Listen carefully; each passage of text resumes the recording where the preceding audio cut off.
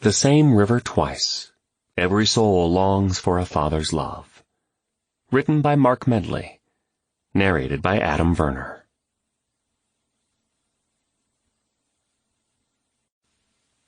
To the Fatherless Everywhere. Chapter 1. Behold, I am doing a new thing. Now it springs forth. Do you not perceive it? I will make a way in the wilderness and rivers in the desert. Isaiah chapter 43, verse 19. Beating blades in a shifting slipstream of air shook James Merritt, body and soul in equal measure, as he flew over the West African plains into the next chapter of his life. Had anything ever looked so beautiful, or smelled so bad? James stared out the window of the transport helicopter and pushed back nausea, brought on by the acrid smell of aircraft fuel and the sweat of long-gone soldiers, and that deafening roar of the engine. Yet below him, the sun-sparkled Ghanaian plain stretched out, lush and living, in layers of greens and yellows. "You okay?" a leathery voice projected from the uniformed African pilot. "You look a bit peaked." "I'll be all right." James loved to travel, but this trip had already been too long. Now his final flight was taking him past the sandy lowlands of the Accra coastline and over the belt of tropical forest. "How much longer?" "About half an hour," the pilot said. He had agreed to fly north of their destination of Kintampo, lingering over the Black Volta to get an aerial view of this river that was so crucial to the water project. They would circle back to land at Kintampo. Then James would travel northwest by all-terrain vehicle to the base camp in the village of Tsanga, arriving by nightfall. The late afternoon September sun unveiled the plain in a dozen shades of green. Emerald, sage, olive. Like a patchwork against the rising tawny brown heights to the distant west. James squinted, lost in thought, staring out the dirty window at the lowlands of the Volta River valley. The river snaked its way east, then west, as if it couldn't make up its mind, meandering through the forested lowland. It was a portrait of James' life, and his new default mode of second-guessing himself. "Lake Volta is one of the largest artificial bodies of water in the world." The pilot, a large commanding figure, boomed in a thick accent, traces of French and native African spicing his English. Probably Ivorian, James figured, since the World Aid pilots were often mercenaries from other countries, basically whoever was available. "The entire Volta Valley drains into it." James nodded. He knew these facts. He'd studied this area, along with 3 other locations, for years in preparation of his engineering and humanitarian project. But he had no interest in chatting. He closed his eyes, letting the roar of the engine drown out his thoughts. What 48-year-old man would leave his comfortable, middle-class suburb of Seattle, Washington, to board this helicopter and come to this place? An award-winning designer? An engineer with a knack for assessing problems and finding answers? He'd been at the peak of his career when everything melted down. "So you're in the Ghanaian bush for how long?" James slid open his eyes. To be left alone was all he wanted. The pilot motioned for him to put on the headset, which would enable them to talk to one another without shouting. James conceded. "I'll bet you miss your family," the pilot persisted. James turned his head and squared eyes with the pilot. "My wife, Lauren, died 8 months ago. Cancer. Kids are dispersed. No one is waiting for me." The pilot's face softened. "I'm sorry to hear that." A tinge of guilt made James look away. He ran his fingers through his hair. The man was simply trying to make conversation. "No, it's okay. I'm just reeling from the loss." The loss was all but unbearable. His advancing career, his blossoming wife, the artist and fitness coach, their life together as empty nesters after raising Ryan and Amy. All of that had been shattered by the doctor's words. That day, 2.5 years ago now, had altered him in ways he was only now discovering. "I can't imagine." The pilot checked his gauges. James sat a moment in silence. Perhaps because he was bone-tired and because this man was a stranger he would likely never see again. He let go of his reticence. He sat up and leaned in, deciding to open up to this unlikely counselor. "I'm trying to find my bearings. I went back to work, but that seemed like the most unimportant thing in the world." The pilot nodded. James lifted an eyebrow and stared blankly ahead. He'd petitioned for a 2-year leave of absence from work. Bart Allen, his boss at Emerson Solutions, had balked at the thought of losing the creativity and productivity James brought to the company, but he eventually gave in. 2 years without James was better than losing him forever. James quickly formed his own corporation, Merritt Innovations, and set his face toward making this drawn-out dream a reality. "So now you are on the journey of a lifetime to help others less fortunate than yourself." The pilot said the words as if he had heard the story before. James realized how trite this might have sounded. As a worker for World Aid, a non-governmental organization that operated in dozens of countries worldwide, the pilot must have seen many do-gooders come and go. James let the comment pass. "No. I needed a change. Grief is its own kind of cancer. It was spreading, sucking the life out of me. Lauren wouldn't have wanted that. I had to shake it off, and Seattle was not the place to do that. Too many memories." Memories that flashed inside his head, a slideshow that played periodically without warning. Her face that had once lit up the room, now grimacing with pain. Cancer eating away at his wife and his family. The children newly married and moved away, leaving him alone to care for Lauren. James shook his head and refocused. "And this is a chance to finish a project I've been planning for over a dozen years. It could change the lives of millions of people around the world in a positive way. If it works." "The Tsanga Valley project?" The man seemed pleased that the inventor of this project was in his charge. "Around here they call it the water wheel." "Well, it's a bit more than that." The man laughed from his belly and motioned with his hand to the view out the window. "Well, my friend, I hope you find all that you are looking for in wonderful West Africa." A sudden back thrust of the aircraft jolted James. "Now slide back in your seat, sir. We are preparing to land in Kintampo." They descended, the dust whipped up by the helicopter adding to the confusion on the ground, as bodies scurried to clear a landing spot. James glanced over at the pilot. Turned out his heart was as big as his frame. "Thanks for talking." "No problem." The pilot smiled. "Now go save the world." On the ground, James grabbed his bags, stepped down, and stooped low until he cleared the blades. He spotted a transport vehicle with the World Aid logo on the door and walked toward it.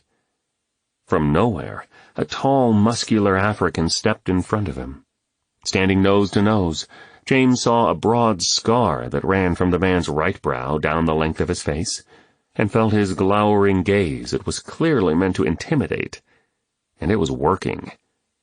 The African breathed heavily from a contorted face, pushing into him until their chests touched and their eyes were inches apart. James stiffened, not daring to flinch. He kept eye contact, hoping a security officer might intervene, and clenched his jaw as he waited for the man to say something. He waffled between standing his ground and turning aside, when a mustached man wearing a World Aid shirt approached from behind the intimidator. "James Merritt?" James turned his head toward the voice. "Yes, I'm James." The African doubled down, pushing James back a step. "I'm Ian McPherson." Ian forced his body between the two men, facing the African. He spoke a string of strong-sounding words in a native language, then swung around and shouldered James' duffel bag. "Very glad to meet you, sir. Please come with me." "Not as glad as I am to meet you." James skirted the aggressor, who barked out what sounded like a threat in that language, and followed his rescuer as they made their way through the disorder of the curious makeshift market that surrounded the landing area. Clutching his backpack with his essential papers and personal items inside, he reached the World Aid Hummer. They pulled away from the market and began their journey through the streets of Kintampo. How different from moments before. Soaring above, the land had looked peaceful, even welcoming. But when his feet hit the ground, what kind of welcome was this? The town was alive with the bustle of Friday afternoon traffic. As the only town of any size in this region of the country, Kintampo was a center of trade, and Friday was the day many made the journey from the outlying areas. James took in the ruby reds and Dijon yellows, the rainbow hues of the market, the fresh mangoes and pineapples stacked in bins, bananas hung from hooks, grains and dried fish spread in the sun, and yams a half-meter long. People dressed in bright patterned kente cloths, and varied headwear styles pressed in around the street vendors. This earthy, exotic beauty made his skin tingle. Traffic had slowed to a crawl at a major intersection. James looked over at his guide. The dark-haired Ian seemed to be a few years younger than him. "McPherson, so you're from Scotland?" He had an accent, but was it Scottish? "My ancestors were, but I hail from South Africa. My parents made the trek there in the 1980s, during the apartheid era. Activists, they were, and that's where I came in contact with World Aid." A loud, indistinct voice blared from speakers hung on makeshift poles near the street, calling worshippers to evening prayer at a mosque. James knew there were Muslims farther north, but hadn't expected them here. The African rhythms and nearby music, and the underlying banter of people bartering in the market, were accompanied by the stench of dried fish and open sewers. The Hummer pushed past the intersection and snaked through pocked back streets toward the main thoroughfare. Ian maneuvered the vehicle onto a one-lane bridge approach, paused, then gunned it and raced across the bridge. "First fender has the right-of-way, so one must be on his toes whilst crossing the bridges." "So you've worked with World Aid?" "For 13 years. In 6 different African countries, but here in Ghana for the last 7 years. I find it works better if one bases in a single country. Gets to know the culture, makes the contacts. It helps to gain the trust of the people." James nodded. He felt easier knowing his guide was well-versed in Ghanaian culture. It would make it less complicated to establish a bond with the Suti, the tribe in the immediate vicinity where his project was being implemented. What was the deal with the intimidator back there? "I apologize for the not-so-warm reception, Mr. Merritt. He was most likely an operative of the Kaleo tribe. We have to travel through their territory in order to get to Tsanga. It seems he's following us at a distance as we speak." James craned his neck to look back, while Ian continued. "There's a land dispute between the Kaleo and Suti tribes. The Kalean leader's name is Jatta. He's a hard man. He uses whatever resources he finds to build his own little kingdom here in the region. It looks like you got a little initiation into his domain." "Seems so." James was surprised any Ghanaian leader knew about his trip here. "How did he find out about me?" "Oh, Jatta knows about you, Mr. Merritt. He knows all about you and Merritt Innovations. He's thoroughly versed in the Tri-Hydra project. He knows the purpose and scope of the project and the resources needed. He even took it upon himself to procure ownership of some of the factories that will be supplying many of the materials you'll need. In fact, I'd say he quite thinks this is his project." Ian reached around to the back floorboard and handed James a bottle of water. "Here, you need to stay hydrated in this heat." James drew a long drink. What had he gotten in the middle of? His research was correct in that there were no official political uprisings in Ghana. He had not, however, taken into consideration unofficial ones. The trek to Tsanga was not long, but the condition of the road made it seem much longer. On the way, Ian acquainted James with the particulars of Tsanga, the important people, the protocol of relating to the Suti tribal leaders, and the culture of the region. It was Suti 101, a primer in how to adjust, function, and be inoffensive in this new culture. James was glad to have a tutor like Ian, straightforward, who said it just like he saw it. The road traced the outline of the river, which brought plants and wildlife to the otherwise sparse plain. So this was the mighty Volta and its tributaries. "Let's see if we can't tame you and put you to work for this tribe. And if it works here, it'll work anywhere." "It looks like we are in for another reception ahead," Ian said, slowing the vehicle. 100 meters or so in front were 2 military vehicles with an armed man signaling for the Hummer to stop. The person who followed them pulled over some distance behind them. "It'll be best if you keep quiet and let me handle it." No problem there. James scooted his backpack under the front seat. They came to a halt, and 4 militiamen dressed in gray camouflage fatigues and black berets appeared from the parked vehicles. The armed man held his gun loosely in the direction of James and Ian. 2 others opened up the Hummer, inspecting its contents, including James' backpack and duffel. The other, who seemed to be in charge of the squad, spoke to Ian in a native tongue. The conversation grew heated, but Ian stood his ground. James wiped sweat, a product of both outward heat and inward stress, from his face. He wished he knew what was being said, but in this case ignorance just might be bliss. He had the feeling the men knew him or knew of him somehow, as if they'd been expecting him. They peered at him through squinting eyes. After 20 minutes of interrogation, a thorough search of the vehicle, and the men poring over their official papers, James and Ian were off again. "Chilean?" James asked, as he double-checked his backpack to see that everything was there. He wasn't about to give all those years of work away to some thug on the road. "I hate their tactics," Ian hissed. "They'll stop anyone or anything that might help the Ghanaian people, or loosen Jatta's control." The remainder of the journey to Tsanga was spent mostly in silence. James took in the sprawling mango trees, oil palms, and solitary baobab trees, planted like massive pillars here and there, against the backdrop of the approaching mountains. Directly, Ian motioned toward a pass in the ridges. "Just coming into Suti land now." As they neared the village, the unusual topography of the area became apparent through the glow of twilight. In contrast to the mostly low-lying plains, at the entry to the village 2 sharp natural elevations rose abruptly from the surrounding ground. The heights extended around both sides of the village for several kilometers. Carving through the ridge was the Volta, a large, rambling ribbon of water, creating the great fertile cove that held the village of Tsanga. The waning sun glistened over the western peak. "This is Tsanga, Mr. Merritt," Ian said, "and this is the boundary between the Kaleo and Suti lands. You can see now why this area is so well suited to your project." James was silenced by the sight. Though darkness began to veil the river, his eyes moved back and forth as his engineer's brain shrugged off the fatigue and kicked into gear. It was as if someone had contrived and created this terrain precisely for his project. He had studied topography maps and internet images of this area for years, but now he saw how ideal it was. He was already strategizing, visualizing how to adapt his plan to the physical features of the land before him. The vehicle followed the river road through the gap between the ridges and into the village. As the Hummer slowed to a stop, a gaggle of noisy children emerged and surrounded it. Most of them were young, some of them shirtless, and all of them shoeless. The youngsters peered into the vehicle, likely spying out the situation for any treats that might come their way from the newcomer. Spontaneously, they burst into song.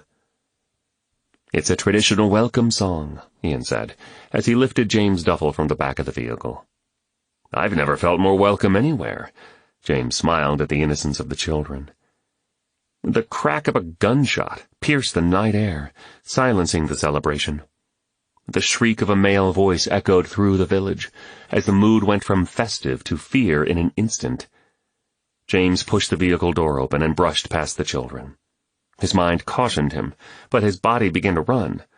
He caught up with Ian, who had made the first move, and the two ran through a passage between the row houses, into a dirt alley, toward the agonizing cries. 3 teenage boys crouched around another young man, no more than 20, writhing on the ground. "Boateng! Boateng is shot!" the boys cried out. "Step back!" James waved his hands as they approached the boys. Ian began to question the boys, who shouted at one another, pacing back and forth as their friend lay in agony on the ground. James spotted a small-caliber pistol in the dirt and blood pouring from a wound in the boy's leg. He knelt by the young man. "It looks like it may have struck an artery from the amount of blood," James said.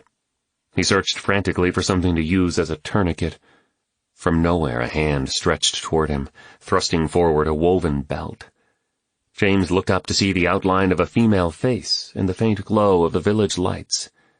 neatly dressed in Western clothes, maybe in her late 30s. The woman stared intently at the boy, calmly speaking in a language James didn't understand. "I'll try to slow the bleeding. You tighten this around his leg." She placed her hand directly on the wound and applied pressure, while James tightened the belt a few inches above. "That's it. The flow has stopped. He'll be all right," the woman said to James, and then continued consoling the victim. Just like that, the two had stabilized him until a medical team could arrive. Ian took the boys away from the gathering crowd to question them further. Medical workers with the World Aid logo on their shirts arrived and helped carry the injured boy to a nearby facility, leaving James alone with the woman, his partner in rescue. "Difficult circumstances to meet under, ma'am. My name is James Merritt." "Catherine O'Brien," she answered in a brisk Irish brogue. She took a scarf offered to her by an onlooker and wiped the boy's blood from her hands. Her wavy, copper-colored hair streaked across her face, which glistened with perspiration in the dim light. What on earth was she doing here? A Caucasian in a Ghanaian village was rare enough, and there was no indication that she worked with World Aid. "Thank you, Mr. Merritt, for your help. We may have saved a life tonight, or at least prolonged one." Her deep blue eyes, at once full of fire and compassion, spoke louder than her words. "For that I'm very grateful," she sighed. "I'm sorry your first night in Tsanga turned out like this. I hope it'll not scare you off. Good night." Good night. As quickly as she had come, she disappeared. Darkness had fallen, and smoke from nearby fires filled the air. James breathed a deep sigh and was walking back toward the vehicle when— My backpack! When the shot had rung out, he'd forgotten all about it. His life was in that bag. His computer, his passport, his visa, his money, digital copies of the blueprints for the project. He couldn't lose them. His chest tightened as he ran back to the vehicle.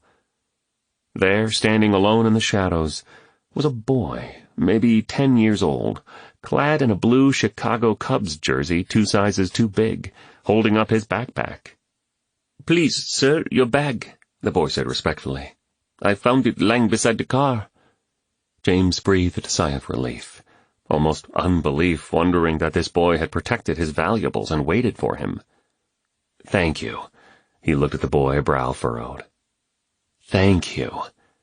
The boy handed the bag over, his eyes staring straight into James. "Good night, sir."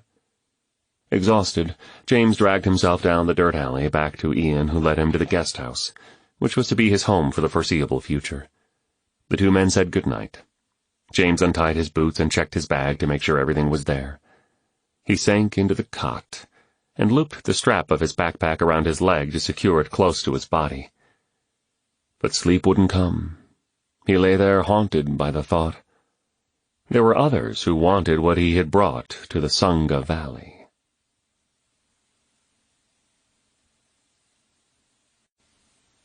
Chapter 2. 100 struggle and drown in the breakers. One discovers the new world. Florence Nightingale. The first light of day gave James a clearer view of the village of Tsanga.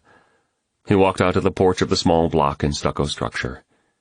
Beams of sunlight streamed through the smoke that rose from village fires.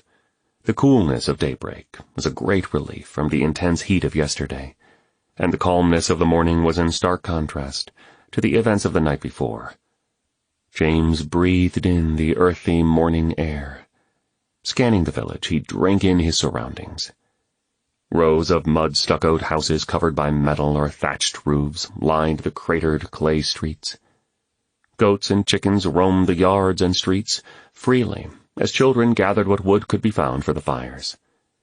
The constant traffic of humans and animals meant that dirt was ubiquitous in the village, yet the areas around the homes were swept clean, with no trash lying around. Indeed, the village seemed cleaner and better kept than many cities he had visited. Mothers wore brilliantly colored wraparound headdresses, some carrying their small children bundled on their backs, and congregated under a patch of trees, grinding and sifting millet by hand. Lauren would have loved to mingle with these women. She would have grabbed a pestle and joined right in. Clothes hung from wires stretched between the houses and poles erected in the side yards. Large bare spaces throughout the village betrayed the poverty, though no one here seemed aware of it. The main streets and a series of pathways converged at the village well, couched in a central spot near a cluster of ancient, arching dawa trees. A young boy threw all his weight on the pump handle, summoning the water and filling tub after tub, which was then borne away in the heads of adults and children alike. James looked closer and recognized the lad working the well. It was not difficult to remember that shirt. James chuckled at the thought of an American baseball team jersey in this remote village. Plenty of soccer jerseys could be seen, but this was rare, and there was something different about the way this boy carried himself. "Did you sleep well, Mr. Merritt?" James was startled from his thoughts by Ian's distinct accent. "I did." When he finally had fallen asleep, he was out for the count. "I hope your accommodations were acceptable?" "Just fine," James replied, though the cot was stiff and the room more primitive than he'd expected. "I was so tired I could have slept on the roof." "I've arranged breakfast and a briefing with a few important people. I hope you don't mind, but I have a rather busy day planned for you. I thought you'd like to get your bearings and start right away on preliminaries." He was a man after James' own heart. He was not the type to lounge and was eager to survey his new home. "That sounds great. Let me just wash up and I'll be with you." James grabbed a towel and travel kit from his duffel bag and stepped around to the side of his house, where there were 3 wash basins, a sort of community wash spot. He splashed water from the pitcher onto his face. Had it perhaps been drawn from the well by the curious young boy? A quick trip to the nearby outhouse, a small shack with a crude hole cut in the wooden floor, and a fresh shirt from the duffel bag, and he was on his way. James swept his eyes across the village as he tried to keep up with Ian's quick pace. Older men squatted on their haunches on the front porches of the row houses. A young woman sang quietly as she pieced patches of cloth together using an old foot-powered sewing machine. The smell of fresh bread, the sounds of neighing and clucking, and the rustle of the breeze in the leaves captured his senses. Such different surroundings than he was used to, but enticing. Beyond the village proper, James could see the fertile fields which graced the cove between the rock ridges. At last he beheld the 100 or so square kilometers, which he had researched for years. The land stretched oblong, watered by the gentle currents of the black Volta River, which made it prime for growing corn, millet, vegetables, and the cash crop of Ghana, cocoa.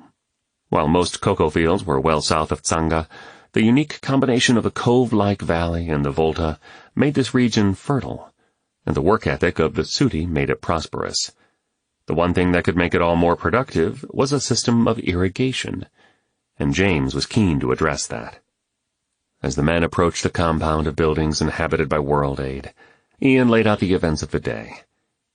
"We'll begin by meeting the engineering crew members who are collaborating with you on the project, and later we'll visit the worksite. In between, we'll drop by the Hope House orphanage.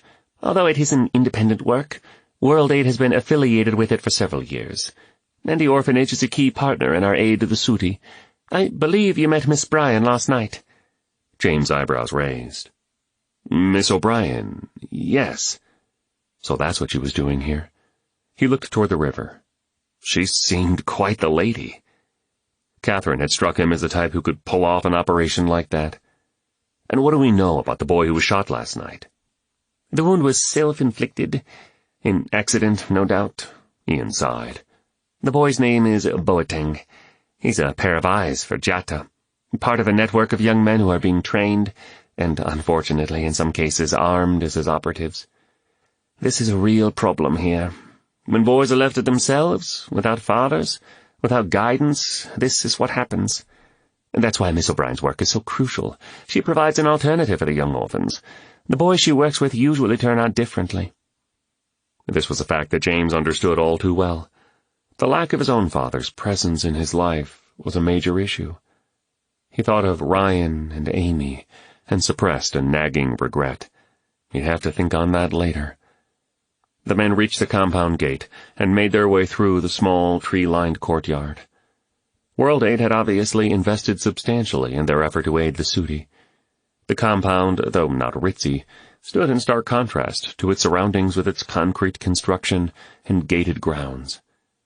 Ian introduced James to the men in the meeting room. James was grateful the official language of Ghana was English. He had been in situations where a translator was necessary, and he always felt uncomfortable. For one thing, one could never be sure what the translator was actually saying. So much could be twisted, either on purpose or by the simple misuse of words. But the greater problem was that James thought in long and flowing streams. He didn't like to speak in fragments. He had jokingly referred to his interpreter as his interrupter, but that wouldn't be a problem in Ghana.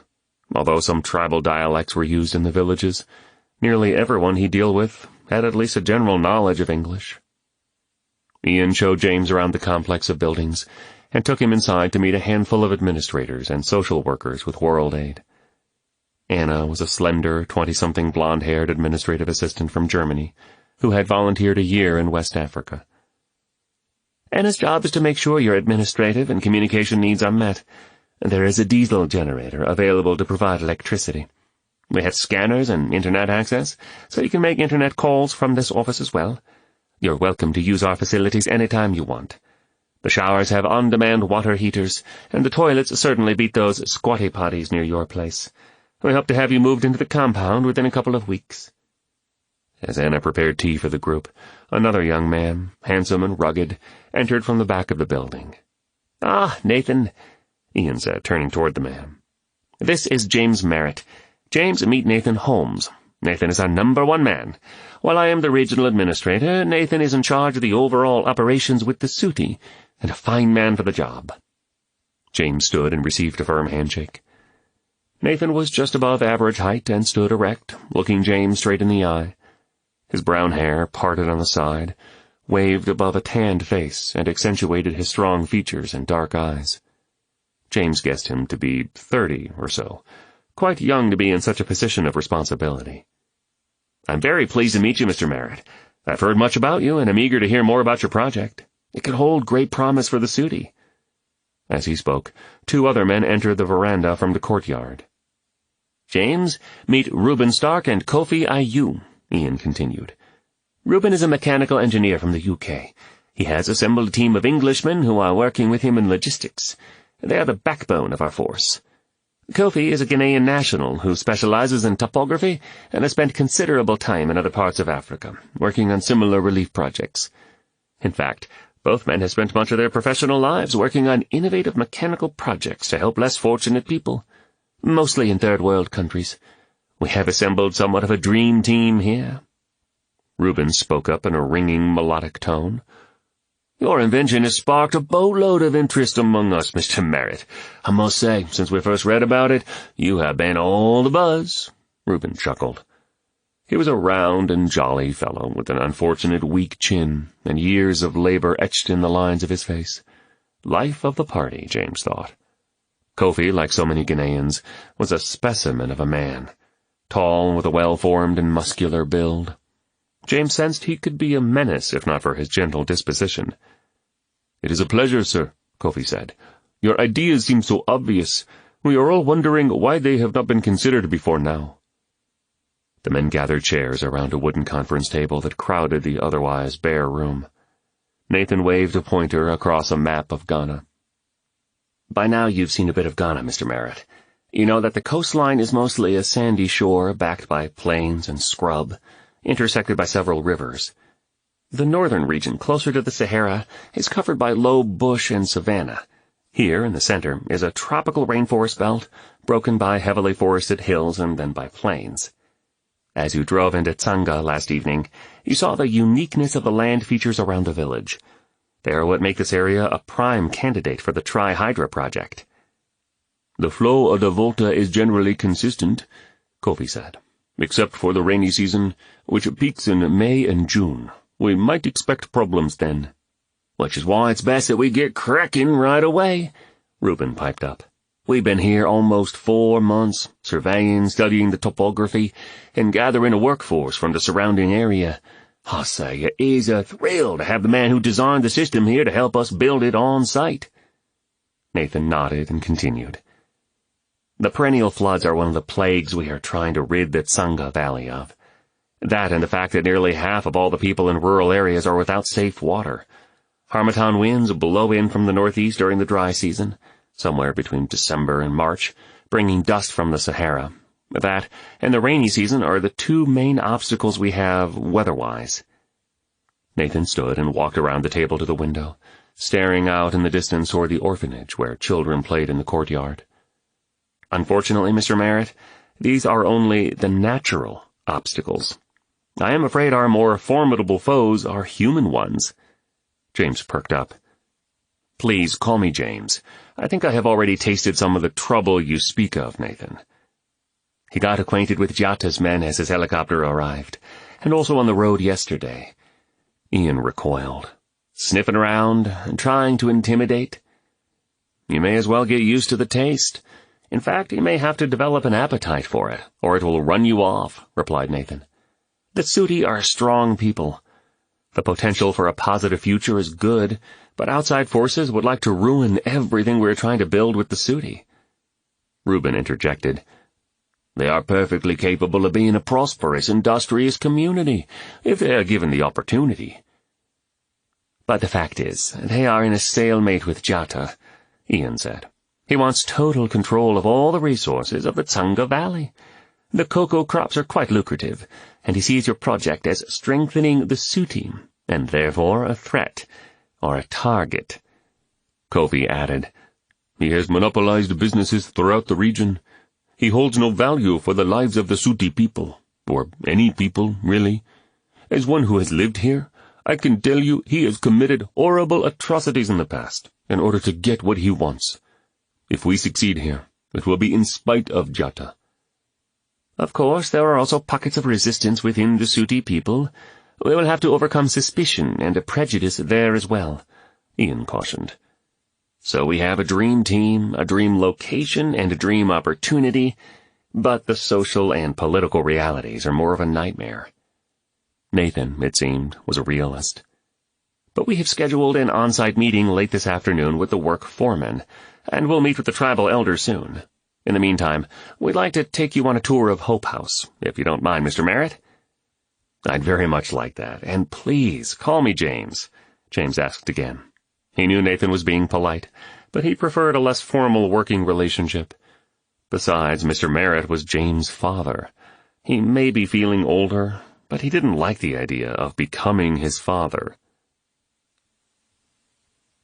The dust rose, danced, and settled again as they walked down the arid streets on their way to Hope House.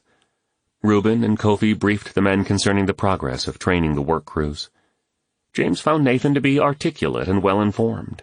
He reminded James a bit of himself at that age. Capable and focused, probably good at most anything he tried. But that was a long time ago. The years, especially the last couple, had taken the edge off James. Lauren's illness and death, and the resulting strain on his relationship with his children, had broken him down. The difficult circumstances of his childhood had formed his approach to life. His father had deserted the family when James was 12, leaving him, the oldest, to take on the role of man of the house for his mother and 3 sisters.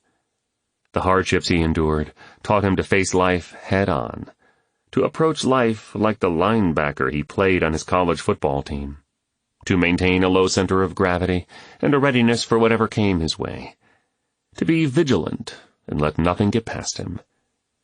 Recently, though, an uncertain numbness had wrapped around him. All he could focus on was just doing the next thing, one thing at a time. The walk to the orphanage took the men past the Volta. The river was the center of the village, the thread of life flowing through the collective soul of Tsanga. Everyone seemed connected in some way to the river. Groups of men manned fishing vessels or cast nets from gentle reed-lined slopes that gave way to the current. Women in bright headdresses gathered in eddies and slapped their wash against the water in a polyrhythmic meter. Like the Volta on this clear and still day, Tsanga was a calm and constant cadence. The river bent with the mountain, and the road bent with the river. Just on the inland side of the road, through a sparse line of banana trees, sat the Hope House orphanage. "This is Hope House, Mr. Merritt," Kofi said. "The children are normally in school all day long, but during this time of year they school half a day and work harvesting the vegetables from the Hope House garden the other half. It looks like they are having their break now." Several children had already shed their school uniforms and donned the clothes in which they did their work and played their after-school games. The ever-present football match was underway in the truncated lawn, and the boys' voices echoed through the neighborhood. In the midst of the dust and activity was a lad clad in the Cub shirt. The boy was deeply involved in the game, his eyes scanning the pitch, anticipating every move. The men walked past the yard to the entrance of the 2-story wooden structure. A young Ghanaian woman, 20 years old or so, with pleasant eyes and a pleasanter smile, showed them to the meal-room where they sat. A few moments later, Catherine descended the stairs, her clear voice giving housekeeping instructions. She entered the room, her presence commanding the attention of all. "Ian, Nathan, everyone, welcome," she said, her Irish accent curling her words into the air like a Celtic reel. "And Mr. Merritt, welcome to Tsanga and to Hope House. I see you've met Ruth." She motioned the girl to prepare tea. "She is the co-director of the orphanage, one of 8 on our staff who grew up here. Catherine works hard to train the orphans who come through Hope House to take ownership of the place," Ian said. "Yes, well, I don't own any of this," Catherine broke in. "It's their country, their people. If they own the work, they'll do a far better job than I will." She took her place at the table. "Train 'em up and release 'em to do it. It's the way our Lord did it, and I don't presume to know a better way than His. Besides, I'll not live forever on this earth. But by God's grace, this place will go on long after I am gone." She seemed a force of nature, but with an endearing grace. Ruth poured the tea as Nathan explained. Hope House has partnered with local businesses to help apprentice some of the children in vocational training. Of course, further education is encouraged for those inclined to book learning, and a scholarship has been set up with the University of Accra. "We also have a small plot of land on which the older children work," Catherine said in her lilting voice, clear and certain, yet with no harsh edges. "It provides a small income, which is used directly for the children, and it teaches them the value of work. We do all we can to be self-sustainable." James smiled. "This is impressive. Mentoring, entrepreneurship, value to the community. I admire your forward thinking, Miss O'Brien." "Oh, I think much further forward than that, Mr. Merritt. I have a mind for eternity." A slight smile curled Ian's mustache as he and James met eyes. Eternity. James didn't know what he thought about that concept. Catherine took the men on a quick tour of the compound. The main building was a 2-story structure housing a small library, a common area strewn with tables, chairs, and a few sofas, the meal room, and offices downstairs. The sleeping quarters upstairs are separated with boys on one end and girls on the other. Catherine motioned toward the staircase. "We have about 30 children in all, infants to 18 years old." The facilities were sparse, but tidy and very clean. Catherine raised her voice toward the stairwell. "Ruth, dear, break is over. Ring the bell and assemble the children for garden duty, and see to it the boys come right away. They're developing a habit of not paying attention to the first call, and that will not do." She turned back to the men. "Ruth was one of my first girls. She is originally from Liberia, one of the refugees of the Civil War there, that terrible Charles Taylor bit, one of Africa's bloodiest civil wars. Hundreds of thousands were killed, and over 1 million fled. What horrors she experienced, poor girl. Her parents were among those murdered. She escaped, barely, and made her trek, along with several other members of her extended family, through refugee camps and across the Ivory Coast, and eventually to Accra. Ghana made more sense as a place to live, because her family already spoke English, and that's where I found her. The children's homes in Accra were overburdened by the refugees, and they appealed to inland orphanages for help. I just gotten started, and I didn't have much to offer, but the moment I saw her, I knew we were for each other. She came here with a group of 12 or so. Some of them didn't make it, and others have grown and gone here or there. Ruth was pleased to stay here with me, much like her namesake in the Old Testament. She is a gem, good as gold, and a very capable helper here. And I dare say the good Lord has a Boaz for her, too. I'm still looking for that lad, but he is going to have to pass my standards." James didn't understand what she was referring to, but couldn't help smiling at her. The otherwise calm Volta River roared through the channel, squeezing itself between the two rocky heights that lined the entrance to the Tsanga Valley. Only the river and the road to the village, carved out of the rock, separated the twin crags. On the east side of the narrow passage, rocks jutting above the surface caused the water to gain velocity and become more turbulent. The west side was calmer and allowed for river traffic. James had ridden here, only a few minutes from the World Aid compound in the heart of the village, with the team as the sun was beginning to sink behind the ridge. The five shielded their eyes as the light glistened on the surface of the anxious flow. "The current is consistent throughout the year, although a bit rambunctious during the rainy season," Kofi said in a near shout over the roar of the water. "We have done all the measurements, stage information, stream flow information. As we thought, this area is nearly perfect for the trihydra." Reuben squinted in the sun, adding an impish effect to his round face. "Only minor alterations to the riverbed were necessary to prep the area for anchoring the units when they arrive." "The first unit is scheduled to arrive from Accra on Tuesday," Nathan said. "It looks like we'll be able to get the main units anchored to the riverbeds before the rainy season." James felt like a child at Christmas. This was a culmination of over a decade of dreaming, designing, and collaborating with engineers all over the world. Professionals from India and the UK, 2 universities in the United States, and a Norwegian firm had all contributed to his research. But the Merritt Innovations Trihydra was definitely his baby. He owned the patents and stood to make his retirement very comfortable if this worked. But his main concern was not money. It was the people. Years ago, in the highlands of Peru, James had seen an entire people group suffer serious health problems from a lack of clean water. Even then, he'd envisioned simple, water-powered, high-output electric generators, providing electricity to remote and powerless villages. James had worked with electrical engineers to design a water-powered, turbine-driven generator with winding ratios that would maximize power output. A small portion of the power generated would be used to drive a water filtration system, so part of the water used to turn the turbines would be filtered through a 3-stage process, yielding in the end drinkable water from a river. James motioned toward the east bank. "So the units will be installed on the east side of the river, where the more rapid water flow will make them most productive.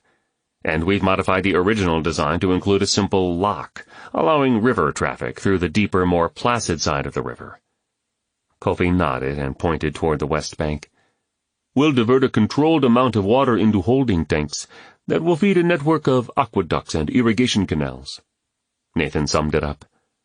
"So, using only the natural resources of the river, the area will now have the benefit of dependable electricity, safe drinking water, and a regulated irrigation system. The Trihydra. Brilliant!" James' thoughts were 1,000 miles away. It was those precious people in the mountains of Peru who drove this invention. Not the science or the challenge, but the people.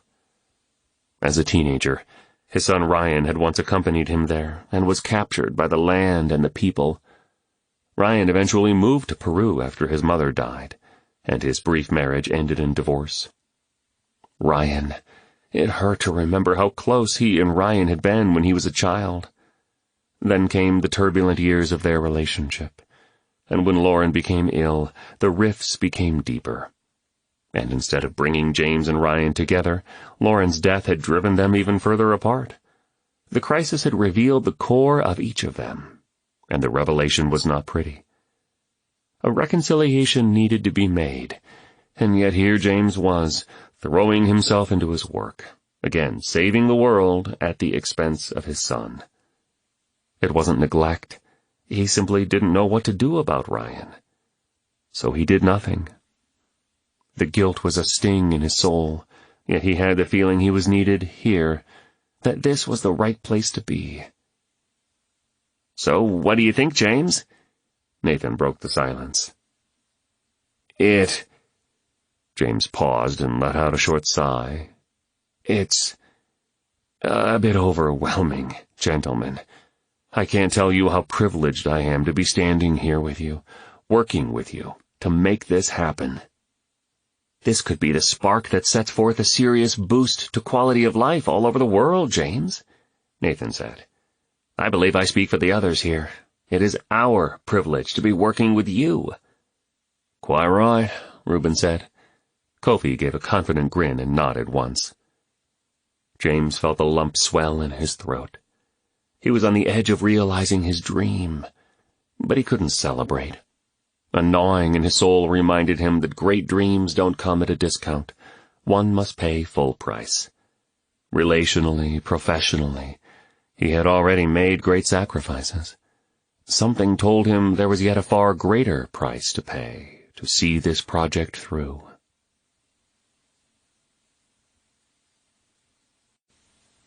Chapter 3. But you, God, see the trouble of the afflicted. You consider their grief and take it in hand. The victims commit themselves to you. You are the helper of the fatherless. Psalm 10, verse 14.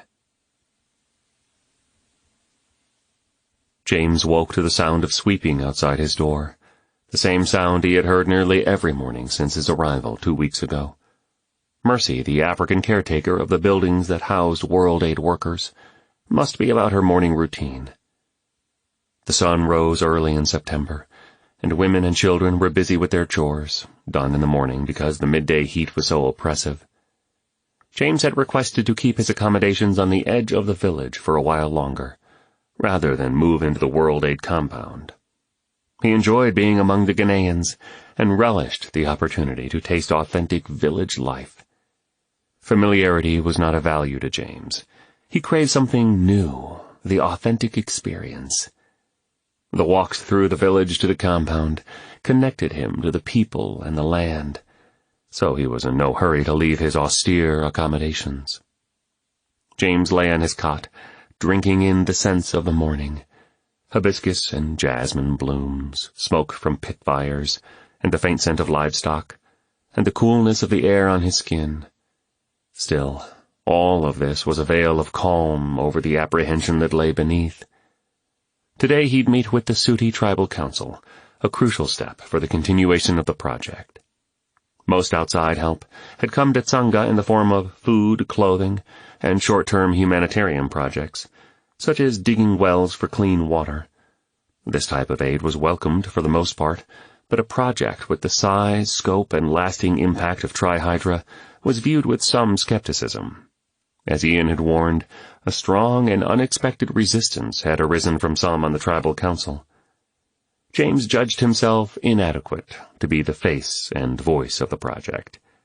He had never been good at politics. He was a designer and an implementer, a practical problem solver. He would much rather dirty his hands with actual dirt from the site than with metaphorical mud from the meeting room. But this was crucial. He was the point man for the project, and he had to face the criticism, answer the questions, and jump through the hoops. He sighed and slipped from his bed onto the straw mat on the floor of his room, slowly working through his morning routine of stretching and breathing, then pulled on a shirt and walked outside to wash his face in a community sink. Mercy was going about her work at her usual slow and steady pace, humming Amazing Grace as she hung a rug over the clothesline. "Good morning, Mercy." "Good morning, Uncle James." Mercy beamed. In her mid-20s, she had a rotund figure and a contagious smile, like the break of daylight. "Mercy, I told you, I am just plain James." James didn't care for preferential treatment or for the use of the title uncle he was often given. It was meant as a term of honor, but there were no social distinctions in his mind, and yet social distance was important to Africans, so he must oblige. "Oh, yes, uncle, of course," Mercy chuckled. James cocked an eyebrow and glared at her playfully. He rose to attention and saluted her. snapped around and began his trek to the World Aid compound. "At ease, Uncle," Mercy laughed out loud behind him. The cool morning enticed James to walk slower, taking in what he saw.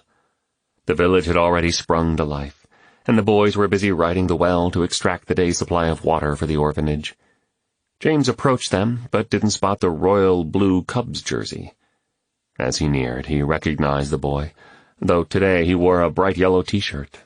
Like a gentle foreman, he helped a few village girls draw water. He was still shoeless. James stopped by the well. "Hello."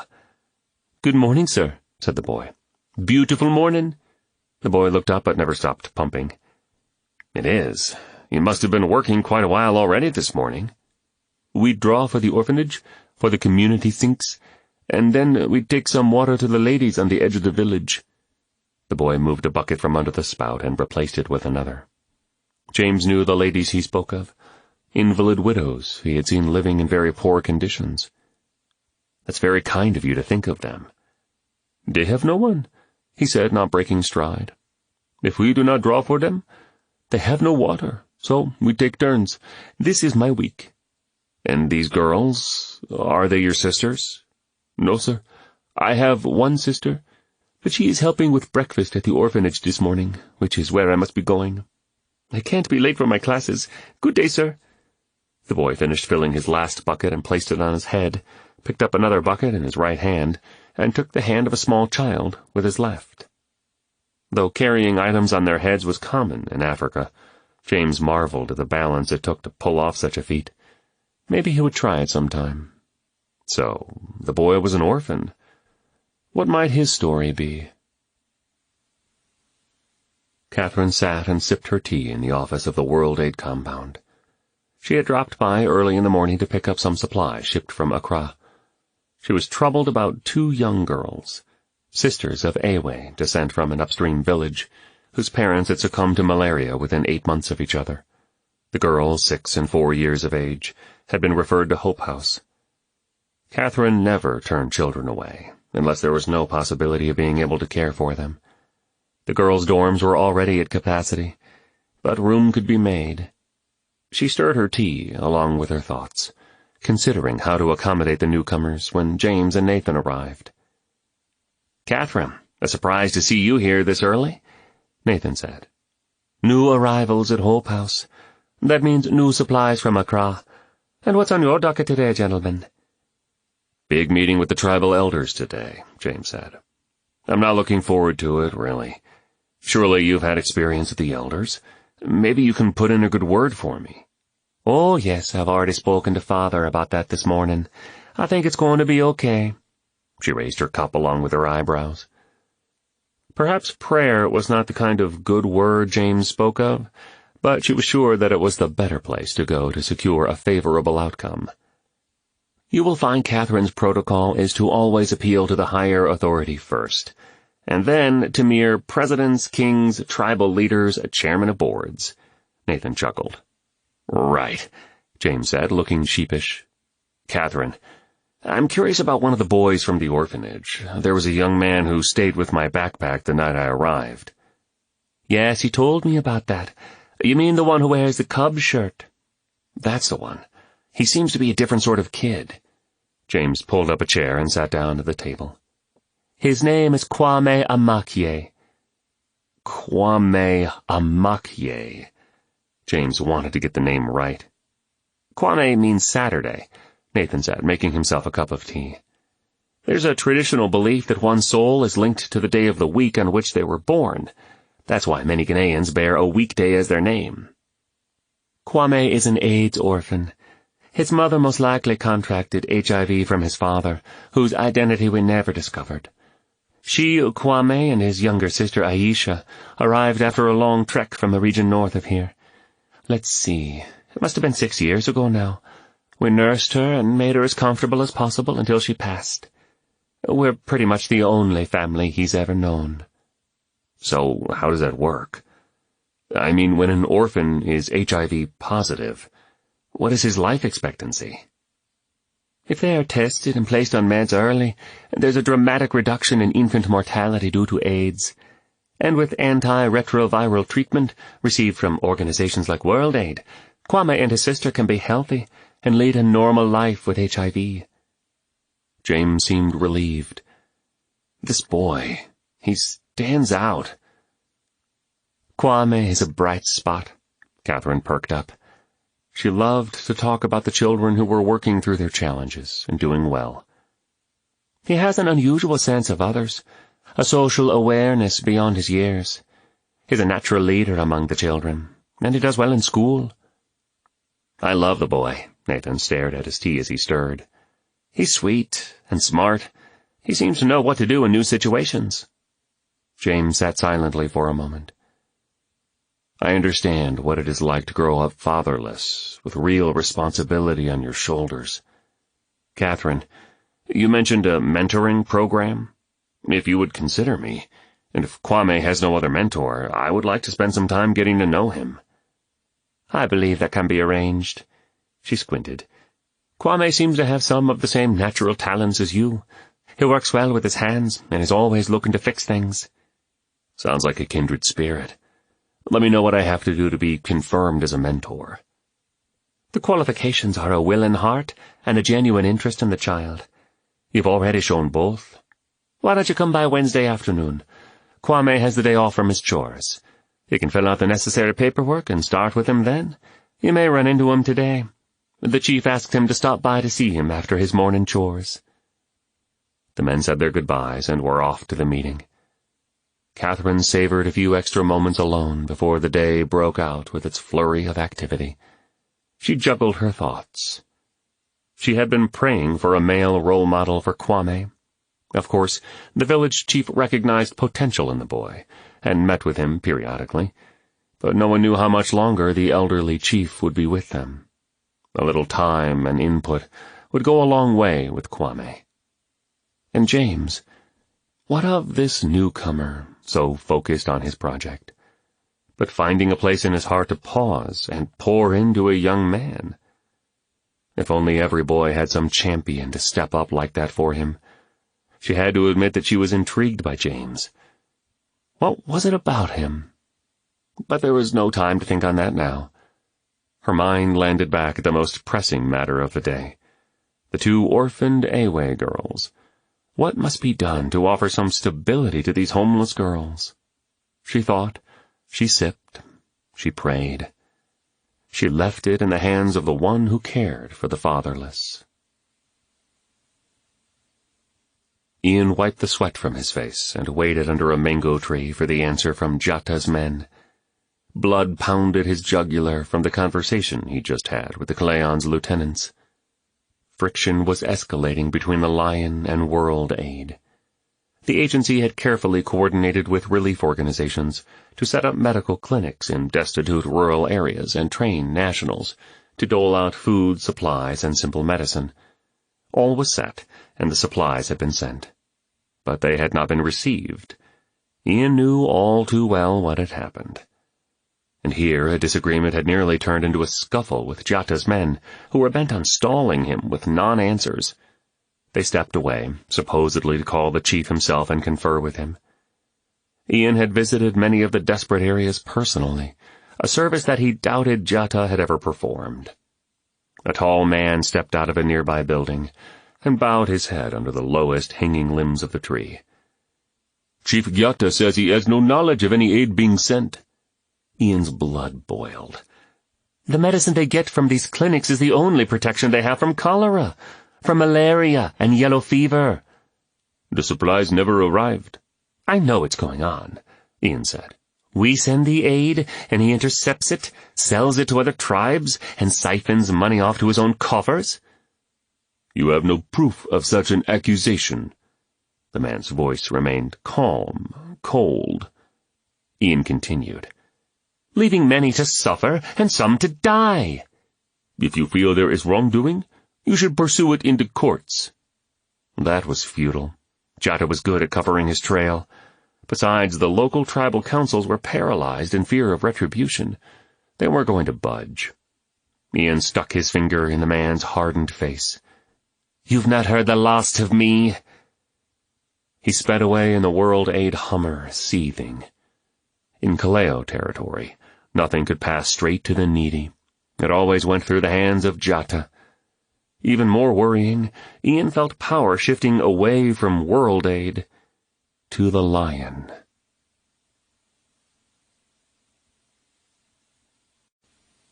Chapter 4. Give careful thought to the paths for your feet, and be steadfast in all your ways. Proverbs chapter 4, verse 26.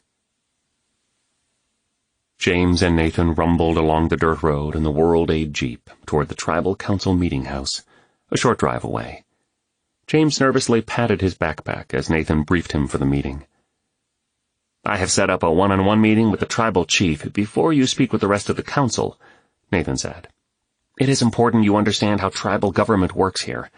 So, if you don't mind, I'll give you a brief tutorial." James braced himself as the Jeep hit a giant pothole. "Fire away." Ghana is governed on two levels, the traditional tribal chiefs and the formal national government.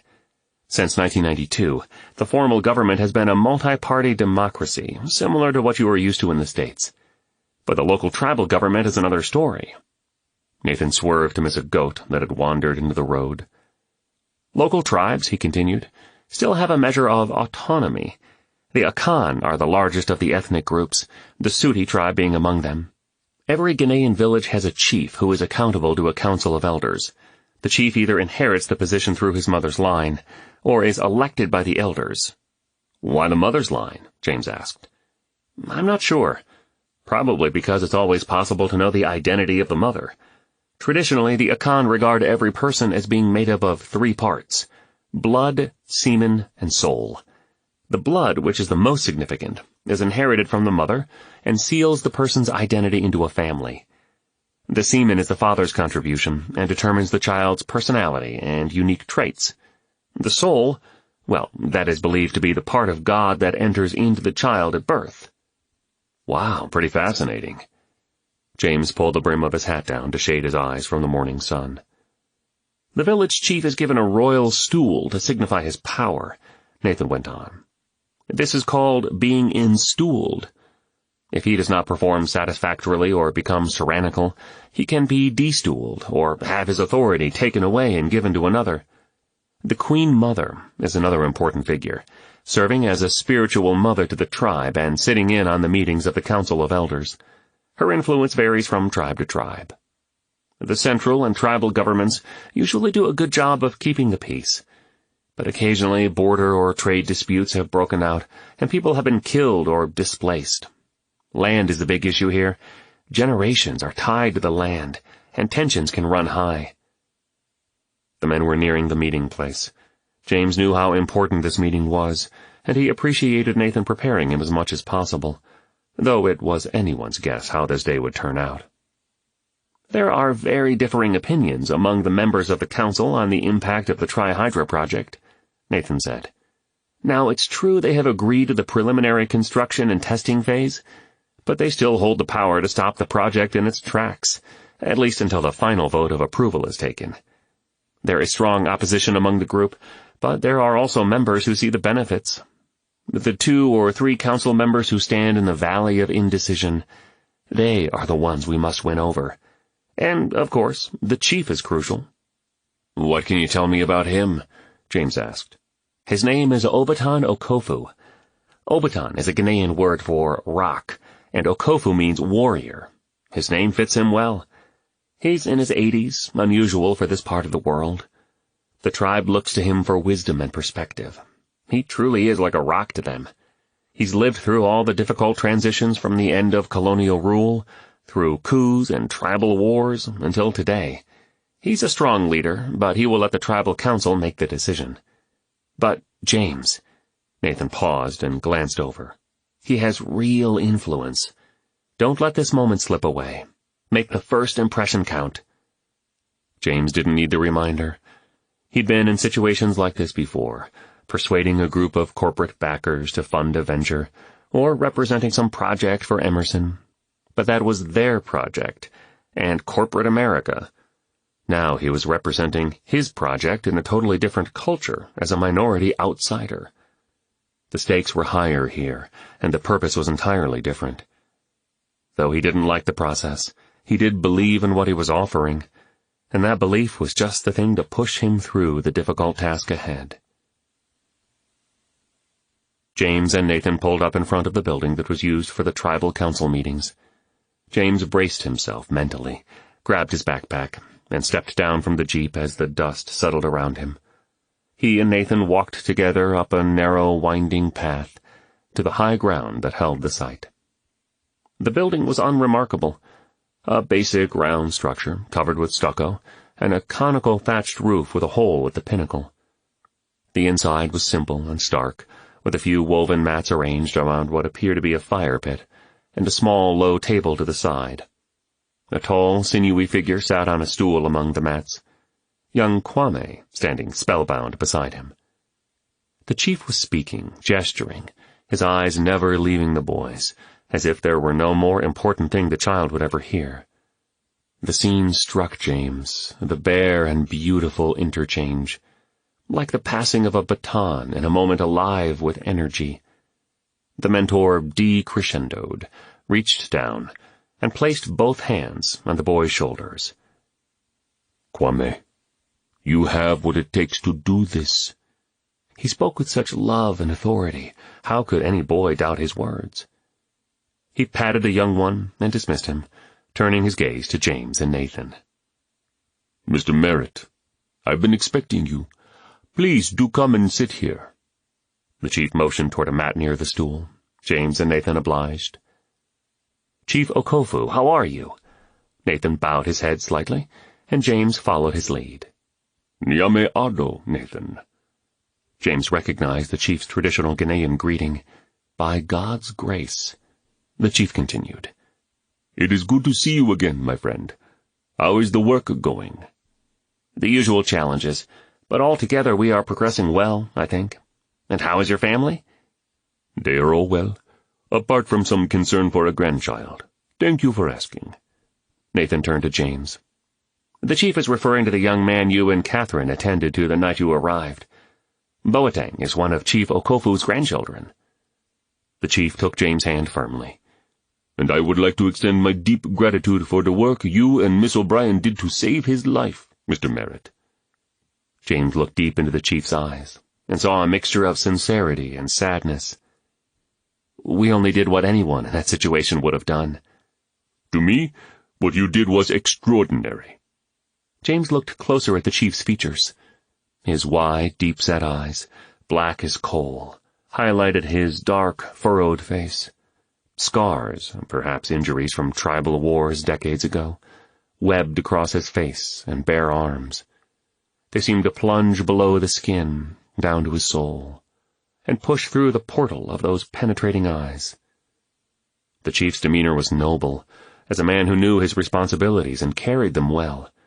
His English had a slight African accent and deep timbre. I am very pleased to meet with you, Mr. Merritt. I have been longing to talk over this project with the man who conceived it. Please, have some tea and cocoa. The chief motioned, and a young man entered the room and poured the tea and served them. Chief Okofu, the pleasure is all mine. Please, call me James. I can't tell you how full my heart is to be here in Tsanga, to get to know the Suti people and to face the prospect of this project becoming a reality. James kept his voice low, with a respect he didn't have to conjure up. He'd come to admire the people of the valley already. I want you to know I don't feel as though I have brought some special thing from America to help the people of Ghana. Actually, I feel more of a camaraderie with the people of your country. Like we are all in this together. Nathan's expression relaxed. The African thing to do was to talk about family, the people of Tsanga and the region before business. So far, so good. And how do you find our Tsanga Valley? Obaton asked, lifting his teacup to his lips. The land, it's beautiful. I find it peaceful. I find it healing. James took a sip of tea and a cocoa nib from the bowl on the table. I have to be honest with you, Chief Okofu. I am a little uneasy bringing in something that may upset the equilibrium of the culture here. I feel sure the Tri-Hydra project will help the region tremendously. but I am apprehensive about the effect of it on the daily life of the Suti." James moved his eyes to the dirt floor as he tried to wrap words around his thoughts. "I have always felt there is an uneasy tension between progress and culture. If I knew the trihydra would upset the delicate balance of the Tsanga Valley, I would shut the project down now. The truth is, we can't be sure what the full effect of it will be." James cut himself short. Had he said too much? He was a verbal processor, and that had gotten him into trouble in the past. He winced as he looked up and waited for the chief's response. James caught Nathan's "What are you doing?" look. What was he doing? He was here to talk the tribal elders into the project, not out of it. Nathan opened his mouth, probably to rescue the situation, when Obaton Okofu leaned forward and spoke. "I understand your concerns, James. It is just these sorts of questions that keep the doubts alive among our tribal leaders." The warrior chief looked down at the pieces of cocoa in the bowl and raked his fingers through them. "I have been through many conflicts. I am not afraid of the risks. My years on this earth have taught me to be more afraid of the motives of men. The heart of man is the variable we cannot fully know or control. Your concerns about the unknown effects of the trihydra do not put me off. On the contrary, they show me your heart." Nathan let out his breath slowly. James relaxed too. He had simply stirred up his thoughts, and out came honesty. It was the best thing that could have happened. "I understand you and I have something in common, James." "What is that?" "We have both lost life partners." How did Obaton know anything about his personal life? "Yes, sir. I lost my wife, Lauren, to cancer earlier this year." "I lost my first wife in childbirth. My second to cholera. I just plain outlived my third wife. Sometimes I wonder why I remain here. If things were my way, a man would never outlive his wife. But then if we went first, they would be the ones going through the pain of losing a partner." James wondered that the chief was so open and personal with him. "I would wish that pain on no one." "No, but there is another fruit of such a tragedy." The chief looked up. "Perspective. Each event God allows us to experience opens a deeper revelation about himself, and each sorrow suffered can open up a new pathway." The chief was a man of faith? "When my first wife died, I understood that there was a greater purpose for me. Up to that point, I had been focused on myself and my position in the tribe. I made decisions that hurt others but profited me. After the death of Nyoka, my dear, beautiful wife, I began to see that the lives of my people and my children, and later my grandchildren, were the only things worth living for." James thought of his own family. The best things in life are not things. The chief raised a thoughtful eyebrow and continued working his long, strong fingers through the cocoa nibs. "And now the contents of this bowl represent the future of my people."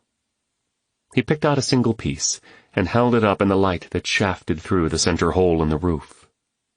James knew that cocoa was the cash crop of the Tsanga Valley, and that Ghana was known for some of the finest cocoa in the world.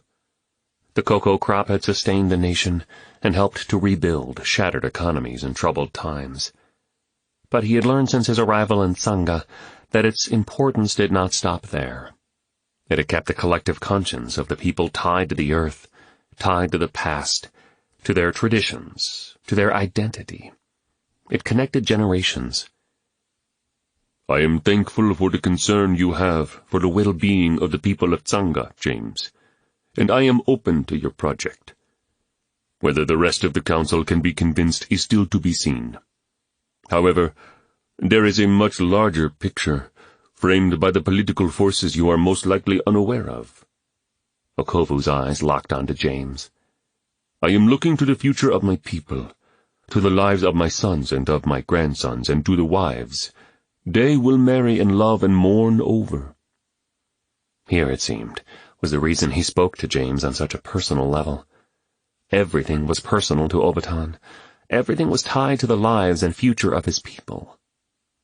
James was surprised that the chief spoke with such a command of the English language.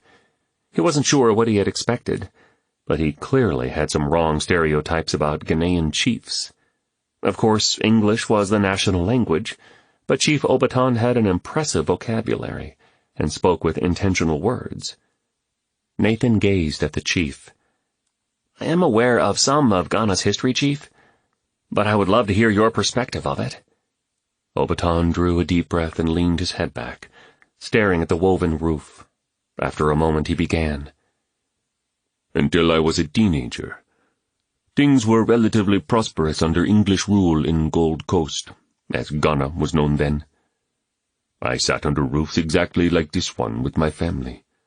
We worked the cocoa fields together. Families were even tighter than they are now. But the Second World War changed everything for us. Political events moved so fast. The return of Kwame Nkrumah, the protests, the merge with British Togo. In 1957, we became the first sub-Saharan colony to win our independence. For us, it was like the year of Jubilee mentioned in the Bible. There was a great deal of national pride."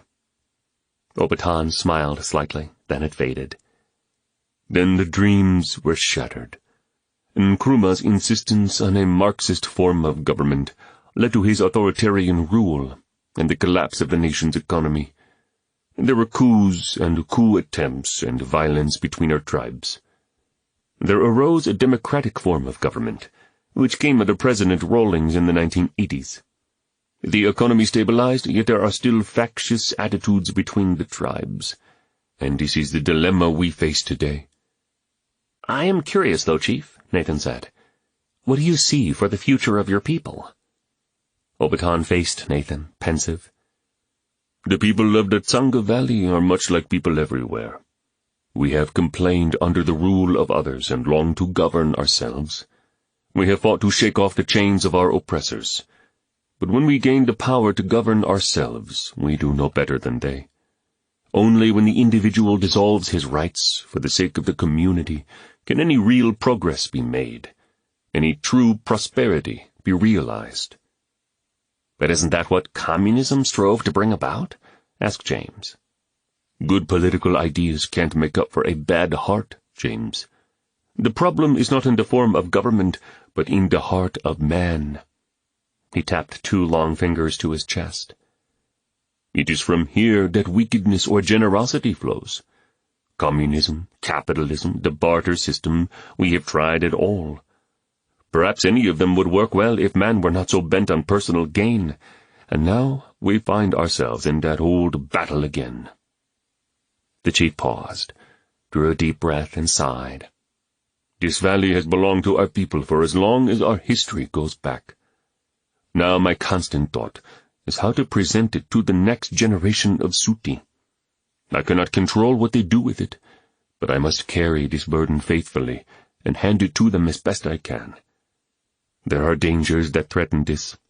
Jatta and his men have been encroaching. They believe this region belongs to them, though they are wrong.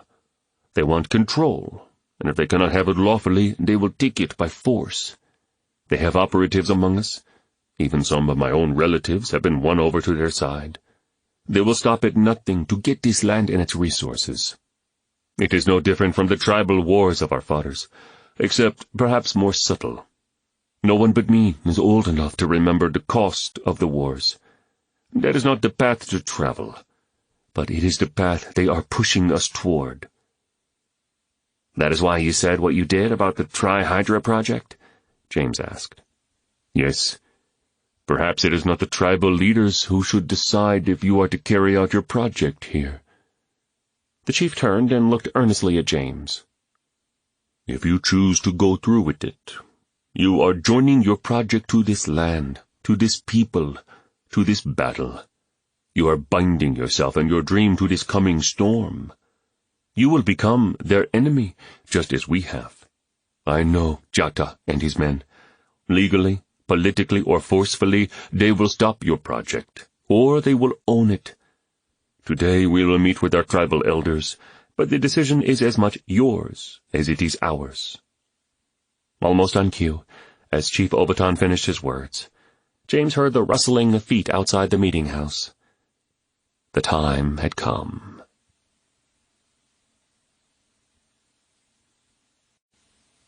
Chapter 5. The moment you decide, you divide. Tony Blair. The shadows of the first council members fell on the doorway. James and Nathan rose from their seated positions and faced the door.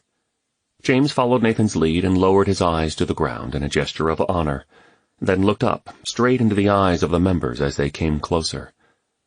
Obaton bowed his head as a tall, graceful woman with a bright headdress entered. Nathan edged closer to James and spoke in hushed tones as he identified the council. "That is the Queen Mother. Her name is Abba Amefa, and behind her is Essam. He is the one who is the most outspoken in opposition to the project." A knot rose in James' throat as he watched Essam come in. He was tall, solid, determined. James chose to think of him as a pre-ally instead of an enemy. The elders continued to file in, each bowing his head slightly toward Obaton. "Behind Essam is Hakim, another who is against us."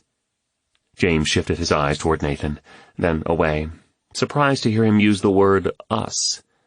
Nathan had been careful and nonpartisan, always associating himself with World Aid, but never with the Tri-Hydra project. James would feel less alone if Nathan viewed this as their project. Nathan continued. "Next is Opatafu, decidedly for us. And there, my friend, bringing up the rear, is our Valley of Decision, Akatua, Stephen, and Patience, highly respected men among the Suti, but they have been silent so far regarding the Tri-Hydra." Nathan and James greeted and spoke with each elder, and with the Queen Mother. Nathan had a decent rapport with the group, but Essam and Hakim seemed short and distant. The council gathered and sat cross-legged on the mats that encircled the fire pit, as tea was served, and Obaton opened the meeting in slow, deliberate tones. "Queen Mother and tribal elders, I am pleased to finally meet with you, and with Nathan and our special guest, James Merritt. I have had the opportunity to speak with him, and found it to be a pleasant experience. You have all met him now, and we all know the reason for this meeting. We have always spoken frankly, so let us establish here that we have the freedom to be open and honest. We must weigh risks and benefits for the future of our Suti people. Nathan has briefed us with a summary of the Tri-Hydra project. We want to hear the particulars. But first, James, we would like to hear what you have to say personally." James scanned the room slowly, his eyes meeting every face in turn as he spoke. "Chief Obaton, Queen Mother Abba, and elders, I am deeply honored and very grateful for the opportunity to sit with you and speak about the project that has been a dream of mine for many years. First, I would like to say I am overwhelmed by the reception I have received from the people of Tsanga since I arrived 2 weeks ago. I feel I have connected in some way to the Suti in the short time I have been here. While we come from different parts of the world, still in many ways we are much the same, especially in regard to our desire for the quality of life to be raised in the Tsanga Valley. Professionally speaking, I have worked with corporations and NGOs that specialize in humanitarian efforts in many parts of the world. We take care to work in creative, ecologically sensitive ways. We have made a difference in the lives of many people, and I believe we can do so here as well. I also think that with the loss of my wife, my personal life has prepared me for this project." James measured the reactions on the faces of the members. Some seemed indifferent, others showed a hint of empathy. "My wife, Lauren, led me to expand my thinking and focus my talents on helping others. When she died, largely because of her memory, I felt compelled to broaden my efforts. So my limitation has become my enlargement. We have assembled a talented and productive multinational team for the work here in the Tsanga Valley. The preliminaries have gone even better than we expected." The Queen Mother responded, "We are sorry for your loss, Mr. Merritt, but we are grateful for the interest you and your team have shown to our village."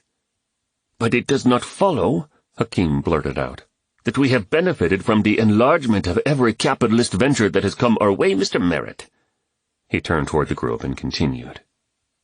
"The beginning of everything is sweet, but over time the taste can become bitter. Our past experiences with outside agencies have been profitable, but not always profitable for us. I do not mean to offend you, Mr. Merritt, but I do not know you. I do not know your team.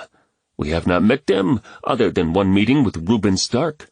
I do not know your history, and frankly, we are tainted by our negative experiences with self-seeking opportunists." Opatafu sat up straighter. "Hakim, what possible good could there be in withholding electricity and clean drinking water from our parents, our wives, and our children?" Essam responded in a low, deliberate tone. "Let's be truthful. Chief Obatan, you know our history better than anyone here. Can you deny that the only people who have regarded the Suti are the Suti themselves?" The chief remained silent. The question was rhetorical. The tension in the room rose along with Essam's voice. "We have never been served well by outsiders. Not the English, not the communists, not even other tribes. They regard our gold, our cocoa, any resources that may line their coffers, but they have never had any interest in the long-term good of the Suti, or of any Ghanaians." His voice rose to a crescendo as he turned toward James. "Or of any Africans, for that matter. It has always been so. There is no reason to believe it will ever be any different." Opatafu's impatience showed in his tone of voice. "You would bind our sons and daughters to a way of life that kills them before their time, that works their frail bodies into the grave? If we can change this for future generations, why would we not do it?" "I do not trust outsiders," Essam erupted. "Our economy is based on trade with outsiders," Akatua asserted. "If isolation is your desire, then our standard of living would erode. The future of our country, and therefore the future of the Suti people, is dependent on positive interaction with these outsiders." "I have never known a white man who could be trusted," Essam said sharply. James winced. He had never felt the sting of a remark like that. It had never occurred to him that he may be prejudged here, but this was the heart of the issue. He was judged. As a white man, as an American, and as a wealthy man, relative to these tribesmen. Stephen leaned forward. "Gentlemen, if you will pardon the pun, should we not allow Mr. Merritt to be judged on his own merit?" "This is impossible without having history with the man," Hakim shouted. "We are the guardians of our people. We cannot rush into an agreement and subject the Suti to a man with whom we have no history. And there is no real evidence of the safety of this project. All of us have experienced the raging of the Volta during flood season. Is it true, Mr. Merritt, that this device impedes the flow of the water, and that unexpectedly high volumes of water may cause it to be compromised?" James had known he'd be grilled on the particulars of the project, but the calling into question of his motives took him aback. It is true, yes. This has been a concern for us throughout the design process. But we have done tests on the river, and consulted flood records as far back as they exist. We feel confident the device is safe." "Feeling confident does not ensure the safety of my family," Hakim interrupted. James' voice intensified. "This is my field of expertise and my life's work. I am saying to you that I am willing to bet my reputation on the successful and safe function of a trihydra." "Betting your reputation is not the same as betting the lives of our people. There is much more at stake here than your reputation." The conversation cooled momentarily, the silence pregnant with tension. Essam asked in a calm and measured tone, "Do you own the patent on the trihydra, Mr. Merritt?" "Of course I do. I am the inventor." "And so, you will control all the profits of this device, in all of its applications throughout the world? Is that not true?" "The patent is owned by me, but it is the corporate board of a legal foundation that decides what to do with the profits." "Ah, yes. Merritt Innovations. And you are the president of that foundation, true? Patience broke his silence. Esam, are you questioning Mr. Merritt's motive? Yes, I do question his motive. Esam leaned forward, his eyes widening. I strongly question it. I suspect it. I am saying we cannot blindly trust this man or any man with such an irreversible course of action. There was a shattering silence. How had this discussion come to this? Esam continued, lowering his voice again. Members of the council, let us get to the real matter. All of these questions must be addressed. But what we have not spoken of is what is most obviously before us. The most pressing matter we face presently is the outside pressure from the Kaleo tribe. We are in the middle of a land dispute. Our families experience fear and uncertainty because of this. All of us know what Jata is capable of, and we know what we could be headed for.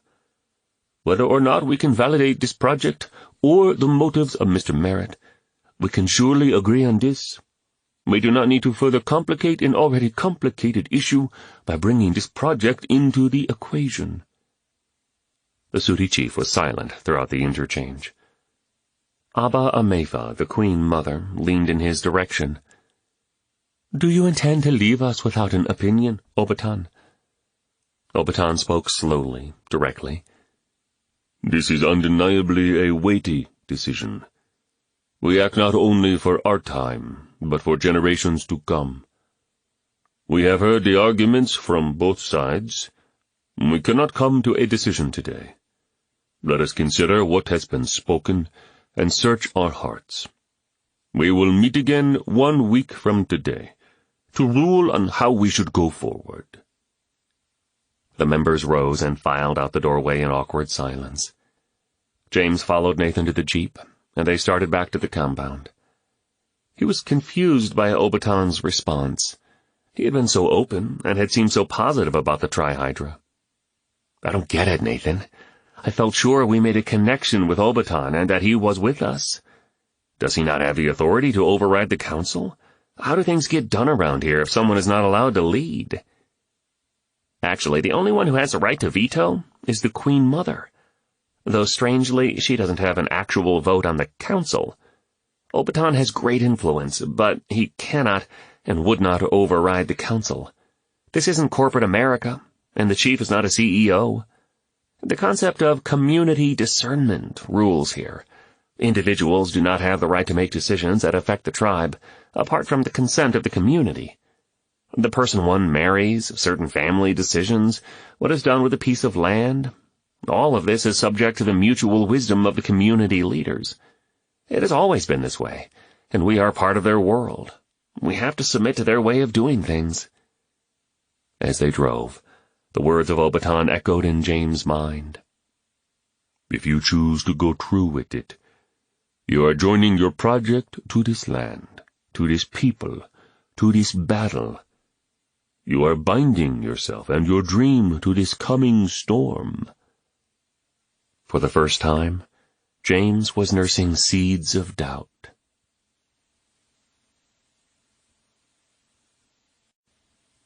Chapter 6. The mass of men lead lives of quiet desperation. Henry David Thoreau. The frantic banging at the door startled Catherine awake. She shook herself, pulled on her robe, and opened the door. Wisdom, another of the former orphans who now served on the Hope House staff, stood breathless, with Ruth arriving close behind. "Come quickly," Wisdom blurted out. "The boys are fighting." The three women ran up the stairs to the boys' side and burst through the door. Before them were Edmund, one of the older, troubled Hope House boys, and Kwame in a twisting heap on the floor. The other boys had encircled the two and were making a terrible racket. The sweat-covered warriors had apparently fought to a stalemate, Kwame holding his own despite Edmund's obvious advantage in size. One of the boys, Adika, ran up to Catherine. "I tried to pull them apart, but they would not stop." Catherine waded right into the brawl, pressed herself between the boys. "Stop it at once," her voice thundered, startling them from their grip. They looked up in a mixture of rage and fear. Catherine gained her composure and spoke in a calmer voice, but with unquestionable authority. "Now go downstairs to my office." She turned to the other boys. "The rest of you. To bed with you all." The two boys glared at each other and stomped down the stairs. Catherine turned to Ruth and Wisdom. "You girls get the rest of the boys settled down. I'll handle the hooligans." Once in the office, Catherine, irritated with the boys for their behavior but exasperated further because they had woken her from her sleep and disrupted the entire orphanage, turned to the two. "No one speaks until spoken to. Now, one at a time. Kwame, what happened?" "He insulted my sister. He said things about her that are not true and in front of all the other boys. No one speaks that way about Aisha." Catherine turned to a smirking Edmund, his eyes narrowed and head cocked back. "What do you have to say, Edmund?" "I simply spoke out what everybody already knows. His sister is sickly all the time because she has AIDS. She has AIDS because she is promiscuous. If you were not so busy with other things, you would see this happening in front of your nose." Kwame lunged forward, tearing into Edmund again. Catherine wedged between them. "Stop it, Kwame! Boys!" She grabbed each of them by the arm and held on firmly. "This will stop immediately, or you will face the consequences." Both boys stopped fighting, but glared at each other, their faces contorted with anger. Catherine knew what Edmund said was not true. Aisha was only 9 years old and a sweet girl. But she also understood how the words pained Kwame. She couldn't imagine there was anything Edmund could have done that would have hurt Kwame more deeply. It was true that Aisha was sick and had been off and on since the Amakie children came to Hope House. But this outrageous charge was pure wickedness and slander, and Edmund was characterized by such malevolence. Catherine knew she had to punish both boys, even though one fought out of honor and the other to provoke. "Tomorrow you two will hear your punishment. For tonight, Edmund, you go back up to the dorm room. You're so close to using your last measure of mercy here, young man. Let me not hear one more sound, not another report about you. Kwame, you will sleep here in the office." Edmund jerked from Catherine with a steely scowl and stomped up the stairs. Catherine released Kwame, and he turned away from her immediately. "Kwame, lad," Catherine breathed a deep sigh. "You know Edmund only says those things to get your blood up. You have to let them go, son.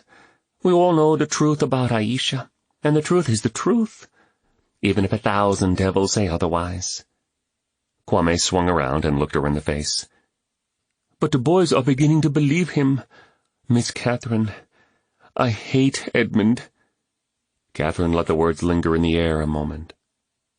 "Hate is a strong word, Kwame, and its strength is in its ability to bind the one who owns it. It hurts you more deeply than it hurts him. Edmund may never change. You nor I can do anything about that. We can only control how we respond to him." "I know, ma'am. It's not just the hate I feel. I am afraid of the fact that I hate him." Kwame's hard expression melted into a sob as he sunk into her arms. "I don't want to do that." Catherine's heart broke for this orphan with a noble spirit. She embraced him and gently rubbed his head in silence until he composed himself. When it was over, it was over. Kwame wiped his eyes, turned away, and lay down on the office couch. Catherine gathered a sheet from the wardrobe and covered him up. She would cover this young man in as many ways and as many times as necessary. She watched him soothe himself to sleep. This one is worth the effort. She turned and retired to her room. But sleep came hard in the stuffy Ghanaian evening, especially after an adrenaline rush like that. Catherine lay alone with her thoughts, which morphed into a prayer. "Lord in heaven, only you know what can possibly be done to reach a heart like Edmund's, and all those boys who have no one, no father, no mentor, and so many girls, too. The task is too great, and I don't have the wisdom to face it as I ought. But you know how to bring change here in Tsanga, in Kintampo, in Kaleo lands, all throughout Ghana. You know what can be done. and you are able to do it. Be my wisdom, Lord. Help me to change what I can. The soft call of birds filled the air as the dawn outlined the ridges surrounding the Tsanga Valley.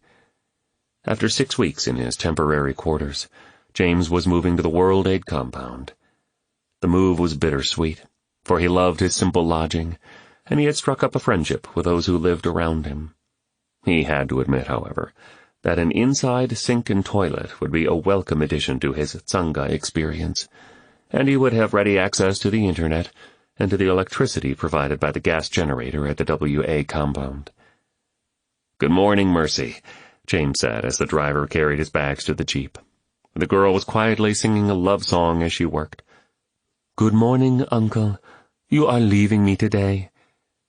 "I am, but I'll see you at the compound, right?" "Oh, yes. I am here in the morning and there in the afternoon. You cannot get rid of me so easily," Mercy chuckled. James would miss Mercy's cheery start to his mornings. "Then I'll see you there, Princess Mercy." "As you say, King James."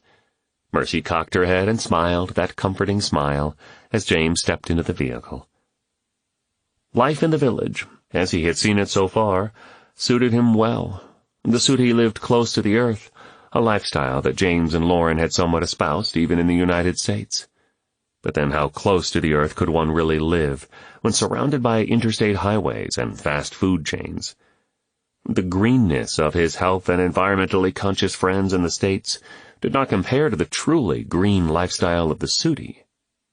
Here grains were grown, sifted, threshed, and then ground by hand, and the bread was usually eaten the same day. And recycling was a way of life here. Everyday necessities, tools, and even musical instruments were made from trees, animal skins, gourds, discarded metal, whatever was at hand. James marveled at the ingenuity of the Suti. His own talent was to see a need, assess resources, and find a way to meet that need. He could visualize all the working parts of a system and see how they fit together to make it work. It was as natural to him as breathing. Now he had seen that same trait in many of the Suti. Limited only by their prospects, they were every bit as capable of doing what he did. James took out the letter he had received the day before and reread it. The Suti Council decision on the Trihydra had been communicated through an official notice delivered by an emissary. Despite the opposition by some council members, the Assembly concluded that the first stages of the project, the network of irrigation canals that were already funded and the work already in progress, would be beneficial to the tribe whether the project was completed or not. They had voted to allow the project to carry on in 6-month intervals with evaluations, revisiting the decision in light of the progress of the land dispute case. James looked up and stared straight out the windshield. It was a proceed with caution decision that could be agreed upon by at least a majority of the council, but it didn't resolve much for James. He was uneasy about his significant personal investment and the efforts of such an extensive team of professionals being channeled toward an unknown end. But those were the cards they'd been dealt, and they must play them as best they could. He had set the day aside to move into the compound, get settled, and go to his first mentoring visit with Kwame. He arrived at the compound to find Nathan had organized a bunch of traditional Ghanaian food to welcome him. "You share my love for other cultures, so I thought I would go full-on Ghanaian this morning," Nathan smiled as he motioned for James to sit down. James eyed the spread and flashed back a smile. "You sure know how to make a man feel welcome." Nathan, assisted by some of the women of the village, had laid out a feast. Plantain fried in tasty red palm oil, fufu, a staple made by boiling starchy root vegetables and pounding them into a thick porridge-like consistency, and a variety of sauces, along with boiled corn with ground nuts. Nathan showed him how to eat the fufu correctly, using his fingers. James ate it readily, and lots of it, though his hands and face were hopelessly sticky in the end. Nathan smiled. "Most Westerners have to acquire a taste for this kind of food, but you seem to be right at home with it." "My wife actually made food that was somewhat like this. Maybe that's why I like it." James sucked the foo-foo from his fingers. He looked for something, anything, to wipe his hands. So, tell me about yourself. Not much to tell, really. Adopted, raised in Northern California by parents who were very socially conscious. They were killed in a small engine plane crash, taking aid to Sudanese refugees on the Kenyan border. As a boy, I traveled with them to Africa. That's what sparked my interest in the culture. Once you've been here, it's hard to get Africa out of your blood. James nodded, and attempted to wipe the sticky starch from his mouth with a napkin retrieved from a nearby drawer. It was a hopeless endeavor. Nathan chuckled and continued. I was always interested in history and geography. I loved to study diverse cultures, so I attended university on an academic scholarship and graduated with a degree in international studies. Any hobbies? James wet the napkin with water and commenced scrubbing between his fingers. Futile. Nathan thought a moment. My interests are definitely in the area of justice issues. I guess if I had to identify a hobby, well, most of my hobbies have to do with words. Writing, blogging, that kind of thing. And names. I love to find origins and meanings to words and names. Like Kwame. Like Kwame. You may have noticed that Ghanaians often name their children after the Christian virtue they want them to embody. Hence mercy, wisdom, patience. Ghanaians may also use day of birth names, tribal names, or family names. But we do similar things with names in English. We have location names, topographical names, and occupational names, like Smith or Baker. Take the team we work with here, for example. The name Reuben is a biblical name that means, behold a son. Kofi means born on Friday. Catherine means pure one. Okay, you've got me curious. James had often thought about tracing his family history, but never took the time. What do you know about my name? Well, hang on. Nathan reached for his laptop and typed in a few words. Okay, Merritt is definitely English. It seems to be a location name. It means the boundary gate. It probably had to do with a defensive wall or a line of delineation between two properties. Interesting.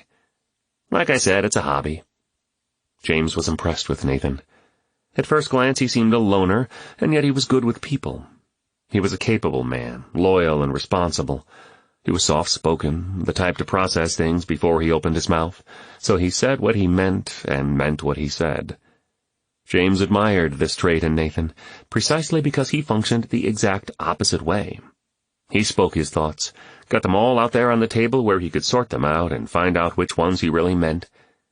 This had gotten him into trouble more than once. The more they talked, the more comfortable he felt around Nathan. So how did you come to work with World Aid? I was familiar with them through my parents' work. I apprenticed with the organization during summers while I was in college, working with the Lost Boys, the refugees from the tragedy in Sudan. When I graduated, it was a natural transition here to Ghana. You seem to have adjusted well, James said. I enjoy working with the different organizations that make things happen in Ghana. Many organizations have similar goals, but they can't break out of their own silos and see how working together with others can help to achieve those goals faster and better. I feel one of my contributions is to be a link between the various parties. In the end, we can do some real good if we can work together. James understood perfectly. What a concept. Teamwork among teams. I could never tolerate the bureaucracy of the corporate world. Many a good idea has been derailed by red tape and unwillingness to collaborate. What is generally needed is one good mediator to help pull the factions together. Sometimes it is not that easy. Ian's South African drawl broke in. He had stopped by the compound to pick up some supplies. I hate to muddy the water, mates, but sometimes the intentions of others make it impossible to work together. Ian poured a glass of water from the pitcher and downed it. Everyone answers to someone, and that someone always has an agenda, and that agenda is tied to money. One cannot always serve his organization and the common good at the same time. But the common good is ultimately good for the individual players, Ian, if they are in it for the long haul, Nathan replied. "The long haul is not usually the deciding factor, though, Nathan. You know that. Collaboration is highly overrated." James furrowed his brow and finished his tea, placing the cup on the saucer as Ian continued. "Every act of altruism has the scent of self-interest. Funding comes in cycles, and everything is reevaluated. Our job depends on keeping our own side happy." Ian spoke with a slight curl of his lips, which was accentuated by his well-groomed mustache.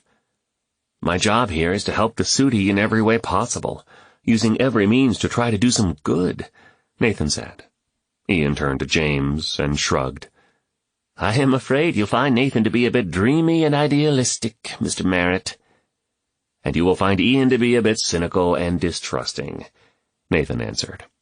"A realist? That's what I am," Ian called over his shoulder with a slight smile as he put on his hat and headed out the door to his rounds. James was seeing another side of Ian. "Difficult to work with, is he?" "He is a knowledgeable man and a hard worker," Nathan replied. "He's just seen too much to have faith anymore. He's not altogether wrong, you know. Just because I believe in collaboration doesn't mean I think it's easy. I think it to be one of the most difficult things in life. I just happen to believe that many difficult things are worth pursuing. But enough preaching. What are your plans for the rest of the day?" "I have an appointment at the orphanage shortly. I'm meeting with Kwame." "Well then, get that foo-foo off your fingers, and let's get you settled in here and on your way." Boateng Okofu limped down the dusty street of the Kaleo village, glancing from one side to the other, eyes pinched, as piercing pain ran down his leg. He faltered and collapsed beside a metal storage container that had been converted into a tiny fruit and dry goods market. His back to the wall, he sat and rubbed his leg, trying to push the pain away. How could I be so stupid? He was furious at himself for discharging the gun and causing himself this pain. His deeper pain was the shame and embarrassment he felt. Since his father's death, he had tried to prove to everyone that he was mature beyond his age of 19 years. He had worked hard to earn the acceptance of others, to gain the eye of his rarely present stepfather and the leaders among the Kaleo operatives. He had won their trust at some level, but now this incident had set him back. Assignments that would likely have been given to him were diverted to others who were more mobile. He stood to lose much of the ground he had gained. And if he couldn't work for Jata, where would he go? He could never go back to Tsanga to live under his grandfather's rule. He detested that thought. And all this he had brought on himself by his carelessness. A shirtless boy, scraggly and maybe 5 years old, wandered up and stood beside him. Boateng looked up and caught eyes with him. The stare-down continued in silence, the young boy without expression. It was impossible to know what he was thinking behind those blank eyes. Why did he feel such rage at the child? He had done nothing to deserve it. But it wasn't what he had done, it was what he represented. Boateng saw a reflection of himself in this boy. Without breaking eye contact, he reached up and gave the boy a light shove. The boy stumbled back 2 paces, turned, and walked away. "No one. I have no one." Boateng leaned his head back against the metal wall and sat alone.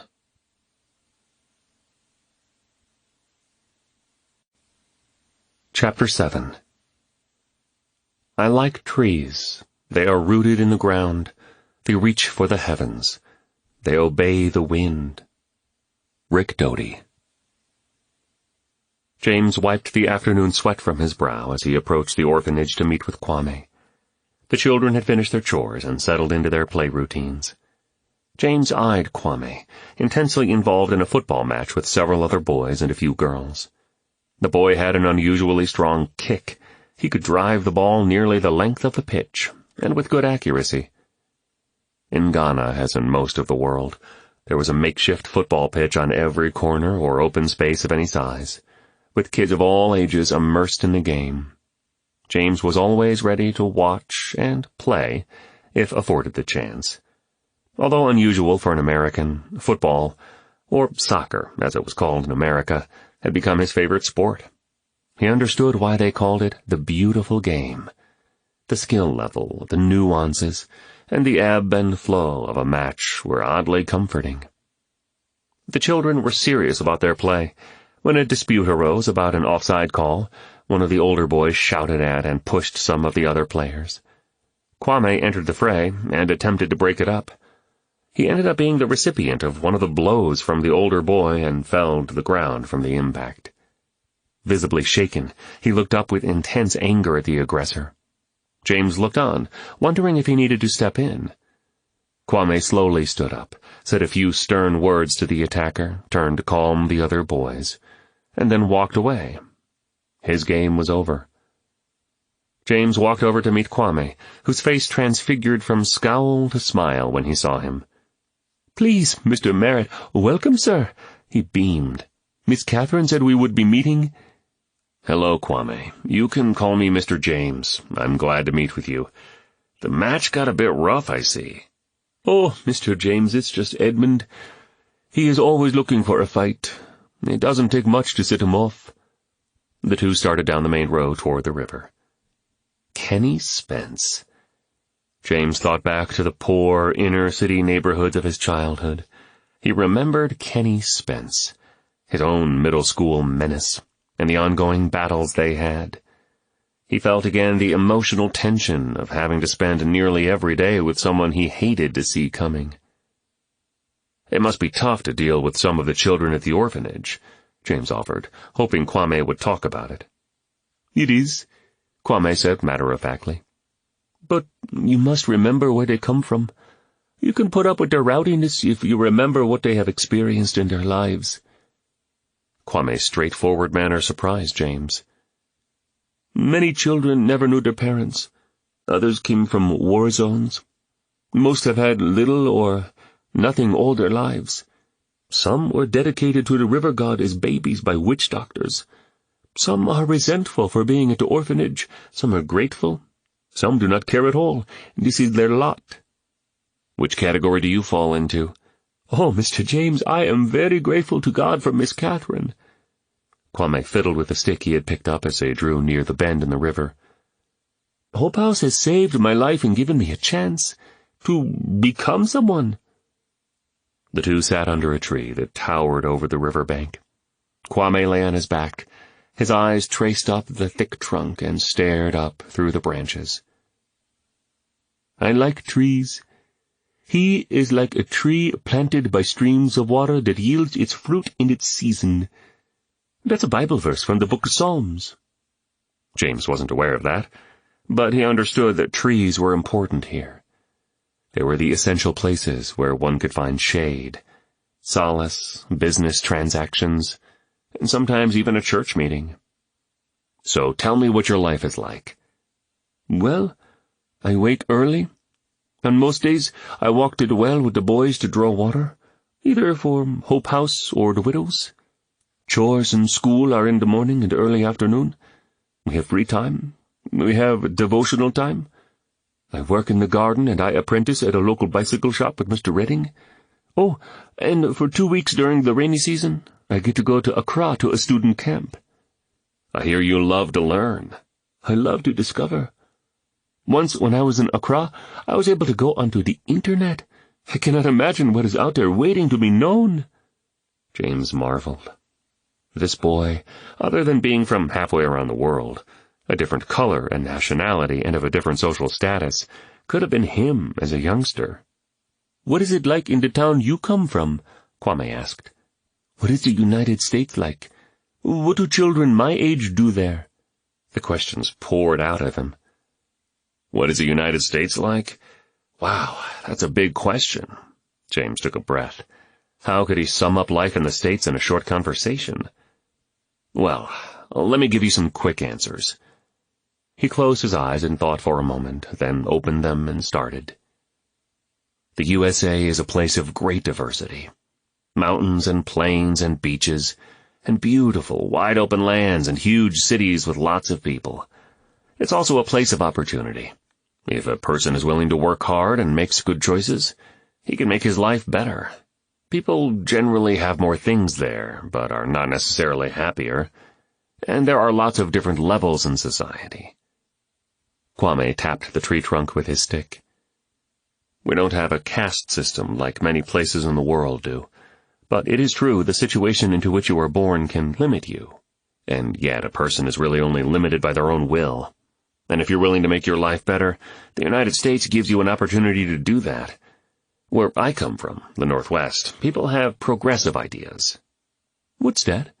Kwame looked puzzled. What I mean is, they don't cling to past ideas. Sometimes that's a good thing, and sometimes it's a bad thing. Oh? The tapping continued. In my city, Seattle, there's a lot of rain, but the land is beautiful, especially when you get outside the city. You can lose yourself in nature, kind of like here. Let's see.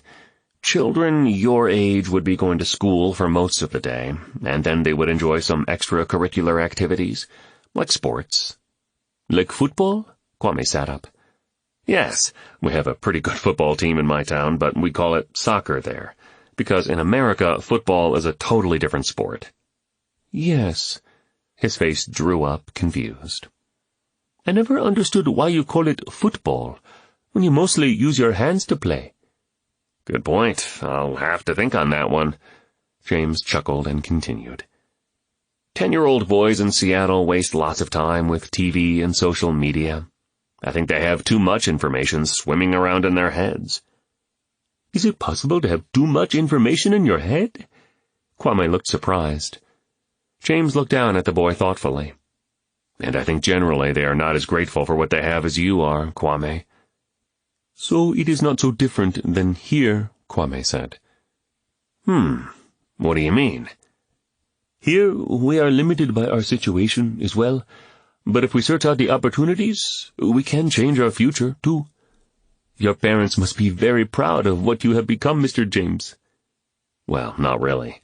My parents were not involved much in my life, at least after I was about your age.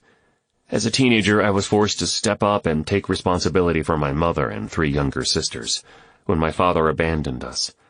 So my dad was not in the picture. And my mom? Well, she couldn't handle the stress of life very well. We grew up pretty poor. I guess you could say we weren't a healthy family. They rose and walked slowly down the river road. I don't remember my mom too well, Kwame said, except that she was the most beautiful woman I ever saw. I remember the day she went away. I took Aisha's hand and we said goodbye.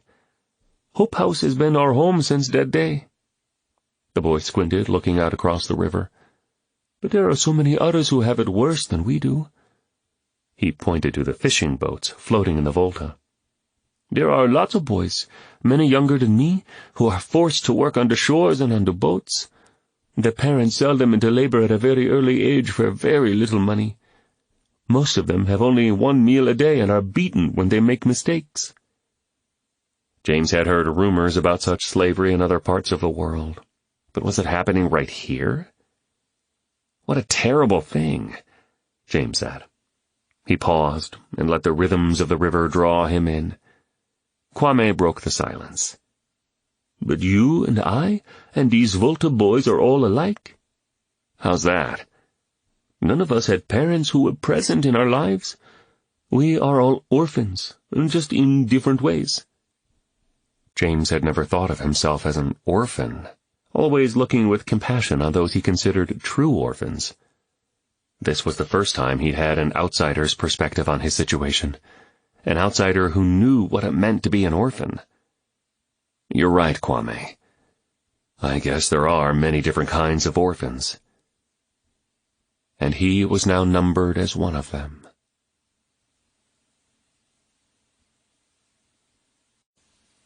Chapter 8.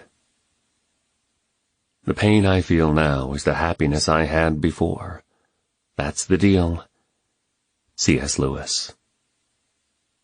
True enough, the progress has been remarkable these first months. Reuben spoke while chewing on a piece of fried plantain. But it's not been without opposition. James made it a point to host the Tri-Hydra team weekly, cooking an evening meal at the World Aid compound for them. This had done wonders to build camaraderie and allowed the men to discuss the project on a deeper level. The incidental banter had turned in a serious direction. "It seems there is always something pushing back on the project. Jata's influence, no doubt," Nathan said. "It's not as if they want to stop the project. They just want to make it a pain and try to control as much as they can," Kofi added. "Making supplies, snooping around the site, making a general nuisance. Anything to throw a spanner in the works." Reuben washed down his bite with a Fanta. "And I say, James, your cooking has vastly improved since those first weeks." James nodded in acknowledgement of the compliment. "Kofi, you had a dilemma the other day, didn't you?" Nathan said. James was unaware of any incident.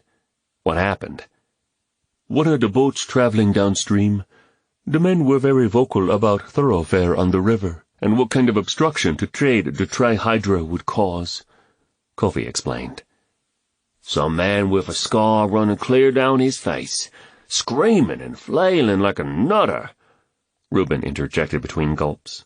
"Waffling on such nonsense. Well, one can generally disregard this kind of thing, but this man was volatile." The reference to the scar-faced man concerned James. He remembered the encounter when he had stepped off the helicopter that first day in Ghana. "Did you feel you were in danger, Kofi?" "He was beside himself, overreacting, really. I stood my ground." Kofi was an imposing figure. Anyone who did not know his character might consider him a formidable foe. "Some type of resistance has been happening all along." Reuben swallowed hard and went on. "Spying on the progress. Arguments about costs from the vendors whom Jata controls. But overall, not a real threat. Only a royal pain in the neck." James kept his thoughts inside while the others went on talking. This was troubling, and the re-emergence of Scarface brought a very uneasy feeling. Where would this resistance lead? And were his men right to slough it off as insignificant? Should precautions be taken to safeguard his men and his project? His stomach churned. Perhaps an evening walk would help. He excused himself from the table and stepped out into the night. Outside, the cool evening air was a solace as it wrapped around his skin. James made his way down the compound driveway, walking toward the river. The twilight sounds, distant drums and singing from a house down the way, monkeys chattering in nearby trees, the wind rustling through their branches, were calming. The scent of supper sifted from open grills and hung in the evening air. The moon was bright and full in the equatorial sky. Even among the ever-present uncertainties, James felt this simple lifestyle, healing the wounds that the long years in the workaday world of the West had inflicted on him.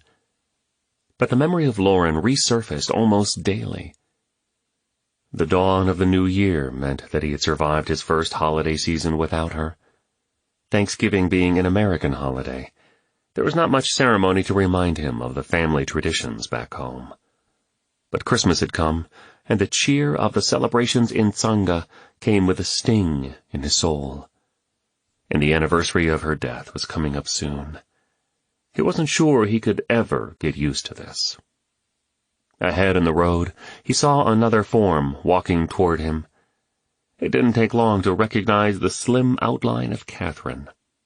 He warmed and smiled. Her cheerful company would surely beat being alone with his thoughts. "Would you care to join me for a stroll, Catherine?" he called out while still at a distance. "I would like nothing more, Mr. Merritt. Splendid evenings like this can't be wasted. There are islands in the sea of our labor here." "Then let's drink it in together, shall we? And please, call me James." He bowed his head slightly to hide his smile. "Do you walk often at night?" "Every night I can. Ruth is well able to close things down and get the children into their beds. These moments of solitude are my sanity. I walk, I pray, I complain to God. It changes my perspective. It's a rather soulmic experience." "It is odd you should say that. I was just thinking about how the quiet rhythms and simplicity of life in Tsanga have been healing wounds I didn't even know I had." "Anyone who has lost a life partner has deep wounds, James." He paused momentarily, and then kept walking. How did Catherine know he was a widower? Had she been interested and inquired about his past? He flicked a glance toward Catherine through squinted eyes. "Come now, James. You don't think word of you hasn't gotten around? News travels fast in a small village. Successful career, American dream, beautiful wife, tragic death." Catherine stopped and turned toward James, her face softening. "I can't imagine the pain you must have gone through. Of course, you have wounds. One can never love so deeply without feeling an equal depth of pain when that love is lost. What was her name? What was she like?" James looked down at the dirt road. "Lauren. Her name was Lauren. And she was all delight. And I'm not sure I will ever stop missing her." "And you shouldn't. Every human has value, but sometimes our Father graces us with the privilege of knowing extraordinary ones." "It's not just Lauren's death. I feel like the last few years have sucked the life out of me." A long silence. James was beginning to face the feelings he had danced around since Lauren's death. Catherine seemed to understand that this kind of conversation couldn't be forced, and he appreciated the gift of space. He scanned the flurry of thoughts, picked one out, and began. "Her cancer was rare, and her illness was prolonged. I did everything in my power to make her as comfortable and happy as possible, right up to the end. She was so brave, braver than I would have been, I think. And the strain that all of this had on the relationship with the children. I felt like I was being sucked into some great whirlwind. I think I neglected my own health in caring for her." Catherine listened as James laid out the details of his ordeal. Had she ever had such an experience? After a silence, she drew a deep breath and spoke gently. "God made us from dust, and dust we are. He calls us clay pots. I reckon that means we are earth, mixed with water, and passed through fire." She looked up across the moonlit river. "One thing you learn in a society where clay pots are used, you have to be gentle with them. They are fragile and require maintenance. You have to oil them to make sure they don't crack from the dry heat. It's that way with us, too. We have to take care of ourselves, or we become cracked pots. I believe I can safely say I have known a few cracked pots in my day. I think I've even been one from time to time." She glanced his way with a grin. "I guess you can't learn that lesson in a Tupperware society," James mused. "I've learned many things here that Ireland could never have taught me." "Catherine, you're a very capable woman. What brought you—" James paused. "What moved you to come here and do this?" "You mean why would a young lass with a promising future waste her life in a small African village, helping those whom others largely ignore?" James was embarrassed by the question when she put it that way. "'Tis a fair question, James. Well, if you want the whole story, we'll have to go back to the fields of Ireland." Her Irish lilt seemed to grow more pronounced as she spoke of her homeland. "I grew up in a village that was in many ways similar to this one, although with a different language and customs and a very different landscape. I do miss the rolling green hills of the Irish countryside sometimes. But people are much the same everywhere, shaped by their culture, but essentially the same. I was, of course, raised Catholic, but that meant very little to me. And when I moved to Dublin to attend a university, all of that became very incidental." "What did you study there?" "I went for a double major. Arts, dance in particular, and social work. My first years there were a disaster. I started out well, but was swept away by a much more, let's say, liberal way of thought and lifestyle than I knew in the hill country. I compromised my values, ruined my studies, and ended up a mess. And it was at that point that Jesus Christ changed my life. I suppose it is much easier to hear the good news when you need good news." James felt uneasy. Not with Catherine, but the way she spoke of God's interaction in her life. He had no particular quarrel with what she said. He had simply never experienced it. The conversation paused as they passed a group of cocoa workers, headed home in the darkness. They greeted one another, and Catherine continued. I got involved with a Christian student group, and one summer we took a trip to help out an orphanage in Accra.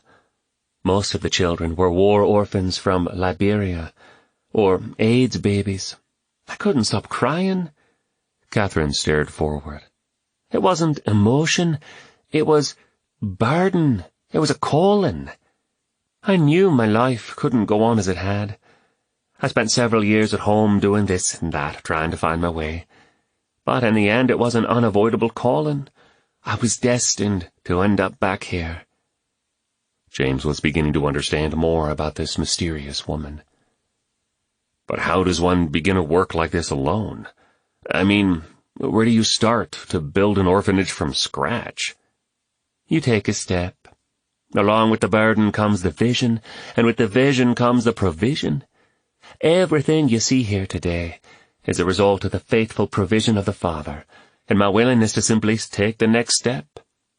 So your studies in social work paid off then, James said. They were almost worthless, Catherine scoffed. They were idealistic dribble. No, this is real life. And the daily needs of these people leave no room for the impractical theories of do-gooders. She obviously felt strongly about this. I am more of a shepherd than a social worker. I care for people deeply, but people are messy. 10 years in Ghana have taught me that the only way to move people from where they are to where they need to be is to love them there. I am not overly talented, but I can love people, and I'm stubborn. That's about all I have to give. She paused. And God and these people deserve all I have. They reached the riverbank, and James took in the beauty. The full moon was high. Sparse, thin clouds added texture to the night sky. A soft breeze brushed against his face, and the reflection of the moonlight off the ever-flowing Volta crowned the moment. James was intrigued by Catherine. Her strong convictions were housed in a strong demeanor and expressed with a strong Irish accent. Yet there was something very broken and vulnerable about her. He saw glimpses of it in her eyes, heard traces of it in her voice. It seemed to James that she walked through life very deliberately, but with a limp. All this was foreign to him. James broke the silence. I attended church, too. Well, I was dropped off there by my mom. I suppose I was open to religious things, but I had a very difficult life in my early years. Dad abandoned Mom and me and 3 sisters when I was 12. My mom had a rough time of it. She just couldn't cope, and basically dropped out of life. The support of the family fell on me. My opportunity to go to college came through a sports scholarship. I had a few serious strayings of my own. Things could have gone very badly. The good news is that while I was at Meyer College, I met Lauren Brogan. Brogan? So she was Irish? I like her already. Catherine smiled. Indeed she was, but very Americanized. I have to say that it was her personality and the way she smiled with her eyes that attracted me to her first. But there was much more to her than that. Lauren was a deep well. She lit up a room and lifted the spirits of everyone around her. She came from an upper-middle-class family in the suburbs of Seattle and had great aspirations of helping people through her studies in health and nutrition. Her father ran the emergency room at a local hospital and passed down to Lauren the conviction that if people took better care of themselves on the front end, he wouldn't have to treat their heart attacks and strokes on the back end. We are clay pots, after all, Catherine chuckled. James thought about the classroom where he first laid eyes on Lauren and smiled. I was crazy over her, probably because she gave me a sense of purpose, which helped me focus. James looked into the night sky. He'd never really understood this before. Yeah, she believed in me. She loved me like I was someone. But that was then. Now she's gone, and I feel like part of me died with her." Catherine nodded. "It's amazing what can happen when someone believes in you." "I had two people who took that role," James said. "One was Lauren, and the other was Dean Porter, head of the engineering department at Meyer. Studies were not my strong point, but I had an ability to look at problems and see how to fix them, to find solutions. It's just what I do. It's always so clear to me. Sometimes I wonder why other people can't see what is so clear. This is what opened the door for my career. Dean Porter saw my potential. Smart in a different way, he used to say, and he delivered me from bookwork. I began apprenticing for a mechanical engineering firm, and the career was built from there." "Apparently that ability is a real gift," Catherine said. "Nathan and the others tell me you've dreamed up quite an invention that may bring hope to desperate parts of the world." "It has been a dream. But I don't care much for plans on paper. I want to see it fleshed out, to see this system working and benefiting people. Sometimes I can hardly sleep, waiting to get it going." "And that's why you came here?" "I came here to find my life again." There. He said it. Maybe it was the sincerity of their talk, maybe the fact that he felt comfortable with Catherine. But in the moment, James felt free to be real about the unresolved anguish in his soul. He turned to face Catherine. "I know helping the people of the Tsanga Valley is part of my desire. I don't know. Maybe it's even my calling, as you put it. But honestly, Catherine, I'm just trying to find my bearings again. I feel like I'm trapped in a fog, and I have a tendency to lose myself in my work. I don't want to do that and neglect the health of my soul or my family. I just need to find my life again." Catherine's face softened in the moonlight. "Well, I can tell you from experience, James Merritt. Tsanga is a very good place to find your life, and to find your healing."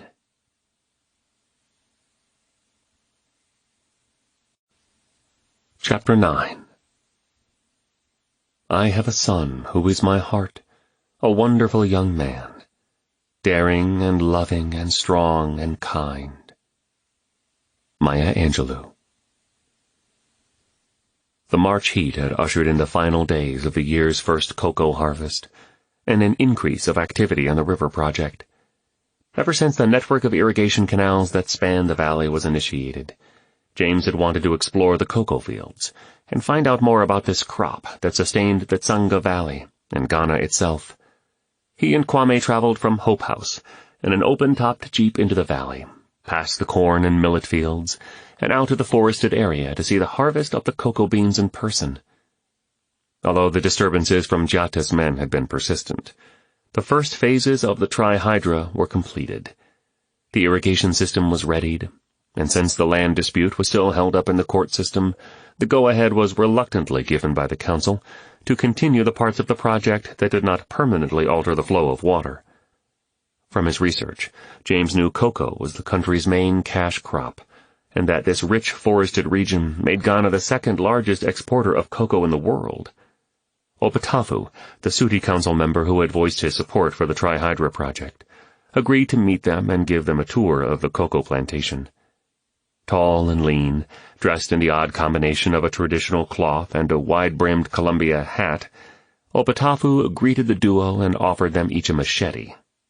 "You'll need these if you want to help with the harvesting," he bellowed out his words as they moved through the foliage, his deep voice like a melodic foghorn. James inspected the machete, turning it over in his hands as they walked along. "I want to thank you for taking time to do this. It has been an honor to work with the council and get to know some of the members." "It is my honor to serve on the council, and especially with a man of such stature as Obaton Okofu." "He is quite a man. Educated, but also wise. The two don't always go together." James reflected on the many talks he and Obaton Okofu had had over the past months. The chief had been gracious and open, sharing his insights into many topics. They were developing quite a rapport. The elder continued. "Yes, you know he left his village in his 20s and went south, attending university in Accra and intending to begin a career in law. but tribal unrest in Brong Ahafo caused him to follow his heart back to Tsanga to fight for his people, and eventually come to lead them. James understood better how the chief had become so eloquent. But what did fighting for his people mean? He thought it best not to ask. They walked toward the shade of the trees, Kwame swinging his machete at the tall grass near the path. Opatafu pointed out a massive tree, towering 25 meters over the valley floor. The circumference of the tree was equal to its height. Only in the redwood trees of the Pacific Northwest had James seen anything like this. "The king of all trees on the Ghanaian plain is the baobab. There is a reason they call it the tree of life. It can save a man's life in many different ways." Kwame ran over to the tree and circled it, running his hands along the bark as Opatafu continued. "Mature trees are often hollow, providing shelter for humans and animals, and a single mature tree is capable of storing hundreds of liters of water, which can be tapped during dry months, into fruit. They call it monkey bread. It's edible and rich in vitamin C. Its bark can be used to make cloth. So all the necessities of life are found in this one tree, a real gift from God. Some baobab trees are over 2,000 years old." "It's enough to make a man feel very small," James said. The trio made their way under a canopy of leaf and limb to the rows of well-groomed trees about 8 meters tall. The scene reminded James of apple orchards back in Washington. But these trees were graced with broad, dark green leaves and pale-colored flowers. "The forest floor was thinned out years ago, and the cocoa saplings planted between the established trees." Their Suti guide seemed happy to enlighten them on the history of the area. "In the 18th century, the cocoa tree was renamed Theobroma cocoa, which literally means food of the gods. I would say its popularity throughout the world proves that many people agree." Workers were scattered among the trees, and Opatafu lowered his voice in pitch and volume. His slow drawl and distinctive accent had a song-like quality to it. He pulled away some stray vines that were creeping up the base of one tree and straggling across a low limb. "The cocoa trees need shade to produce well. As you can see, the pods grow straight out of the trunk and the main branches, which is most unusual. You will see flowers and fruit on the same tree. Again, unusual. Each tree yields 20 to 30 pods per year, all harvested by hand." He reached up with a pruning hook, like a pair of shears fixed to a long handle, and snipped off a few bright yellow cocoa pods from the higher branches of the tree. "In this part of Ghana there are 2 crops. The main crop comes ripe between September and March. You can see that it is thinning out now. We get up to 80% of our annual harvest from this crop, and the other crop, which we call the mid-crop, is between May and August." Kwame scurried to pick up the pods from the ground, place them in a pile, and when possible dove to catch a falling pod before it hit the earth.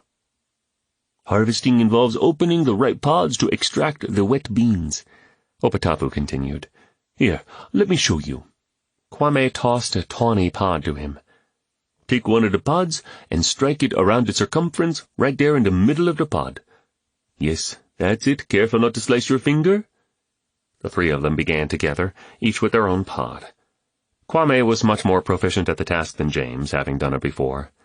The boy guided him through the technique, and soon James had it down, rolling the large pod in his hands and striking it lightly with the blade, so as not to damage the beans inside. After the circuit was made, the pod could be easily pried open into 2 halves, revealing a white pasty substance, and 30 to 40 cocoa beans. The beans were then extracted by hand and separated. Opatafu pointed to a bucket. "The beans go in this bucket, and the hulls we will pile up there and chop up for compost later. If we don't chop them up, they will fill with water and become a breeding ground for mosquitoes. So, there you have it, the lifeline of the valley, the tiny beans that sustain us all. After we extract them from the pod, the beans are fermented for about a week, and then they go through a drying process before being bagged for delivery to the roasteries.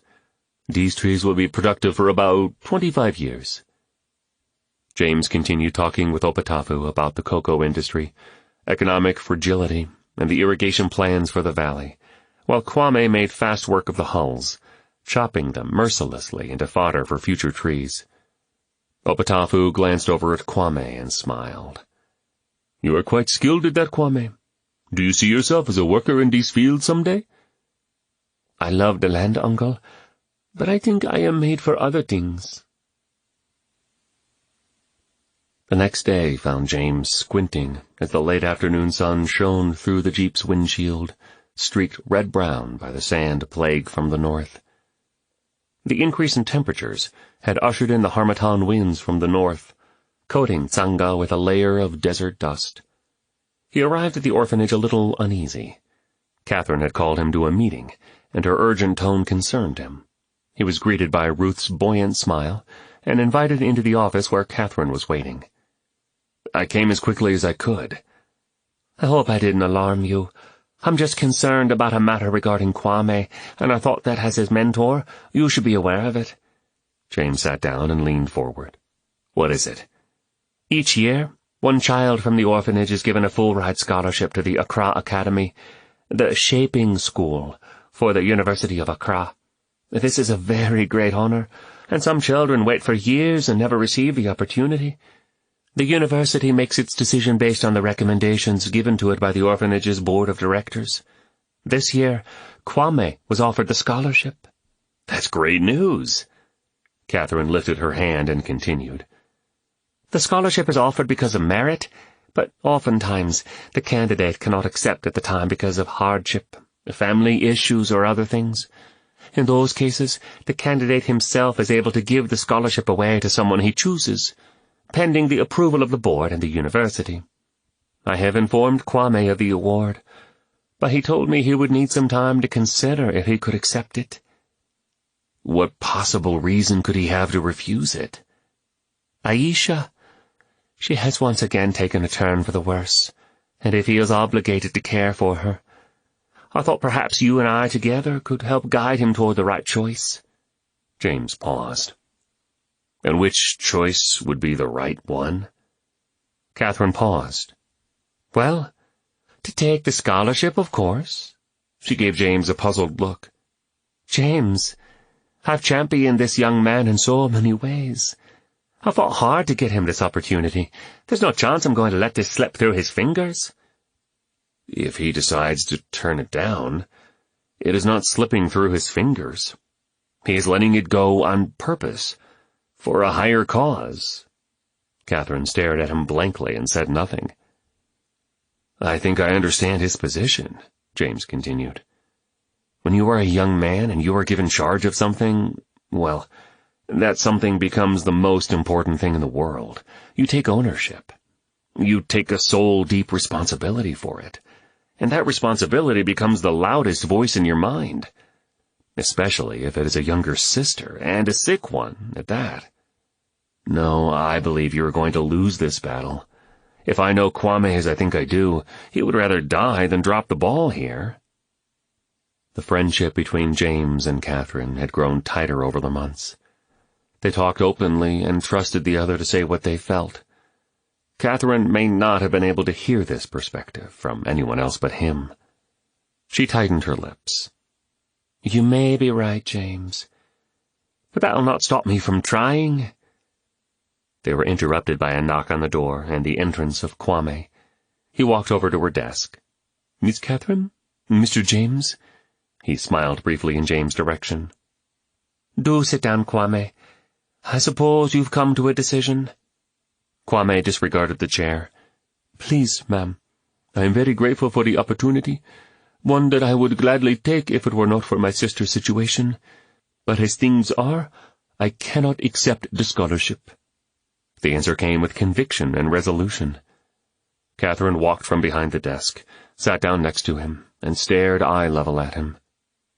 "Kwame, you do realize you may not have this opportunity again, that the scholarship may not be offered to you a second time?"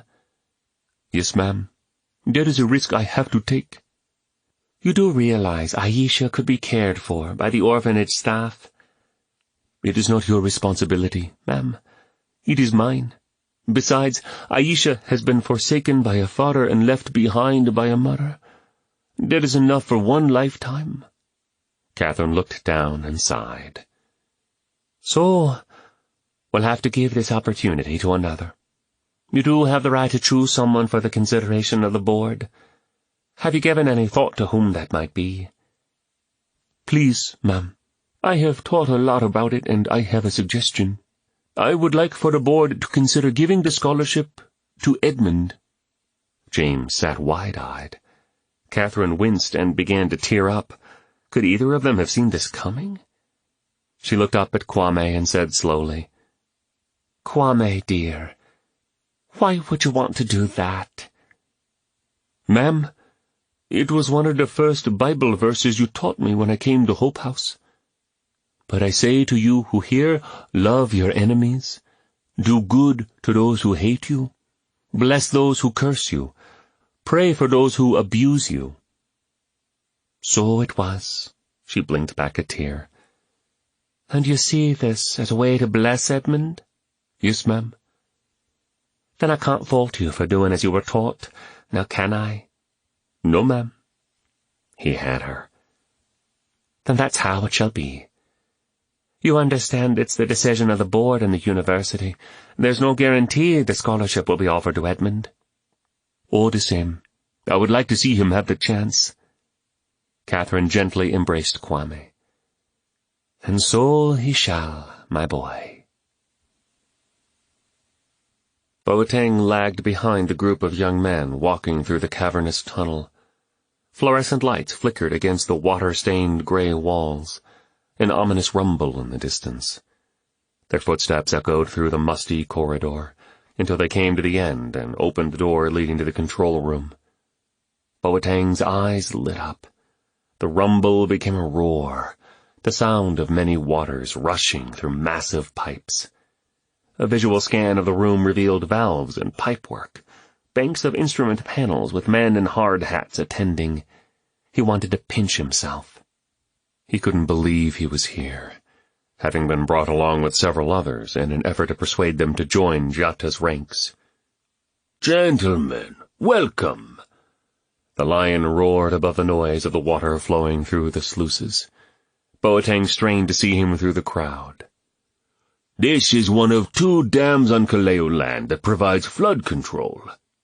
Our partnership with the Ghanaian government has proven beneficial both to the Kaleo and Suti tribes. Boateng was aware that the dams had been operated by men loyal to Jatta for many years.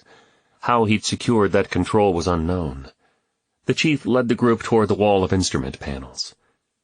While the government of Ghana controls the overall system of dams, we control the operation of the individual dams on our land. This provides security to the valley and highly sought-after jobs to these engineers. The chief did not seem to recognize him personally. The lion was keeping his distance, but Boateng understood the unspoken message. This was not merely the control room to the dam. Control of water flow equals control of the valley.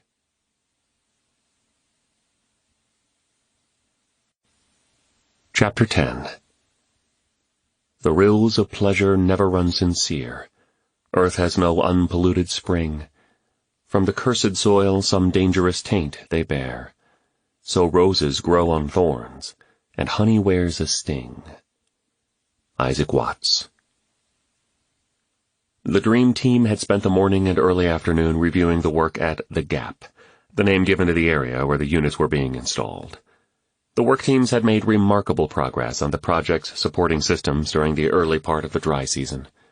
The 5 men took refuge from the afternoon heat by ducking into the shelter of the World Aid compound. Kofi had gone around back to start the generator, while Reuben grabbed a handful of bottled waters and waited to switch on the oscillating fans. The mid-March combination of heat and harmattan had made the valley brutally brittle, with a coat of dust that required the constant cleaning of everything. 40 degrees in the shade. That's 104 Fahrenheit for you, James, Reuben said, squinting through the window. And it feels like 120% humidity. I'm still not used to it, fellows. James wiped the sweat from his face with a bandana. There is no getting used to it. Even the Ghanaians call this weather hot, acclimated as they are to it, Ian said. I have learned to have a healthy respect for the heat. Never try to beat it. The heat always wins, Nathan added. Ian took a long drink and caught his breath. So, here we are, knee-deep into the project, and the Suti elders have granted another 6 months, since nothing decisive has come from the legal proceedings. We are through with the preliminaries, and the moorings are set, the irrigation ditches are dug, and the turbines will be here by summer.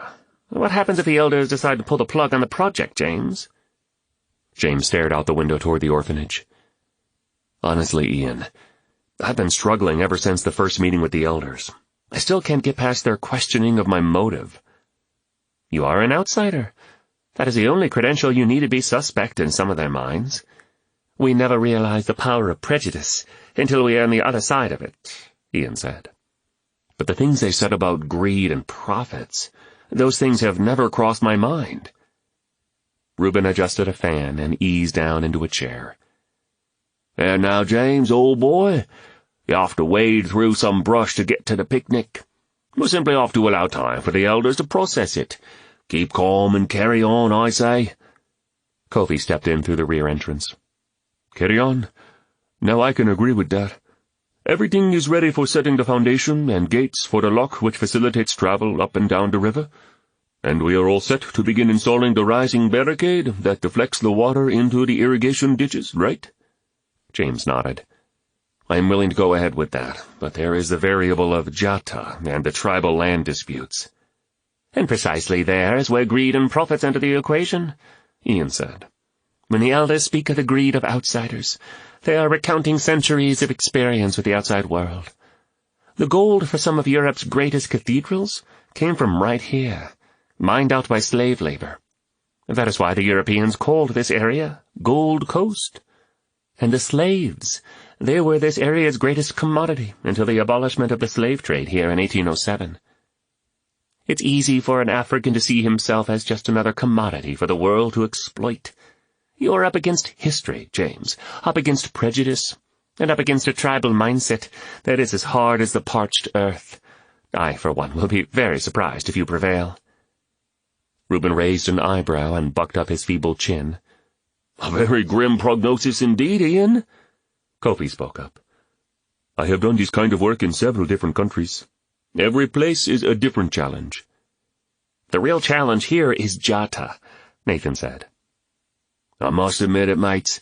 I know we've been feeling his fury in small ways here, but I have never understood the whole story with this Jata chap, Reuben answered. Nathan responded.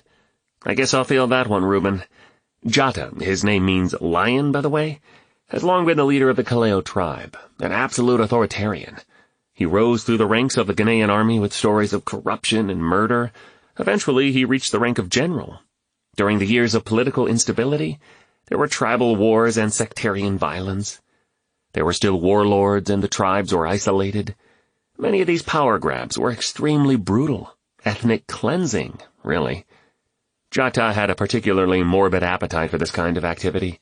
He has a reputation for having no regard at all for human life. He does whatever is necessary to get what he wants. Nathan paused and shook his head before continuing. He is a legitimately appointed tribal chief, but he rules through intimidation. He has an army of henchmen who back him, and many of them are convinced, as he is, that the Suti land belongs to the Kaleo tribe. Does he have any legal leg to stand on concerning the claims on the Suti lands? Reuben asked. Ian took over. That is still being processed through the courts. There have been land disputes over generations, both before and after colonial rule. These cases have been ruled upon and appealed over and over. The bottom line is that Tsanga Valley is fertile and productive. Jata wants to control it, and the Trihydra potentially makes the land more valuable. And there is one more element to the story, if you will forgive the pun, Kofi said. Gold. We have heard talk from those who travel the river that gold deposits have recently been found among the crags toward the end of the valley. It has not been verified, but if this is the case, there may be a mother lode under Suti land. That raises the stakes for sure. James stared at Kofi. So much the more reason to make sure the land is protected from the jaws of the lion. James and Chief Obaton stood on the edge of the rock formation that jutted from the ridge beside the gap. The two had walked from the chief's house to inspect the progress that had been made on the project. The pilings had been drilled, the anchors set, the casings for the hydraulics and the sluice gates, all done with minimal disturbance of the natural condition of the area, James pointed out. The chief seemed genuinely impressed with the scope of the project. You have quite a gift to be able to conceive such a thing, James, and to visualize how to make it happen in a location such as this. James shook his head slightly. Well, we have an amazing team here, Chief. An amazing team only functions well when it is led well. Thank you for your kind words. The two looked out across the Volta in silence. This place is special. It is very special. The gap, as you call it. We have always used a native word. It means— The chief searched for the right English word. Something closer to the breach. It is the midway point between two larger towns and the unofficial boundary between the disputed Suti and Kaleo lands. When river travelers made it through the turbulent waters of the breach, they would stop at Tsanga and buy bread, dried fish, and vegetables for the remainder of their trip. So it holds many memories for you. For all of us. The breach is also the site where annual contests were held. The young men would swim upstream to show their prowess and strength to the women. Some things are the same in every culture. This is the place where I won the heart of my first wife. The chief sighed. Oh, but that was a long time ago. I am old and tired now. And still there is a contest. A different kind of show of strength here at the breach. But I don't have the strength I need. I am going to have some help with this one. James thought about how this place, and every place, was not just a place. There were stories and people tied to it. These rocks, this water, these fields, they represented the souls of the Suti who had held and worked this land for generations. He had no intention of becoming involved with the politics of the matter, but how could he not be involved with the people? And there was the rub. It was impossible to separate the two. Boateng Okofu's heart beat wildly in his chest, anticipating his first visit to the lion's den, the home of his hero. The black Land Rover snaked along the dirt road and stopped near the gate of Jatta's compound. The two men who escorted him talked in low tones in the front seat, while he lowered the rear window and took in the sights and sounds. The courtyard of the ranch house erupted with laughter, as a handful of children jumped and clapped loudly, thrusting their feet forward in succession, absorbed in an epic game of ampe, a popular Ghanaian children's game. And there among them was Chief Jatta, dressed in a military-style uniform, beaming and engrossed in the game, chanting out a refrain in tempo with the jumps. As the game concluded and the victor emerged, a burst of joyful laughter erupted. The chief, dripping with sweat, reached into his side bag and handed a fistful of candy to each child. As they came to claim their prize, he stooped down and held each child's face in his hands tenderly, looking each one directly in the eyes, and saying, "Medorwo, you are my pride, little one." "Abba Jatta, Abba Jatta!" The children's cries rang out through the dry air as they moved in unison with the man back toward the ranch house. The children obviously adored their grandfather. Their joy had brought a smile to Boateng, but now that smile faded. Something in him hated the children for the relationship they had with Jatta. He'd never known such affection. He would do anything to get it. The two men in the front seat wore dark glasses and black berets. "Ate, look how he loves his grandchildren," the driver remarked. "He is a man of many loves." Ate stepped out of the Rover and caught Jatta's eyes. Jatta forked off from the children. "Now inside, little ones. I will be in shortly." His smile wilted as he walked toward the men. He seemed confident, but his stocky frame made his movements awkward. His round, rough face held piercing black eyes. "You interrupt my family feast, Ate." He spoke with a thick African accent. "You have news for me, then?" "We have news, but perhaps not the kind you want to hear, Jatta." "They have shown favor to the American, then." As you know, there are some elders who oppose it, yet they have given permission to proceed for another 6 months. Jata seethed through steely eyes. Boateng shuddered at the fury that seemed to seep from the soul of the chief. I am only the bearer of the news, sir, not the source of it. Jata grabbed the man's wrist, patting his upper arm. You are the most loyal of my men, Ate. Don't worry. It is profitable to us if they accept the project, for now. But they must not accept the American. They must doubt him, limit him, but let him build until the legal ruling comes in our favor. Tell me, how is the young man getting along, the one who was shot? Obaton's grandchild? He has mended, walks with a limp, but he'll be fine. He is here now. He motioned inside the car. How would the lion react to the fact that Boateng was brought to the compound without his consent? Excellent. A smile broke over Jata's face. He must come inside with us. It must pain Okofu to have one of his own working for the enemy. Nothing could hurt him more, I think. Perhaps only if he lost the entire village.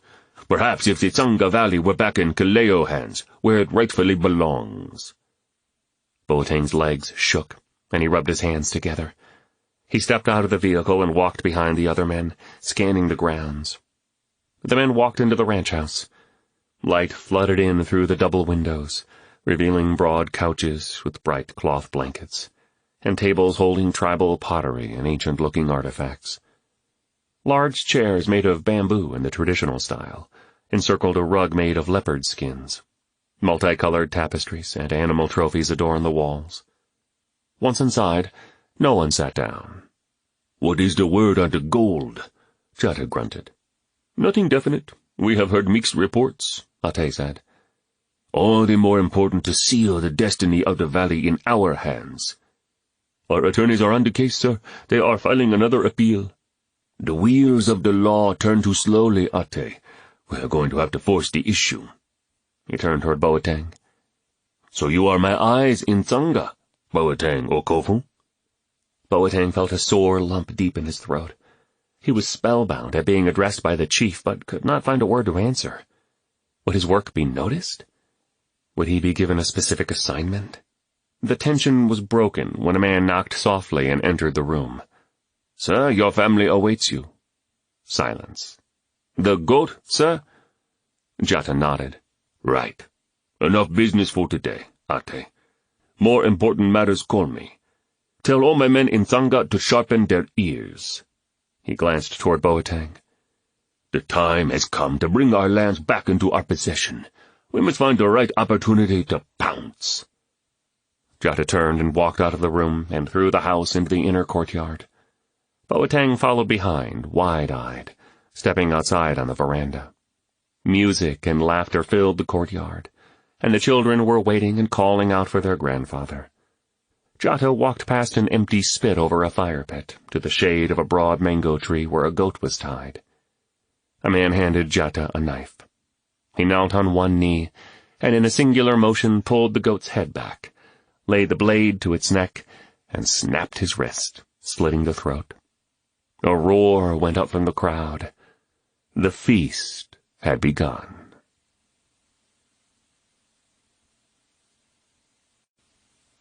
Chapter 11. Yet man is born to trouble, as surely as sparks fly upward. Job chapter 5, verse 7. James took a rare Monday off, as the dream team was not expected to return from a weekend trip to Accra until later that night. He used the morning to catch up on his correspondence, then ate a light lunch and took a French press, a chair, and a book outside to the World Aid courtyard. He stretched out under the shade of a mango tree and opened the book, though he had no intention of actually reading. His thoughts wandered from the pages. The constant cadence of the village was a measured meter of polyrhythms. Everything in Tsanga was a dance. Even in the midst of the laid-back village life, there was a rhythm in the movements of all things. Across the way were women armed with poles as long as they were tall, pounding millet with alternating blows into a single container. In the field were the young men clearing grass with machetes, each one swinging in time with the others. And there, in a house near the square, were the villagers joining efforts to resurface a mud floor which had been eroded by the intense African heat and rains, their flat paddles packing the surface smooth. Even the random calls of the wild birds were splashes of aural color on the palette of the afternoon. He closed his eyes, lost in the sounds of the village. These were the rhythms of work, the rhythms of life. James didn't know if there was anything like this back in Washington. He had never stopped long enough to listen. He lounged there for almost 3 hours, a lengthy holiday for him, until in the late afternoon he headed to the orphanage for his mentoring session with Kwame. In the distance, James could see 2 forms sitting under the tree near the river. Moving closer, he recognized Mercy and an admirer sitting near each other. They were leaning in and whispering, and then bursting out in laughter. The wooer angled and stole a quick kiss on the cheek, and Mercy met James' eyes. "Lord Merritt, how does the day greet you?" she called out with an infectious joy. "'Tis a fine day, my queen, and it looks to be tolerable for you as well." The mystery man leaned his head back and laughed. "The best of days, uncle, except for the day we will wed." James was surprised. "Is there something you want to tell me, Mercy?" "Oh, no, sir, there is no news yet." The girl smiled sheepishly. "Yet," the young man repeated, "but keep your ears open." James turned away, slowly strutting and singing the love song he had heard Mercy sing before, just loud enough for her to hear. James arrived at Hope House and entered the great room where Wisdom was at the head of the class repeating the lessons for the day. The younger children recited the lessons back to her in rote style, and she intermittently corrected and encouraged them.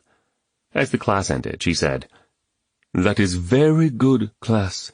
Now don't forget to do your work for tomorrow." "Yes, Miss Wisdom," the children answered back in unison, while looking around at James. They grabbed their books and hurried out to their chores or play. James chuckled at the thought of someone named Wisdom being the schoolmistress, but she was genuinely good at what she did. "You handle yourself very well, Wisdom." "Thank you, Mr. Merritt. You know, we did not always have a school at the orphanage. When I was growing up here, we children were sent off to the village school." James had seen many such schoolhouses in Ghana, usually in small villages, often open-walled shacks with makeshift blackboards, hand-hewn benches or desks, and a wooden strip of pegs on one of the columns to hang backpacks on.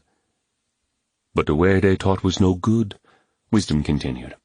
"It was not about learning, it was about repeating the right answer, and when you got it wrong you were shamed. Besides that, the students were almost never on par with their grade level. Miss Catherine decided we could do a better job of teaching our children ourselves, so she started the school here." "And you are a product of Hope House School?" James asked. "Yes," she beamed, "and I went on to Accra and got my degree, and here I am, back to help others who are like I was. I love it. I feel I am doing what God made me to do." James wondered about that. It must be a good feeling. Mercy finished gathering her books. "You are here for Kwame? He is in the field tending the garden. It is part of his school day on Mondays. But he should be here soon." James thought about how good it felt to multiply oneself. How blessed were the hands that were worn from helping others. Then he thought about Kwame and turned. "Thanks. I'll wait in the office." Edmund pressed his back against the outside wall of the tool shed. He could feel his heartbeat in his palms as he gripped a metal bar. He shifted his eyes as he heard Kwame's voice approaching from the field, with 3 other boys heading to the shed to put their tools away. The late afternoon sun threw the shadow of the shed over the pathway, like the shadow he felt stretching over his soul. The school board had not approved the transfer of the scholarship. That did not matter to him, since he didn't want it. But the kindness Kwame had shown him made him boil. Anger grew inside of him until he was driven to strike back. He knew this was crossing the line, but he didn't care. He was already thinking of places to go. He could follow Boateng and join Jata's network of spies. Kwame was as good a victim as any. In fact, he was the obvious target. Kwame was good. Edmund had never been good, nor wanted to be. Kwame was everyone's favorite. Edmund was the one everyone avoided. And now Kwame had shown kindness. It was too much. Kwame was going to feel his wrath, and he'd let the chips fall where they may. Edmund heard one of the boys, Adika, telling a funny story, barking out comical sounds. The boys were laughing as they put the tools away and secured the door. Edmund tightened his grip on the bar and held it high, waiting for them to round the corner.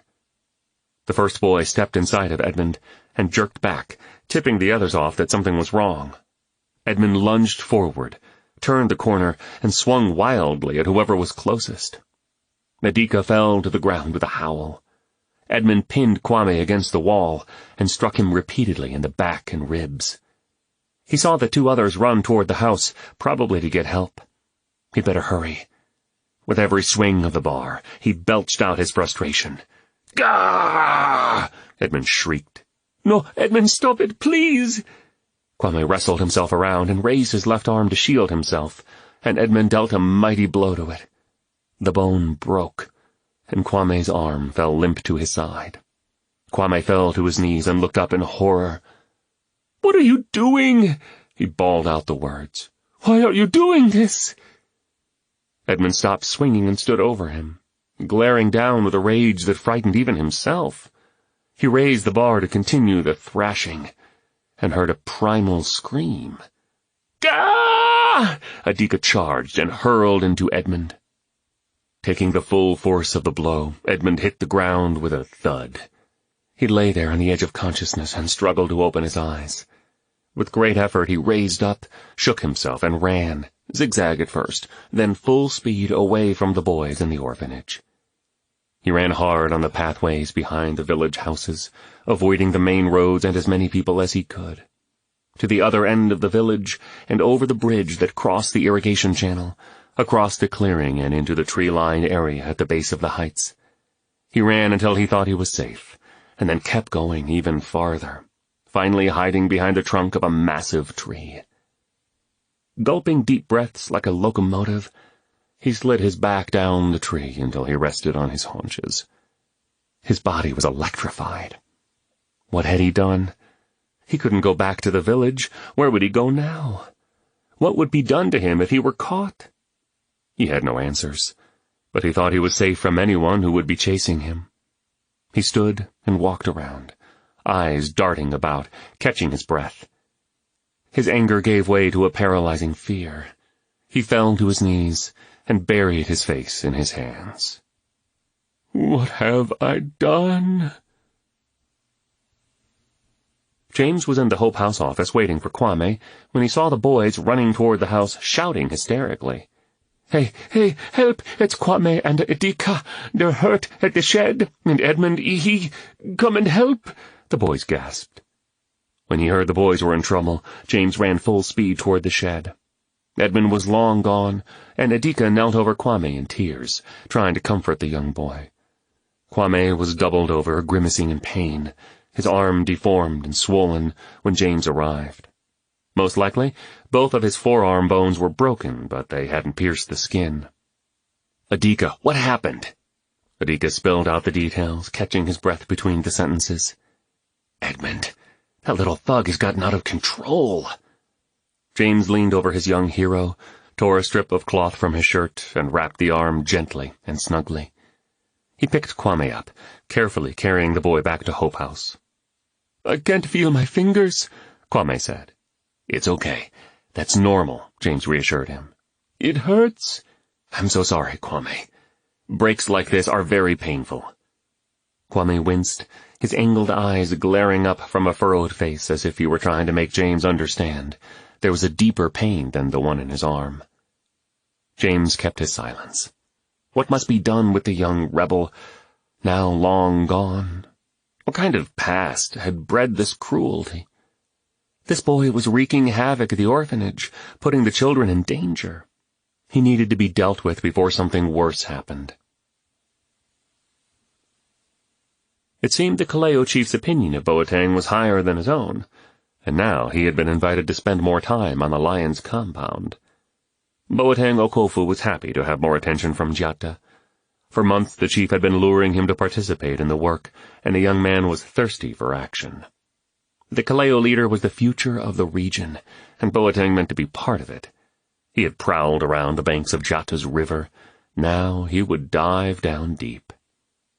The sprawling facility, a combination of home and headquarters, was nestled on the banks of the mighty Volta River.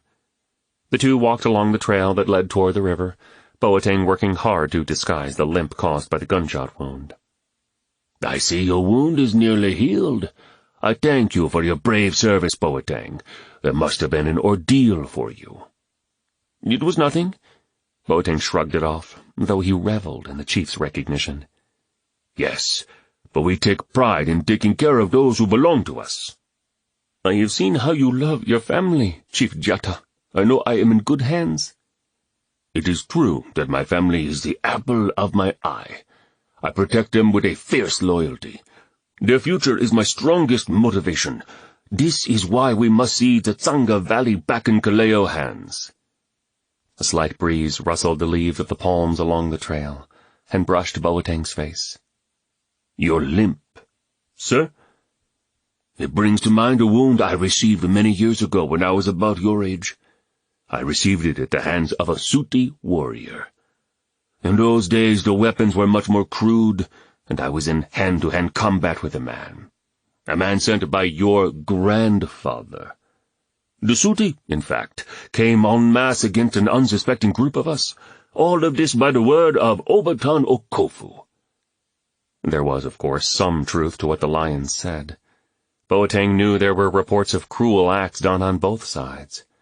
But all of that had happened before he was born, and he had no way of knowing what was truth and what was a lie. Still, he made his mind up about which stories he would believe. "I am ashamed of my family, my people," Boateng frowned. "You mustn't alienate your tribe, Boateng. We will have to relate to them in the future when the land is given over to us. We must guard how we view them. Besides, your stepfather is a man who understands the situation between our tribes. He has been a friend to our cause." "I do not see him often." Boateng thought of the influence of his two fathers.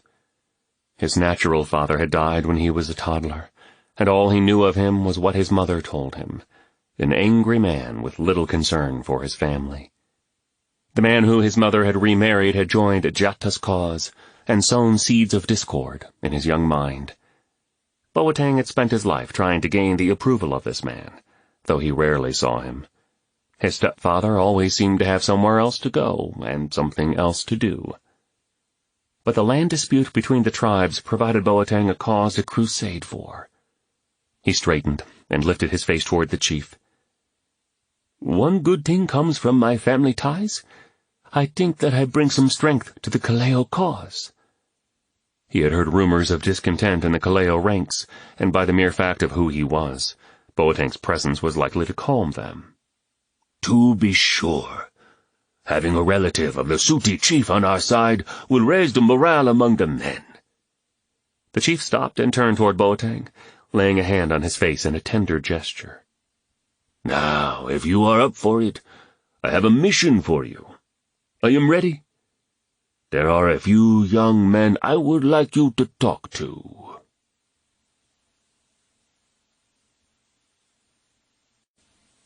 Chapter 12. Little ones to him belong. They are weak, but he is strong. Anna Bartlett Warner.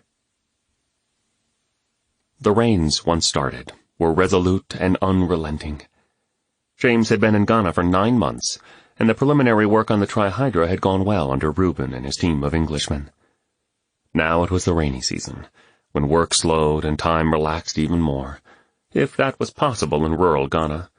Even Ghanaians admitted they had no real sense of time, at least not one that urged them to be punctual.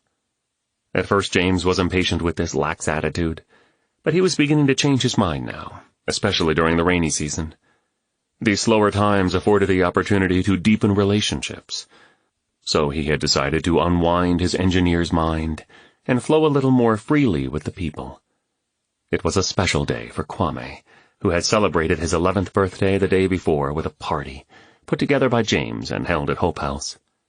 Now Kwame was asked by Catherine to participate in the Sunday service, and she had invited James, along with several key people in Kwame's life, to worship at the orphanage and share the occasion. The meeting hall of the orphanage was a multi-purpose room, a combination cafeteria and assembly hall. During the rainy season it doubled as a recreation area, and on Sundays it was transformed into the Hope House Church. Since James had finally conceded to attend a service there several Sundays ago, he had enjoyed the feeling of being together with the children and hearing the stories and music. Now he made attending a habit. Catherine had set up a format that involved the children in the service. The songs were sung, accompanied by Ruth on the guitar, and a group of boys and girls on a collection of percussion instruments, djembes, ahatses, and dunduns. An older boy even played the jili when the key of the song allowed it. In their turn, the children, grouped according to their ages, came forward and presented a song or two. Today was Kwame's turn to read the sermon text and present a story that illustrated the verses. It seemed this had motivated Nathan, who never attended church, and Chief Obaton to join James. Alan Redding, the missionary who lived a village over and owned the bicycle shop where Kwame apprenticed, was also invited to hear the boys' presentation. Catherine, who always started the service on time, appeared elated to see them all. "Welcome, welcome. Please, come sit up front." Several children made room on the front row to provide a place of honor for the men, and the music began. The rhythms pulsated in frequencies that beat against the inside of James' chest, while the high pitches and sweet strains of the children's voices soared in counterpoint above. After the song set, Kwame stepped forward. Now a few weeks out of his arm cast, he was dressed in his only set of Sunday clothes, with his dress shoes shining beneath his long khaki pants. A brightly colored traditional African dress shirt, a sort of leopard print with an alternating pattern of bright green, yellow, and orange, added a pop of color. "Today's reading is from Luke's Gospel, chapter 15. Clearly, slowly, and with studied diction, he read the entire section of Scripture, finishing with, "But the father said to his servants, 'Bring quickly the best robe, and put it on him, and put a ring on his hand, and shoes on his feet. And bring the fattened calf and kill it, and let us eat and celebrate. For this my son was dead, and is alive again. He was lost, and is found.' And they began to celebrate." Kwame laid the Bible down carefully on the makeshift podium, cleared his throat, and began his prepared talk.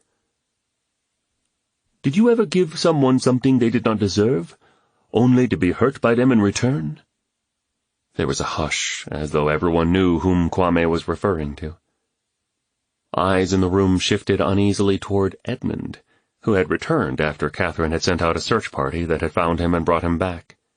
He was still at the orphanage, only because of an unmerited extension of mercy from Catherine, and the fact that he had no other place to go. Edmund had been put up in isolated quarters until a better solution could be found. She and James had talked over the dangers of a young man such as Edmund loose on the streets, that he'd fall in with the wrong crowd, maybe even be recruited as an operative for Jatta. Though James had protested, Catherine saw this as the only chance for Edmund. He was only in the service today because he was required to be here. He sat on the front row opposite James, still as a stone, his countenance equally stony. Now where was Kwame going with this? James swallowed the lump in his throat. Steady, boy. Surely he wouldn't use the opportunity he'd been given to embarrass Edmund. That didn't seem like Kwame at all. James wanted to stand up and stop him before he did something he'd regret. Kwame broke the uncomfortable silence. "This happened to me one time." Edmund's eyes narrowed into steely slits. After a moment, Kwame drew a breath and continued. "Last year I was given a gift, a chance to apprentice for a bicycle shop. It was a generous gift for an orphan like me. It was an opportunity to learn a trade and begin to change the circumstances for myself and my sister. But I was younger then, and I did not appreciate what I had been given." James sighed in relief and chuckled inside. I was younger then. Kwame again reminded him of himself when he was a boy, having to step up and be a man even before he had a chance to be a child. "I was irresponsible. I came to work late. Some days I chose to play with my friends and skipped work altogether. He motioned to the missionary on the front row. "One day I told Mr. Redding that I did not want to work for him at all. I left him in a difficult situation. His business suffered because of me. So, you see, it was not that someone hurt me, it was that I had hurt someone who had taken a chance and sacrificed for my sake. He had given to me, and I hurt him in return." By the look on the children's faces, Kwame had captivated his small audience with his story. He seemed to sense the crowd was with him, and shifted into a more dramatic persona. "But wait!" He raised his arms, lifted his eyebrows, and smiled. "The story turns out well. When I came to my senses and realized the kindness I had rejected, I went to Mr. Redding and asked to be given a chance to prove myself again. I told him I would work for free until he felt he could trust me again. I never thought I had a chance of regaining my job. But Mr. Redding just smiled and told me he knew I would be back, and he had already lined up tasks for me to do.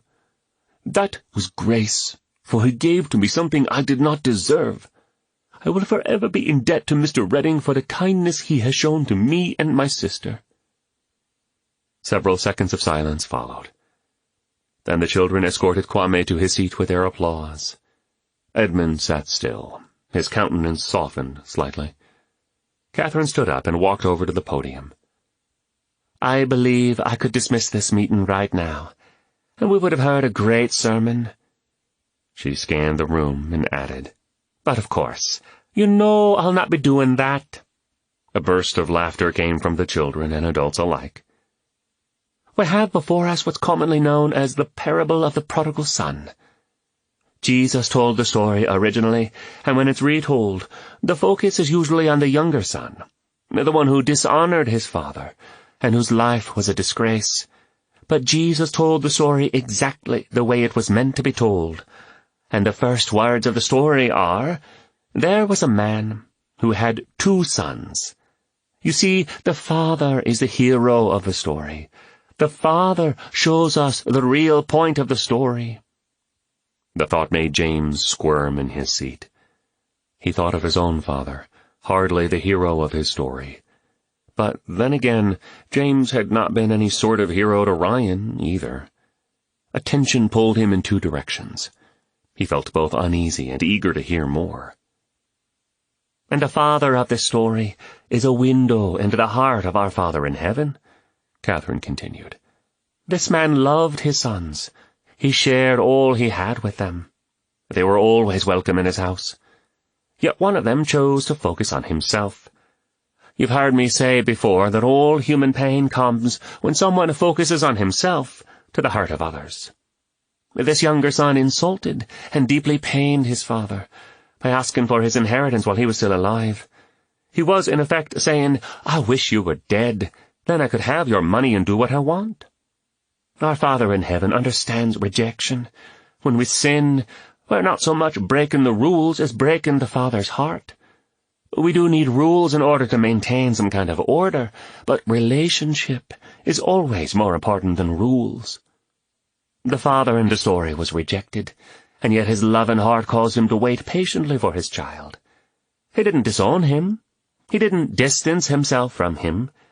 He didn't punish him when he came home.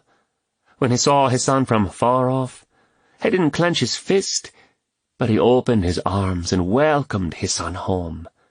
Moved by his compassion, feeling the son's pain and forgetting his own, he ran to his child. Our Father is not a far-off God. He embraces and kisses even his guilty sons and daughters. And then, this is the grace Kwame spoke of. The Father not only forgave his son, but he accepted him. The robe he gave to his son said, 'You're covered, forgiven.' The ring he gave him said, 'You're my son, you're loved.'" Catherine choked up, pausing for a moment as though this part of the story was personal to her. "The son said, 'I'll never deserve your love. I don't even want your love. I just want to pay my debt, to earn my own way.' But the father would have none of it. Amazingly, he said, 'I love you for who you are, not what you do.' And this, my children, is your future. You are loved. And tomorrow you'll be loved, and next week you'll be loved, and forever you'll be loved. Catherine looked directly into the faces of the children. Her gaze was unmet by many, as they looked down or away. James understood. It was one of the lessons Tsanga was teaching him. The most difficult thing for an orphan's heart to hear was, "I love you." Catherine continued in gentle tones. This is your father's heart toward you, each one of you. Your father is always kind and always ready to give all that he has for you. He has already given his best, and through the gift of his Son, Jesus, he has welcomed all of us who have trusted in him. If you forget everything else I've said, remember this. When you are your father's child, you'll always have a home, wherever you are. You'll never be abandoned. Abandoned. The word pierced James' heart. Since his father had left, and his mother's breakdown rendered her unable to function, he'd been forced to work, not only to survive, but to validate his existence. His identity was wrapped up in his performance. He worked in order to be accepted. He worked to deserve to live. It's time for you to step up and be a man. Your mother and sisters need you. These were the last words his father had said to him. A cigarette had waved with his father's lips as he mumbled the words and slammed the car door. In one moment he had both called his son to responsibility and shrunk from his own. Was this the force that had driven James his whole life? Abandonment? James started to shake. He'd never had a real anchor for his life. Worse, he was trying to be his own anchor. And since Lauren's death, he'd been adrift in a sea of circumstances he could make no sense of. Take care of our babies, James. I love you. More last words. But these were Lauren's just before she died. James even felt abandoned by Lauren, and that made no sense at all. His father had made his own choices, but Lauren had not chosen cancer. She would never have chosen anything that would have taken her away from her family. Unlike his father, she was not laying a burden on him. She was simply voicing love and concern for her children, whom she had cared for every moment of their lives and would no longer be able to do. It was nonsensical to feel she had abandoned him, but rational or not, his feelings were real. Dear ones, Catherine continued in gentle strains, no matter the wrong others may have done to you, or the right they may have failed to do for you, your father has always been there. A brightness broke into his soul. It seemed that abandonment, or fear of it, was a root of all he was feeling. At the few sessions he'd had with the grief counselor after Lauren's death, there'd always been a wrenching, underlying tension, the feeling that he was never quite enough. A nagging feeling of potential guilt, that he had done or might do something wrong, that he had failed in some way. He remembered the counselor's words. A heart that lives from the vantage point of rejection cannot or will not receive love. But could the opposite be true? Could it be that a heart that is truly accepted cannot not receive love? Could he bring his failures and sins to a loving Father and be accepted? The possibility gripped him, and he began to sob. Alan Redding reached a hand over and clasped his trembling arm.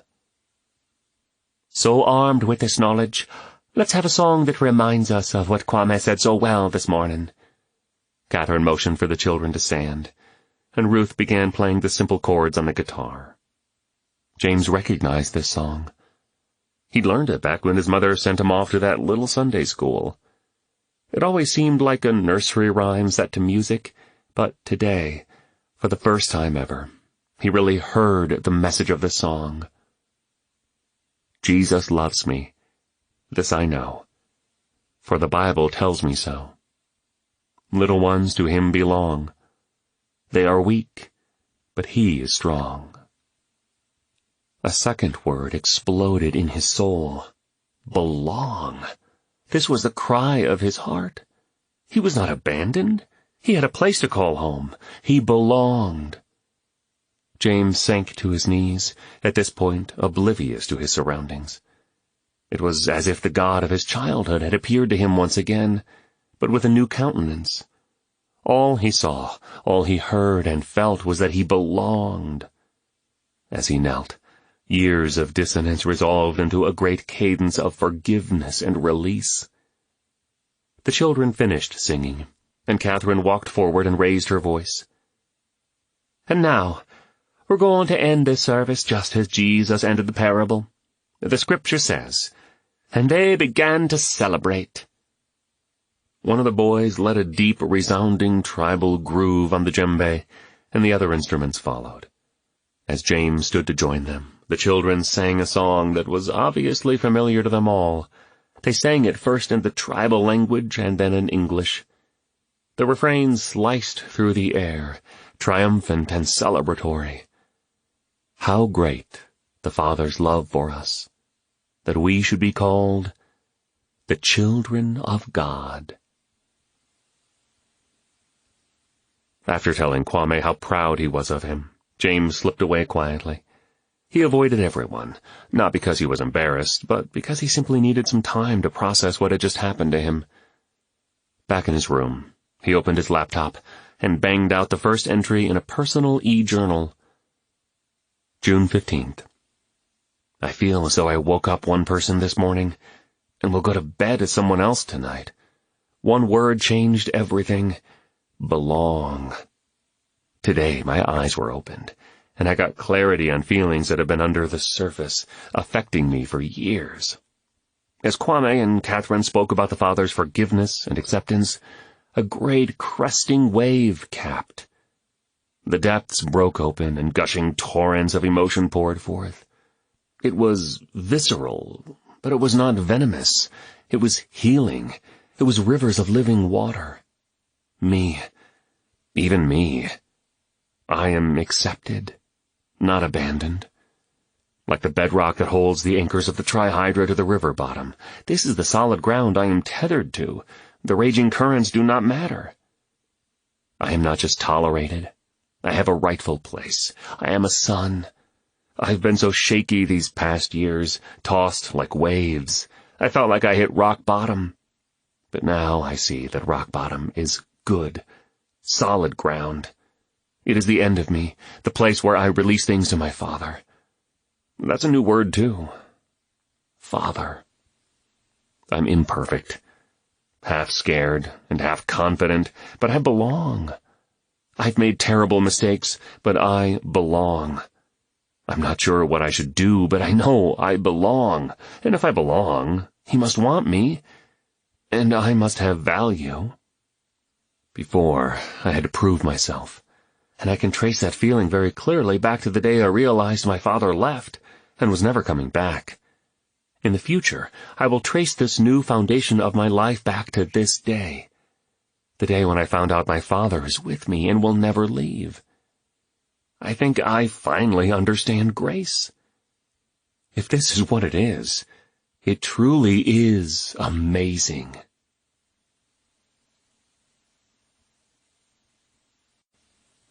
Chapter 13. This is my beloved Son, with whom I am well pleased. Matthew chapter 3, verse 17. It was dawn, several days after the service at the orphanage, that had changed everything for James. The rains had cleared the air and made the temperature more bearable, and James took advantage of the breaks in the rain to run by the river. He felt better when he was active, as if his body and soul were coming back alive, and jogging allowed him the mental margin to process things. Catherine sat on a handmade bench, which she called the stewing pew, situated on the side lawn of Hope House property overlooking the vegetable gardens, and called out to James as he jogged by. He was glad to stop and talk to someone who could surely understand the feelings he was sorting through. "What's the hurry?" Catherine said cheerfully. "Just on my way to see the chief." "And I am on my way to meet with some of the village women. May I walk with you a while in that direction?" "Gladly." James was in no real hurry, and was delighted to have the company. Catherine stood, and they began walking together. "Well now, you have a spring in your step these days. So much is changing inside of me, and I believe I can date it to Sunday when I came to hear Kwame's talk, and yours. I mean, you must have noticed how moved I was that day." "Oh, I saw your reaction. I was waiting for you to bring it up in your own good time. I'd love to know what is going on inside your mind." "I've been wondering myself. I'm not sure how to describe it, but I think I'm beginning to see things more clearly. I'm finding myself drawn to Scripture. I'm discovering life in the words that were meaningless to me before. I don't understand what I read as much as I want to, but it seems to speak directly to me." Catherine smiled. "I know exactly how you feel. It's like a new wisdom pours through that ancient text." The Sunday school stories of my childhood were not much more than moral cliches, really. But now they're becoming so much more. They're revelations of the character and nature of this Jesus I'm coming to know. "I'm so happy for you, James. And it just gets better. Not necessarily easier, but better." But there is one gnat flying around in my mind. I can't quit thinking about an email I received from my son, Ryan, a few days ago. Ryan only contacts me once in a while, usually to vent his anger. His words stung. They forced me to relive how he had hardened toward me even before Lauren's death. "Do we want to talk about it?" James paused, not sure he wanted to go there. He took a deep breath and dove in. I was busy with my career, and hadn't recognized the relationship was deteriorating. During the few times he had opened up to Lauren, Ryan vented about my being caught up in my own world, ignoring the family. I thought this was just a byproduct of Ryan's lifestyle. He had fallen in with a rebellious group of friends, partying and using drugs, neglecting his marriage. But Lauren could see that he had a point.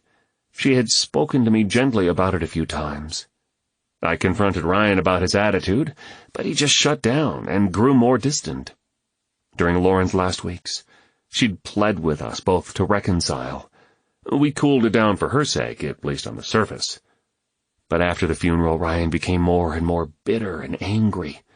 He broke off his unhealthy relationships and tried to focus on his marriage, but his anger was too much for his wife. She got fed up and left him.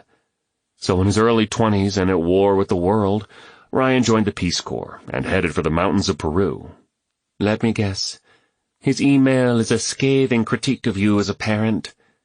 Yeah. I had emailed him and explained that I was just trying to provide for the family, trying to do what my father never did for me. I can't get over his reply. You were trying so hard not to abandon your family. You just found a different way to do it. You tried so hard not to be your father, but you became just like him. Those words must have hurt deeply. Catherine looked at him sympathetically. To my bones. They replay over and over. I don't know what to do with them. That's why I'm heading to Chief Okofu's house to have a talk with him. And thank you for listening, Catherine. It means the world to me. Any time, my friend. Catherine veered off the road toward the house where she would meet the women. James continued his morning run to Chief Obatan's humble home near the entrance of the village. Standing guard like a sentry to the village on a rise in the land, the Volta some distance to the south, the rocky heights to the north. The modest house faced the village and the cocoa fields beyond. From here the chief had a perspective inward toward the village and outward toward the plains. The house had become a refuge for James, and Obatan had become an unofficial mentor as they met together each week. James learned about Suti culture and gathered wisdom about how to handle the increasingly difficult situation with Jatta. But most importantly, Obatan provided a perspective that helped James sort through his own past. Obatan's granddaughter, Abena, Boateng's sister, and her children lived with him. Her husband had also defected with Boateng and joined the ranks of Jatta. She poured tea, and James opened up to Obatan about Ryan's email. I feel such anger toward him. I feel such anger toward myself. When my dad left us, I vowed I would never be like him. No matter what I had to do, I would never leave my post, never slack in providing for my family. In my defense, I have to say I have stayed faithful to that vow. But now I have realized something else, and this is turning my world upside down, that in other ways I have not provided as I should have. I have come to understand that there is so much to being a father. It is about providing physical needs, but also love, wisdom, time, to be present. James stared, dejected, broken by the realization of his failure. His words just hurt me so deeply. The chief, always composed and steady, sat back in his chair. What exactly is it that hurts so badly? It wasn't the anger in the words. James paused. It was the truth in them. Ryan is right. I had the right motives. I wanted to provide something I never got from my father, but I missed something. Provision is about relationship. Obaton took a sip of tea, then spoke slowly. This hurts so deeply, because it strikes at the very core of who you are, James. When a man is truly a man, he puts away childish ways. He becomes responsible and intentional about what he is given to manage. You wanted to do your job right, yet you failed, because you were unclear about what your job was. This would not hurt you if you did not care about being a good father. You would not care if you did not love Ryan. You are mourning because you see what your relationship with him could be. And I don't think he is being fair. And to be honest with you, if this is how caring about the relationship feels, I would rather just drop it.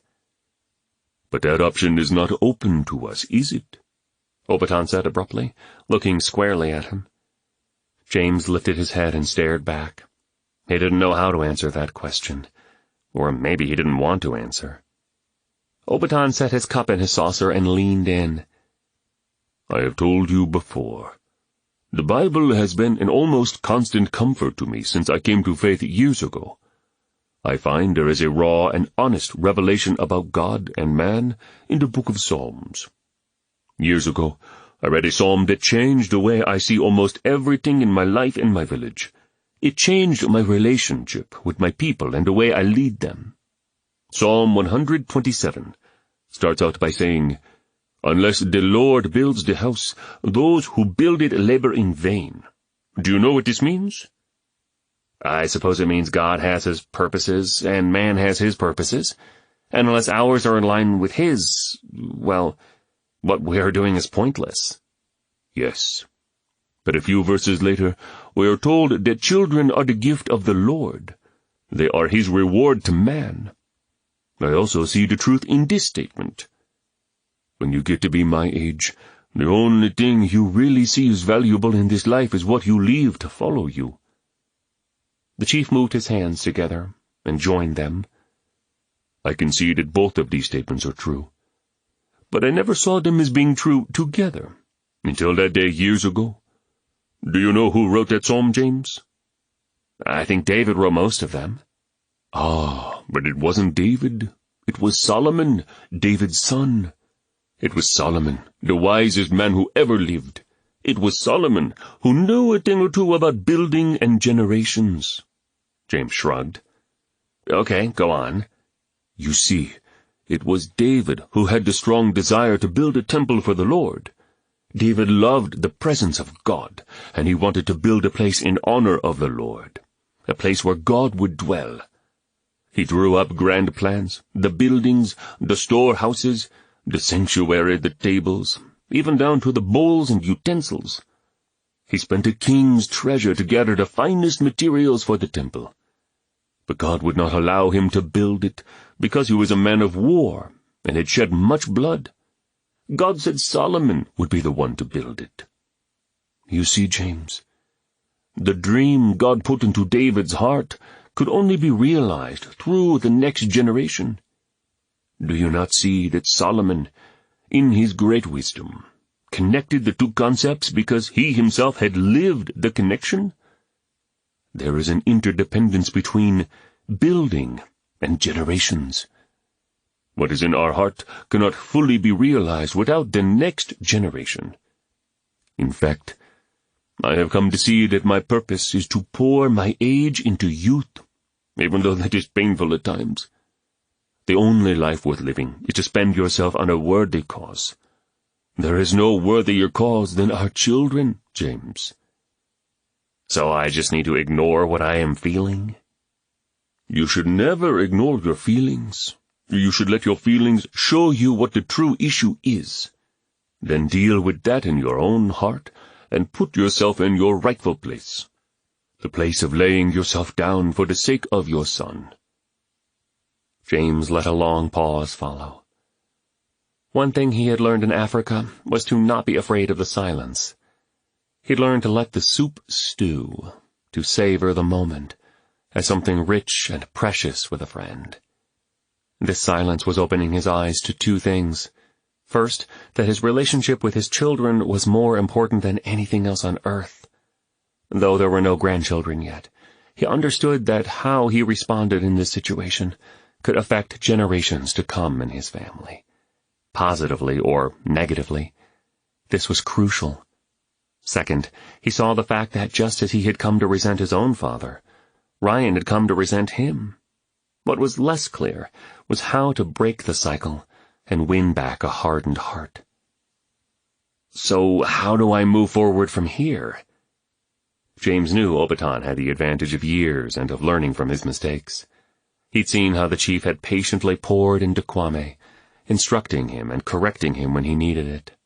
He had noticed the look of pride in Obaton's eyes when Kwame made good decisions. But James also had something to impart to Kwame, and the chief seemed glad to let their relationship blossom. James longed for this kind of relationship between Ryan and himself. I mean, what can I do to restore a relationship with a son who doesn't want a relationship? You cannot change what Ryan feels. You are not responsible for his actions, but you are responsible for yours. The first thing you must do is to allow God to do inside of you what needs to be done, to make you into the kind of father Ryan needs. So I have to deal with my own attitude toward my father before I can be the right kind of father to Ryan? I think so, James. Many things are still unclear, but this one thing seems evident. Why don't we start there? James shook his head, confused, and grabbed his cap to go. One thing is clear. Being a father isn't for cowards. James thought on these things as he ran back to the compound. He arrived just as the sheets of rain began again. Dashing across the courtyard, he ducked into the foyer of the World Aid Complex. He relished the chance to get dry, get a good cup of coffee, and catch up on his correspondence. Anna, the German administrative assistant, was coming through the foyer as he entered. "Careful out there, you might float away," James said, raising his voice over the sound of the pelting rain. "Don't worry," Anna answered. "I was on my college swim team. Want a medal? Backstroke." She mimicked the stroke with her hands and smiled. "You just might need that skill today." James entered the meeting room and was surprised to see Mercy there. "Good morning, Mercy." He had used the phrase so often he had turned it into a little sing-song tune. "At the compound early today?" "Oh, yes, my Lord Merritt." She was as boisterous and joyful as always. "My schedule is all topsy today. The workers from Ivory Coast are leaving the guest house this morning, so I am here now, and I will be there this afternoon." "I hear that congratulations are in order?" James had to confirm the news he'd heard the day before, that the young man he'd seen Mercy with under the tree had proposed to her, and she had accepted. Mercy looked up shyly, raising both eyebrows. "You talking about the engagement?" "And a soon approaching wedding, I hear. So who is the lucky man? I don't believe we have met officially." "My man's name is Ebenezer," she continued with a tone of pride. "We have known each other since we were wee ones. We met at the orphanage, and he has been away in Accra at trade school, but he's finished up now." "He won't be taking you away from me now, will he?" "Oh, no. Eben has a job here in Tsanga. He will be helping with the World Aid staff as well. Thank the Lord, we will both be together, and we will both be with you." "I suppose everyone is giving you marriage advice?" Mercy bent her stout frame down and put both hands on the table in front of her, and looked up with a serious air. Now, I admit that I don't know much about it. But I do know this. A man is not complete until he finds a good wife." She paused for effect. "And then he is finished." Laughter erupted from both of them. James was delighted more with Mercy than with the joke. "Well, I am looking forward to experiencing a Ghanaian wedding celebration. We don't have much, both being orphans, but the community will pitch in, and we will have a grand time. And oh, Lord Merritt, I am looking forward to seeing you dance at my wedding." She twisted her body and flailed her arms, simulating how he might dance. "You know I don't dance, Mercy. That's because I don't like to inflict pain on those watching me. But for you, I will dance the night away and embarrass us all." They both laughed again as she strutted away. He entered the admin office, boiled some water, and poured it into his French press as the computer booted up. Pulling his email page up, he began to sift through messages. He had almost finished when he saw the name. A name from his distant past. Worlds ago, a name that brought a shudder to his soul. And her short message. Jenna Sexton McLeod. "James, I received this email yesterday. We need to talk. Jenna." Forward. Stratford Search Agency, Olympia, Washington, June 17th. Mrs. McLeod. This is to inform you that Nathan Andrew Holmes has filed a search request for the purpose of finding his birth parents. The next step in this process is a confidential conference with you and Mr. James Merritt at the earliest possible date. Our contact information for Mr. Merritt is not up to date, so any help in reaching him would be appreciated. Sincerely, Alex Bonham, Contact Coordinator, Stratford Search Agency.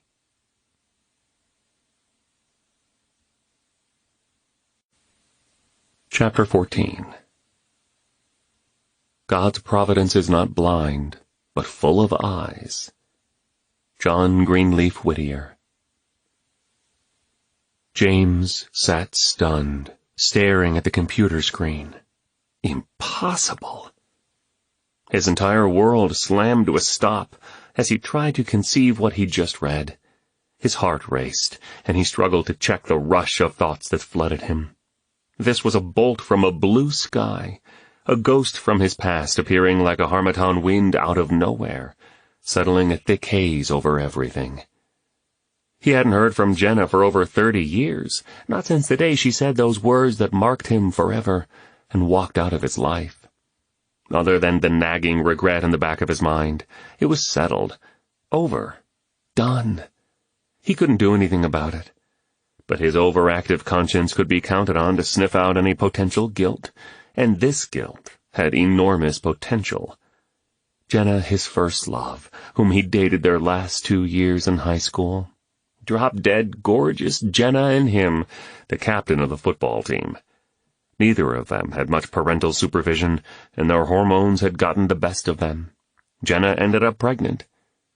James, being James, owned up to his mistake and bought Jenna an engagement ring.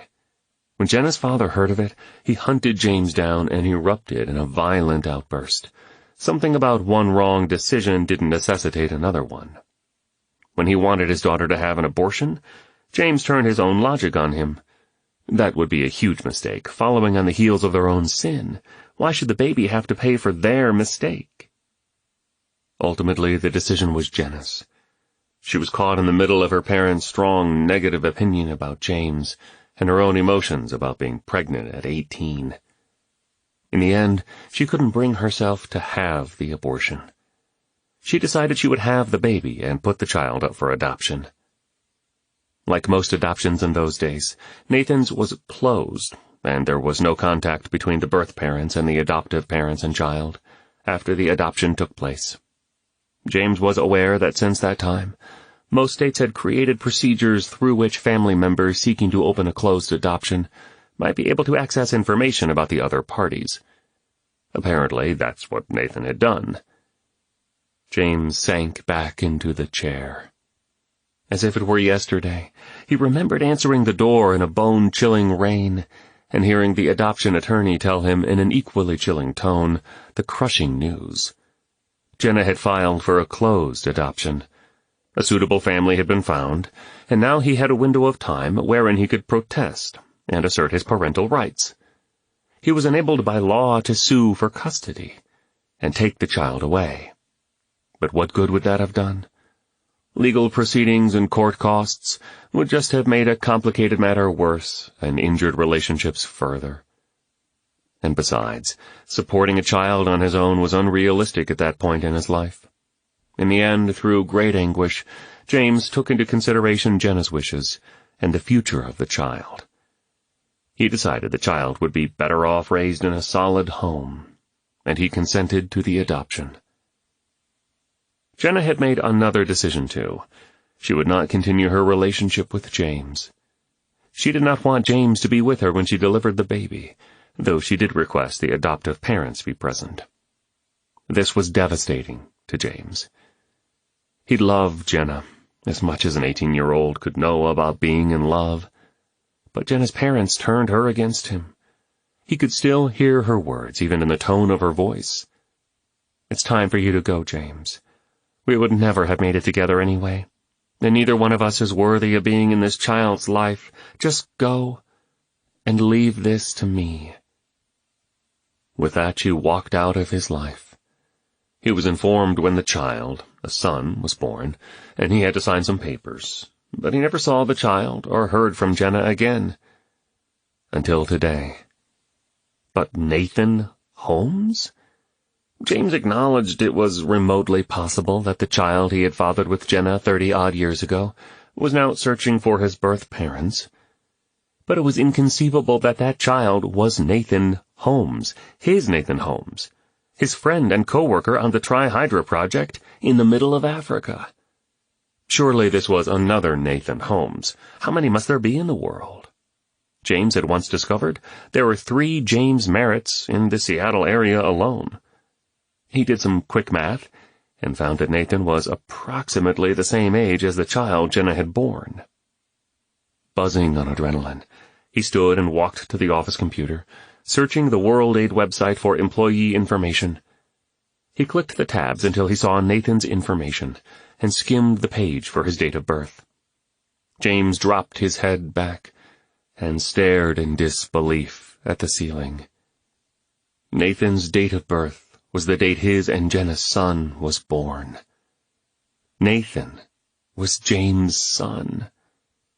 The sheer magnitude of the revelation stunned him, and it was simply absurd to try to calculate the odds of 2 men, father and son, separated at birth, and meeting after all those years on the plains of Ghana. It was unthinkable. But it had happened. Looking back, he saw puzzle pieces that fit. Nathan was adopted. His parents originally lived on the West Coast, and there were so many things about Nathan that reminded James of himself. He was beginning to feel so close to Nathan. Well, all that was clear now, wasn't it? But what did this mean? James' mind was swimming, just trying to grasp the effect on all the people he had to tell. Of course, Nathan was the first who should know. James was fairly sure Nathan hadn't learned the identity of his birth parents through the search agency yet. Surely there were some sort of parental privacy rights that prohibited that. And then there were Ryan and Amy, who hadn't known about this either. The only person James had ever told was Lauren. He could never have hidden anything from her, but she took the secret to the grave with her. How would he be able to tell Obaton and Catherine and even Kwame? They would all find out sooner or later. Better sooner, and from James' own lips. He had so much explaining to do to so many people. But far from being panicked about the situation, James settled into a strange feeling of release. Maybe it was the relief of a years-long secret finally coming to the light. But it was more than that. Something about the impossibility of it made James breathe easier. This was so preposterous, so out of his control. It just had to be in the plan. Someone had to have designed this. Someone had to make this happen. Because it couldn't have happened. But it did. James had been warming to the fact that God was active in his life. He'd never really doubted God's existence, but a personal, approachable God, one like he'd heard other people talk of now and then, had never been on his grid. God existed, but he was distant and mostly uninvolved. He didn't interrupt James' plans or get into his business. And then if he did good things, or tried not to do bad things, God would send him to a better place when he died. That view seemed utterly meaningless to him now. He had sensed God at work through Catherine at the orphanage, and through the wisdom of Obaton. He even felt the leading of God in his own life, that perhaps God had given him a gift to share with the Suti people, and had sent him here on a mission. To see God as distant and detached seemed hollow to him now. And after today, well, this just couldn't have happened by chance. Had God brought him here just to find his son? The son he had been forbidden to meet at his birth. The son he had wondered about during quiet and introspective moments many times through the years. There was a curious beauty about this, and James was relaxing into the plan. But what did he need to do? There were so many people who needed to know, but was he legally free to tell anyone? He guessed he would find out after talking to Bonham and Jenna. What would that be like? He imagined himself telling those closest to him the story. It seemed a daunting task, but strangely he felt up to it. The humiliation of his past mistakes seemed insignificant compared to what had happened today. He had found his son. Edmund looked out across the water, surveying the broad expanse of the Volta. He furrowed his brow, half to shield his eyes from the misting rain, and half in thought. It was the boats on the distant shoreline that bothered him. Boateng had ridden to Tsanga on a motorbike provided by Jata to pick him up and take him on a tour of Kaleo lands. After a conversation about Suti atrocities and the glories of the Kaleo tribe, the two had started off in the rain. They stopped to get fuel from a makeshift market on the roadside. Shelves in the open air were stocked with wine bottles and glass containers of every size, filled with petrol of various colors and quality.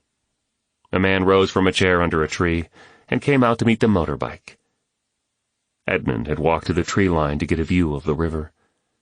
Away from the heights of Tsanga, the Volta broadened in the flatter plain until the breadth reached 200 meters or so. Edmund thought of Lake Volta. The boys on the boats triggered a grinding memory and gave him a soul shudder. "Edmund, come on, we must be going." Boateng walked up to him. "What's wrong?" "The boys on the boats." Boateng surely knew what he meant, but was dismissive. "Those boys are well taken care of. They come from desperate situations." He paused to swat a mosquito. "The fishermen give them food to eat and a place to sleep. They care for them." "No," Edmund knew better. "That is not care. That is abuse." Boateng put his hand on Edmund's chest. "Take care, man. Let's be going. We have things to see." He turned and walked toward the motorbike, but Edmund tarried long with his thoughts. From dark crevices surfaced unshakable memories of horror, the deeds done to him that still afflicted his body and soul. He folded his arms and rubbed his shoulders slowly. Would no one act to end this cruelty? Surely Jata had the ability to put an end to it, at least in the territory under his rule. Did he not know about it? Or did he simply ignore it, like everyone else? If he did ignore it, why would anyone want to align with him? Did no one else feel what he felt now for these children? He slowly closed his eyes, paused a moment, and then opened them and turned away. "Mr. Merritt, are you there?" The voice crackled and was not quite in sync with the video image on the computer monitor. The man from Stratford was making the initial call to the birth parents. "I'm here." "And Mrs. McLeod, can you hear me as well?" "Yes, I'm here." "Hello, Jenna." A roaring silence. James stared at her image on the screen. It had been so long. She still possessed a natural beauty, but the years hadn't been kind to her. She looked tired, and a deep anger sullied her countenance. "Okay, well, it's a little tricky communicating across time zones. My name is Alex Bonham. As you know, I'm the contact coordinator for Stratford. I want to thank you both for getting back with me in such a timely manner." "Just tell us what we need to do, Mr. Bonham," Jenna said curtly. "Yes, well, you both are aware that Nathan Andrew Holmes contacted our agency and requested to know his birth parents. You will remember that the adoption through Stratford was identified as a closed adoption, meaning that communication between the birth parents and the child is not possible. State laws have been altered to allow children to request, through a third party such as the adoption agency, to change the status and contact the birth parents. This, of course, can only happen with mutual consent from both parents. My job here is to make sure two things happen.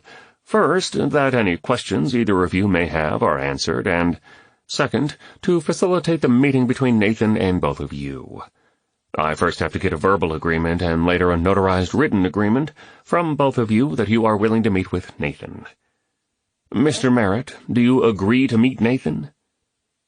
James thought of the irony of being asked to an initial meeting with a person he had worked with for months now. How should he answer? Should he be upfront about accidentally meeting Nathan? He still hadn't decided the answer to his own question when he answered Bonham's. "Yes, I do." "And Mrs. McLeod?" "Yes, I will meet with him." Jenna's head lowered and her voice quivered. "That meeting can occur separately or together?" "I believe it's safe to say that the meeting will occur separately." Jenna spoke in a monotone voice, but James could see her wring her hands, probably nervous about having a conversation she both dreaded and longed to have. "Mr. Merritt, are those your wishes as well?" "I wouldn't say those are my wishes, Mr. Bonham, but I will concede." James knew somewhat how Jenna must be feeling. There were years of stuffed-down feelings that had never been brought to closure. His own mind was racing with emotions at the very thought of communicating with Jenna after all these years. "All right, that's the way it will be then." "What can you tell us about Nathan?" Jenna asked. "As you know, Mrs. McLeod, Nathan was adopted by Robert and Celia Holmes in Humboldt County in Northern California, shortly after you gave birth to him. Robert retired early from a local utility company and worked with Celia to run a not-for-profit agency. They were very active in social justice issues. They worked several months of the year in Africa, helping to aid refugees in Sudan. Apparently Nathan traveled with them there at times. Tragically, the Holmeses were killed in a small engine plane crash. Nathan was 17 at the time of his parents' death, and he was taken in by an aunt and uncle. He graduated college and ended up continuing his parents' legacy, this time in West Africa. He has served there for over 10 years. In fact, I have to say, James, I have never come across a coincidence like this. You say you're working presently in Ghana. Let's see, is it the Brong-Ahafo region?" "Yes, sir, I am," James said, sensing what was coming. "Strangely, that is the very area that is listed as Nathan's place of residence. Have you met Nathan, Mr. Merritt?" A strained pause hung in the air. "James, do you know Nathan?" Jenna said. "I have known Nathan for several months now," James sighed. "What is going on, James? What have you done?" Anger twisted Jenna's face. "I came to Ghana on business, Jenna. I'm working with an NGO called World Aid, and Nathan is employed by the organization." "Mr. Merritt, this is highly unusual. Contact with Nathan without Jenna's knowledge is an ethical and legal impropriety." "How could you do this?" Jenna spewed out. "How could you contact our son without my permission?" James raised his voice over the two of them. "I had no idea that Nathan was my son until your email, Jenna. It's the craziest coincidence, I know, but it's only a coincidence." "This is unbelievable," Jenna blurted out. "Yes, it is unbelievable, Jenna. It's unbelievable and beautiful and messy, and it is what it is. I didn't want this. I didn't go looking for it. But here we are. This is what we have before us. Now, what are we going to do?" "Does Nathan know that you know he's your son, James?" Bonham was obviously trying to bring a measure of calm back to the situation. "No, I haven't spoken to him at all about it." Here is what protocol calls for. I will email the two of you the necessary documents to be printed, signed before a notary, and sent back. As soon as I receive them, I will reply to his email and let him know I have contacted the two of you and that you're willing to communicate. With your permission, I'll send him your contact information, including email addresses. Mr. Merritt, if what you say is true, and Nathan and Jenna have no problem with your previous contact, then you will be clear. If this is not the case, you may be hearing from a lawyer. Are there any questions? I have none, James said. No, Jenna answered abruptly. Jenna, you've got to believe me. Goodbye, James. The audio cue from the hang-up was like a dart through his heart. James was crushed. He'd done nothing wrong. But piling pain on top of Jenna's pain during their first real contact in over 30 years was the last thing he wanted. He would have to let that go. Now he must be about the business before him.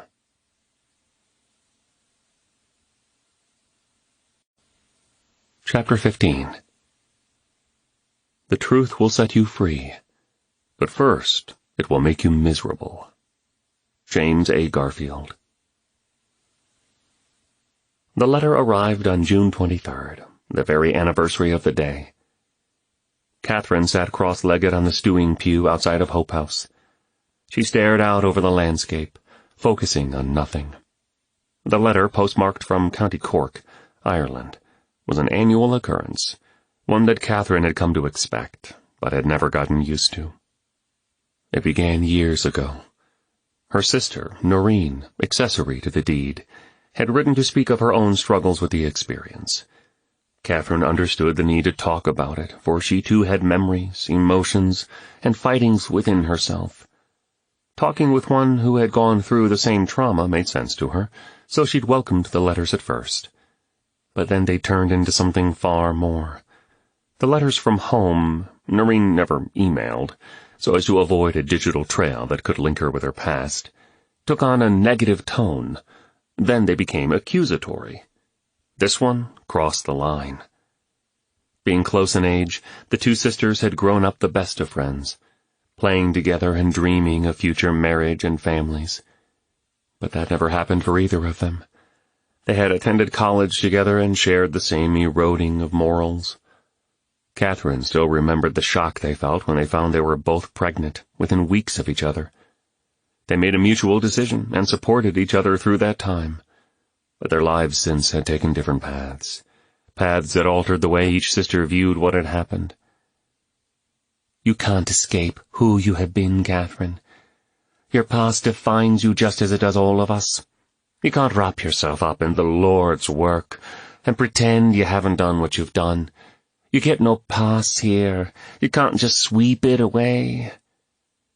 True enough, she could never sweep the event away. If she could have, she would have long ago. No one had the power to change the past. But the past did not have the power to define her. She had given that right to a higher power long ago. Well, she was past due for a furlough anyway. Maybe it was time for her to travel back to the southern coast of Ireland to see her parents, and meet with her supporters, and to give her sister some boundaries. The forbidden contact with Nathan had already been made, although unbeknownst to James, and it was only a matter of time before his son knew the truth from the adoption agency. Protocol had already been broken, and James held the dilemma in his heart. Should he talk to Nathan, or wait? He and Nathan had arranged a trip to Accra on the day after the video call to speak to a lawyer concerning the land rights issue. It was a crucial meeting, since so much was wrapped up in the Suti land claim. The two men would have several hours together both ways. Ian was traveling through Accra and would meet them there for the appointment with the lawyer. James wondered about Ian. His demeanor had altered over the past few months, becoming increasingly contrary. He was not the same helpful guide that James had met his first day in Ghana. There was a rare break in the rain, but the roads were in rough shape. The men had to intermittently stop and free the vehicle from the thick mud. Small talk around the project made James even more nervous. The ride couldn't be over soon enough. After weaving through the city streets, they finally stopped at a large, plain building. James and Nathan walked up the steps and opened the door to the suite that housed the offices of the law firm employed by World Aid. Ian stood opposite the window, staring at a map of Ghana on the wall. "Good to see you, Ian," James said, though it was a double challenge dealing with a lawyer and Ebenezer Scrooge in the same meeting. Ian mumbled something unintelligible and turned, stroking his mustache. He started right in, as if in mid-sentence. "The attorney we have been working with has been promoted to a government post, so the case has been assigned a new lawyer. His name is Adi Nasso." "Adi Nasso?" Nathan grinned, which, by the way, means expectation. "I take that as a good sign. Let's expect good things out of him." Ian scoffed. "The only thing he will expect is payment for his services in advance." "Cheery thought," James retorted, the words slipping out before he could filter them. He'd become increasingly fed up with Ian's dark outlook on things, but had decided to keep his thoughts to himself. He failed this time. Ian peered warily at James, who looked away, scanning his surroundings. The law office was stark and Spartan, in no way resembling the legal citadels James was used to in Seattle. It did, however, have the appearance of orderliness and efficiency, and he supposed those things to be more important than the frills. Adi Nasso appeared at the door and invited the men into his office. He was a slight man, well-dressed, and although his double-breasted suit looked a size too big, he held a confident look. A pile of files lay open on his desk. After a brief introduction, he got straight to business. "Gentlemen, the case before us is similar to other tribal land dispute cases in many ways, but there are some significant differences that complicate matters. Ian, you and Mr. Holmes are aware of how these cases often go, but I think it would serve us well to brief Mr. Merritt on the peculiarities of Ghanaian law." "Proceed," Ian said. Adi Nasso turned to James. "Land is Ghana's single most valuable asset. Jatta claims emphatically that it is the Kaleo, not the Suti, who hold the rights to the Tsanga Valley." "And Chief Okofu," James interrupted, "claims just as emphatically that the land lawfully belongs to the Suti tribe." "To be blunt, Mr. Merritt, Jatta is right to challenge the claim. His tribe had a legitimate claim to the Tsanga Valley before colonial days. The rights to the valley were given over to the Suti during the colonial period under unclear circumstances, as was often the case. Many times lines were redrawn arbitrarily. Ancient tribal first rights stipulations could give the right of the land to the Kaleo tribe." James shook his head. "I don't understand." "It isn't easy for anyone to understand," Nathan said. Adi Nasso continued. "It is a complex situation. The Ghanaian legal system is a mixture of British law, which is applicable to criminal cases, and indigenous customs, which are usually applied to civil cases. Those cases that concern customary matters such as land, inheritance, and marriage are usually heard by a traditional chief. The one who holds the stool in a local tribe," Nathan inserted. "Precisely. When this fails to resolve a case, the matter is judged and enforced on a national level. That is what is happening with our case." Ian spoke up. "People are generally very wary of the legal system, which can involve high costs and unpredictable outcomes. They usually attempt to resolve disputes informally, through tribal or family meetings, before they become public." "And here is where the present case gets problematic." Adi Nasso leaned forward. "In the past, undocumented tribal agreements gave the land into the hands of the Suti. But under the First Rights Clause, Jatta contests the right to the land. These types of cases are among the hardest to prove and can go on for a long time. But that is not the only problem." James was trying hard to follow the attorney. "Go on." "There is a difference between river rights and land rights, and this is what makes the issue of the trihydra especially precarious. All tribes have joint rights to travel on the river. That is to say, no one tribe can monopolize or disallow river travel. So in reality, Mr. Merritt, World Aid must obtain Jatta's permission for the project to go on." "We've been trying to meet with him," Nathan said, "but things always pop up to delay us." "I understand, and those delays always seem to be from his side." The lawyer continued. "The first stages of the project were able to commence because Jatta granted permission, so construction could go on while the dispute is being settled. This also was an advantage to Jatta, because it will likely hasten the conclusion of the case, which has been going on for years, Ian said. Correct. It is in Jatta's interest to see the case settled. If he can get legal rights, he can walk in and take over the valley. And this is why World Aid has invested so much in this case. But there is another twist. James' mind was twisted enough. Go on. As a non-profit NGO, World Aid cannot be involved in private, intertribal land disputes. This is where the influence of private enterprise comes in, Mr. Merritt. You need to meet with Jatta as a private contractor, unaffiliated with the Suti or the Ghanaian government. You must convince him to grant Merritt Innovations the river rights that are necessary to complete the project. No doubt there will be something in it for him. He is a shrewd man, and he surely has his plans. But the case is jammed up in the legal system, and from my standpoint, the only way for it to be expedited is for something to happen that brings attention to the area. The land improvements the Trihydra could potentially bring to the region will most likely raise the level of urgency and bring attention to the case. But the thing we all fear is if he doesn't win the rights to the Tsanga Valley in court, he will go a less peaceful route. Ian's irked South African accent broke in. You know that World Aid is bankrolling this project, James, but the funds are bottled up until Jatta grants further permission. He holds the cards here. This calls for us to be equally shrewd. We must get Jatta's permission, but the permission we require gives him a foothold in the Tsanga Valley. So World Aid needs me, James said thoughtfully. The Suti people need you, Nathan corrected him. Like it or not, you're caught in the middle of two entities who claim that right is on their side. Ian became urgent. Remember, James, it would not be possible for you to be here doing this work were it not for World Aid. If there is any allegiance, it should be to us. An ominous silence echoed through the room, as though there were a sense in each of them that something inevitable and historic was going to happen on their watch. The momentum of Jatta's rise was unstoppable. Like a wall of water approaching the peaceful shores of Tsanga, this tsunami was inescapable. It had been gaining power for years, the undercurrent felt throughout the region. The clash with the lion was coming, and James was at the heart of it. James took a deep breath. So, if I have this straight, I need what only Jatta can give me, permission to proceed with the project. Jatta needs what only I can give him, the project, which speeds up the legal case and could help him reclaim the rights to the Tsanga Valley, which the Suti need to raise crops for their families.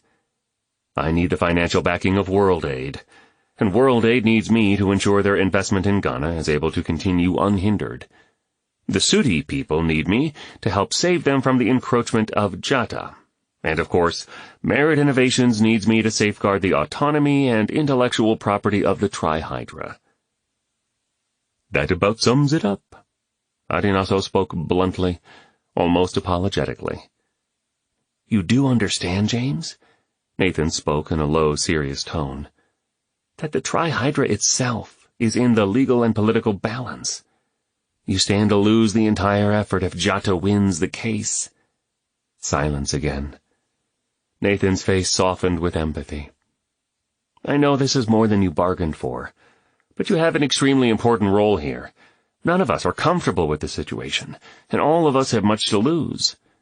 We don't know what the future holds for us. But, for what it's worth, I am glad to be in this with a man I feel I can trust to tell me the truth, and do what is right. Ian was noticeably tight-lipped at that statement. He put his glass of water down and walked toward the door. If my services are needed, you know how to get hold of me. And with that, he left the office. James was in his least favorite place, in between. He was becoming accustomed to this constricted, hemmed-in feeling. He was caught between his own past and future, between the memory of Lauren and his growing relationship with Catherine, between his estranged son and his newly found son. In each of these scenarios, he was the bridge between, not fully on one side or the other, but planted firmly on both sides, connecting the two. He was in a state of almost constant tension, yet he felt a curious rest. It was as if he were being used as a tool to help bring something important about, something bigger than his own plans. He was caught in a river of providence, and unlike any other time in his life, he felt quite comfortable in the current. James and Nathan said their goodbyes to the lawyer and headed out to lunch. Nathan suggested a cafe near the center of the city, one of his favorite places. "I trust the food there," he said. "I trust you completely," James replied. His heart raced within him. He was full of buoyant joy, proud to call Nathan his son, and longing to tell him. But he was also anxious, not knowing how Nathan would react when he found out the news. "No, I can't tell him now. I'll have to wait for the process to work itself out." The two men ordered their food and talked about the visit with the lawyer. James had a cautiously confident take, but Nathan was more realistic, understanding the complexity of these kinds of cases. James was distracted. "No. If I wait, he may think I've been hiding this from him. I need to tell him now." James wasn't great at segues, so he jumped right in. "Nathan, there's something important I have to talk to you about." "Yeah, there's something I want to run by you as well." James sensed a soberness in Nathan's tone, and so he set his drink down and settled back in his chair. "Okay, you first." Nathan looked square into James' eyes, and he paused for a moment, as if to question whether he should share this with him or not. "I need your advice. You know my story, how I was adopted and raised by wonderful parents, and how they were killed. I have always honored the memory of my parents. I have nothing but the highest regard for them. I've always thought it the most selfless thing in the world to adopt a child. I can't imagine what compassion it takes to bring someone who is not your own into your home, your marriage, your life, your fortune, and make them your own, to give them your name, with all the rights and privileges of a blood-born son. I think when the time is right, I'll consider adopting a child myself." James shifted in his seat, sensing where this may be going. "My parents raised me well, instilled some good things in me. I will be forever grateful for that. But lately my curiosity has been getting the best of me. It always seemed to me to be some sort of betrayal to my adoptive parents, to try to find my birth parents. Like that would somehow minimize all they had done for me. But I began to think, those kids at the orphanage will never know their parents. They don't have the option. I've always believed that a person should take advantage of every opportunity presented to him, and if I do have the option to know my birth parents, why should I not at least give it a try? I mean, what do you think? Would it be disrespectful to my adoptive parents to try to locate my birth parents?" James was unprepared to approach the situation from this angle. He scrambled for an answer, then opted for a safe response. "What does your heart tell you?" "I feel my parents wouldn't mind, but I'm not sure whether I'm thinking right or not. That's why I wanted to get your opinion. I trust you as someone who could look at the matter objectively, an outside set of eyes to give clarity to the situation." James could not continue to act as though he knew nothing. "You have already inquired, haven't you, Nathan?" Nathan looked curiously at James. "Stratford Search Agency?" Nathan looked uneasy, the trusting look fading from his face. "How did you know?" "Nathan, sit back. Take a breath, and let me tell you what I wanted to talk to you about." James explained about the email that was forwarded to him, the video call with Jenna and the man at the search agency. Then he went back to the very beginning and told Nathan the whole story, how he and Jenna had met, the whole painful truth about the pregnancy and the decisions Jenna had made, about his desire to marry her and raise Nathan, and about the devastating pain of not being able to know Nathan all these years, the whole heartbreaking story. It was not the joyful experience he had hoped for. It was tense and exhausting, but it was out there now. James watched Nathan's face gradually harden. He imagined the angst his son must be feeling. The odds were mind-boggling that out of billions of people in hundreds of countries on the earth, he had unknowingly met his birth father on a remote plain of an African nation, and that he had been working closely with him now for months. Nathan stared in disbelief. "Why, James? Why is it you?" James froze. What kind of question was that? "Why didn't you tell me? And why did you abandon me? I mean, how does this happen? How do you just drop a kid off and leave him for someone else to raise?" His volume increased, drawing the attention of others in the cafe. "I trusted you, even respected you, and you dropped me off and left me for someone else to take responsibility for." James lowered his voice. "I know how hard this must be for you. It seemed impossible to me as well. I am so ashamed of what happened, but, Nathan, I never would have abandoned you. It was not my decision to make." "Not your decision? Surely you could have taken a stand and done something." "Like what?" "I don't know. Anything. Took me in, raised me yourself. Anything but give me away." "Nathan, as much as I wanted to, I could not have raised you as well as your parents did. It would have been a much harder road." "Harder? Harder for you? Inconvenient for you?" "No, Nathan, harder for you." James' tone became intense, but he kept his voice low. "Step back and look at it. Maybe the Holmeses were the best parents to raise you. Maybe you would never have become the man you are if Jenna or I would have raised you." "Oh, I have no doubt of that," Nathan snapped. "You two were so screwed up you would have screwed me up for sure." James had never heard anything like that come from Nathan, but he couldn't blame him. His son reacted as though he had been thrown into an icy river, and his soul was in shock. "Nathan, I was overwhelmed too. But this has to be part of a plan. I mean, you have to admit the odds of our meeting like this are ridiculous. I see God's hand in this, like he was in control all the time." "Oh, that's real convenient. Don't blame me. It's God's will." "I don't mean he caused our mistakes, but I think he took them and somehow made something good out of them."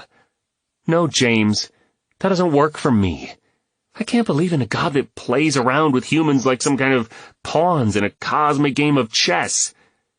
"Look, Nathan, I don't have all the answers. But the fact that we are here, beyond all odds, even having this conversation, the fact that I came 7,000 miles to this remote river basin in the back of beyond and found you, someone I never dreamed of finding. Do you not see God in this?" Nathan stared at James. "I don't see God in anything. I've never seen God in the mosque or the temple or the jungle, and I surely don't see him in the abandonment of a child by his father." There was that word again. Abandoned. James let that go for the moment. What about in the eyes of the orphan? Or in the hands that reach out to rescue that orphan, or to reconcile with him? What about in the heart of a father who loves unconditionally and without reservation? "Oh, so you're preaching Catherine's sermon to me again?" Nathan looked away with disgust and was quiet for a moment. The tension in the restaurant was palpable. An elderly lady at a table nearby stared at the men. Another couple across the room whispered and looked away awkwardly. Nathan snapped his head back around and continued. "I have to admit that if I did believe in a God, it would be that kind of God. Not the kind that has to be appeased by the sacrifice of the jungle animist or the ritual of the religious, but the kind that sacrifices himself for relationship. But what would you know about sacrificing yourself for the sake of a relationship?" James was devastated. He hadn't come into this meeting with the intention of converting Nathan. He just wanted him to see that, in spite of the past, they could find redemption and move forward. "Look, Nathan, I am so very sorry about what happened. If I could change it, I would, but I don't have that option. So here we are. I know you're hurt, and I hate that." James looked directly into Nathan's angry eyes. "But Nathan, son, I am so proud of you. I am so grateful to see the man you've become. I feel so fortunate to know you. That's all." James blinked back tears. Nathan stared at James for a long, silent moment. "Listen, James, I'm not going to go back to Tsanga with you. I'm going to hang with Ian and ride back with him tomorrow. I'll see you back there." With that he rose, left his meal half-eaten, and walked out the door. James stared out the window, spent and dispirited. The rain began again. It was a long, set-in drizzle, the kind that could last for days without letting up. On the drive back, James was alone with his thoughts, dodging mud pits, real and metaphorical, all the way home. The guilt of being the one who had abandoned another gnawed at his soul. He knew what abandonment felt like. But the deeper part of James' sorrow was that Nathan would not be able to deal with the feeling of abandonment as James had learned to. James now had a reference point, his heavenly Father, who would never leave or forsake him. Nathan had no such anchor.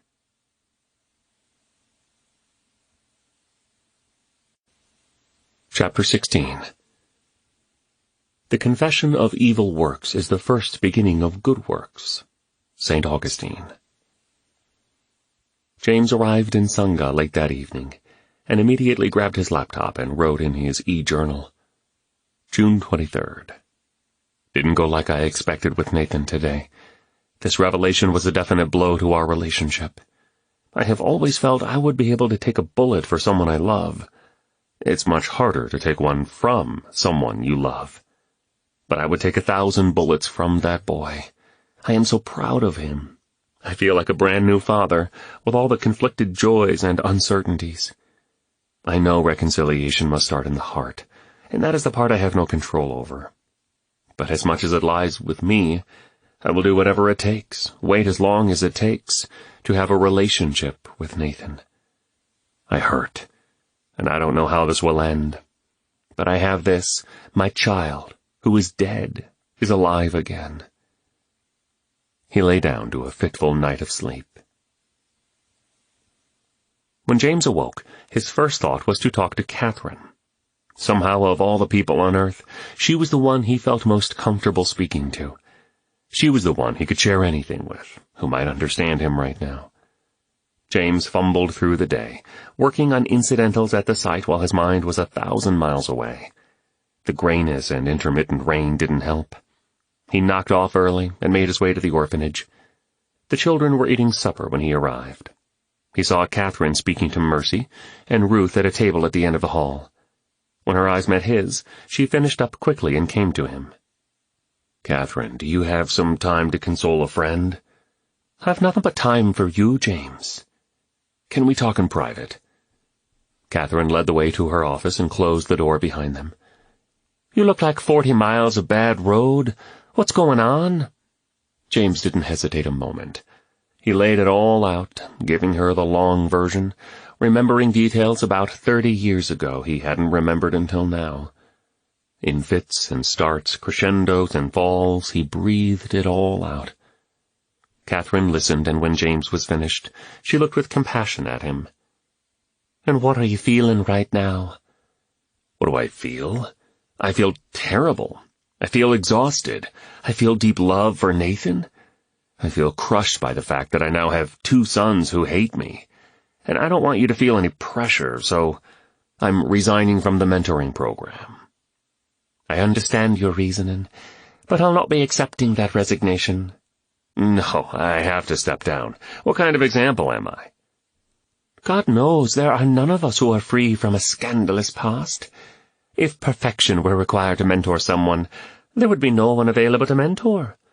Truth be told, I believe failure is a requirement in a mentor. Mentoring has to do with teaching someone how to develop strengths, as well as how to handle faults.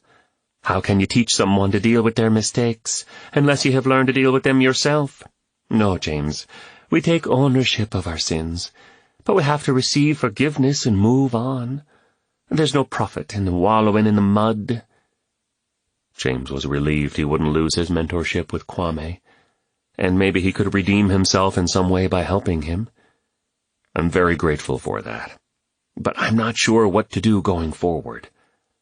All you can do is do what is right, and you have what it takes, James. What Nathan and Ryan need now is simply love, and you have that in bushels. Now the question is, what does love look like in this situation? 2 days later, James was greeted at Chief Obaton's door with the usual courtesy. This was his first meeting with the chief, since word had spread about him and Nathan. It was natural for Nathan to want to talk about this with someone, but his sharing the news with Ian had led to rumors throughout the village. Ian was a closed book when it came to things he felt needed discretion, but he felt free to share all other things. This irked James, but it didn't deter him from his duty of telling those he felt needed to know. In many ways, Obaton was the father he never had, and James was anxious about how he would react to the news. Obaton's face was solemn. I have heard one version of the story, James, but I prefer to hear from the source before coming to a conclusion. I appreciate that, Chief. I have been longing to tell you since I found out. James relayed the story in detail. When he finished, the silence pressed his heart. Okofu drew a deep breath. I am glad you are so forthright and honest about this. I must tell you I was disappointed at first. I cannot conceive of any acceptable circumstance that would cause a man to give his son up. Obaton paused and seemed to weigh his words, as if he realized his reaction could affect James' heart. If I've learned anything in all my years, it's that everyone needs a father, and a father's approval. It is a universal need, transcending time, race, and culture. James nodded. And now I'm a father to 2 sons, and I never had a real father to learn from. I confess, the chief went on, I do not understand your culture and the relational dynamics you faced. Now, hearing your story and knowing you as I do, I must give you the benefit of the doubt. I believe that, given the chance, you would have sacrificed your future to bring up this child. If that is the case, and if what you have told me is true, you cannot hold yourself responsible for the decisions of others. There's not one man alive who wouldn't go back and change something in his past. But all we have is today. The only way to do what is right in the present is to release yourself from the past. You have to let grace cover the past. Do what you know is right today, and let tomorrow take care of itself. Obaton reached out and gripped James' shoulder. And you have what it takes to do this. No one had ever told James he was enough, but now that sentiment had come from 2 dear friends. He swallowed hard and drew a sharp breath. I'm learning awfully late in the process. I don't know what to think. I love my sons so deeply, but they don't want anything to do with me. Give Nathan time. He is much like you. He will process this, and he will see his way clearly. As for Ryan, I understand the heart of a father for an erring child. 2 men in the same household can be a challenge. One is leading, and one is destined to lead. But there cannot be 2 heads in one household. This is the cause of many father and son conflicts. Sometimes the son needs time and room to establish his own manhood, his own identity. The important thing to remember is that we reproduce after our kind. We may teach our children what we know, but we impart to them who we are. So we must be concerned with our character as fathers. Do not let what you cannot do keep you from what you can do. We must do right, as we understand right. The rest is out of our hands. Alex Bonham notified James that Jenna and Nathan had talked. Although Jenna had threatened legal recourse because of James' prior contact, after talking with Nathan, she realized that his and James' relationship had not been premeditated, and she cooled down. And Nathan was just as angry with Jenna as he'd been with James. Now the way was clear for other family members to be officially notified. James' hands shook as he connected to a 3-way call with Ryan and Amy. He broke the news to them at the same time. It was, of course, a shock to both of them. Amy was excited and ready to start a long-distance relationship with her new brother. "Maybe wait a while before contacting Nathan," James suggested. "He needs a little time to adjust." Ryan was a different story. "How is it possible that both you and Mom could keep this information from us? You always stressed how important it was to be able to trust each other, but all those years you never told us. That's just indefensible." Amy tried to calm Ryan down, but his words sliced through James' soul. James and Lauren had seen no reason to tell the children, never expecting to have contact with their half-brother. They hadn't been hiding anything. It was simply not an issue that concerned their family. James could not justify himself to Ryan. In fact, he agreed with Ryan's assessment of his parenting, even if his arrogance was hard to swallow. He intentionally lowered his voice. "I don't know what to say, Ryan. I can do nothing to change it, but I wish you would try to find a way to accept it. The way you're acting now doesn't help things. And the way you failed to act didn't help things either. If you wonder where I got this attitude, well, let's just say it's in the gene pool. I got it from you, and you got it from your dad." The phone line clicked, and there was a long silence, his vindictive words hanging thick in the air. "I love you, Daddy," Amy said. "Love you too, sweetie. Goodbye." James hung up the phone and dropped his head. Everything in him wanted to spring into action, to do something, anything, to bridge this chasm between himself and his son. But there was nothing in his power that could change Ryan's mind. He formed the words of a whispered prayer. "Oh, God, you've got to reach my son." The following Saturday, James stood between the poles that made up the makeshift goal at the end of the Hope House football pitch. He crouched, defending the goal against Kwame and Aisha, whose recent recovery had delighted everyone. The two made a formidable team. Kwame approached to James' left, moving the ball deftly with his feet, and juking first one direction and then the other. James moved laterally with him, eyes on the ball. "My position is striker, and my job is to score. Your position is goalie, and your job is to stop me. Who will win?" With a sudden burst of speed, Kwame darted to the right and at the last minute used his strong leg to cross the ball to the opposite side of the 6-yard box, where Aisha made an impressive approach. She kicked the ball, and James lunged, stretched out full body to block the shot. The ball went just off his fingertips, hit the post, and angled in for a goal.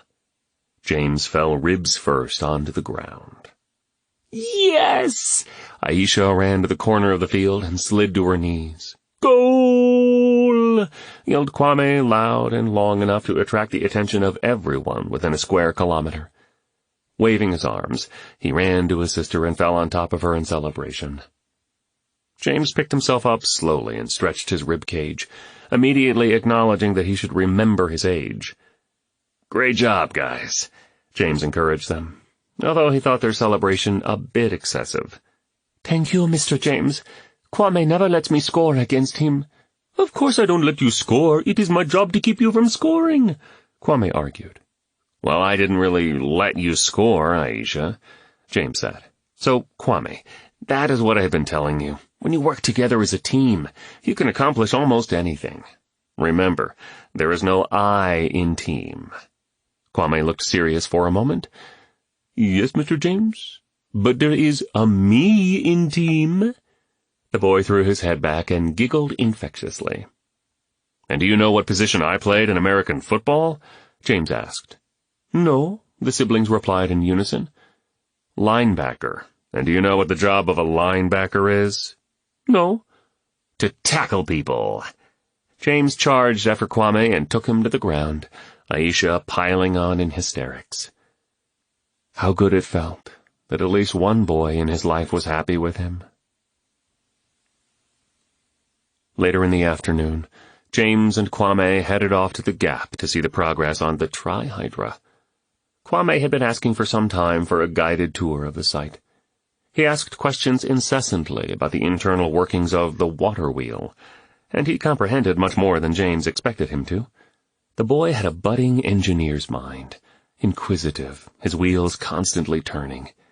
James spent the afternoon answering questions about turbine ratios and the way systems worked together with nature. He never expected to have these types of conversations with an 11-year-old, but Kwame followed him, mostly. They were walking back toward the orphanage, Kwame throwing rocks into the Volta, when James began the conversation he had dreaded. In some ways, Kwame was the most difficult one to tell about his past with Nathan. What if it undermined the boy's confidence in him? Would James be displaced from the pedestal Kwame had put him on? Kwame listened quietly and interjected questions in return. When James was through, he waited for the boy's response. "Well, that's it, Kwame. That's what happened, and I hope it doesn't affect our relationship." Kwame rotated a stone in his hand while they walked. "Why would it, Mr. James?" "I just thought it might change the way you see me, that you might lose trust in me." "I know I can trust you." "And how do you know that?" "I knew it the first night I met you." James cocked his head. "The other children and I had heard about you and your water wheel. We knew you were coming, and we were waiting for you when you drove up. I didn't know what to think. Not many outsiders come into our village, and the ones who do have many different reasons for coming. Most stay a little while, and we never see them again. They are concerned with their own dealings and nothing more. But something happened that night that let me know I could trust you." James waited. "When the shots rang out, and we were all so scared." He looked up, his dark eyes staring directly at James. "You ran toward the shots, not away from them. That's when I knew I could trust you." James wrapped his arm around the boy and drew him close, as they walked the rest of the way back to the orphanage. July 3rd. Do right. The rest is out of our hands. These are the words I took away from my meeting with the rock warrior. And I'm supposed to be okay with that? Okay with the fact that I can only do so much. I've never thought this way, never lived this way. My wrong ideas about being right with God have guided my decisions and my day-to-day actions. My life has ebbed and flowed on the basis of my performance, but this is no way to measure my value. My feelings about how well I am performing change with the wind.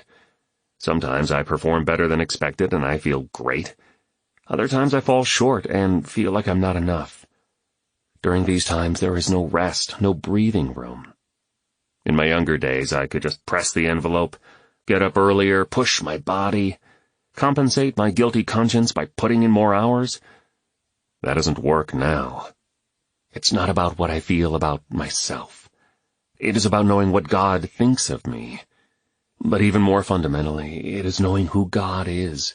He is not a disinterested divine being.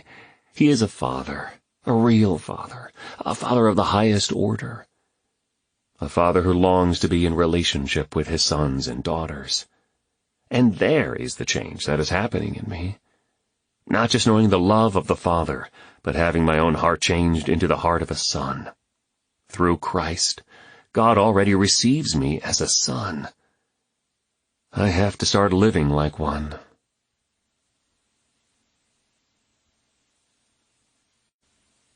Chapter 17. A solid rock, a hedging wall, a net of love to break my fall. Anonymous. The September sun was softer, and gave a mental respite from the heavy-handed heat the later season promised. The rains were 2 months gone, and the coming harvest season was blowing the cobwebs from the collective conscience of the Tsanga Valley. 1 year into his life in Ghana, James had struck a rhythm of productivity, counterbalanced with the uncertainty of projects and relationships. He and Catherine had an opportunity to travel to Accra together. Catherine was scheduled to meet with friends passing through the capital and donating some supplies for the orphanage, while James had a meeting slated with Adinaso. They talked freely on the drive to town and arrived late in the morning. Catherine dropped James off at the law offices with plans to meet up later that afternoon. The meeting with Adinaso was a scheduled video call with the board of directors of Merritt Innovations. The board members were understandably concerned with the political realities they found themselves bound up in. The investment in the trihydra was substantial, and their responsibility was to ensure the project was safe and the legal rights were intact. Some board members had voiced a desire to pull out of the project altogether, because the stability of the region could not be guaranteed. They wondered if it were not best to try again somewhere else. The intercontinental meeting began, as always, with shaky connections. A perfect metaphor of the whole situation. Introductions were made, and Adinaso updated James and the board on the details of the present situation.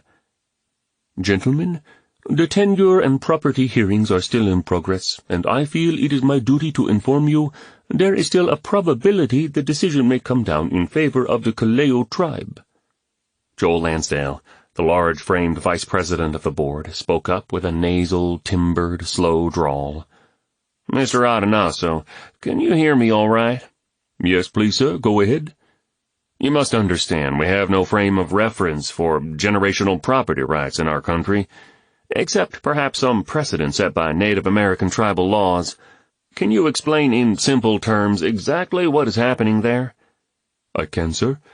Under colonial rule, there were communal land tenure systems, in which a large group held the land in trust for its members, and allocated the right to use the property to outside groups. James' eyes glazed over while Adinaso spent the next few minutes trying to simplify the complex case. His confidence in the attorney grew, as he was juggling a very complicated set of issues, and doing his best. Small-scale cocoa farmers sell to licensed private traders, who use the river to transport their crops. That is where the river rights come into play. James couldn't keep his mind from wandering. Everything was stuck. His project, his relationship with Nathan and Ryan, and his own board members. He pulled himself back into focus as Adinaso continued. And the stakes are now higher because on the south side of the Tsanga Valley, on Suti disputed land, there has been a confirmed discovery of gold deposits. Several of the board members glanced toward each other with raised eyebrows. Lansdale prodded, And practically, what does this mean? It depends on whether Jatta knows this fact or not. My guess is he already does, or will soon, and that he will increase his efforts to apply pressure. He believes the land is rightfully his. I imagine he will use every persuasion at his disposal to gain the land, the cocoa, and the gold. A long pause followed. The situation is not ideal, James understated. James, I don't have to tell you this is very concerning to the board, Lansdale said. I believe I speak for all of us unanimously. If the situation doesn't get better soon, we may have to override you and vote to pull out of the project. It's just too risky. I'm going to ask that you give me some time, Joel. I have a meeting scheduled with Chief Jatta, who leads the Kaleo tribe. I'll know more after that meeting. Lansdale turned to the board members in the room in Seattle, who had been silent until now. Gentlemen, can we agree to give James a chance to meet with the chief and report back to us? The microphone was muted on the Seattle side, and an impromptu discussion and vote took place on the spot. Joel unmuted the mic and turned back to the camera. Okay, James, but we want you to give us an update as soon as you know something. Thanks, gentlemen. We don't want to lose what we've started here. I think there's a way to salvage it. He said the words with no real idea of what to do. James had some time to kill before his rendezvous with Catherine. He determined to let the Tri-Hydra situation go, grave as it was, and spend an evening away from the demands of the project and its surrounding storm. Unlike the old James, he decided there were matters that were out of his hands, so it was useless to keep his hands on them. There was little he could do now, except enjoy an evening with Catherine. He strolled down the sidewalks, browsing through the open markets, picking through wares from time to time. He had learned, unless he truly wanted to buy something, to ignore the hucksters and hawkers. Impossible as it was for him to get used to, bargaining was a way of life in these markets. Tonight, though, he was not buying, he was meandering. He passed by brightly colored dresses hung on a rack, creating their own shop on the street side. Handbags, footwear, jewelry, bracelets, tapestries, artwork, fruits and vegetables, djembes and other percussion instruments, third-world sodas, anything a soul might want. James froze as he saw the restaurant where he and Nathan had their fateful conversation. The memory stung. The anger in Nathan's eyes, the rain falling, and the pain in his own heart that he had caused pain in someone he loved. All of this pulled his attention back to the fact that things were out of line. Relationships in need of restoration, dreams in danger of being destroyed. In his mind, he could release himself from things he had no control over, but he couldn't get away from those things he could change. 2 short beeps from a car horn shook him from his daze, and he looked up to see Catherine, face soft, eyebrows raised above her sunglasses, looking through the windshield at him. He opened the door and got in. "Here you are," she said. "You Americans know how to hide yourselves." "Just enjoying Ghana." "All you need is a camera and a pair of cargo shorts, and you would be the perfect tourist." She knew that was exactly what he didn't want to look like. "Hungry?" "Starving. What do you like?" Catherine checked the mirrors and pulled out into the congested traffic. "Anything at all, as long as it includes hummus, fire-roasted eggplant, some kind of lamb dish, a pastry, and an espresso." "You're driving, and it sounds like you know just the place to go." "There's a great Lebanese restaurant a few blocks down, and I tell you, this man has a gift. Everyone should eat his food at least once in their lifetime." "Let it be." James grinned and looked out the window. "How was your meeting?" "Oh, it was great to reconnect with this couple. They've been dear friends to the children for many years. And as you can see, I'm bringing home the goods as well." She motioned with her head to the rear of the vehicle, which was full of boxes, crates, and bagfuls of who knew what. "Yes, I would say it's a good day so far." Catherine parked the car on the street within view of the restaurant and locked it. The couple entered and requested a table by the window, so they could keep an eye on the car and cargo. Ambience was not something James expected in a Ghanaian restaurant, but this one was bedecked with authentic Middle Eastern decor. Soft lights, earth tones, artworks, tapestries, and large clay vessels. The owner waited on them, recognizing Catherine as a return customer and holding her chair out as she sat down. He described the day's special dishes, talking as much with his hands as with his mouth. "You might consider my fragrant and refreshing fattoush and tabbouleh salads, batata hara, spicy potato cubes with a pungent smear of minced garlic, and mouth-watering kibbeh stuffed with ground lamb and whole pine nuts." After ordering, James remarked, "What a salesman! I would have bought a burnt dry fish from this man." "The best part is he wasn't overselling it at all. The food is everything," he said. "And how about your meeting with Adanaso?" "Mixed. I can't see the situation getting any easier. He thinks there's a good chance the land may ultimately go into the hands of Jatta. And now there's a confirmed discovery of gold deposits in the south. That ups the ante, and the board is queasy. I'm queasy." A silence punctuated the concerned look that fell across Catherine's face. "It's hard to imagine Tsanga in the hands of Jatta." "Or the work you have built there." "Yes, I don't feel the grip of fear in too many places, but I know of 2 things that haunt me. I'm terrified of coming to the end of my life and looking back with regret, thinking that I didn't take some chance and obey God with abandon. I want to finish my race, all of it, every mile and hurdle." "And your other fear?" "I'm petrified of making the wrong decision." "And your upcoming trip back home, and the way your family views what you're doing here, that doesn't help that fear, does it?" "Oh," Catherine gave a disgusted grunt. "My whole life is a mistake according to my family. But that's not the center of my fear. I'm afraid of somehow losing all we have built here. The children have done so well. There is at least a degree of order in their lives.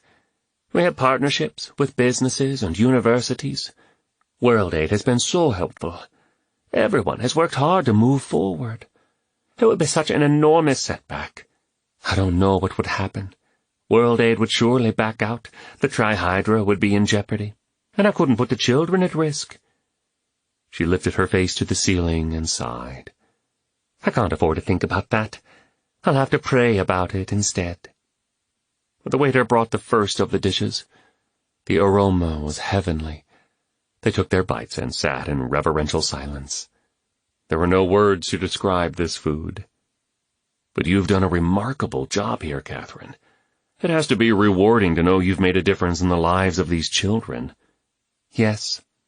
But you begin to reassess what you've poured your blood and sweat into when it's threatened. Somehow I don't feel I've done enough. I used to see my role as a surrogate mother to the children. But I can only do so much. There is no substitute for their real mother, and in the end, they need a father as well." James softened. "It's easy for us to see our shortcomings. But from where I stand, you don't come up short. I've been thinking the very same thoughts. Here is a well-meaning dream caught up in a whirlwind which I have no control over. Really, in retrospect, the possibility of losing the trihydra is secondary to the reality of having lost my relationship to my sons." Catherine listened empathetically, then perked up.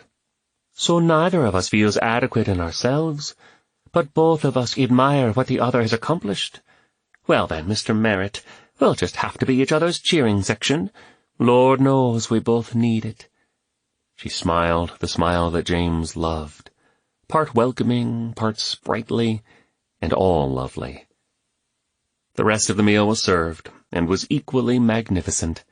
James ordered a latte, an espresso, and 2 desserts for after the meal. Then he opened up further. "There is still tension between Nathan and me. We're forced to work together, but it's uncomfortable. I can tell he still hasn't been able to process it fully. Neither have I. I haven't forgiven myself for neglecting my family." James sighed. "But dwelling there isn't going to help anything now. I have to do what is right today." My Irish mother used to say, "Between history and mystery we have today, and today is a gift. That is why we call it the present." Sounds like a wise woman. Not everything she says is worth hearing, but sometimes she finds a nugget of truth. I do believe that we need our Father to lift us above our past failures and our fears of the future, so we can see clearly what to do today. James chuckled under his breath. "And what would someone like you know about past failures?" Catherine seemed surprised at the words. "If I have any wisdom about handling the past, it's because I have a past, James." She dropped her head and hesitated. "You know some of my story, but you don't know all of it." James had never seen her respond with this tone and body language before. "If you want to talk about it—" "I've nothing to hide." She looked up again into his eyes. "Though few people know about this. It was such a long time ago. You remember I told you I had troubled times in college? Well, those troubles included several unhealthy relationships with men.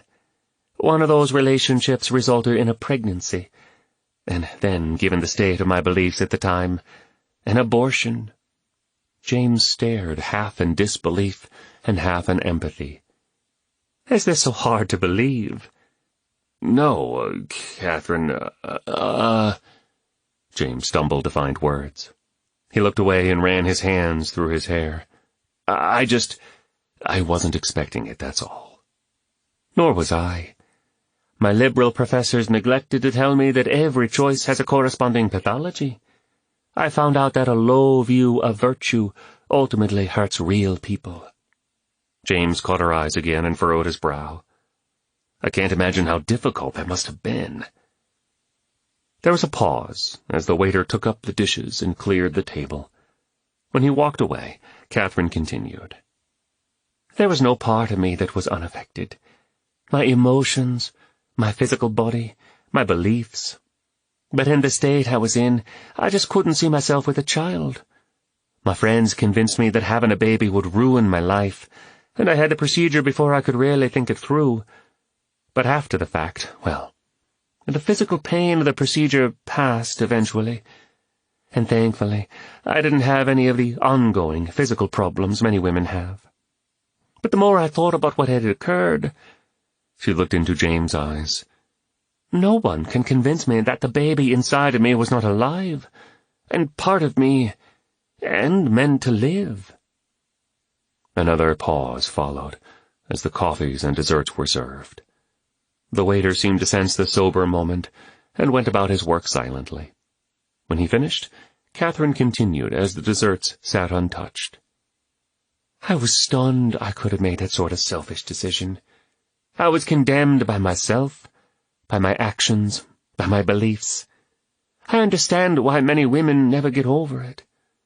I must tell you, James, that I so admire Jenna for her decision. It's the most difficult choice I have ever had to make. Everything was upside down. What I believed up to that point was wrong. Exactly, perfectly wrong. I believed that death was a way to life, that serving myself would fulfill me. I realized that I was capable of the darkest deed. I was devastated, but my desperation drove me into the arms of my God, and nothing has ever been the same since." "Do you think this experience led you into your work with the orphans?" Catherine thought before answering. "I think of my unborn child, often, almost daily. It's taken a while for me to forgive myself, to see me as God sees me, as clean through Christ. But he got me there. I understand now that those who are forgiven much love much. And I know what I felt when I saw those orphans on that first trip to Africa was undeniable, and that the burden I experienced led me down this road. But I don't do what I do out of guilt. I'm not trying to pay for my sins. That is all done. I don't do it in an effort to get God to accept me. I do it because he already accepts me. I'm loving him back by loving these children.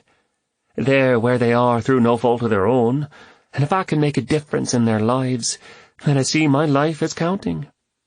And anyway, if I did my work to gain acceptance from God, I would not be doing it for God, nor for the children. I'd be doing it for me." James was deeply moved, not merely by the story or the moment, but by this woman whom he was getting to know on a deeper level. And the more he saw, the more he loved. He leaned in toward Catherine and cupped her hand between his. "Catherine, I want you to know something. I appreciate that you felt free to share these things with me, and what you have said will never, ever cause me to think negatively of you, no matter what the future holds for us." James shrunk back internally. It was the first mention of a future between them. But Catherine didn't flinch. "I would expect no less from you, James. That's why I told you." She sipped her espresso and sat back. "Well then, since you brought it up, what exactly do you have in mind concerning our future?" Catherine was characteristically Irish, straightforward and to the point. Very different from James. Normally he loved this matter-of-fact way of Catherine, but at the moment it made him quite uncomfortable. James was giving himself permission to love again. He had begun to feel a deep love for his sons and for Kwame. But to love romantically again? He wasn't sure he was ready for that. But if he was, he knew whom the object of that love would be. "Forgive me, Catherine. I don't mean to speak out of turn, especially considering the subject of this conversation. I will admit, though—" He cleared his throat. "Well, I have thought about our relationship. I am very attracted to you. It's just that I don't yet feel free." She leaned forward. "And let me be clear that I'm not jockeying for position here." "No, you're way too classy for that. But it's clear that we do have a relationship, whatever the level of seriousness, and neither of us is naive enough to rush into something. I think we should simply enjoy what we have now. It's so easy to ruin the relationship by second-guessing the future." "Music to my ears, James. I enjoy being with you. I think I could enjoy it for a long time." This was music to James' ears, too. "Okay, then," he said playfully. "Let's make a pact with each other. We need some sort of object to symbolize our understanding." He looked down at the pastry on his plate. "Our relationship is like this phyllo dough. It has many layers, and underneath it is something sweet and unexpected. Catherine laughed out loud. That is dreadful and completely unacceptable. James pretended to think deeply and then lifted up his latte. All right, Miss O'Brien, I propose we adopt the humble latte as the symbol of our relationship. Catherine was clearly amused at the presentation. Go on, she chuckled. Here we have before us a drink, from a far-off land, no less, that, through a tedious process, roasting, grinding, boiling water, and compressing air, and by going through tremendous pressure, becomes something desirable. Some would say beautiful, certainly better than it was before, and better than the sum of its parts. He smiled, sipped again, and added, and the cream rises to the top. And at this point, it's become almost syrupy. And, together with other ingredients, one can make it into a simple latte, a cappuccino, a macchiato. I'll be pleased to just have an Americano, she laughed. James turned his head and looked at her through squinting eyes. Exactly. Now, is this not the perfect representation of our affinity? James, you're hopeless, Catherine chortled. But as you say, let it be.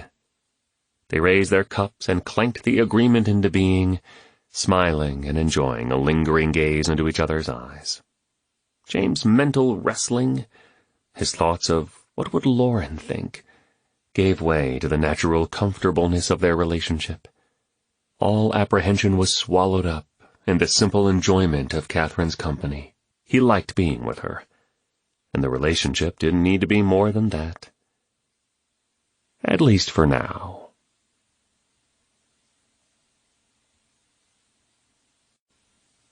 Chapter 18.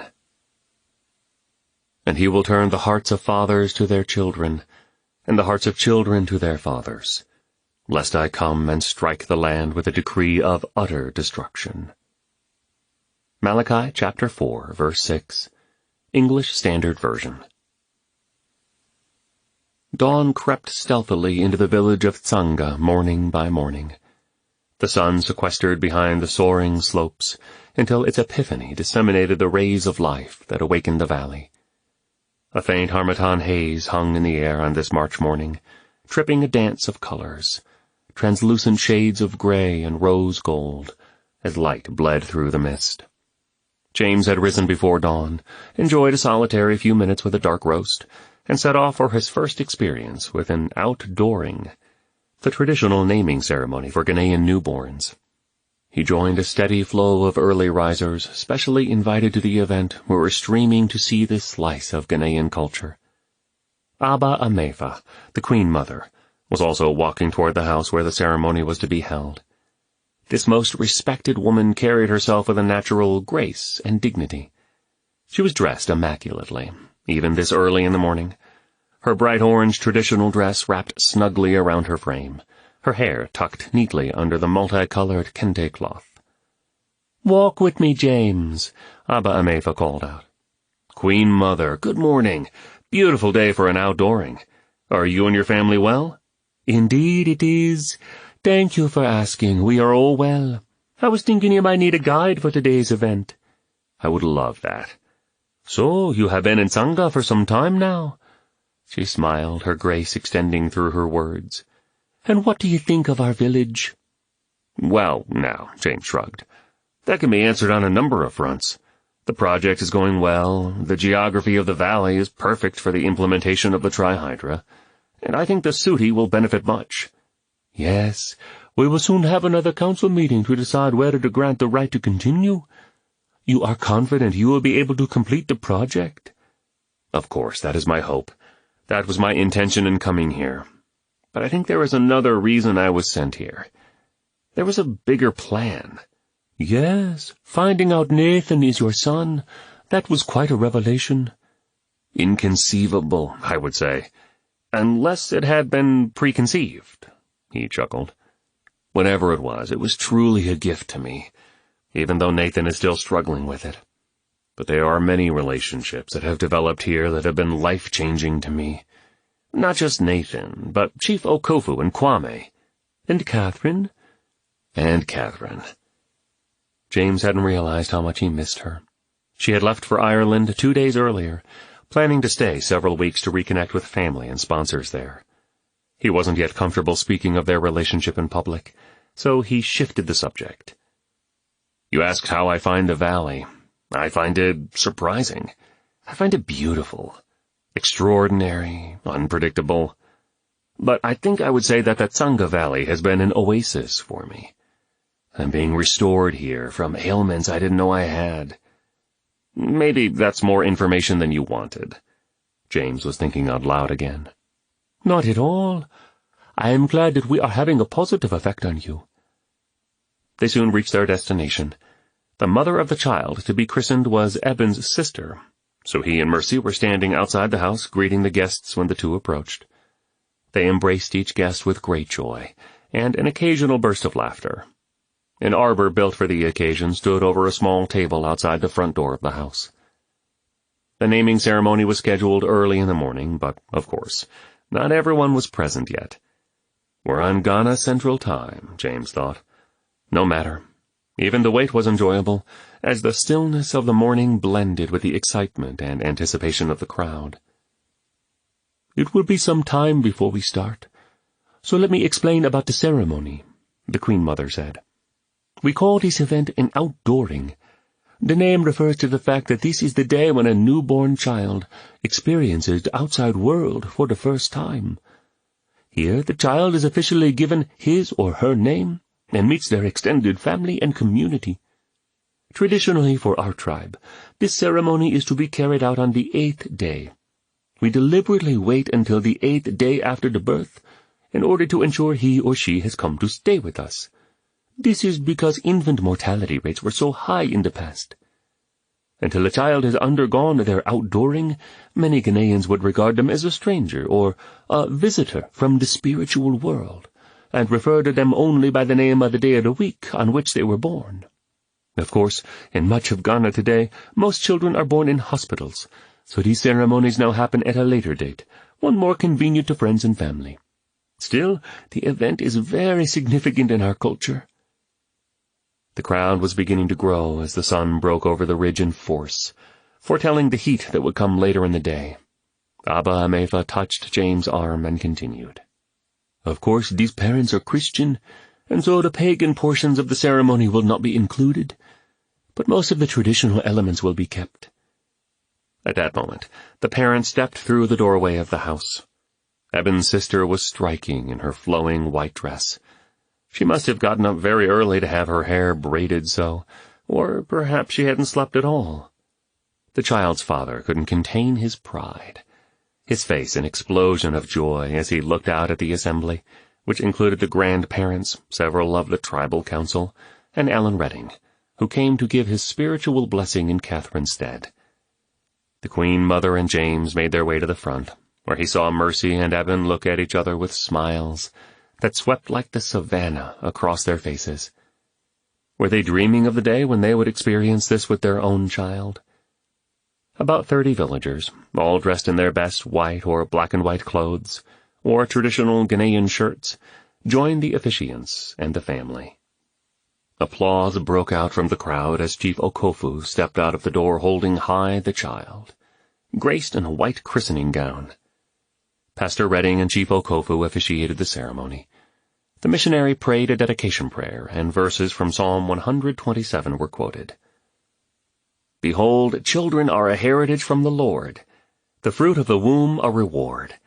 Like arrows in the hand of a warrior are the children of one's youth. Blessed is the man who fills his quiver with them. Eben leaned in toward Mercy, and James heard him say, This is their 4th child. I think their quiver is full. Mercy burst out in a loud laugh, Mercy's only way to laugh. Then she covered her mouth in embarrassment, emitting a snort which caused her joy to be spread among the rest of the crowd. The Queen Mother leaned over to James. The chief will announce the name of the child, but he does not know the name until the father whispers it to him. It is the father who names the child, but, of course, no intelligent father would do so without the agreement of the mother, so really it is a joint venture. And when the father names the child, he is publicly declaring the child is his, and he takes on the responsibility of raising her. The fact that the family is here is very important, for the family members also take responsibility in helping make sure the child walks the right path. The child learns very early that she must live in such a way so as to bring honor to the entire family. Family is more important in your culture than in the USA, James said. Indeed, when a couple wants to get married, both sets of parents must agree to the marriage. Many pastors will not marry them unless the family is in agreement. And in the unlikely event the couple wants to divorce, the parents will counsel them, and often the families must give their consent before the divorce can occur. Not a bad idea, James mused out loud. Obaton Okofu, his weathered frame still straight and tall, looked regal as he held the child up for the village to see. The chief gave an exhortation to the family, and spoke a tribal blessing over them. He held the child close, and leaned his ear toward the father of the baby to hear the whispered name. Obaton said loudly, "The first name of this girl is Yayira." The queen mother whispered joyfully, "Oh, the name means blessing."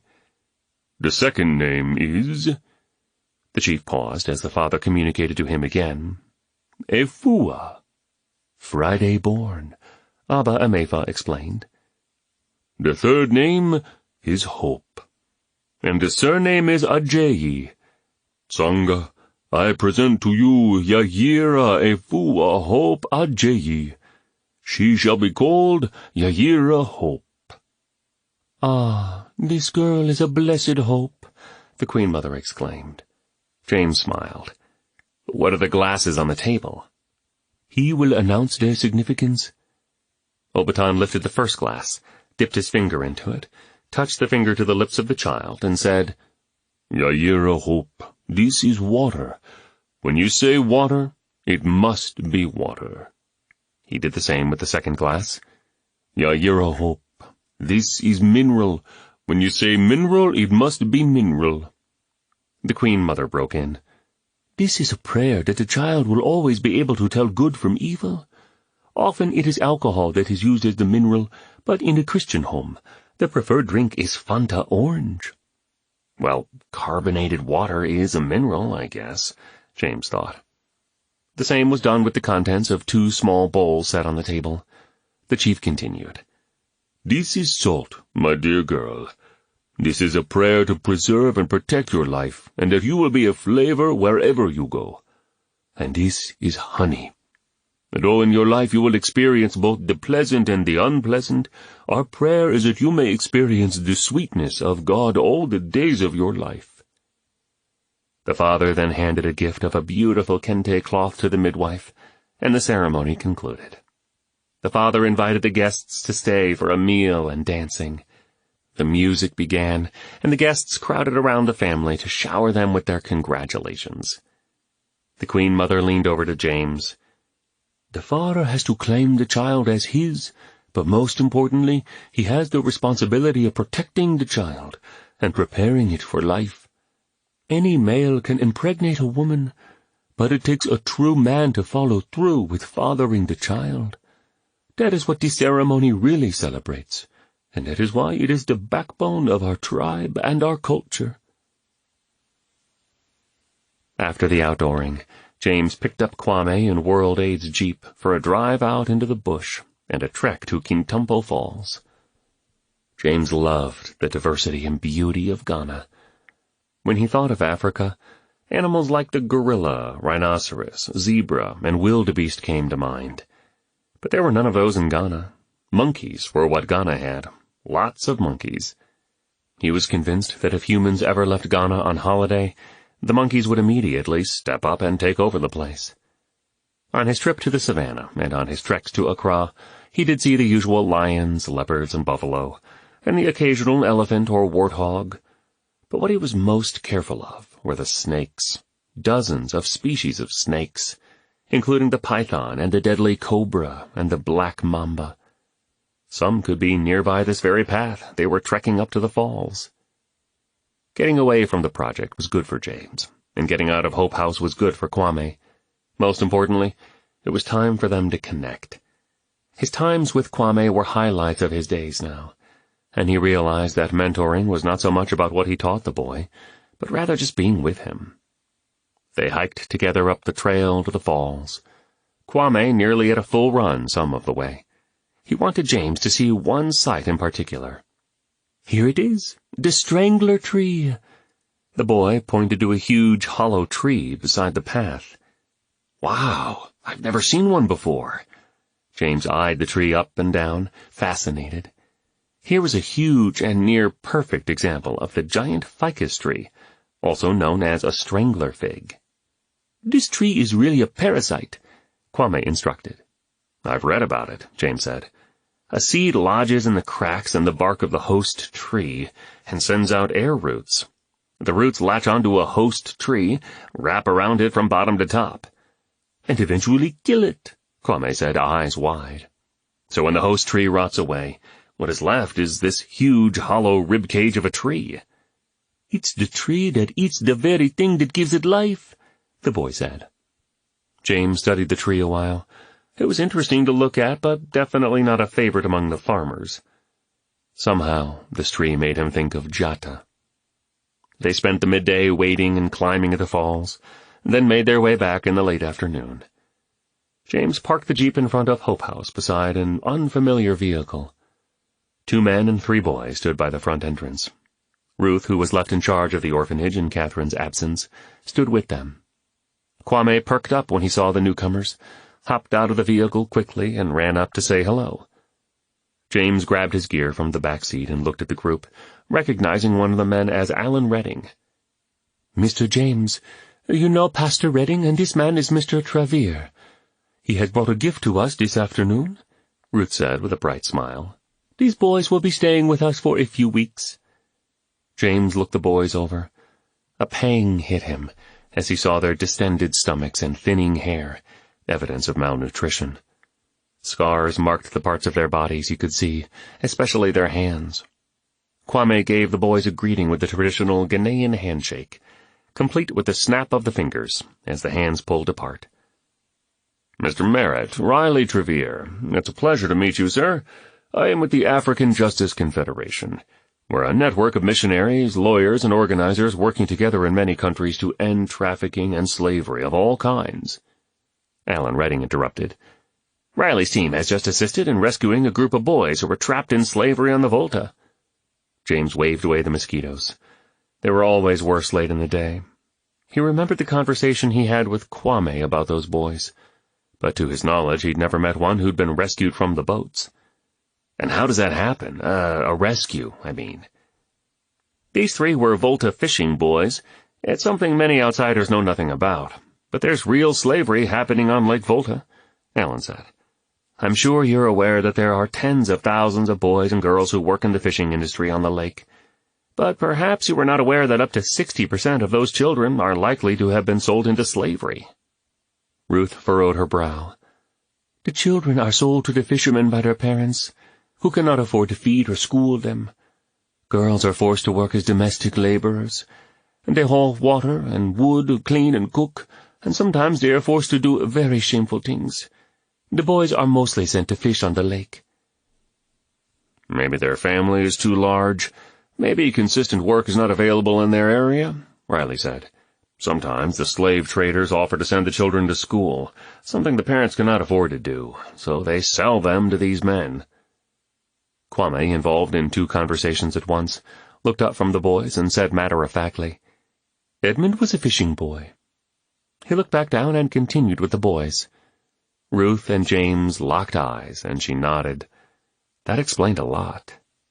"Kwame," Ruth said, "why don't you take your new friends and join the football game? They are just beginning to choose teams." Kwame motioned for the boys to come and started off quickly for the pitch. The boys looked at each other, then followed him tentatively. Trevere continued. "Some of the children are taken from their homes as young as 4 or 5 years old. They're sold outright to the fishermen for as little as $50. The fishermen value the children because their small hands are ideal for handling fishing nets. When the Volta Basin was flooded to create the lake, the result was a massive underwater forest, This makes fishing very tedious. Many times a day, when the nets get caught on the trees, these small boys dive into deep water, swim among the submerged trees, and untangle nets for their masters. It is extremely dangerous work and 14-hour workdays, Ellen Redding said, and it is made worse by many types of abuse the children endure. Their little hands are scarred from working the nets and from the spines of the fish they gut every day, Ruth said, grimacing. James was shocked. How could this be happening in present-day Ghana? It sounded like something that would have happened 200 years ago. But are there no laws to protect the children? There are laws against slavery, Riley answered, but there are not enough resources to enforce them everywhere. We do what we can to see that the laws are enforced. At AJC, we offer to help the fishermen improve their fishing business without relying on child labor, to help secure good jobs for families, so they will keep their children at home and send them to school or vocational training. It's a battle on many fronts, and we have partnerships that are fighting on each of them. We try to assure the children that they are safe now, but life is not easy for them. The mindset that has been forged into them doesn't release its grip easily. They were abandoned by their parents, abused by their owners, and may have lost all hope of things changing, but they are free now. They just don't know how to operate in this freedom. At any rate, Catherine is good enough to allow the ones who cannot go home now for various reasons to stay at Hope House for a time. This football match is the first taste of normalcy some of them will have ever known. And we are glad to do our part, Ruth assured them. The men said their goodbyes and departed. James was reeling from this revelation. He had a gnawing in his gut. He knew what he had to do. Ruth, do you happen to know where Edmund is?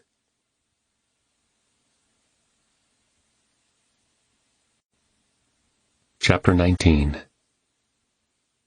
It is easier to build strong children than to repair broken men. Frederick Douglass. James found the boy alone, as usual, on the bridge that spanned the main irrigation channel toward the fields, his head down, gazing into the water, and chiseling away at the wooden railings with a sharp rock. James stood a while under an oil palm, observing the boy, and thinking through what he was going to say. He'd been furious with Edmund for assaulting Kwame. He had seen his kind before when he was growing up in the inner city. The noxious temperament, the constant troublemaker, the volcano waiting to explode. Edmund had become more and more detached from the children and the staff at the orphanage, withdrawing into his putrefying wounds, focused on himself. He often spoke of how others treated him unfairly, and how he might retaliate. James had lobbied to have him sent away from Hope House. He was too far gone and was becoming a toxic influence there. But Catherine saw the potential for change in the very one who was slowly wrecking her beloved home. Ruth exhibited the same kind of hope. And the one who should hate him most, Kwame, was consistent in his intent to show kindness to him. Now this new revelation, that Edmund had been enslaved on the Volta, had changed James' outlook on the boy. Edmund was simply a hurt person who hurt people. James pushed his apprehension aside and stepped toward the bridge. "Good evening, Edmund." The boy stiffened but never looked up. What was his story? How had he come to be on the boat? How long did he suffer there? How did he get out of the situation? "What are you doing here, white man?" Edmund, shirtless and toned, snarled out. At 15, his voice had already changed into a brassy baritone. "I just came to have a talk." "And what do we have to talk about, you and me?" James plunged in. "Today, I was made aware that you lived on a boat on the Volta when you were younger." Edmund looked up with fiery black eyes. "That's not your business." "I just thought you may want to talk about it." "I don't need your pity." "I don't have any pity. I just want to listen, if you want to talk." James moved closer, but still kept some distance. "In an odd way, we're alike. I wasn't sold into slavery, but I was abandoned by my father, and in a way by my mother, too. I was just a boy when I had to work hard in order to make money so my sisters would have food and shelter. I didn't go through anything like what you suffered, Edmund. But I do understand having my childhood taken from me. I understand being forced to work. I understand feeling abandoned. James could imagine what Edmund thought of him. Money, privilege, American privilege, white privilege, as if James were the last one he could ever open up to. But the boy looked up with an unsureness James had never seen from him. His twisted countenance revealed the emotion that must be swirling in his soul. It seemed he wanted to talk, and whether or not he trusted James, this was the ear that was available. His face thawed slightly. There was a long silence as he looked back down into the water that flowed gently under the bridge. Maybe James had made a mistake in trying to connect with the boy. But then Edmund spoke, and the floodgates released. "I was afraid all the time." He paused. "I was 6 years old when I went to live on the boat. Sometimes I couldn't move or even think when I first reached the camp. I used to cry myself to sleep. I couldn't understand why my parents would do this. I don't know if they were deceived or if they deceived me. I have many brothers and sisters. I don't even know for sure how many. Maybe they could not provide for me. I think my father is dead. Anyway, I have no memory of him. I remember some things my mother said to me, but I don't remember her, not really. Not even a picture of her in my mind. For her, I feel nothing." "Where did you sleep at night?" "In a one-room mud hut. There were many of us, sometimes 12, sometimes 15 boys. We did not know each other before we came to work on the boat. We were fed one meal a day, never fish, always hungry, always crowded. I was taught to swim by being thrown off a boat with a rope tied around my chest. Over and over they picked me up and threw me into the water again."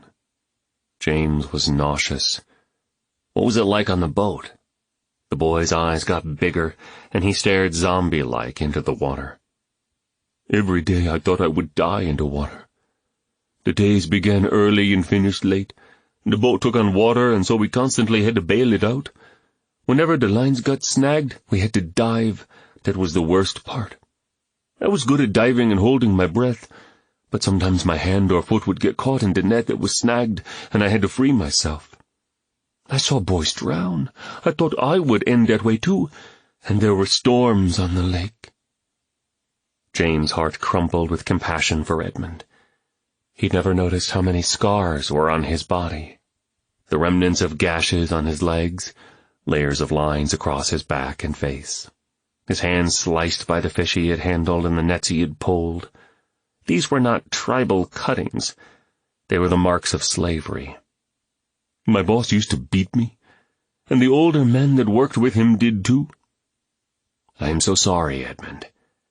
James found nothing else to say. His presence was all he had to offer. After a long silence, he asked, "How did you come to leave the boat?" "One of the boys was allowed to go to his village to attend his grandmother's funeral.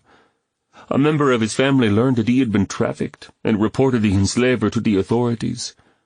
There was a raid, my boss was arrested, and the boys who worked for him, we were set free, but my family could not be located. And so I ended up at the orphanage." James could sense the anger seething below the surface.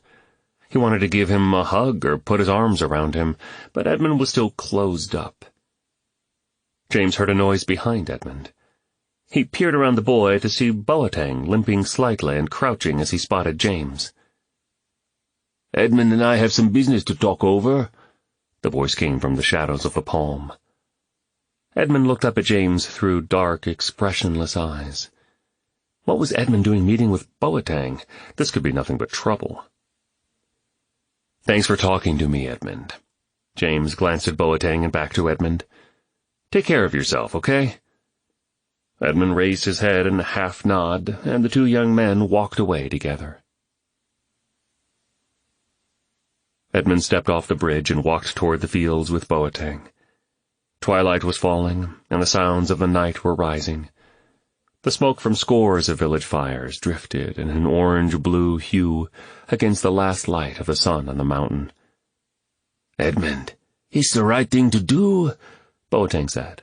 "You know the truth of the situation. I can get you in, get you a phone, even get you a gun. You can help us take our valley back." Edmund didn't like pressure, and he didn't like to feel trapped. But this was a way out, a new start that promised some kind of control that he had never had before. "You know, many have seen the truth and turned to us. Even I, the Suti chief's own grandson, and Odolfo, my sister's husband, and many others as well. We have joined the fight." Almost no one had paid attention to Edmund before. No one wanted him. Miss Catherine was the only one who had given him a chance, and now that chance was all but over. He needed an outlet for his anger. He needed a cause, and maybe this was it. "Edmund, you can do something with your life." Boateng held out the forbidden fruit. "I will think on it." "You may think on it, but you need to act on it. This is the future of this valley." March 2nd. Today I experienced two extremes of human acceptance and rejection. This morning an outdooring ceremony.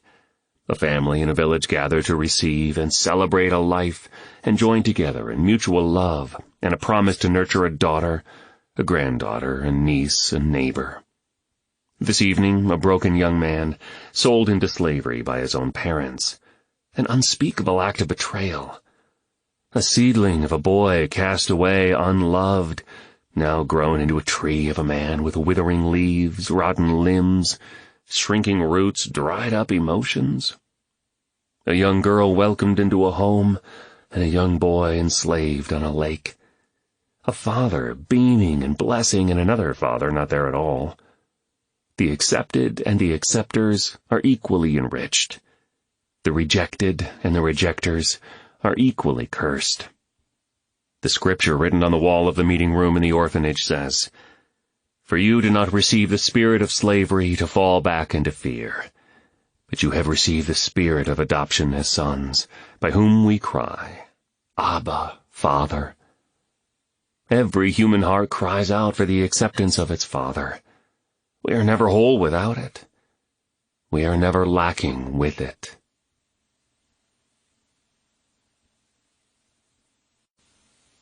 Chapter 20. A man's enemies will be the members of his own household. Matthew chapter 10, verse 36. It was the quintessential Irish setting. The house, an unassuming stone structure, bookended by broad chimneys on either side, stood solid, as it had since Catherine's earliest memories. The shallow angle of the roof flowed into the gentle slope of the surrounding hillside. The subtle, soothing symmetry of the Irish countryside. Catherine stepped out of the taxi and breathed in the cool, clean air, and with it the memories of her childhood. She was forever tied to her beloved Ireland, and returning to the land had a healing effect on her. Her childhood home reflected her own life experiences, resilience, tragedy, beauty. The car drove off, leaving her standing alone. She lingered a moment and breathed in deeply once more, receiving the grace she needed to face what was ahead of her, and began down the walkway toward the front door. A massive dog, moving at a frightening pace, rounded the rear corner of the house and bounded toward her. "Hutch!" Catherine called. "Come here, old boy!" The Irish wolfhound, gangly and needing grooming in the worst way, seemed to bear a great smile, his tongue flopping out of his mouth. Catherine had grown up with this breed, Hutch being among the latest generation of hounds in her family. The dog bounded toward her with power and swiftness, and she squatted down, taking his head in her hands, receiving a series of licks. "It's so good to see you, Hutch, and you're always glad to see me, if no one else is." The door to the house opened, and a voice boomed. "It'll make you filthy in a hurry. He's been out with your father and the sheep all morning." "Hello, Mama." Catherine gave her mother a hug and squeezed through the doorway with their bags. Her sister stood at the sink with her back to her, peeling potatoes. "And hello, Noreen." Noreen set down her knife and wiped her hands with a dish towel. She turned around slowly. "Catherine." "Always a joy to see the green hills again." Catherine carried her bags into the living room. "It has been a long time." Her mother spoke with no expression on her face, but plenty in her voice. "But I suppose we've been making the best of it. At least your sister is here to help us in our old age." Catherine walked over to the sink and gave her sister a kiss on the cheek. "All right, Mama. Let's at least get through the greetings before we start, shall we?" Her mother had a point.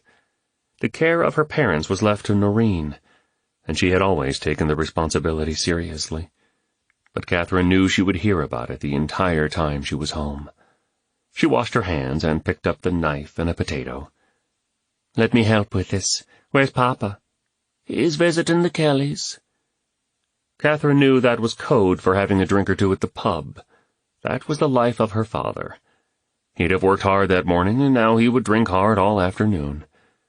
But he was not the classic alcoholic. Alcohol had never made him negligent or abusive. Drinking was simply the thing to do in County Cork. "He's an honest man, he works hard," Catherine's mother defended her husband. "You have to allow him a drink now and then. Don't go judging him for that, Catherine. He's a good man." Catherine had never publicly condemned her father's drinking, nor her mother's headstrong impetuousness, for that matter. They were Catholic, culturally so, like most everyone else in Ireland. Nearly everyone she knew was baptized into the church as a baby, and that was the extent of it. In her family, that meant a verbal connection to the church, but never attending services or living out the religion day to day. Catherine found her father a perplexing subject. Where was the fault she could point to? Her father had always provided for them. He had not divorced his wife or deserted the family. He was present, but he was silent. And that to Catherine was even worse. For when a father is silent, you never know what he thinks. Silence is not approval or disapproval. Silence is silence. You don't know where you stand. "The lamb smells wonderful. I can't wait to eat." Catherine did her best to steer the conversation toward the positive. The table was set with a simple elegance. The family always celebrated without pretension. Catherine said grace over the meal, though the tension in her family was palpable when they heard her speak to God on such personal terms. "Everything looks so fresh and well kept outside." Catherine aimed the statement at her father as she passed the potatoes to the right. He gave a slight nod and passed the lamb. He was a tall, slender man, and the source of Catherine's brilliant red hair. He never strayed far from the county he was born in. Here he had his wife, Noreen, to care for them as they got older, and his friends. What more could a man want? Catherine was sure she was perplexing to her father as well. He hadn't brought it up again, but when she decided to move to Ghana, he'd let her know that he considered the enterprise a waste of her education. "And the flocks? Are they doing well?" She was trying. "Well enough." His eye stayed fixed on his plate as he cut up the lamb, and that was about all she could expect from the man who'd raised her. "Your father hasn't lost a single step in his age. He's able to work right along with the young men, those who are still around. So many are moving away to the city. In their minds, there's no value on the farms. Now our generation has to fend for themselves in their old age. But that's the way of it these days. You raise the children and off they go. They're nowhere to be seen when you need them most. But thank God we have Noreen." Her mother had always spoken openly. She was the one who had given Catherine her fiery passion and her deep blue eyes. Catherine looked long into her face. The lines of age were etched deeply around her eyes, but the fire still came through. She was a woman supremely confident in her opinions, but Catherine was one subject that she waffled on.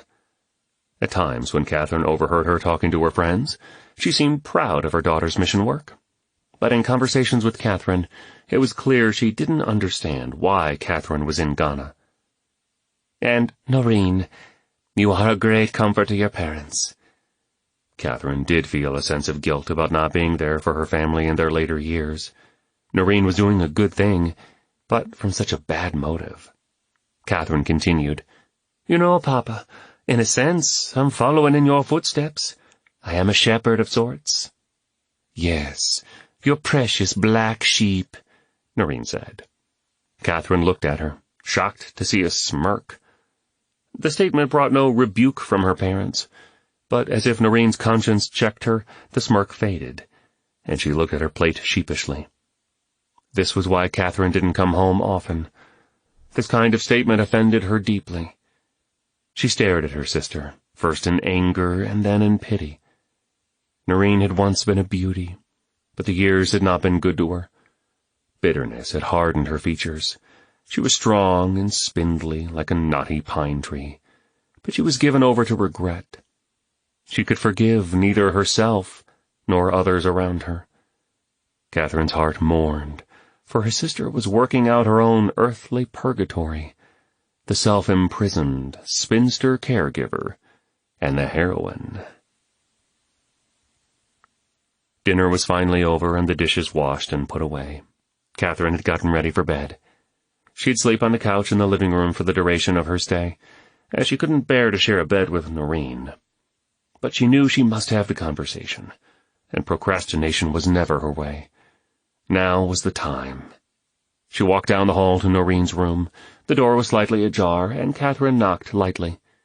Noreen looked up. "I can't imagine what you could want." Catherine opened the door to see Noreen sitting on the edge of the bed, brushing her hair. The soft evening light tempered her hard features, and Catherine could see the beauty that was there all those years ago. Her heart panged for her sister. "Noreen, we need to talk." Noreen sat silent, expressionless. "It's time to end this foolishness.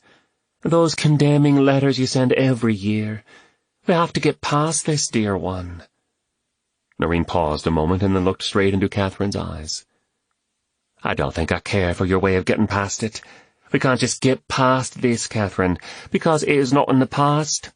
It is part of who we are, and it always will be. Do you think you can go off and cover up your sins and act as though they never happened? Just replace the guilt with a new project?" "I don't believe I can cover up my sins, but I do believe they've been covered. I believe in grace, dear, and I'm not going to let my past keep me from stepping into what I believe is God's will for my life." "All right. It's God's will that you're off in Africa. How advantageous." She scowled. Catherine clenched her teeth, but she resisted the urge to react. As she struggled to still herself, Noreen blurted out, "And who will care for poor Mama and Papa in their last years? Certainly not you from your jungle. It is all left to me." "Noreen, what you're doing for our parents is commendable, but I see you sacrificing your life to pacify your own sense of guilt, not for them." The soft light could no longer hide the hardness of Noreen's face. "You will judge my motives, when you will not lift a finger to care for our parents. No, I will not be led again into the temptation of convenience. It was at the altar of convenience that we sacrificed those babies all those years ago." Noreen fell silent, as if an arrow had struck her heart. As if a moment of silence was necessary to honor the memory of the children they both had carried for a brief while, but would never know in this life. Noreen had played the trump card. Their sin was scandalous and inexcusable, and both of them understood that. The difference in their lives lay in the way each had dealt with it. Catherine resisted again the urge to defend herself. What she was doing in Africa was anything but a work of convenience. She knew what it meant to sacrifice everything, but defending herself was not the way to deal with the matter at hand. She walked over to the bed and sat down. "Noreen, dear," she said softly, "how I wish you could see the arms of Jesus spread wide to welcome you. How I wish you could know the rest that is in his forgiveness, and know that you needn't pay for your own sins. The truth is, you can't receive grace yourself, so you can't give it to anyone else. That is a choice you must make for yourself. But the problem is, you're not content to live in your own misery. You must inflict it on others." Catherine reached to take her sister's hand. Noreen flinched, but didn't pull away. "I'll earnestly pray for you, and I'll help you in any way I can to lead you into a place of grace. But, Noreen, I'll not receive any more condemning and accusatory letters from you. That has to stop." The hand was cold, the face without expression, as if she were already a dead woman walking around these hills, going through the motions, working out her own penance. Catherine knew there was nothing she could do to change her sister, but she had drawn the necessary boundaries. She rose and left the room. She heard the door close and latch behind her with a finality, like the closed-up heart of her sister. Catherine rose early the next morning and prepared a cup of coffee in the old percolator that her family had used for decades. It was a therapeutic process for her. In the soft dawn, before anyone else had woken, she typed out an email to James. "Oh, James, my heart is twisted in two directions. How I wish you could see my glorious Ireland. County Cork has to be the most beautiful place on earth. Vast and spread out in luscious green. If you were here, I would take you to the coast to see the Pulleen Strand on the Beara Peninsula, or the mountains and the rocky beach lie under the deepest of blue skies. The rainbow truly does end here. Or I would walk you through miles of green hills and stone chapels. There's nothing like it anywhere. Of course, that's not all there is here. There's also family, and that's not so pretty. Mama and Papa are the same as always, and Noreen is a convict in a prison of her own making. It's so difficult to be around her. In Africa, I'm free to be who I am, but when I come home, there's this accusing voice, as if the enemy speaks through her. I know you. You are a loser. From a long line of losers, drunkards and pretenders, all of them. Who do you think you are, doing pious work in a foreign country, when everyone here knows who you really are? I don't think too highly of myself, James. I know who I am. I hold forth a confident air, but that confidence is not in myself, but in the Lord, who bought and owns me. I'm not the same person I was. What Jesus covered with his blood I do not have the right or ability to uncover. Who am I to hold on to guilt that has been forgiven? I live a grateful and purposeful life, yet inside I'm sometimes fearful of making a wrong decision, as I've done in the past. Pray for me that I stand strong in God's grace. Your prayers are a lifeline for me. Please know that you have mine as well. Lovingly, Catherine. The answer from James came the next day. Catherine. The work continues on here with the network of irrigation ditches being carved into the valley. But it's hard to keep my mind on things here when I think of what you are experiencing there. I'm praying that things are better between you and Noreen since your talk. I want you to know that I'm proud of you for standing up and speaking truth. I know how it feels when family members who you love don't want to listen to you. Stay strong, my dear. I miss you terribly. James. Catherine's time in Ireland was coming to a close. The few weeks she was home had been bittersweet. There were joyous reunions with the county parishioners and the two fellowships of evangelical believers who helped to support the work of Hope House, and days spent with old friends hiking in the green hills she loved so dearly. But the hours with her family crept by at a painfully slow pace. Now it was finally time to travel back to her adopted home in the Tsanga Valley. Catherine carried her bags out to the cab and rubbed Hutch behind the ears. The magnificent beast looked up contentedly and wagged a goodbye. She returned to the doorway, which stood open, all three members of her family at the threshold, as if unable to step outside. Catherine squeezed between the faces of her papa and mama, kissing them both on the cheek with one kiss. I love you both. Keep in touch now. Her father stood with his eyebrows raised, but said nothing. We'll be fine, dear, her mother said. Don't you worry about us. We're not the kind to lay down and quit. Her mother had managed to justify the family and condemn Catherine in one sentence. Catherine turned to Noreen. "You are in my prayers, my dear, dear one."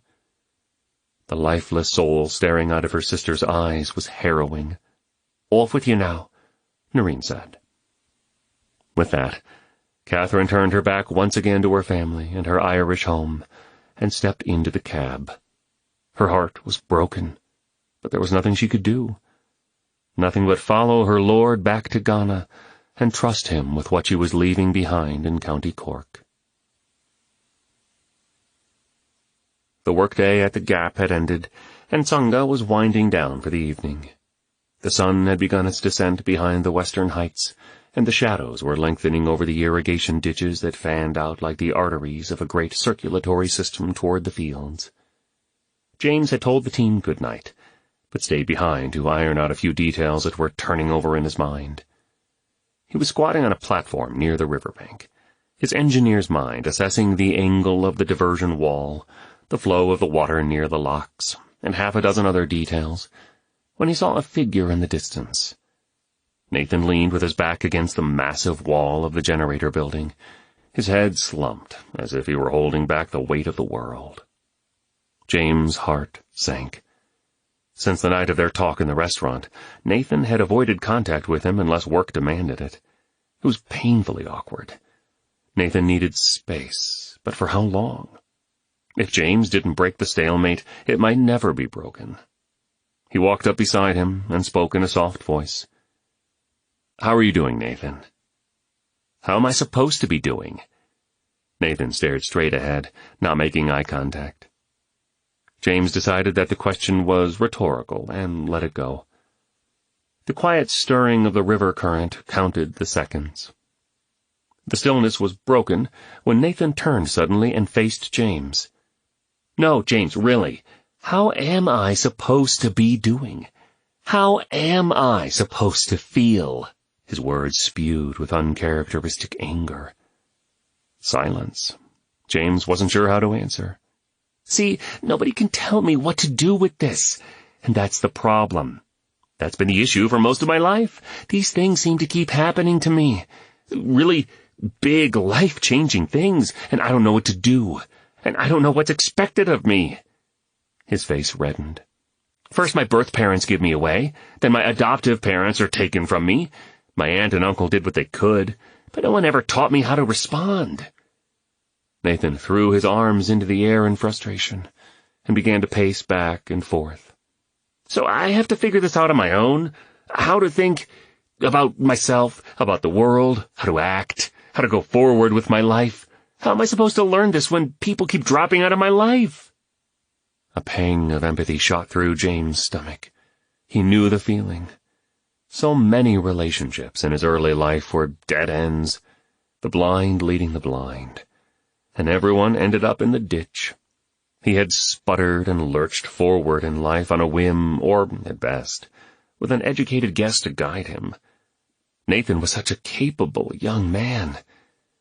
But there were some things that every man needed. Wisdom, guidance, a listening ear, and no matter how strong the man seemed on the outside, without these things he was lacking. But James said nothing. He let his son continue. "And now I finally get to a place where things are stable, and here you come and blindside me with this news."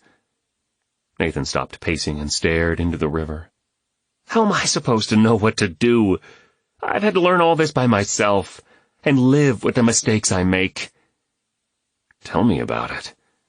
James knew all too well what Nathan spoke of. Come to think of it, he could count on one hand the boys he knew who grew up with the kind of guidance that Nathan was asking for. It was every man's need, but it went mostly unmet. But he waited until the rant had calmed. He kept his distance physically, but tried to approach his son emotionally. "How can I help you?" Nathan thought a moment, turned his head, and looked at James in disgust. "You know what? I don't think I need any help from you. I think you've done enough for me." The words deflated James. All he could do was watch his son walk away in the twilight.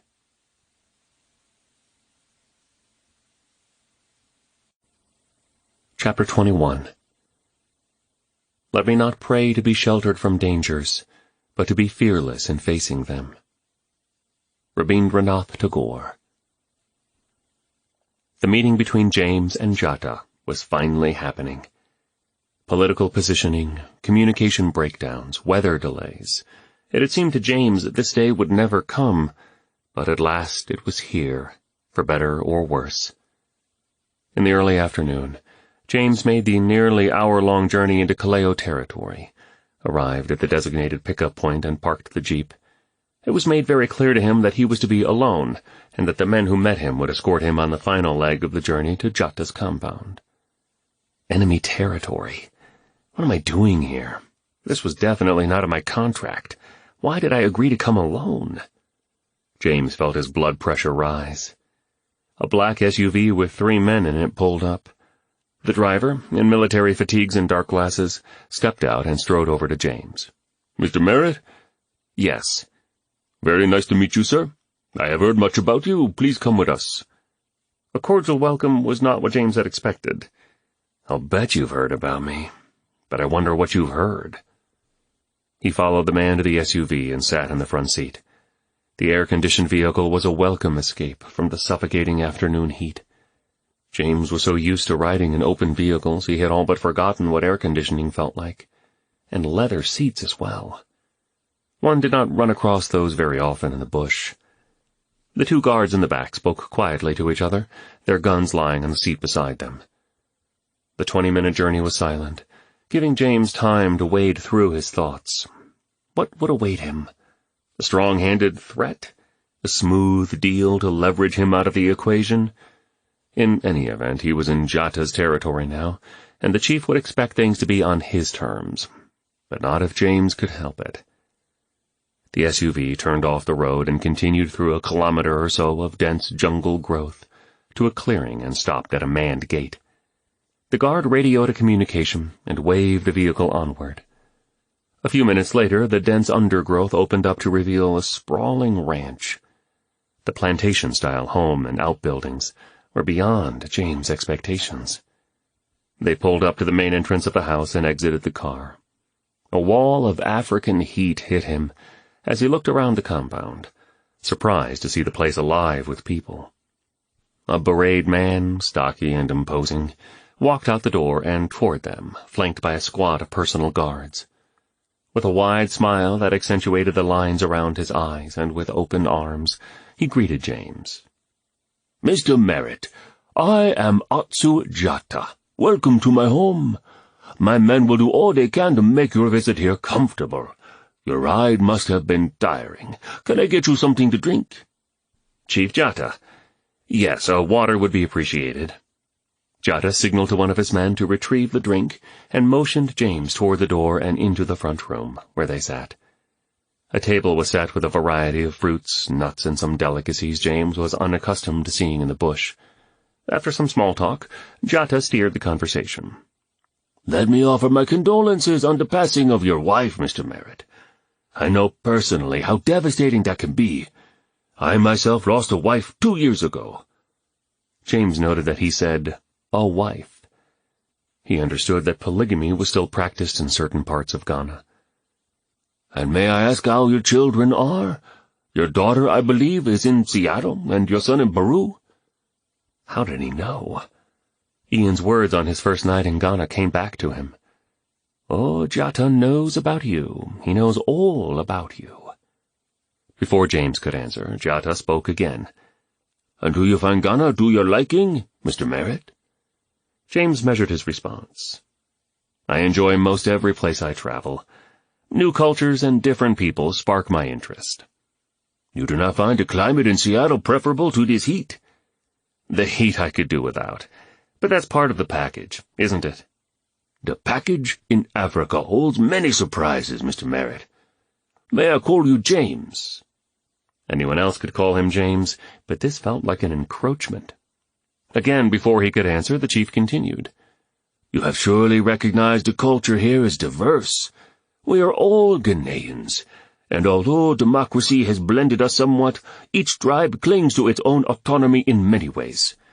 Each holds on to its particular customs, its sacred lands. Each tribe is willing to make sacrifices for what they hold dear." James decided to cut the formalities short and get right to the point.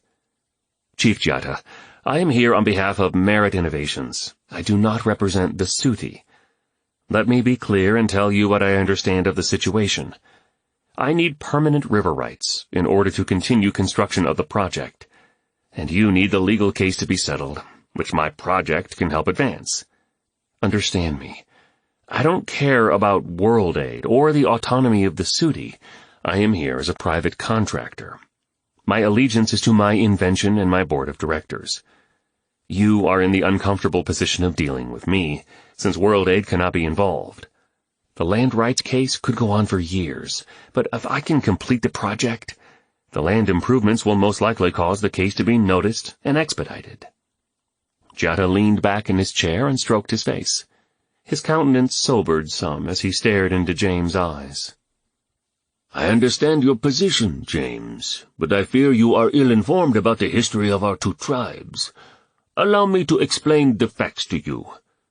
He stood and walked slowly around the table as he spoke. "The Suti are a noble people, although I would not say that Obaton Okofu shares their nobility. There are certain, shall we say, indiscretions in his past that you may be unaware of." The chief waved his hand in dismissal. "But those are not important to our conversation today. You see, there was a time when the two tribes were one. Some say the rift should never have occurred. I share that view, but the fact is we now have two tribes who have warred with each other in various ways for decades. During our country's struggle for independence, a fever swept across the land, a fever for self-rule. So not only the nation but individual groups sought to be free and sovereign. This caused much turmoil, and clan turned against clan." Jatta stopped at the large window facing the south and looked out. "My extended family live together on this compound. You can see there my grandchildren playing football on the lawn. It is such a shame the way the tribes were riven." A slight smile creased one side of his face as he watched the children. Then his expression grew solemn. "These are my people, James, my family. I have an obligation here. You can see my position. My sons will inherit this land, this river, that valley. I have a moral duty to make sure my grandchildren inherit all that is rightfully theirs."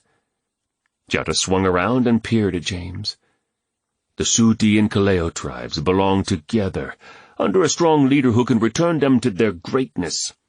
And that land, the Tsanga Valley, has never legally belonged to the Suti." His voice intensified as he walked toward James. "Our tribe must reclaim our past so we can move forward. The land was ours. It is ours, and we will have it. This is not a power grab. This is a legal, historical fact. It is inevitable, James. Even the Bible says it, wherever your feet shall tread, this I shall give to you." Apparently God himself is on Jatta's side, James thought, incensed to receive a moral lecture from this man. "There are those who see it differently, Chief Jatta. Everyone has an interpretation of past events." "I fear you have been swayed by the Suti chief's perspective." Jatta's voice rose in pitch and volume. "There are reasons why some in the chief's own family have turned away from him. Obaton Okofu is driven by his hatred, and hate has no medicine. No. The law will prevail, and the land will revert to my people. It is best for you and your project that you be on the right side of the battle." James was uneasy with the mounting tension and Jatta's indictment against Obaton. Were there things he didn't know that might change his perspective toward the Suti chief? "As for me, I was not here in the past, and I will not be here in the future. My world is a very different one. My desire is to help the people of Ghana, and I believe that Tri-Hydra will aid the Tsanga Valley. Who lives there, or who rules there, is of no consequence to me." James' throat tightened as he said the words. His statement was only half true. Yes, he was an outsider, a foreign businessman, and his future plans did not presently include living in Ghana. but his relationships with Okofu, Kwame, and Catherine had swayed his allegiances toward the Suti. His conscience fired a warning shot across his mind, but considering the circumstances, he felt he must play these cards. You have been very accommodating, and I appreciate your warm welcome here today, but the river rights are all I need. That is my sole concern. May I count on that from you? Jatta had made his way to the chair in which James was sitting, and now stood towering over him, looking down as if to intimidate him. Yours are very easy words from an outsider's lips, but we are talking about justice for the people who have their livelihood in this region. The land rights are a separate thing, but the river belongs to us all. We must all cooperate. The left hand washes the right, and the right washes the left. Jatta's voice calmed as he rubbed his hands and then opened his arms wide to James. I am willing to extend the river rights provided the Suti will relinquish the rights to the valley. River rights for land rights. I have no authority to speak for the Suti. I am here as the CEO of Merritt Innovations. Whoever controls the Tsanga Valley will benefit from the effects of the trihydra. But I own it, and you must deal with me. The Suti are out of the picture. Jatta pounded his fist into his hand. The Suti are the picture. They are the issue. James cut to the chase. The bottom line is, Merritt Innovations and World Aid must have a legal guarantee that the trihydra will be able to continue unhindered, indefinitely. Jatta barely concealed his venom as he twisted his mouth. Perhaps we can find middle ground. You are, I am sure, aware of the network of upstream dams that are on Chilean land. We share operation of these dams with the government, which means I have technicians who are trained in this sort of operation. You will not stay in Ghana forever. I am the only one who has the men with the knowledge and expertise to be able to operate and maintain the trihydra. As you can imagine, there have been many do-gooder Westerners who have initiated projects like this, only to have them ruined by third-world mismanagement. You don't want your hard work to go to waste. Sell the rights to the trihydra to me, and I will operate it, under the watchful eye of your corporation, of course. This can be the only real alternative. Finally, Jatta's purpose for the meeting was on the table. He wanted the trihydra. James scoffed inwardly at the gall of such a proposal. And yet there was some truth in what Jatta had said. This massive project worth millions of dollars and years of man-hours could fall into the hands of incompetent people, or worse, a corrupt government. These were the issues James hated to face. He was a pioneer, not a settler, and he didn't want to be bogged down in the minutiae of maintaining the project perpetually. Still, he would never hand his baby over to someone like Jatta, and to jeopardize the Tsanga Valley would be against everything in him. That will never happen, he said simply. Oh, James, you should never say never. There is always a price, and I am willing to make you an offer that will secure you for the rest of your life, and free you to take your humanitarian genius elsewhere, without being entangled in corporate bureaucracy or tribal conflict. That will never happen. If this battle could not be won, it could at least be postponed. But I must have the river rights. Let's consider how we might wash each other's hands, as you put it. Give me the extension of the river rights, and I will do all I can to convince the authorities to settle quickly. I have considerable influence as an invested corporation working with an NGO. No one knows how the decision will go, but this is your best shot to get the land and my best shot to finish the project. Jatta stiffened. I did not get where I am by compromising. Even if I did concede on the river rights, my sources inform me that the Suti Council have not yet granted you permission to finish the project. The chief glanced over to one of the bodyguards, who confirmed with an almost imperceptible nod. It was the first time James realized Jatta had eyes in the Suti Council meetings, perhaps even one of the council members. James regretted having said that he cared nothing for the Suti. My legal team will file an extension of river rights, Jatta continued, but only until the date of the court decision. Your project can continue, but not indefinitely. There are too many variables here, but let us be sure of one thing. Your project sways with the fate of the Tsanga Valley, and the fate of the Tsanga Valley is ultimately in my hands. We are uncomfortable partners, Mr. Merritt, but do not despise our partnership. Our people have a saying, don't call the forest that shelters you a jungle. I think I have made it clear where I stand. You know how to reach me. James stood, and with a slight nod of farewell, he walked out the door to the waiting vehicle. Boateng limped along behind a series of row houses, and made his way to the backside of the infirmary, searching the shadows behind the building. It was late, and many of the inhabitants of Tsanga were fast asleep, or finishing the day outside their homes in the cool of the evening. Boateng Okofu, what do you bring me? His contact stepped from his hiding place. Hakim, it is good to see you again. You bring me news this night? I bring you gold. Boateng raised his head, feeling adrenaline pulse through his body. He was supremely confident in his decision. Once looked upon as the beloved grandson of the Suti chief, and possible heir to the stool, he now intended to influence the Tsanga Valley in a different way. I bring you what you need to bring down the American. He slipped a digital recorder from his pocket, fiddled with the buttons a moment, and pushed play. James' voice came forth in a tinny tone from the speaker. You need the legal case to be settled, which my project can help advance. Understand me. I don't care about world aid or the autonomy of the Suti. I am here as a private contractor. My allegiance is to my invention and my board of directors. Boateng switched the recorder off, and the two men stared at each other for a moment. How did you get this? Hakim asked. Boateng beamed. Oh, you know, by coming and going a bird builds a nest. He laughed slyly. One of the guards in the room concealed the recorder in his pocket. The chief gave it to me to bring to you. This is better than we could have hoped for. Well done, Boateng.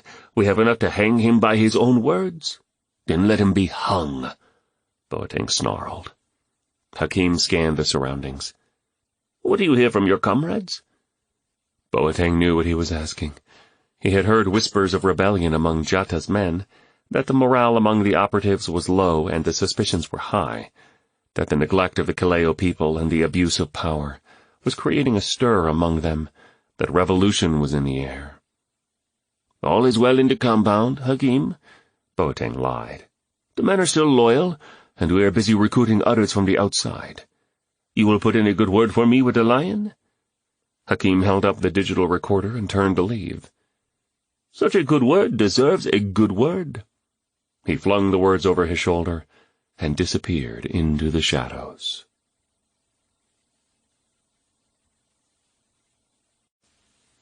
Chapter 22. I will not die an unlived life. Donna Markova. 2 days later, James came to his meeting with Obaton with the words of the accuser still ringing in his head. Were there atrocities in Chief Okofu's past? Had James laid himself bare before a man of questionable motives? Did he really know whom he was dealing with? James met Obaton at the council meeting house. The latest 6-month interval granted by the Suti Council had come and gone. The irrigation system was well-nigh finished, and the result would be a great help to the farmers. Now, without the knowledge of how the land ruling would go, the council was expected to convene again that afternoon, to decide if another extension would be given to the project. The two sat down, and tea was brought to them. "Do you hear anything new concerning the ruling?" Obaton asked. "I have spoken with Adanaso. My understanding is there is not enough evidence one way or another. The necessary documents do not exist to prove jurisdiction or ownership for either tribe." "And if that is the case, the first rights clause will come to bear and the Suti will lose the valley," Obaton said grimly. "There is no precedent, and this case is likely to affect cases in the future, so the courts are taking their time." "This whole struggle seems such a waste." The chief thought a moment and bowed his head. "Do you remember what the flag of Ghana looks like?" Tricolored stripes with a black star on it? Yes. The star is also Angana's coat of arms and in our national anthem. It is ingrained in our national identity. Originally, it was adopted because it evokes black pride, black power, and a commitment to African unity. These were central themes for mobilizing our resistance against British rule. The chief raised his eyes to catch James. But there comes a time when that which once united you begins to divide you. James kept eye contact and said nothing. We stood together against the enemy until there was no enemy to stand against. But some men cannot bear life if there is nothing to fight. So we make new enemies and unify ourselves against them. If it isn't another country, it is another tribe. Whoever is not us becomes them, and we are just as strong and proud against the new enemy as we were against the old. The chief let out a deep sigh. I grow very tired of it. But I believe that is what we are fighting here. The Kaleo are not our enemy, but as long as men like Jata see one more life, or one more meter of land that can be controlled, all in the name of his people, then we will have to deal with this. James knew he had to say it. We can talk frankly, Obaton. There is a question that is bothering me. Those days of fighting for freedom, the times of men doing tragic things, are there things you wish you hadn't done? James was blunt but treaded lightly, taking a chance asking such a question. Obaton looked at James, the lines etched in his face highlighted by the light sifting through the center opening in the roof. In his eyes there was a query. If you are asking if I ever did something I regret now, that seems to be a rhetorical question. Every man does things he regrets. What are you really asking? I mean, did you do things that set the Suti on a path of enmity with the Kaleo tribe? Are there reasons the land should not belong to the Suti? I do not know the source of the questions you ask, nor the motive behind them. Have I done something to cause you to question my integrity? I don't think so. It's just, I've heard accusations that I do not believe and that I would like to settle. Okovu shifted on his stool. His dark expression was one James had not seen from him before. He stood up, his large frame a menacing presence, and paced. As a young man, I struggled with the position of power that I found myself in. I did not have the perspective of age to help me. I did not have a father from whom to draw wisdom. I did not consult my advisers. In my youth, I made decisions that were hurtful to some around me. The chief drew his hand into a fist. Power is like holding an egg in your hands. Grasp it too loosely, and it will drop and break. Hold it too tightly, and it will break and drip through your fingers. I had to learn these lessons through difficult experiences. I also had to learn that a great man is one who understands there are times when the individual dissolves for the sake of the many. There are times when a leader's life does not count in light of the generations to follow. Jata does not see things this way, and that has thrust us into our present situation. Now we are in the hands of the court, and the hands of God. Obaton walked slowly over to James. He placed his enormous hands on James' shoulders and looked down into his eyes. You are my friend, James.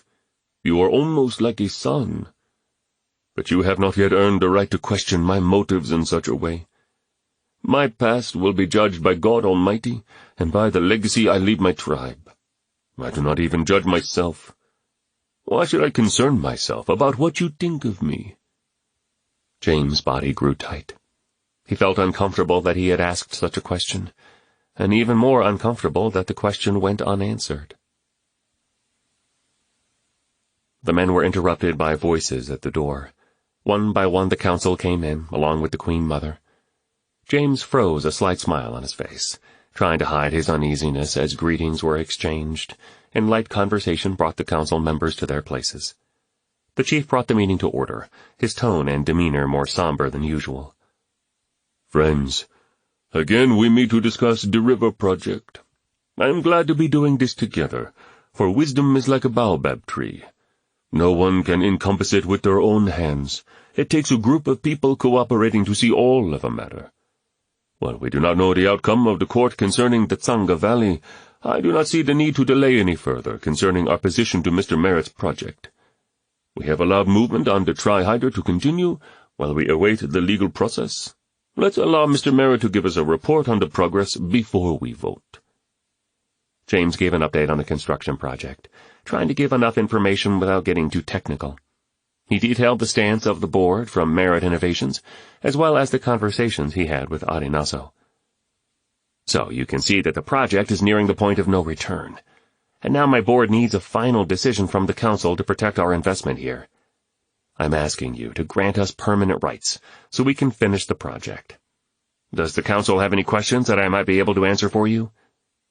Obatafu spoke up. "I have been following the progress of the project, and I have spoken to many of the workers from our village who are working with the English team on the construction. They are impressed with the emphasis and the quality of the work and the way they are being treated. I would also like to thank you for the economic boom to our area that the Tri-Hydra has brought with it. I trust this is a picture of things to come." His gaze turned from James as he addressed the council. "This project offers hope toward a better future for our people. We cannot allow the fears of tomorrow to paralyze us today. I ask the council members to think of how things can be for us and our children." Before James could thank Obatafu for his vote of confidence, Essam blurted out, "Fellow elders, I declare to you that we have a traitor in our midst." The outburst caused a commotion, and Obatan called for order again. "Essam, do you have information we have yet to hear?" "I do, Chief Okofu, and I accuse Mr. Merritt of treason and self-serving greed on the basis of this recorded conversation between him and Atsujata just days ago." The council members mumbled again, and Essam brought a digital recorder forward and handed it to Obatan. James sickened as he remembered the words he had spoken. Someone must have hidden a recorder there. He knew that the words would condemn him and jeopardize the entire project.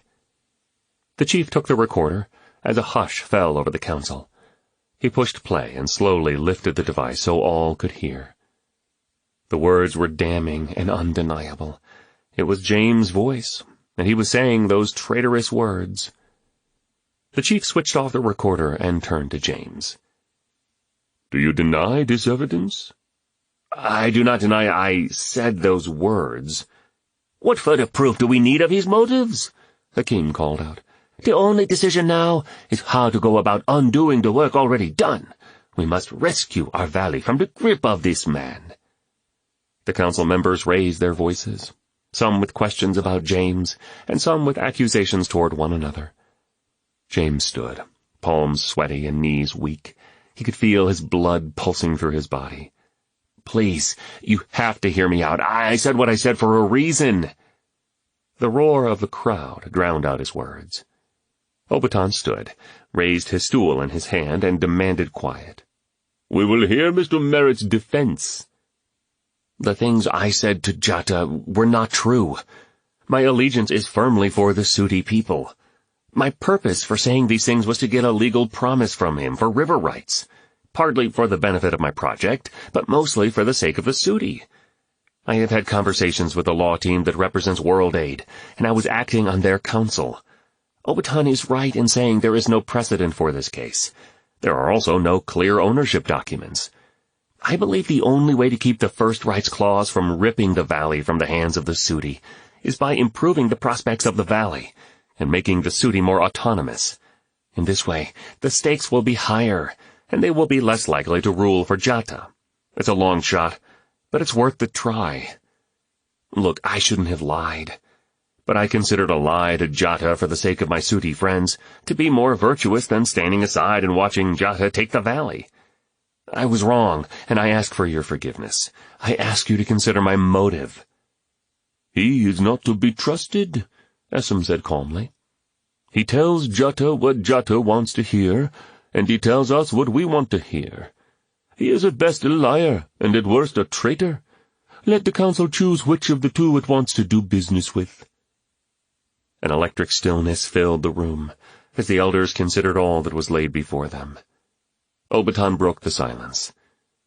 James, I think it is best that you leave the building and let the council members deliberate. James looked around the room, turned, and walked outside. A dozen or so minutes had passed when Akatua came to the door and summoned James in. He slipped silently into the room, hat in hand, knowing his fate was laid at the feet of this group. Obaton delivered the verdict of the council. James, we are very distressed by the news we have heard here. We met today intending to vote on the future of the Trihydra and the Tsanga Valley. After hearing the recording, the majority of council members expressed a desire to go ahead with that vote. The majority of the votes were negative votes. There is only one member of this council who has veto power, and that is the Queen Mother. In deference to her request, and only for her sake, we have decided to postpone the vote for 1 week. At that time, the fate of the project will be decided, and the decision will be final. The chief stood beside the stool, and the council members filed out, leaving only him and James. Obaton leaned in, his face inches from James' face. How dare you question my character? He turned and walked out of the building, leaving James alone. James sat dejected on the cot in his room at the World Aid compound. Once again his own words had betrayed him. In trying to outsmart Jata, he had played right into the wicked man's hands. The lion had said there was always a price.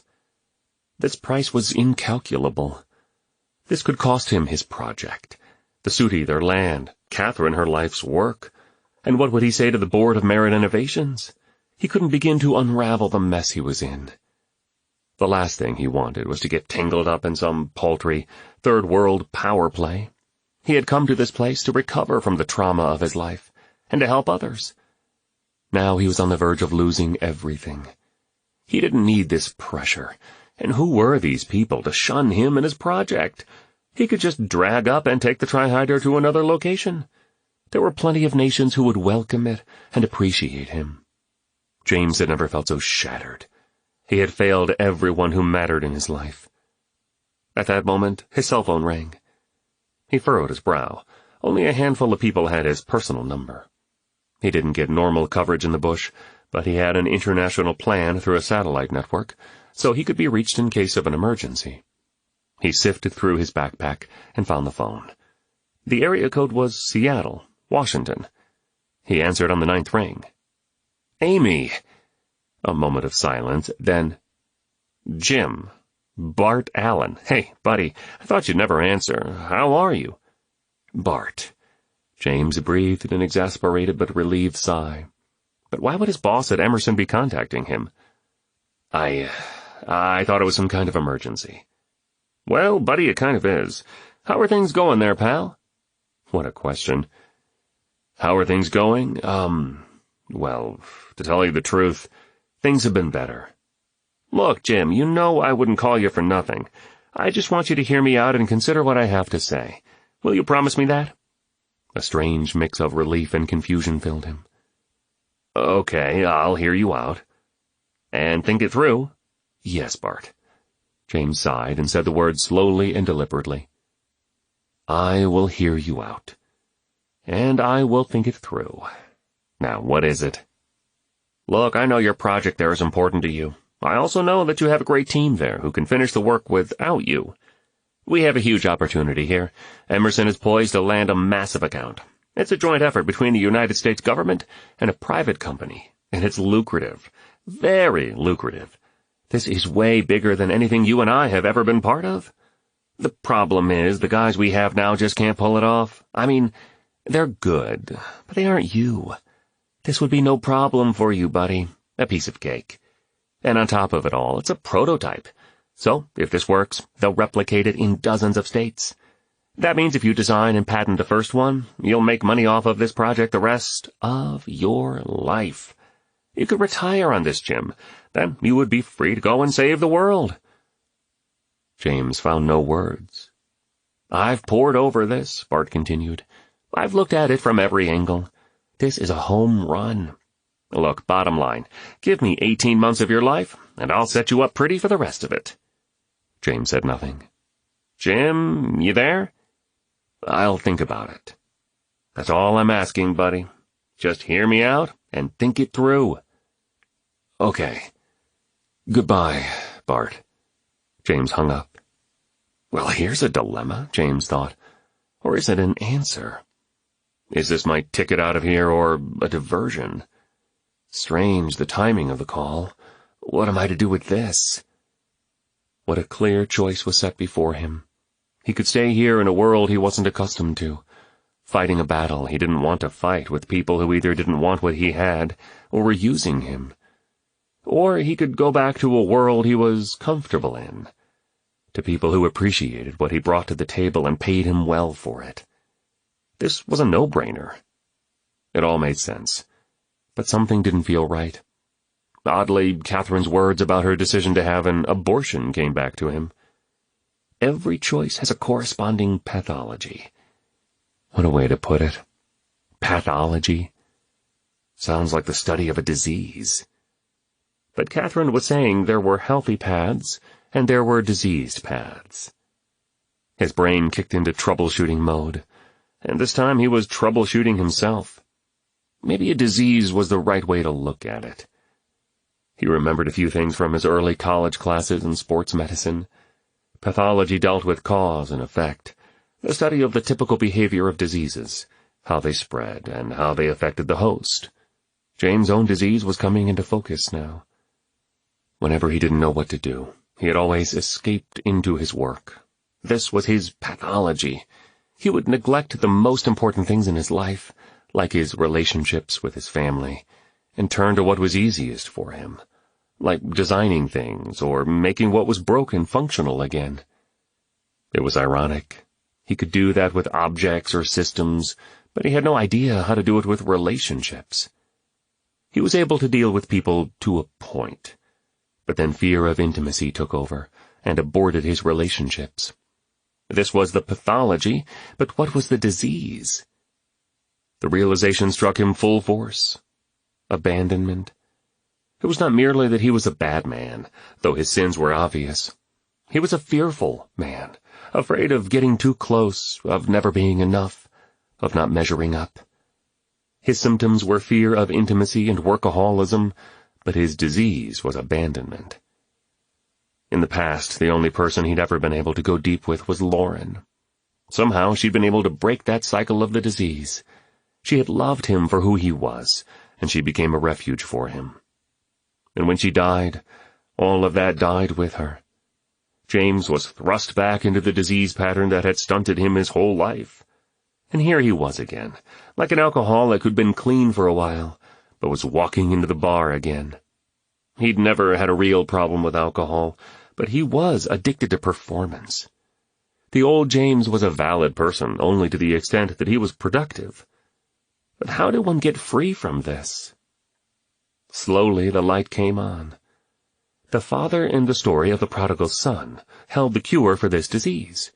In one stunning moment, James realized that the father in the story ran to the son who had sinned so terribly.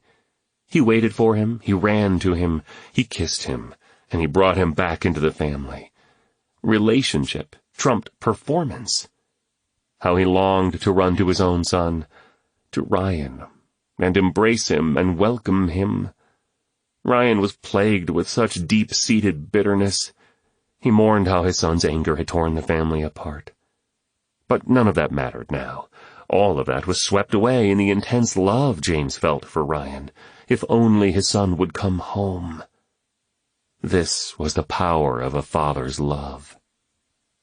Yet an even deeper realization occurred to him. James wasn't like the prodigal son. He was more like the other brother in the story. The older brother had always tried to do the right things, but he was just as far from his father's heart as the younger one. He was angry at his father because he had worked hard and performed well, and this sinner boy was being given a party. This elder brother knew his father's heart even less than the young delinquent. He was wrong to think he was so right. In order for the relationship to be restored, the younger brother had to repent of his sin. But the older brother had to repent of his perceived righteousness. The father wanted to restore a relationship with both, and he did everything necessary for that to happen. And that was what James was charged with now, restoring relationships. He was beginning to see his way clear, to understand what he must do. Accepting Bart's offer was impossible. Stopping midstream was not an option. What he had started in the Tsanga Valley must be finished, and there was a way for it to happen. He could see exactly what must be done. He grabbed his laptop and wrote into the night. Tomorrow he'd rearrange his schedule and make a trip to Accra. He must speak with Arenaso as soon as possible.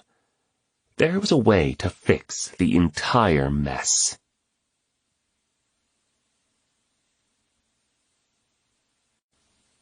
Chapter 23. Truly, truly, I say to you, unless a grain of wheat falls into the earth and dies, it remains alone. But if it dies, it bears much fruit. John chapter 12, verse 24. Obaton Okofu walked slowly toward the meeting house. The wet season had settled in once again, and it had rained relentlessly since the day of the last tribal meeting. That day, 1 week ago, had turned the Suti Council against James Merritt, and today would be his judgment day. Smoke curled up and out the opening in the roof of the meeting house. A lifting, twisting helix that merged with the low-hanging clouds, suspended like the impending sense of doom that hovered over Tsanga. The tribal elders met at the council house to discuss and decide the fate of the Tri-Hydra, and their meeting with James was to follow immediately. As the council gathered, Obaton sat on the stool and did not speak. The Queen Mother opened the discussion. Brothers, you all know that it was my decision to veto the council vote last week. I thought it was important to allow time for the dust to settle, so we could respond to the situation without the tyranny of emotion. If it is the will of the council to vote on the matter today, I will not prevent it. Obaton responded in a low tone. Thank you, Abba Amefa. We respect your insight. We will come to a decision today. What is the news of the ruling on the land rights? Stephen asked. Akatua answered. From all available information, the ruling is most likely to go in Jata's favor. There is not enough documentation to prove Suti ownership. The valley will likely be entailed to the Kaleo. Obaton was despondent. I have lived through many years of Suti history, the highs and the lows of it. He was weary from carrying the load of his people. In his younger days he had been the warrior, strong and resolute. But in these later years he'd been the rock of his people, a core of strength to the Suti. Now he was exhausted, and the thought that it would end like this was more than he could bear. This is the darkest day of Suti history. The rain fell steadily, pattering in puddles outside the meeting house. How can we bear losing our valley? What will become of our children? Obaton mourned. After a respectful silence, Essam spoke. Fellow elders, let's not lose sight of our purpose here today. We must vote on the future of the Tri-Hydra. I remind you that we have been undone, not by Jata, but by a greedy man looking to line his pockets with the treasure of Ghana. He betrayed us to Jata and indicted himself with his own words. We all heard it, and he did not deny it. The project must be stopped, or at least come under new management. And remember that we are not even sure whether his water wheel, in its present unfinished state, can withstand the flow of the Volta in the rainy season. Opatafu interrupted. Friends, I plead with you, we must not yield to despair. Perhaps I am the only one who feels this way, but please hear me. What we fear has not yet come upon us. We want peace, but we cannot be enticed into Jata's web of deceit. We know that change in this valley is inevitable. Mr. Merritt's invention, whatever the state of his character, has the potential to bring a level of progress and prosperity our people have never known. We are already benefiting from the irrigation system. Those of you who think it too great a risk, I ask you, what is the alternative? We are paralyzing ourselves, clutching to the safe and familiar because we fear change. This is no way to serve our children." After several moments of silence, Obaton said, "If there is no further discussion, it is time to do what we came here to do. Let a vote begin. The resolution put before the Council by Essem is to withdraw rights for the construction of the Trihydra and sever all ties, legal and economical, with James Merritt. How do you vote? Essem?" "Yes." "Hakim?" "Yes." "Opatafu?" "No." "Patience?" "Yes." "Stephen?" "No." "Akatua?" "No." "Queen Mother, do you have something to say?" "Brothers, you know I cannot vote. But if I had a voice I would say no." Obaton realized that the vote had come down to a tie, and his would be the deciding vote. He paused, allowing the words that were spoken that morning to sink in. The weight of the collective history of the Suti, much of which he had personally experienced, raced through his mind in seconds. He'd been wrong about James. Wrong to listen to him, and wrong to support his project. And he had led the council the wrong way as well. James Merritt had conned him to realize his own personal gain. He had loved him like a son, mentored him, believed in him. Now it fell to him to cast the deciding vote. Essem's forceful words rang out in the room. "Chief Okofu, how do you vote?" The World Aid Hummer sloshed through the streets of Tsanga. Nathan had maneuvered the vehicle on the return trip from Accra over the treacherous, mud-laden roads and through the gap into the village. James sat in the passenger seat, clutching precious cargo, a satchel of papers, in his lap. He dogged Nathan until he agreed to travel with him overnight to the capital to meet with Adi Nasso. James had insisted that an immediate trip was crucial to the future of World Aid's efforts in Ghana and to the Suti people. "I had no desire to go with you when you asked," Nathan said, sitting next to him. "I didn't think anything could change the way I felt about our relationship. But what I learned on the trip has changed my mind on many things." James felt the hope rise up, but he pushed it down. "I really went with you under protest, but, James, I owe you an apology. I was rash and unthoughtful when I first reacted to the news. I didn't give you the benefit of the doubt that I would have wanted were I in your shoes. I didn't give you a chance. But what you have done today shows me your heart. I'm really very sorry, and I'd like to start this over again." James exhaled and smiled. "Everybody needs a redo, Nathan. Let's wipe it clean. I'd love a second chance to make a first impression as your father." They had driven all night and morning, braving weather and weariness, and were just arriving in the village. They pulled up to the council meeting house, the motor steaming from the heat of the engine, and they got out, disheveled and muddy, and bolted toward the door. "Forgive me," James said, hat dripping and boots soggy, their entrance breaking the solemnity of the meeting. "I respectfully ask for a moment of your time." The tribal elders looked at one another. Nathan looked at them and prodded. "I think you should listen to him." "Very well, James. Have your say," Obaton said. James slipped off his hat and laid it by the door.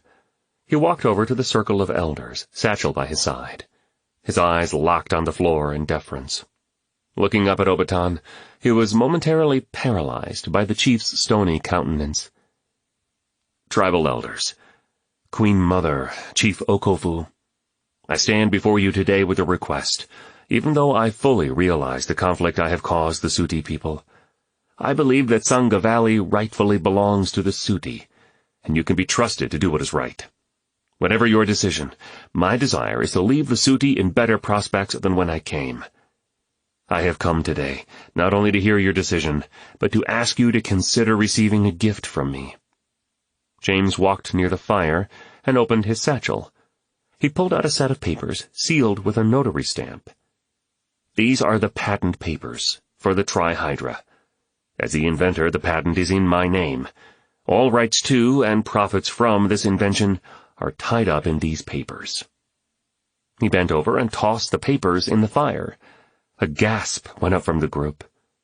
James reached into the satchel and pulled out another set of papers, also sealed with a notary stamp. "This is my gift to you, and to the people of the Tsanga Valley.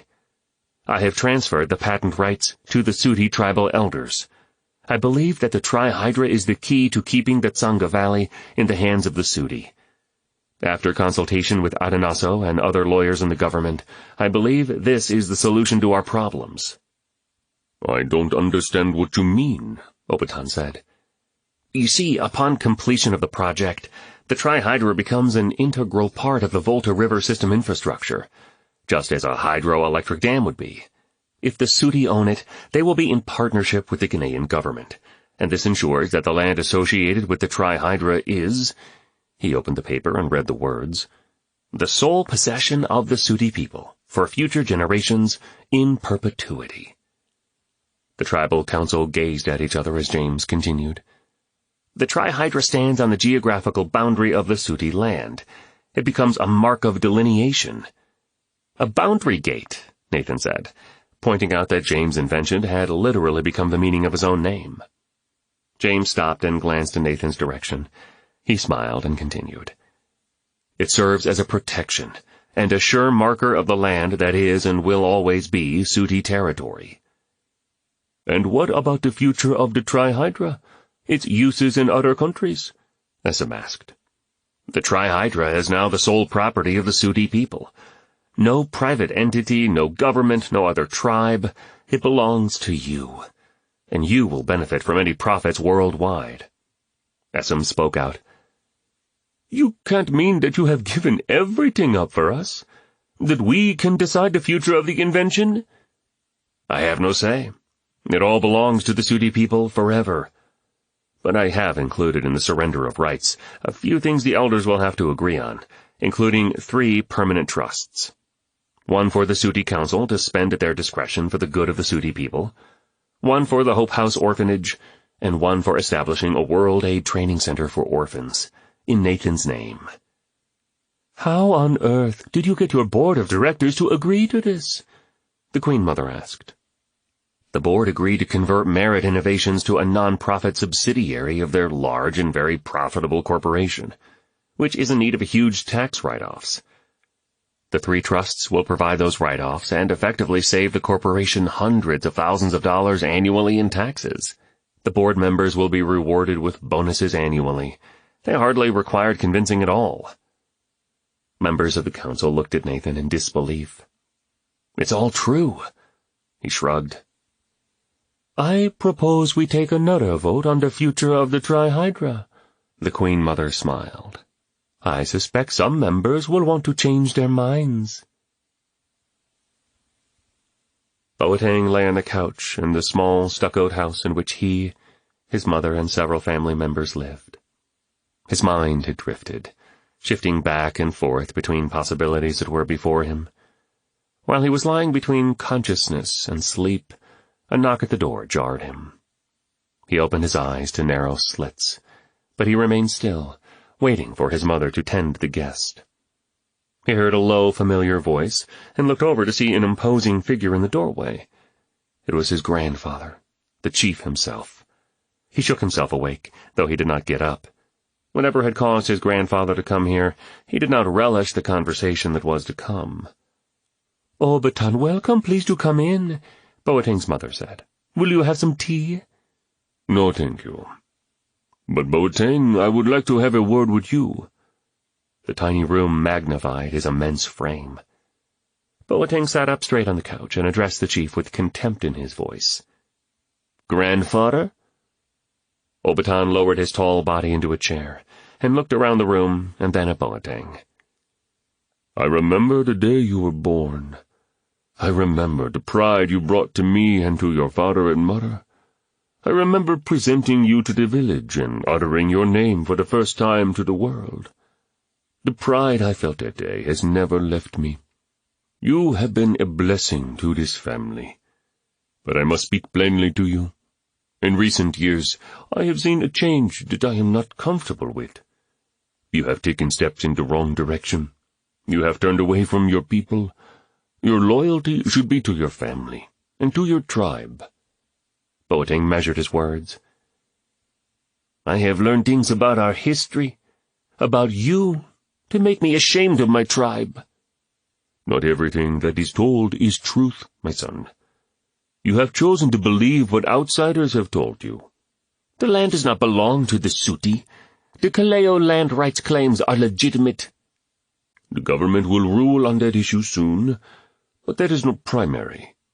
Regardless of the legal outcome, our relationship is what is most important, and there is no relationship without trust. Boateng, what I have told you before about our history is the truth. I do not deny that there were atrocities in the past between the tribes. And you do not deny that you ordered atrocities, that you committed atrocities.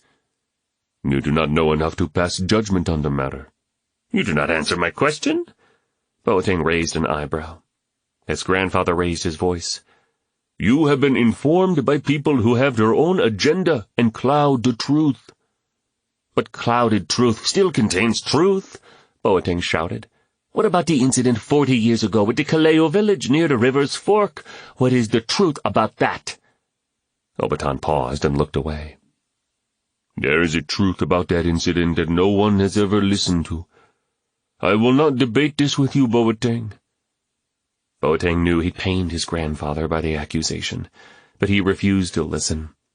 He considered Jatta more of a father to him now than anyone had been. He had chosen his side. Obaton looked back at him. I loved your father. Your father loved you, though he had his own demons to deal with. You have a heritage that goes back many generations. You have chosen to turn away from that, to break the circle. But this does not stop my love for you. I will always take you back. You will always have a home. Boateng heard the sounds of stifled weeping in the next room. He knew his mother sided with the chief, but her pleading had only steeled his resolve. Now, in this moment, this face-off with the Suti chief, his grandfather, he closed the door of finality in his soul. I do not want anything you have to give. His grandfather's eyes were penetrating, his face strong, resilient, and infinitely sad. He blinked slowly, as if accepting Boateng's rejection, and walked to the door. Goodbye, my dear, he consoled Boateng's mother. And may God comfort you. Then he turned and walked out. Boateng watched his grandfather walk away. His steps were labored, as if they could not bear up his heavy heart. A tinge of guilt hit Boateng, but he shrugged it away and left the house to travel to Jatta's compound. The lion had sent him a message about a special assignment. Boateng Okofu would make his mark, after all.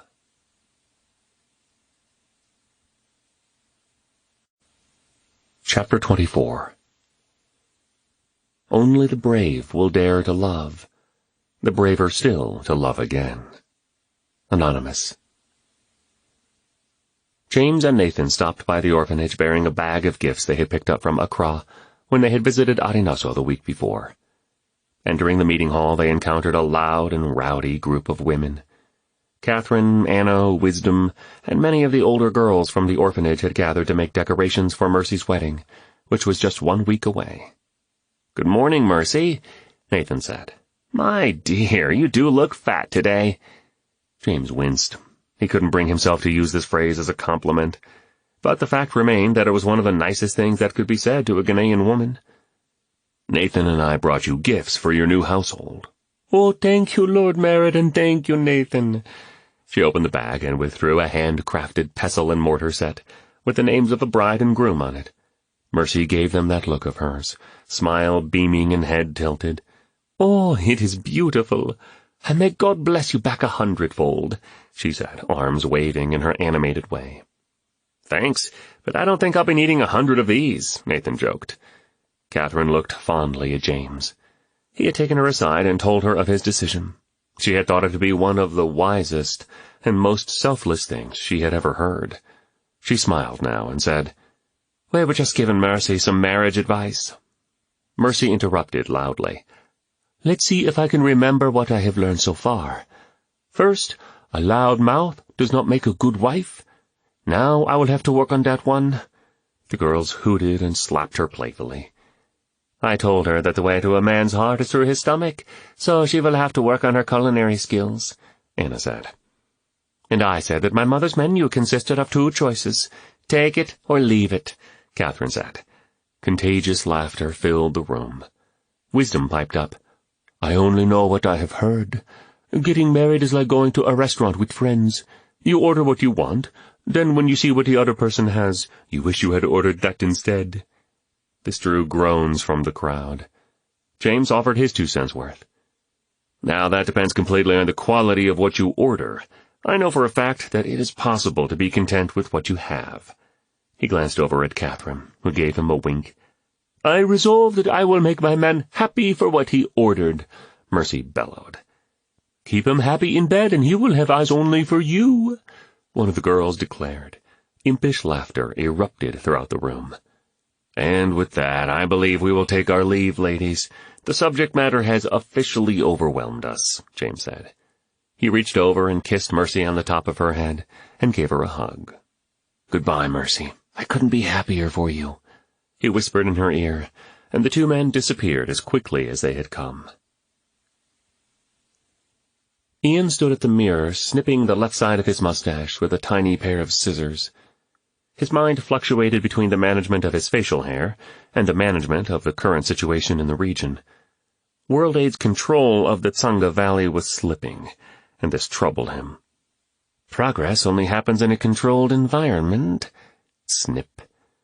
The only way for World Aid to continue its success is for our focus to be narrowed to our own interests. Snip. Who else has the authority to do what must be done? He angled his head upward and trimmed a few stray hairs on the right side. His life had always been defined by the order he brought to it. His life experiences had taught him to be a careful evaluator of risks, hating surprises, impatient with errors. Life is a minefield. Others can run through it recklessly if they want. I will control what I can. He examined his mustache. Perfectly symmetrical. Pleased with his work, he looked himself in the eyes. So then, how do I fix the problem? Will this incessant rain never stop? James griped to Obaton. The rift that had separated them had healed, and once again they both looked forward to their weekly meetings at the chief's house. Obaton sat forward in a chair, eating a mango. James paced impatiently. James was anxious to finish work on the trihydra, and was concerned that it hadn't been completed before the rains came. Everyone had agreed that they couldn't remember a rainier season than this. "The rain is a nuisance," the chief responded. "A long, protracted, annual nuisance. But without it we have no Volta, and without it we have no cocoa. So we tolerate it." He paused. "No, we are grateful for it." You're quite philosophical about it, Obaton. I have learned to accept what I cannot change, and to look for the way that the unchangeable thing might change me. Okay, now you are getting too deep. I just want to get the job done. This rain is such a hindrance. James had found an unusual stone on the walk over. Bored, he tossed it in the air. It is a gift of God to experience the sacred in the midst of the commonplace, to taste heaven in our daily bread, to draw joy from the ache of our muscles or the sweat of our brow, and even to find grace in the rains. James tossed the stone again and chuckled. And this is what 80 years in Ghana have taught you? I hope that is not all it has taught me. Obaton wiped his hands and leaned back, crossing his legs. And what have you learned in your time in Ghana? Another toss. James was happy to play this game. Let's see now. What are the most important lessons? Well, number 1, I have learned it is possible to completely give up goat meat after a single encounter with a young goat headed for the slaughter. Oh, Obaton squinted, nodded his head, and puckered his lips. Toss. Number 2, I would have to say there's nothing quite as empowering as being on a team of people who are all committed to bringing about real change. I see. Obaton raised his eyebrows and nodded again. Toss. And third, there is a time when grieving has to end, and you turn that energy toward something else. I have learned that I do not honor Lauren more by grieving more. That is not the way she would want it. She knew I loved her. I'm proving nothing to her by being paralyzed by grief. And besides, you can ruin good relationships by spending too much time in the past. So you do see yourself in a relationship with Catherine? Obaton smiled. James stopped tossing. She is a fascinating woman. I respect her greatly. James looked at his elder. What do you think? About Catherine? About love. About us. I think it is easy to become a monk in one's old age. But you are not old, my friend. The chief tilted his head back characteristically, his broad mouth sliding into a smile, showing all his teeth and the gaps left by the few missing ones. His smile softened, and his eyes looked to a distant place. So many little things make a man love a woman in a big way. Chief, tell me, what is it like to love a second time? No one steps in the same river twice, James. The water you experience today is not the same as the water you will experience tomorrow. Love, time, people, they keep rolling down with the current. If you step back into the current, you will do so as a changed man, and the experience will be altogether different. Not necessarily better or worse, just different. A long silence followed. James thought it a beautiful silence, filled with reconciliation and contentment and belonging. I thought I lost you, James. Okofu's voice was quiet and passionate. I thought you had broken your word and betrayed us. A tear fell across the deep lines in his face. I have seldom felt that kind of pain. I am so sorry, Father. Silence again. You know, Jata wants to meet with me once more, James said, laying the stone aside and turning the spoon over in his teacup. I know. You will not be happy with your decision. Are you concerned about the meeting? No. Yes and no. I know I've done the right thing, and I know I will not change my mind. I'm just not sure what to expect from Jata. Expect the worst. Then anything less will be a pleasant surprise. Obaton smiled and rose, then walked over to James. He cupped his long, sinewy hand around James' neck and drew his face near, looking him straight in the eyes. Know this, my son. You have done well. You have done very well. James sat there, unsure what to do. Maybe he didn't need to do anything. Maybe he just needed to sit here and be loved.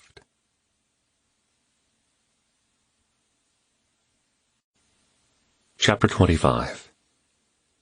You prepare a table before me in the presence of my enemies. Psalm 23, verse 5. James awoke from a fitful sleep. He'd slept well since the night of Bart's call, the night he had seen everything clearly. But last night was fraught with cryptic dreams full of fleeing and fears and enemies with no faces. Today, fresh from his meeting with his mentor 2 days before, and emboldened by the chief's confidence in him, he faced what he hoped would be his final meeting with Jata. The Chilean leader had contacted him and requested to meet at his compound. No ruling had come down from the high courts concerning the land rights, and James assumed, since Jata had eyes within the council, that the chief knew about his decision to give the trihydra to the Suti. He could not guess how the leader would react to that news. Today would be a revelation to everyone. James dressed and made a French press and a bite to eat. He prayed longer over his meal, asking for courage and wisdom for the day. When he was done, he was out and into the jeep, heading for the rendezvous point. Once again he was to meet Jata's men halfway and be driven to the compound. Rain was falling steadily, and the roads were a mess. He drove out of the village, through the gap, where the project had all but halted for the worst part of the rainy season. He slowed and looked at the equipment and the moorings. The current through the gap was normally swift, but the rains had swollen the river and multiplied the force of the water. James felt sure the trihydra could handle the force of the flow, although others had their doubts. It was not yet secure, but it soon would be when the final placement of the turbines occurred. He was satisfied he had designed the system with more than enough strength to hold. He dismissed his thoughts and drove on. 5 minutes down the open road between Tsanga and Jata's compound, he thought he heard a noise from the back of the jeep. The rain beat a constant rhythm on the top of the vehicle, so he ignored it. But glancing back in the rearview mirror, he saw something inside the vehicle move. "Hey!" James shouted. "Ah!" came a frightened squeal. James slammed on the brakes and struggled to control the jeep as it swerved and slid to the side of the road. He jerked around. "Who's there?" he shouted. A plaid blanket is all he saw. Slowly a head appeared from underneath. James squinted into the face of Kwame and let out a groan. "Kwame! Boy, you nearly scared me to death. What are you doing here?" Kwame came fully out from underneath the blanket, wearing the familiar blue jersey, which was now worn and snug on his growing body.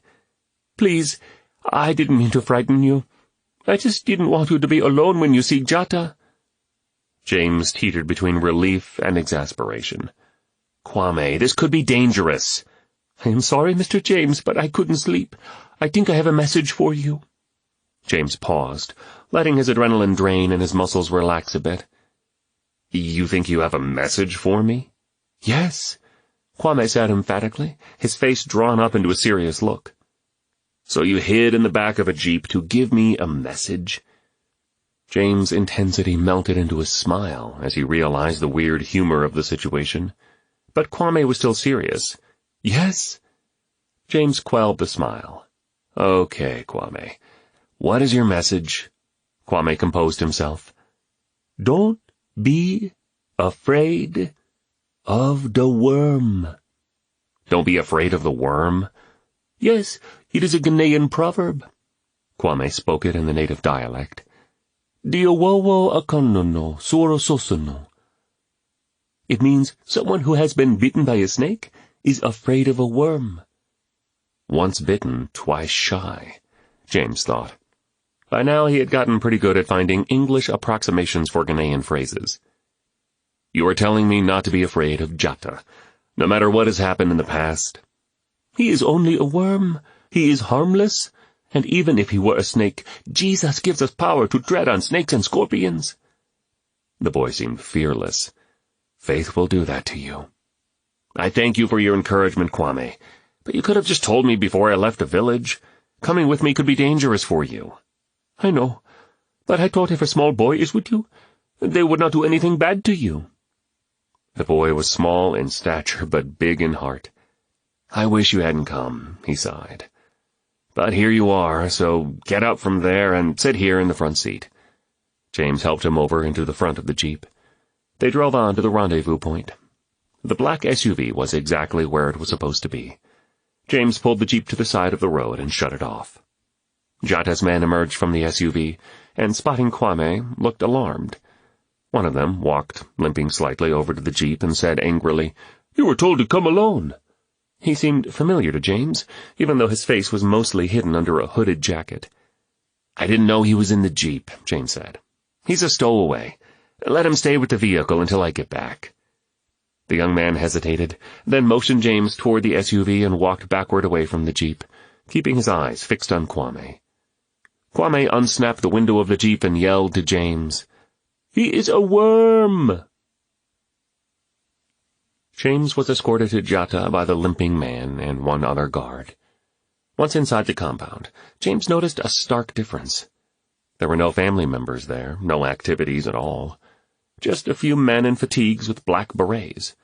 He was led to the room where he had met with Jata before. The lion stood at the window, his back to James. "James, we meet again. Please, sit down. And how are you today, my friend?" "Nyame Ado," James replied, taking a seat. Jata appeared sober and unamused. "Let's get straight to the matter. Have you considered the offer I made to you the last time we met?" "Am I being recorded this time as well, Atsu?" Jata cocked his head. James continued. "I believe you have my answer recorded digitally. There's been no change." "There has been no change in the situation concerning land rights either, Mr. Merritt. When the land reverts to the Kaleo tribe, your project will be no use to you at all. This is your last chance to make your money." Jata turned toward James and walked away from the window, his hands folded behind his back as though he were restraining himself. He paced around the room. "We are very much alike, you and I, James." James sat up straight and blinked uncomfortably. "I, too, found myself without parents at a young age. I was made to fend for myself, and there were no orphanages in Brong Ahafo in those days. We both had to make our own way, you and I. And we both are forward thinkers, talented men of impact. We think alike." The thought sickened James. "We have both had to work hard for the betterment of our families, to be strong for our offspring. The Kaleo people are my family. They think of me as sort of a father to them." The anti-father, James thought. There was such a thing as a counterfeit father. Stalin, Kim Jong-il, and other dictators all portrayed themselves as father figures to their people. "We are alike, but in very different ways, and to very different ends." "You foreigners come and go. You never stay. You do not care enough to endure the hardship. You do not look to the long-term care of the people of Ghana. I am committed to these people. These are my people and my destiny. And I am telling you what is best for you too, James. You will do well to make your contribution, take your money, and go back to your own people." Righteous indignation was boiling over in James. This man had the audacity to try to be his counselor. "Your destiny to uproot and exploit the Suti?" James exploded. "You care only for what lines your pockets. That these lives may actually have value has never occurred to you." "I care for what advances my nation. This is the problem with you Americans. You think that people know best what they need. You value the individual over the group. In our country, what is good for all rules all." "I value the individual because the individual has value." Jata moved in closer. "James, I will have the Suti land." His words were steely. "And eventually I will have the Trihydra. It is inevitable. You get to decide if that will happen the easy way or the hard way." So Jata didn't yet know about the transfer of ownership of the Trihydra to the Suti. How was this possible, since he seemed to have eyes and ears everywhere? Were the rumors of mutiny in his ranks true? Were his informers withholding information from him? "It is impossible for me to sell the Trihydra to you, because I no longer own it. The patent rights and all future profits have been entrusted to the Suti tribal elders. I have no stake in the invention at all." Jata stiffened and looked over to the man who had escorted James in. The man's confusion was unconcealed, even behind his dark glasses. "You sold it to them?" Jata seethed. "I gave it to them." "You are a liar." "You have a very good legal team, Matsu. They can validate the facts." "This cannot be true. I would have heard something." Jata exploded, turning to his men. "No one knows how the legal ruling will go, but the Suti own the project, and the project is tied to the land and to the river system. It is likely the Suti will retain ownership of the valley." "You are a snake in the grass. You have no idea who you are dealing with. You have no idea the power I have." The lion's voice thundered. James had never seen such an inferno of hate. For a moment he feared for his safety. The chief didn't appear to be armed, but James feared that he might order his men to harm him. "Chief Jata, you need to think very carefully about your next move," James said calmly, staring straight into the eyes of the lion. "If this ruling goes to the Suti, I will rain down a flood of destruction on the Tsanga Valley, such has never been seen before. The village, the crops, the orphans, they will all pay for your folly." The chief hurled the threats over his shoulder as he stormed from the room. James stood opposite two bewrayed men in the silence. He looked at the familiar one, who was visibly shaken, sweat streaming down his face. James walked over to the man. "I know you. Boateng Okofu, you're the chief's grandson." This was the young man whose life James and Catherine had saved the night he arrived in Kintampo. James knew he had been a spy for Jata, and that Obaton had wept over him. Now he must have been promoted to one of Jata's compound operatives. How could you forsake your people? How could you break your grandfather's heart? James was indignant. Boateng's posture morphed into a proud and defiant stance. You come here from nowhere and make your judgments. My grandfather is not the man you think him to be. Jata is my leader, and the Kaleo are my people. James stared a moment, sickened by what he saw before him. He swallowed the words he wanted to say, blinked, and walked away. He was driven away from the compound to his jeep by another bereaved man. Kwame waited inside the vehicle, and when he saw them approaching, he opened the door and ran toward James in the drizzle. "Mr. James, you're safe. What happened?" Kwame said. "Well, I'm alive," James said. "And the worm called me a snake."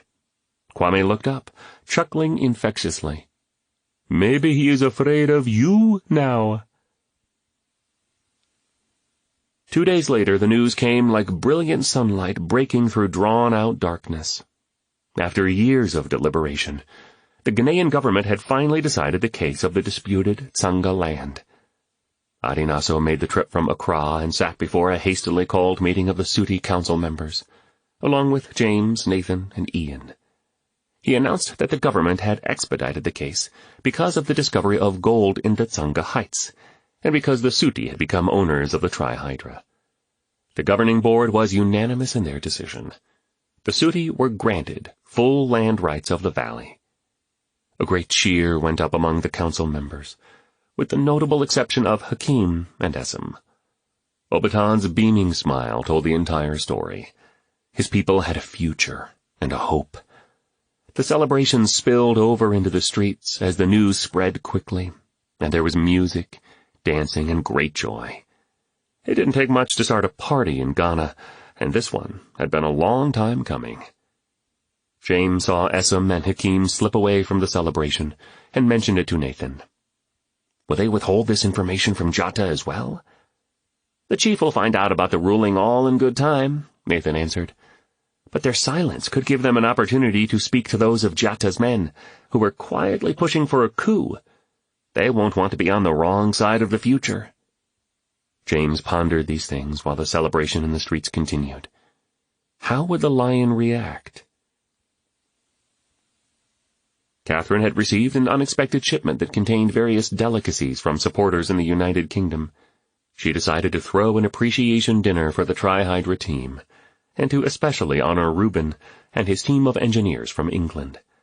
The land ruling gave the celebration a double purpose.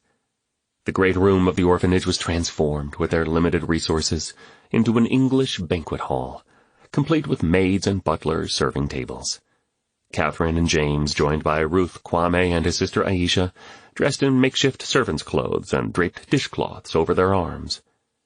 Dainty sandwiches and fish and chips were on the menu, along with non-alcoholic malt, served in aluminum cans, and bread and butter pudding.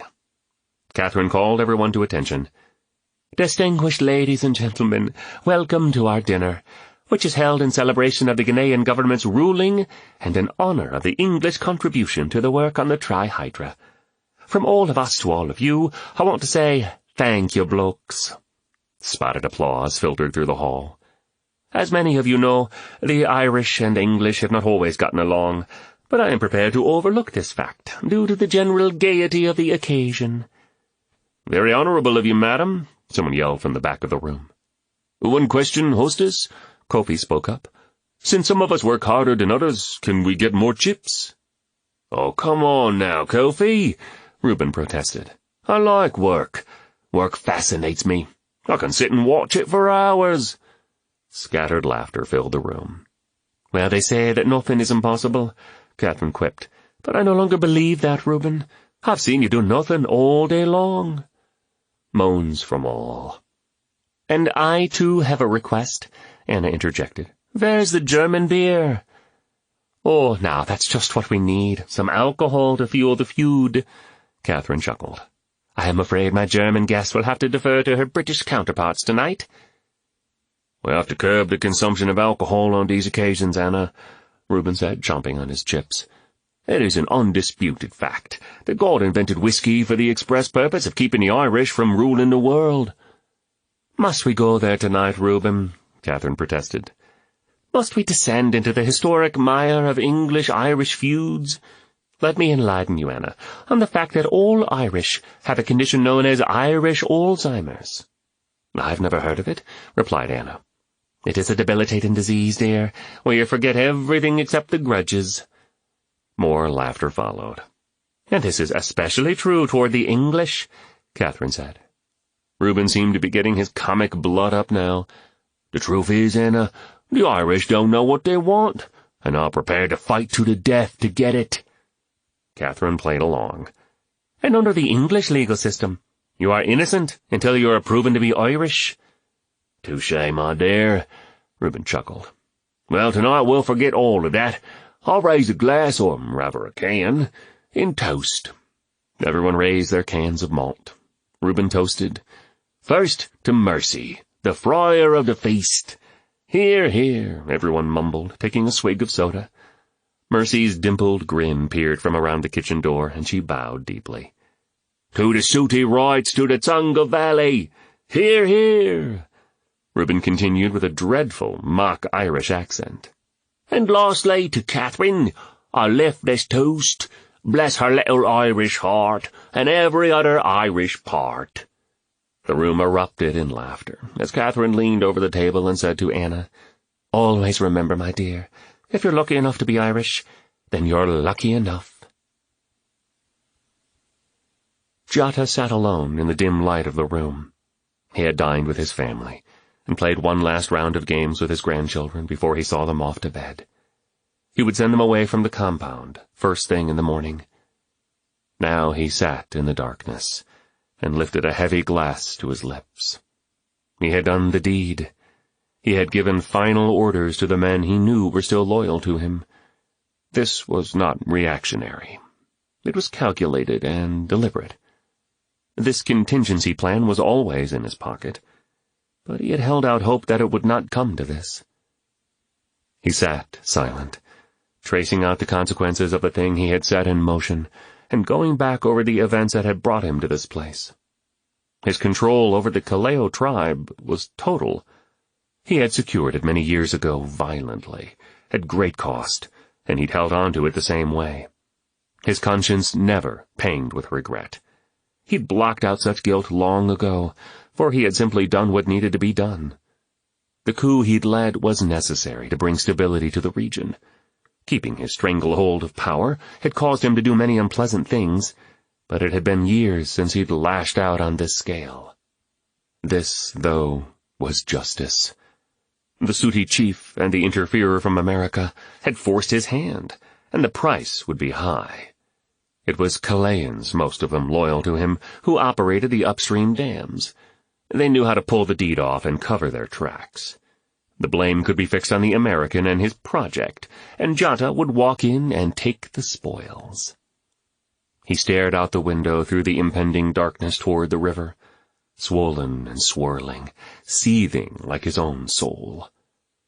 As a young boy, he had witnessed his parents' brutal deaths in the battle, that terrifying battle between the tribes that had happened just beyond those distant banks. Those memories had haunted him, driven him to this very day. Memories of barely escaping enslavement on the Volta River by attaching himself to a warrior chief who showed him the ways of savage warfare. Memories of the hatred that had been systematically pounded into his soul, and that first time he took a human life. The conflicted, adrenaline-driven moment when everything changed for him. After that, it grew easier each time, until it hardly took effort at all. And this decision didn't seem difficult either. It was pragmatic. After all, the future of his family was in the balance. He had fought for this for so long. No price was too high. If he could control the river, he would soon control the Tsanga Valley. His eyes grew heavy and his thoughts faded. The glass slipped from his hand, shattering on the floor, jarring him awake with the fright of what just happened, and what would soon happen.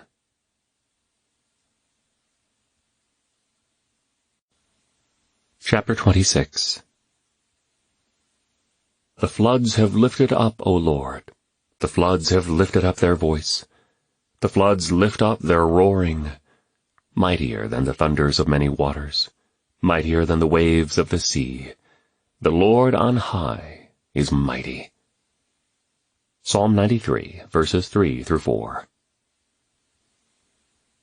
The next morning, for the first time in weeks, daylight broke with azure blue skies and sunlight rippling across the churning Volta.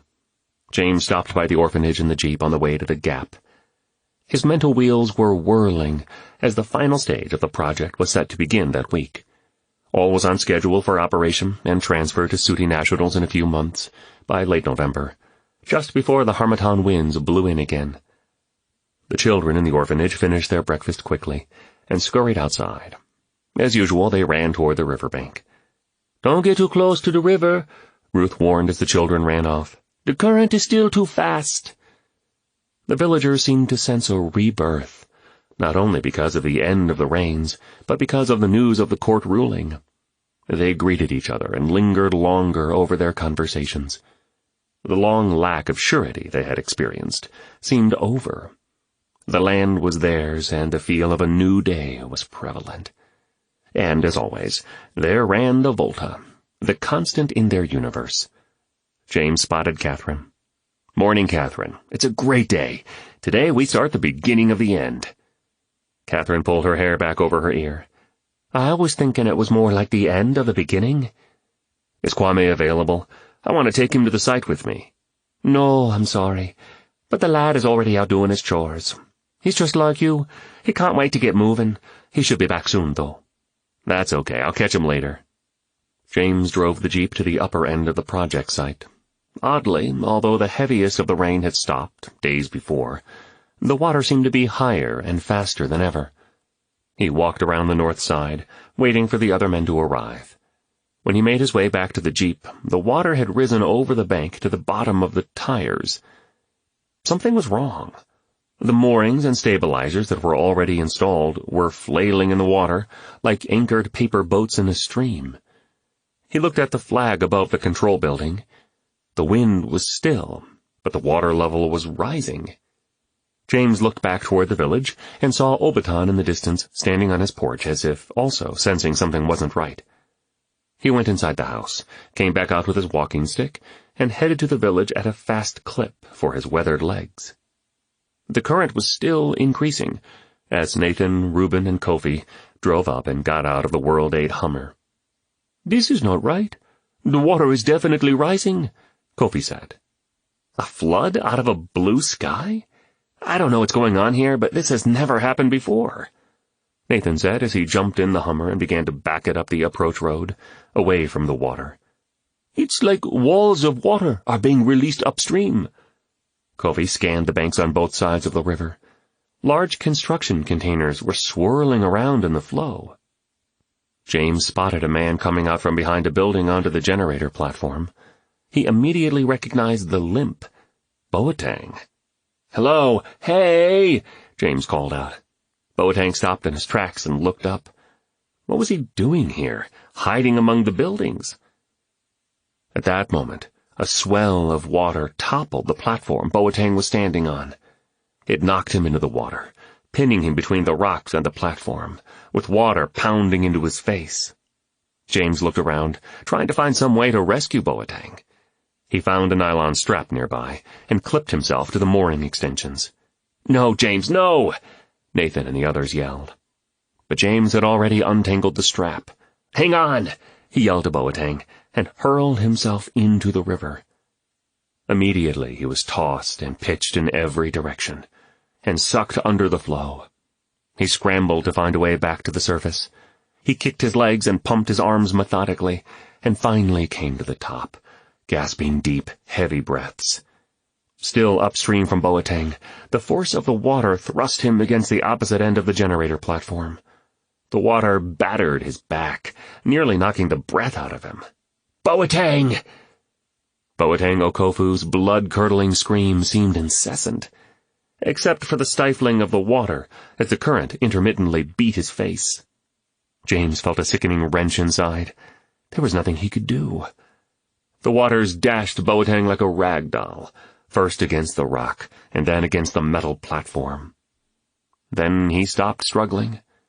His eyes were wide open, looking up at the sky in horror. The water continued to pummel him, but he offered no resistance. Maybe his back had been snapped by the force of the water. James watched as the body tore loose and was heaved, wave over wave, downstream. James' rescue attempt had failed, and now he was caught in the middle of the torrent, clinging to a piece of metal he had designed, hoping it would withhold the force.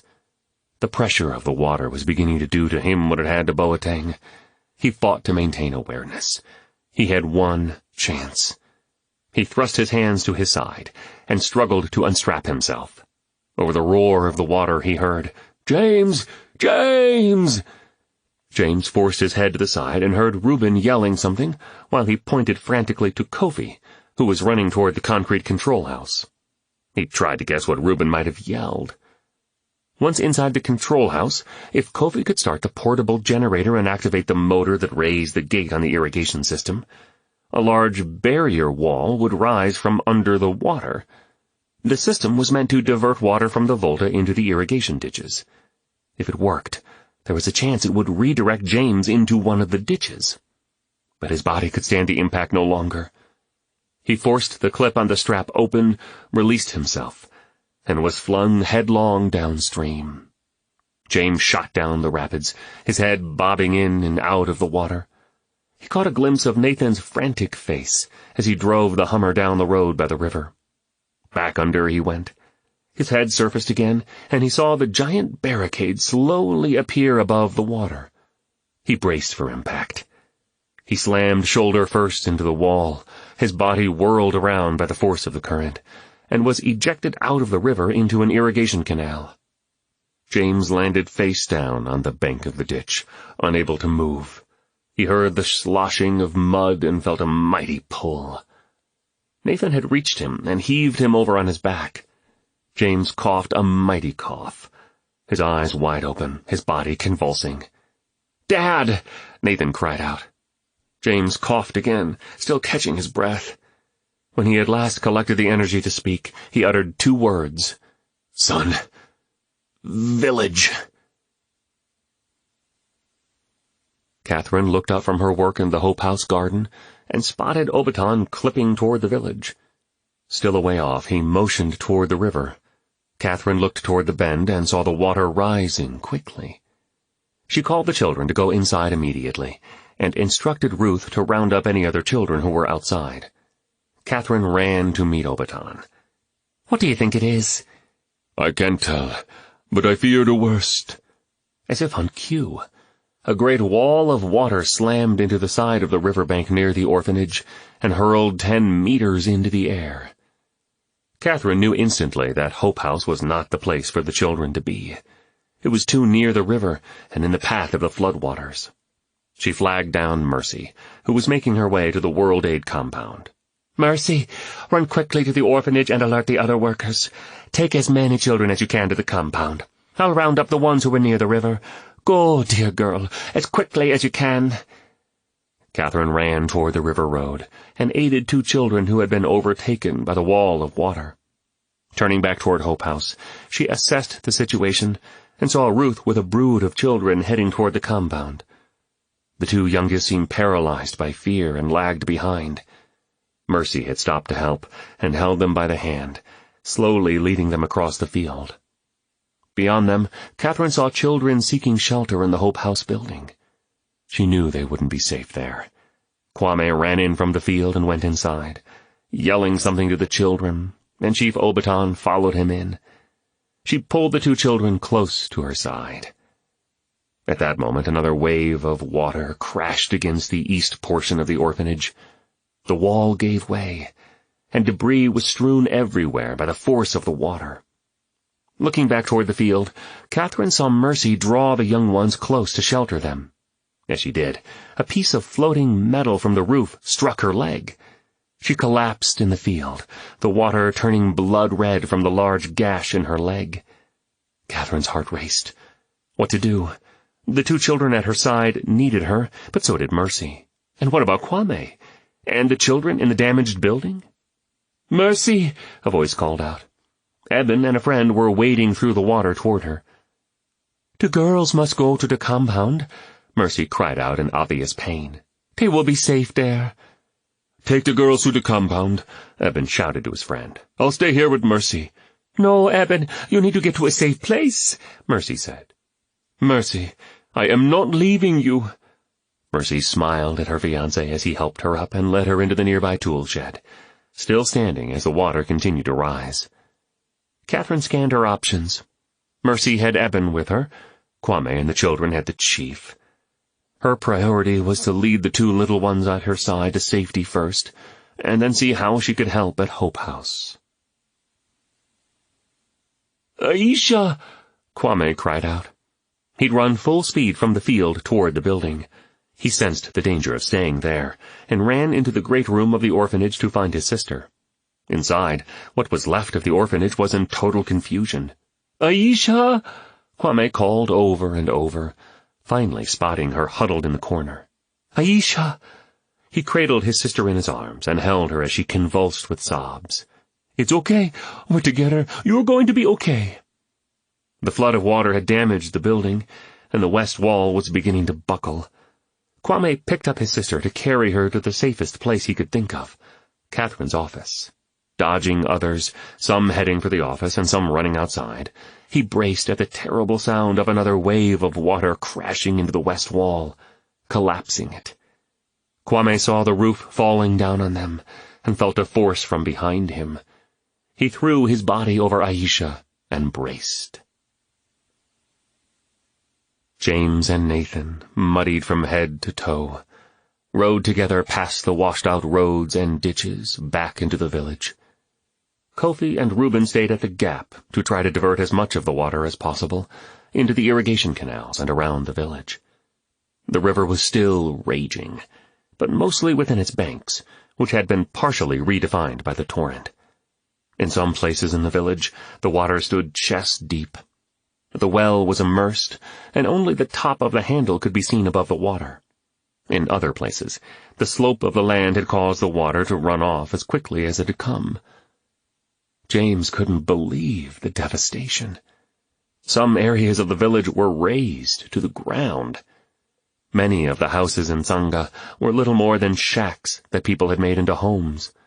They weren't built to sustain this kind of force. A few buildings in the center of the village were still standing, the World Aid compound one of them, though some of the trees outside the walls had toppled. It appeared that the compound was already being rigged as a makeshift triage center. The houses and buildings nearest the river were the hardest hit. At the bend in the river, near the orphanage, it looked like the water had swooped up and hit the building with incredible force. It was more than a flood in these areas, more like a wall of water. The buildings didn't have a chance. 2/3 of the orphanage was completely gone, and the remainder was in shambles. James surveyed the ruins. Where was Catherine? Kwame? Obaton? He moved toward the Hope House site and heard Catherine's voice. "James! James!" He turned and saw her standing in the field with 2 children at her side, her dress hanging wet and filthy, that beautiful red hair streaming down across her face. She had never looked so beautiful. He slushed through the water until he reached her, embraced her, and held her close. Catherine looked into his face. "I am so grateful. I thought surely—" "Thank God you're okay," James breathed out. She suddenly pulled away from his embrace. "We have to look to the children." She handed the 2 with her to a worker who had rushed to their aid. "Get these 2 to safety." Then she and James ran toward the rubble of the orphanage. Miraculously, it appeared that many of those who were inside Hope House had survived. But the bodies of those who didn't make it were being carefully laid aside, and the injured were being attended to by aid workers. James felt sick at the thought. He scanned the place for Kwame.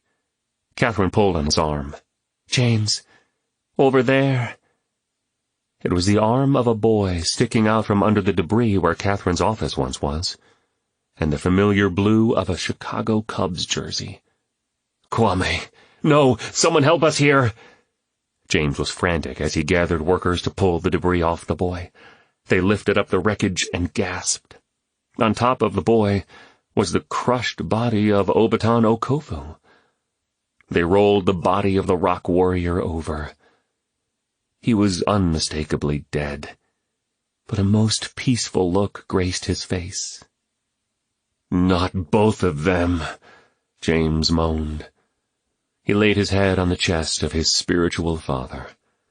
Great heaving sobs rose up from within him and racked his body. How could he hold this grief? What was he to do with his mentor gone? This brave man, who had weathered so many storms throughout his long life, was cut off in an instant by this freak flood. And the boy who was like a son to him. He could make no sense of it. Catherine laid her head upon his and sobbed with him. After moments of pained silence, James heard Catherine gasp. "James, I think Kwame's arm moved."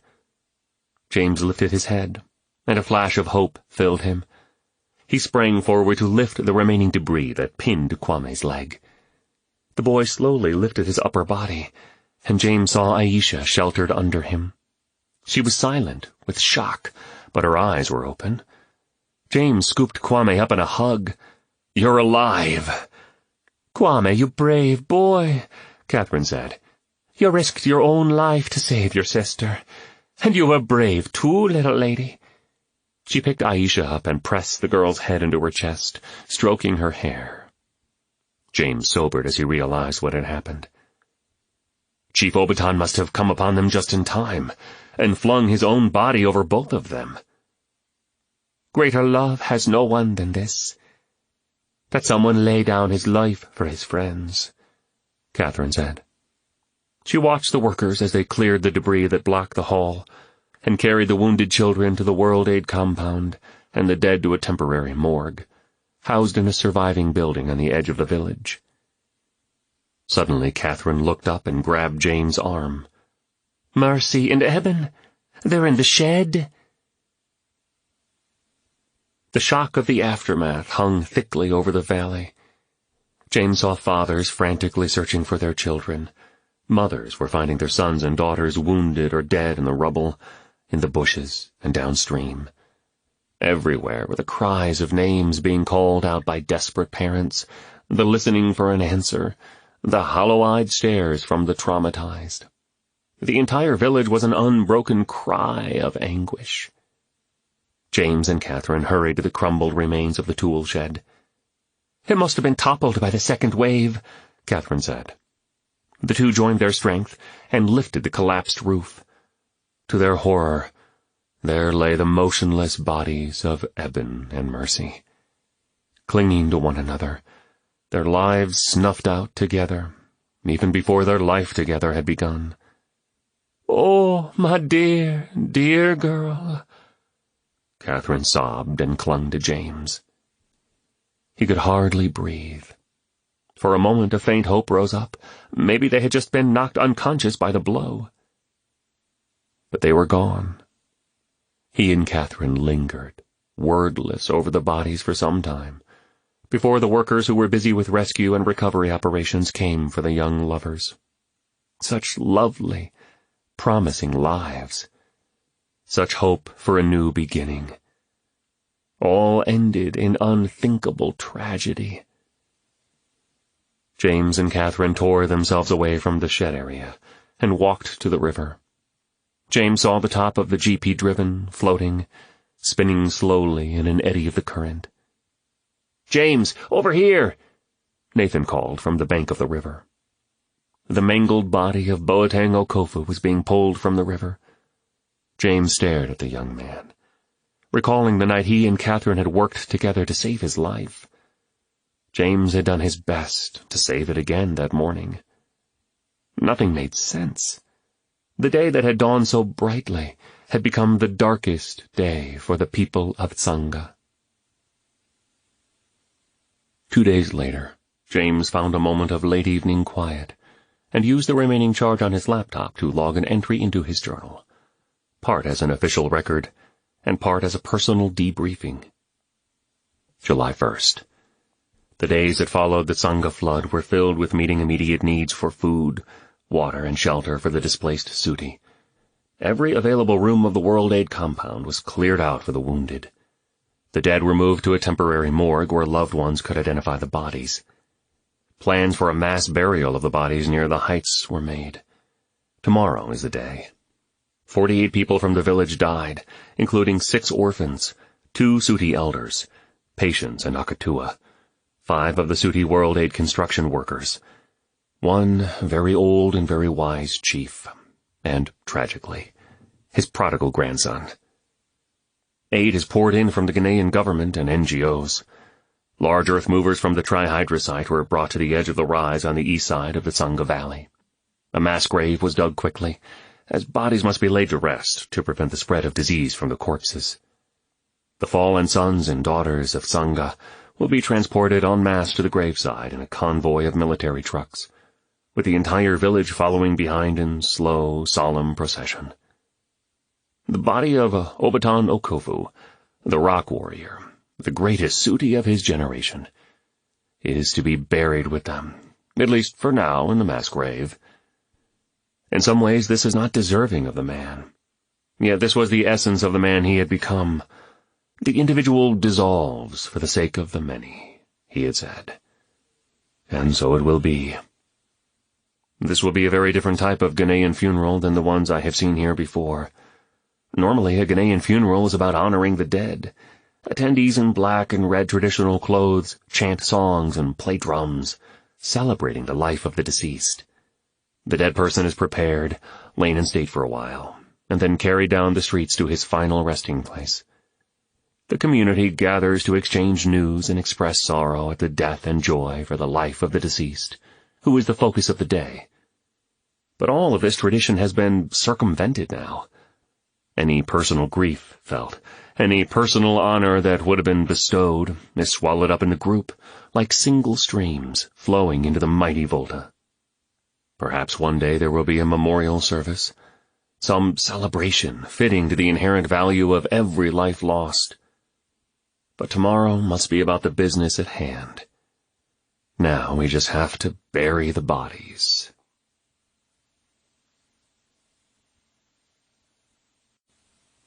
Chapter 27. 2 are better than 1, because they have a good reward for their toil. For if they fall, one will lift up his fellow. Ecclesiastes chapter 4, verses 9 through 10. The Suti had buried their dead. Difficult as it was, the community had to press through the shock of the event and face the reality of the situation. Now it was about rising from the ruins, and James knew how to do that. He felt ready for this moment, for he had seen his own life come up from the ruins, and he had found his father present in the midst of them. During these days he and Catherine headed up much of the rebuilding efforts, creating the calm needed to re-establish life in the valley. James' affection for Catherine grew day by day. They were a team. Each of them had unique strengths that complemented the other, and together they were a force. James saw her tender heart for people clothed in an uncanny ability to organize and meet practical needs. She was keenly focused on the task at hand, and yet would drop everything to hug a child and listen to a mother and offer a prayer on the spot. His own faith grew by watching her. Kofi, Reuben, and the men they oversaw helped any way they could with the logistics of the aid. Ruth was heroic in her care for the children. But it was Catherine who stepped up marvelously, as if she were sent here for such a time as this. In the days following the disaster, another kind of flood hit the village. News reporters from all over the world rained down on the valley like locusts on ripe fields. Questions and speculations abounded. Upstream flood regulation was under investigation. Rainfall totals were compared with those in previous years. Inquiries were made into the mechanical integrity of the Trihydra. No question went unasked. While it was true that more rain had fallen in a shorter period than in any recorded year, the totals were not so excessive as to cause this kind of damage. So what could have brought about such an unprecedented event? Of course, because of Kaleo involvement in the upstream dams, Jata made the media rounds, spreading his propaganda. James and Catherine gathered with the World Aid team at the compound to listen to Jata's remarks on the radio broadcast. On behalf of your Kaleo brothers, I want to express our sincere condolences for the great losses you have experienced. As you know, we have sent economic and humanitarian aid from our tribe to yours. Our hope is that this will help to sustain you in your time of need. Oh, please, Nathan sneered as he stared at the television. The Kaleo chief went on. Of course, the heavy rains made it necessary to release water from the upstream dams, but not enough to have caused a tragic flood. It remains to be seen whether the trihydra could have been the cause of the unprecedented force of the water. We have never had this problem until now, and we have never had the trihydra until now. Perhaps an investigation into the management of the project is in order. And by that, I mean an investigation into the Suti elders, the owners of the trihydra, and of James Merritt, its inventor. Nathan shook his head. The filthy opportunist is trying to capitalize on the suffering of the Suti people. And trying to buy favor from them with his aid, so I can get his claws back into this valley, Catherine said. Did we really believe his opposition to this project was over? James said. Nathan added, and I think Essam and Hakim are dancing with many partners. I'm told they're communicating with Jata and doing his bidding on one hand, while at the same time monitoring the disgruntled militia for winds of mutiny, all while still serving on the Suti Council. James didn't know how things would go, but the lion was maintaining his power for now. Essam had called an emergency meeting of the Council of Elders, a group that was 3 members fewer now, and appealed for another vote on the future of the trihydra. No one knew whether some inherent flaw in the design could have caused the flood.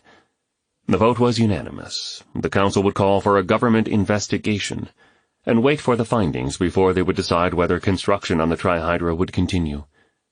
Work on the project had been halted again, and James was under a cloud of suspicion. By the way, has anyone seen Ian? James queried the group. The man had been strangely missing from the Kintampo region during the flood. In fact, no one had seen or heard from him in a week or more. It's strange, James said, that in such a crisis as this, the regional director of a humanitarian aid organization is nowhere to be found. But this was the pattern Ian had established since James transferred ownership of the trihydra to the Suti. He had isolated himself more and more from the area and the people of Kintampo. Where could he be at a time like this? Ian hunched over in a leather chair, one of several that surrounded a long wooden table in the Office of Internal Affairs in Accra. He'd been in the capital city for over a week, on official World Aid business, monitoring the tragedy in Tsanga from afar. The meetings had gone well, and he'd gotten what he'd come for. Now he was left alone to consider his next move. Events over the past 18 months had chiseled away at his nerves. World Aid had worked long and hard to establish a presence in Ghana. The organization had invested heavily in operations in the Kintampo region and had helped the Suti people in many ways. But a worrying downward spiral had begun. He unpacked his laptop and sorted out his thoughts. Number 1, aided people are debtors to the aid organization. The only way to sustain my work in the Tsanga Valley and in all of Ghana is to keep the people dependent upon World Aid. This wasn't the official stance of the organization, but it had become his. Years in the field had cultivated a jaded cynicism. He had to walk a tightrope, balancing the interests of people groups, tribal councils, and national governments, aid agencies, lawyers, ethics, money, and a half-dozen other variables. He'd never seen a situation where everyone won. The stress of this lifestyle mounted up, and he felt the pressure. A well-meaning coworker had leveled with him one day. "Ian, you're a hard worker. You're conscientious to a fault, but you worry me.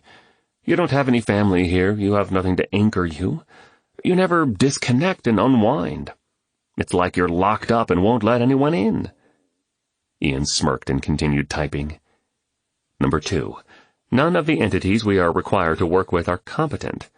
They all have deep flaws: corruption, bureaucracy, ineptness, short-sightedness. World Aid was the only organization that could accomplish the task of helping the people. His peers had criticized his absolute allegiance to the institution. There was nothing wrong with that. They said the organization had swallowed up the mission. Ian sloughed off their criticism. But she had agreed with them. Chloe, the lovely girl from South Africa with the straight-talking, feisty spirit that he loved. The memory of her words derailed his train of thoughts. There were plans for a wedding and a family, but her bluntness had turned on him that day, years ago. "There is much to love about you, Ian, but I won't be married to a man with a mistress, and World Aid is your mistress." The wound from that moment had calloused his heart. He doubled down on his work, and he'd gotten quite proficient at pressing back the regret by now. He continued. Number 3. The transfer of the trihydra to the Suti has nudged World Aid out of the equation in Tsanga. Something must be done. And he had a plan. First, he intended to get himself appointed to lead the investigatory commission, whose job it was to determine whether or not the Trihydra project was responsible for the flood. That was what these meetings with the Office of Internal Affairs had been about. Since World Aid was a trusted NGO, and Ian its regional director, it had been easy to get the appointment. He would clear the organization of any culpability in the flood, and if James Merritt was found to be at fault, World Aid would find itself in a position of greater influence with the project and with the Suti people. The second step was to use his position as regional director to expedite the transfer of Nathan Holmes out of the country. Nathan was getting way too close to James, and this could only be seen as a threat to World Aid operations in Ghana. In light of the negative publicity and possible allegations against James, not to mention the inevitable shouts of nepotism, since it had been discovered they were father and son, the two had to be separated. The World Aid Board would certainly understand this and agree with his suggestion. And the third step of his plan, Jata must be brought down. Catherine was awakened from a fitful sleep by a voice. She lay on the ground in one of the temporary tents set up to house the orphans and the orphanage workers. At first she thought it was a dream, but then it called out again. "Miss Catherine?"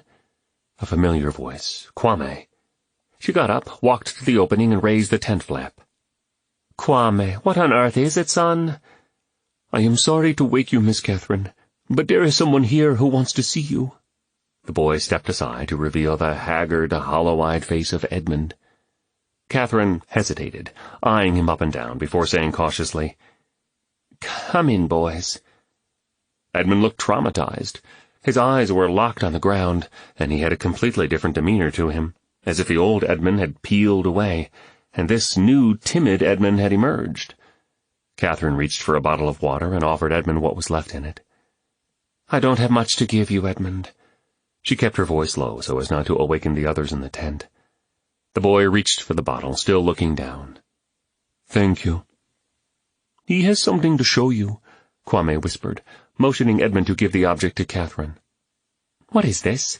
Catherine asked, reaching out to take the cell phone. "Read the text messages," Edmund said softly. Catherine flipped through the first few texts.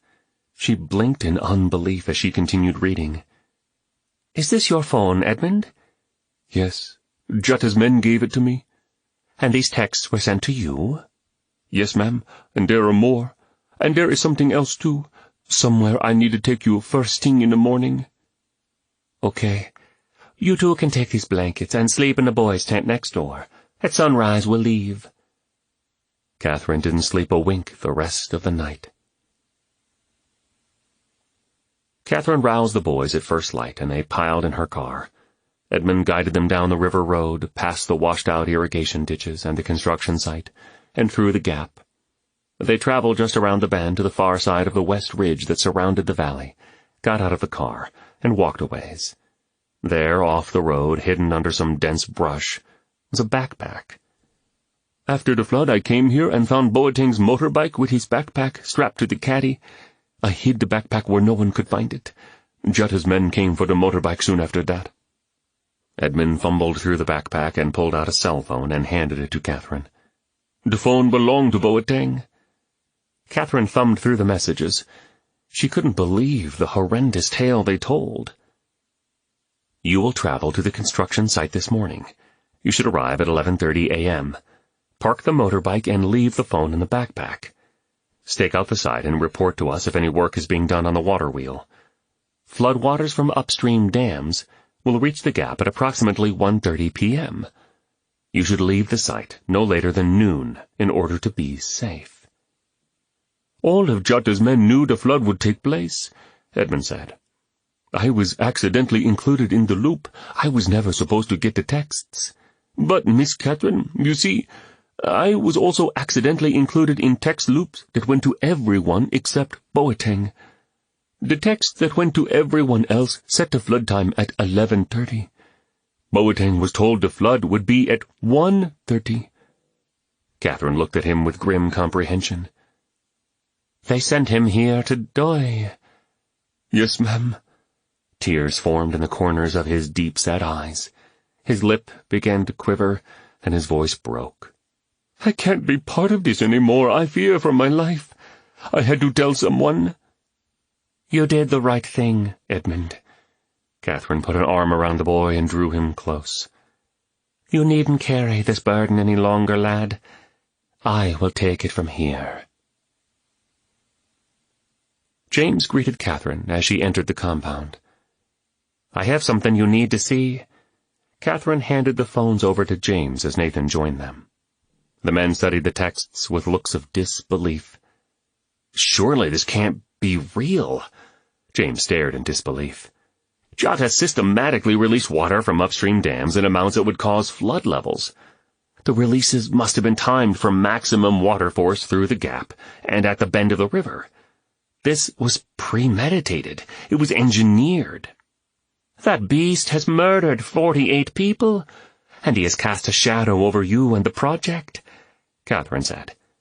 And now, in their hands, they had the evidence to prove it all and bring the lion down. This is extraordinary, Nathan said. We have a smoking gun. The question is, what are we going to do with this? James' mind was swimming in a cocktail of confusion, anger, and hope. This was the information that could clear him of allegations. He'd been summoned to a council meeting just the night before, and told about the elders' decision to request a government investigation. They had already contacted the Office of Internal Affairs, as well as Adinaso, and were informed that a committee was being assembled, with Ian McPherson as chairman. The council had informed James that work on the trihydra was suspended indefinitely, pending the results of the investigation. They'd asked him to keep a low profile during the inquiry period. No charges would be filed at present, but no promises were made for the future. We obviously have to hand these over to the authorities, James said. But to whom? And how should we release them? I say the sooner the better. The truth will make you free, and it will also clear your name, Catherine said. Let's hope so. But do we call the elders? The internal affairs? Who? Nathan spoke up. Whatever we do, let's not let those blood-sucking leeches in the media get hold of it. James thought a moment. I think Ian is our man. He's the chairperson of the commission and a friend of the Suti. I think he'll be impartial, and he'll be sensitive to release the information in a way that will be least taxing on the village. Surely there's another way, Catherine said. I'm not crazy about Ian controlling this information either, Nathan said. But what other trustworthy outlet do we have? Nathan made a phone call to Ian, and a meeting was scheduled for that evening, when he would return from Accra. James, Catherine, Nathan, and Ian met that night by lantern light in a small room in the World Aid compound that had been cleared out to make a temporary office.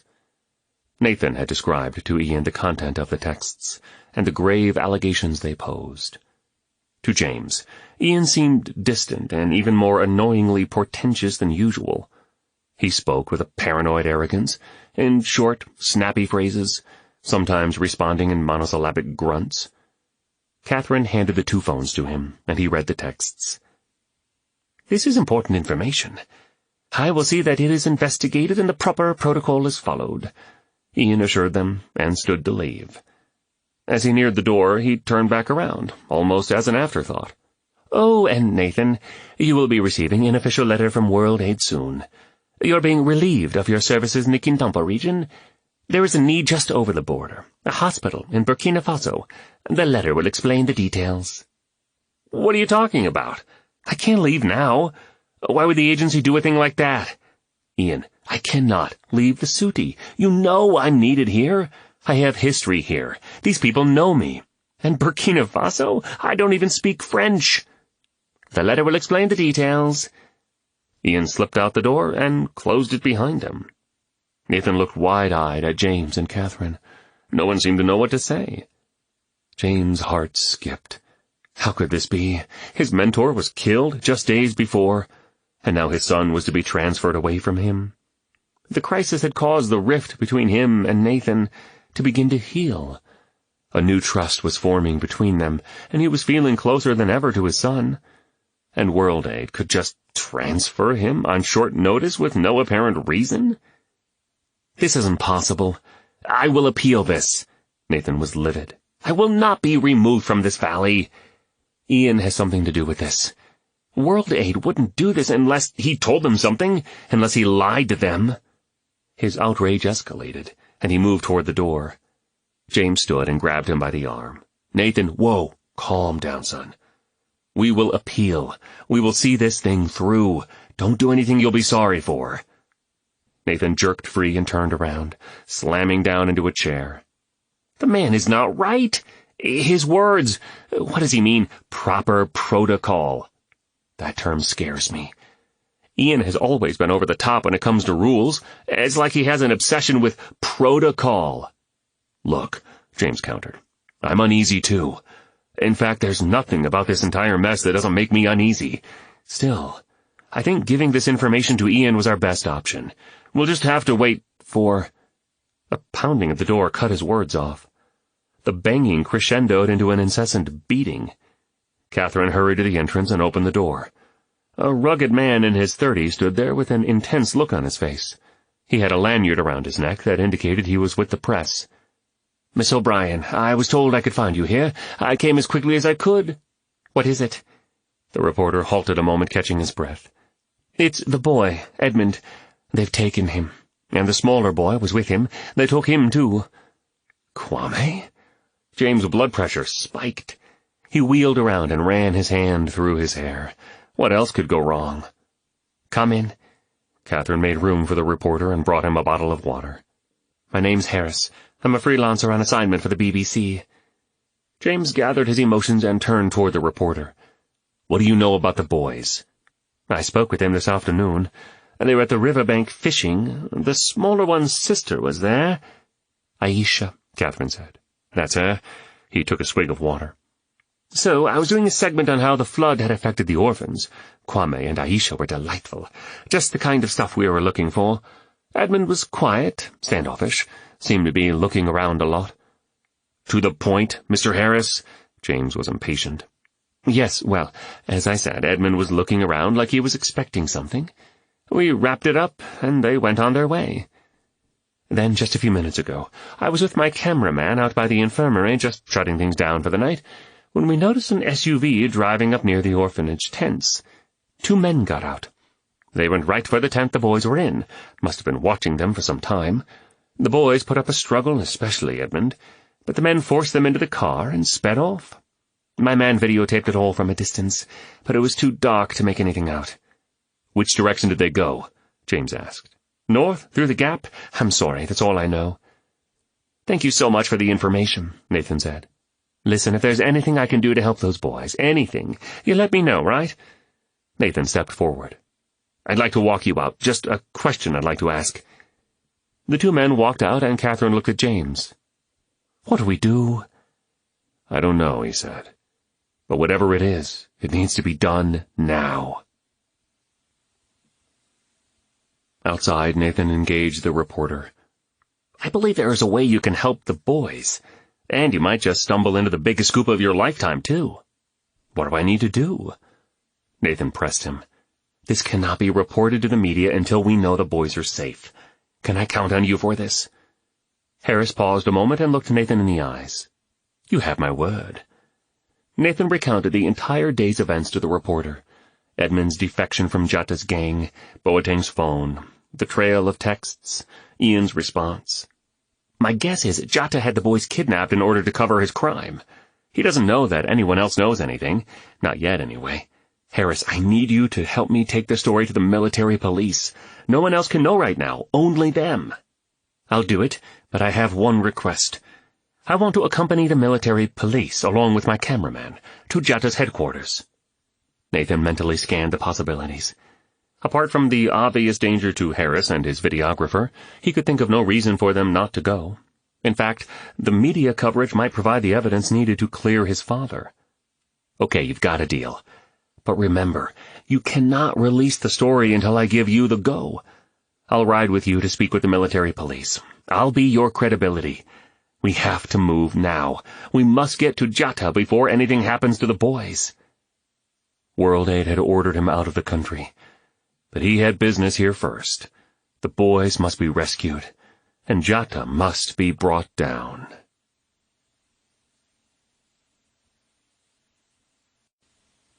Chapter 28. I pledge myself to the service of Ghana, with all my strength and with all my heart.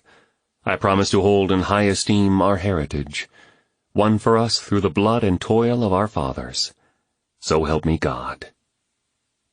Ghana National Pledge. James unlocked the storage room in the World Aid compound and gathered flashlights, rope, and any other item he thought might be helpful in rescuing the boys. It was an improvised mission. He didn't know what to expect, nor what he would need. He'd have to rely on his inventor's intuition. At the back of the storage area, he unlocked the arsenal and looked at the guns. Very few people even knew they were here. World Aid discouraged the use of weapons, and didn't permit them to be carried on the premises, but they allowed the staff the option of having guns stored here and available for emergency situations. This was certainly an emergency.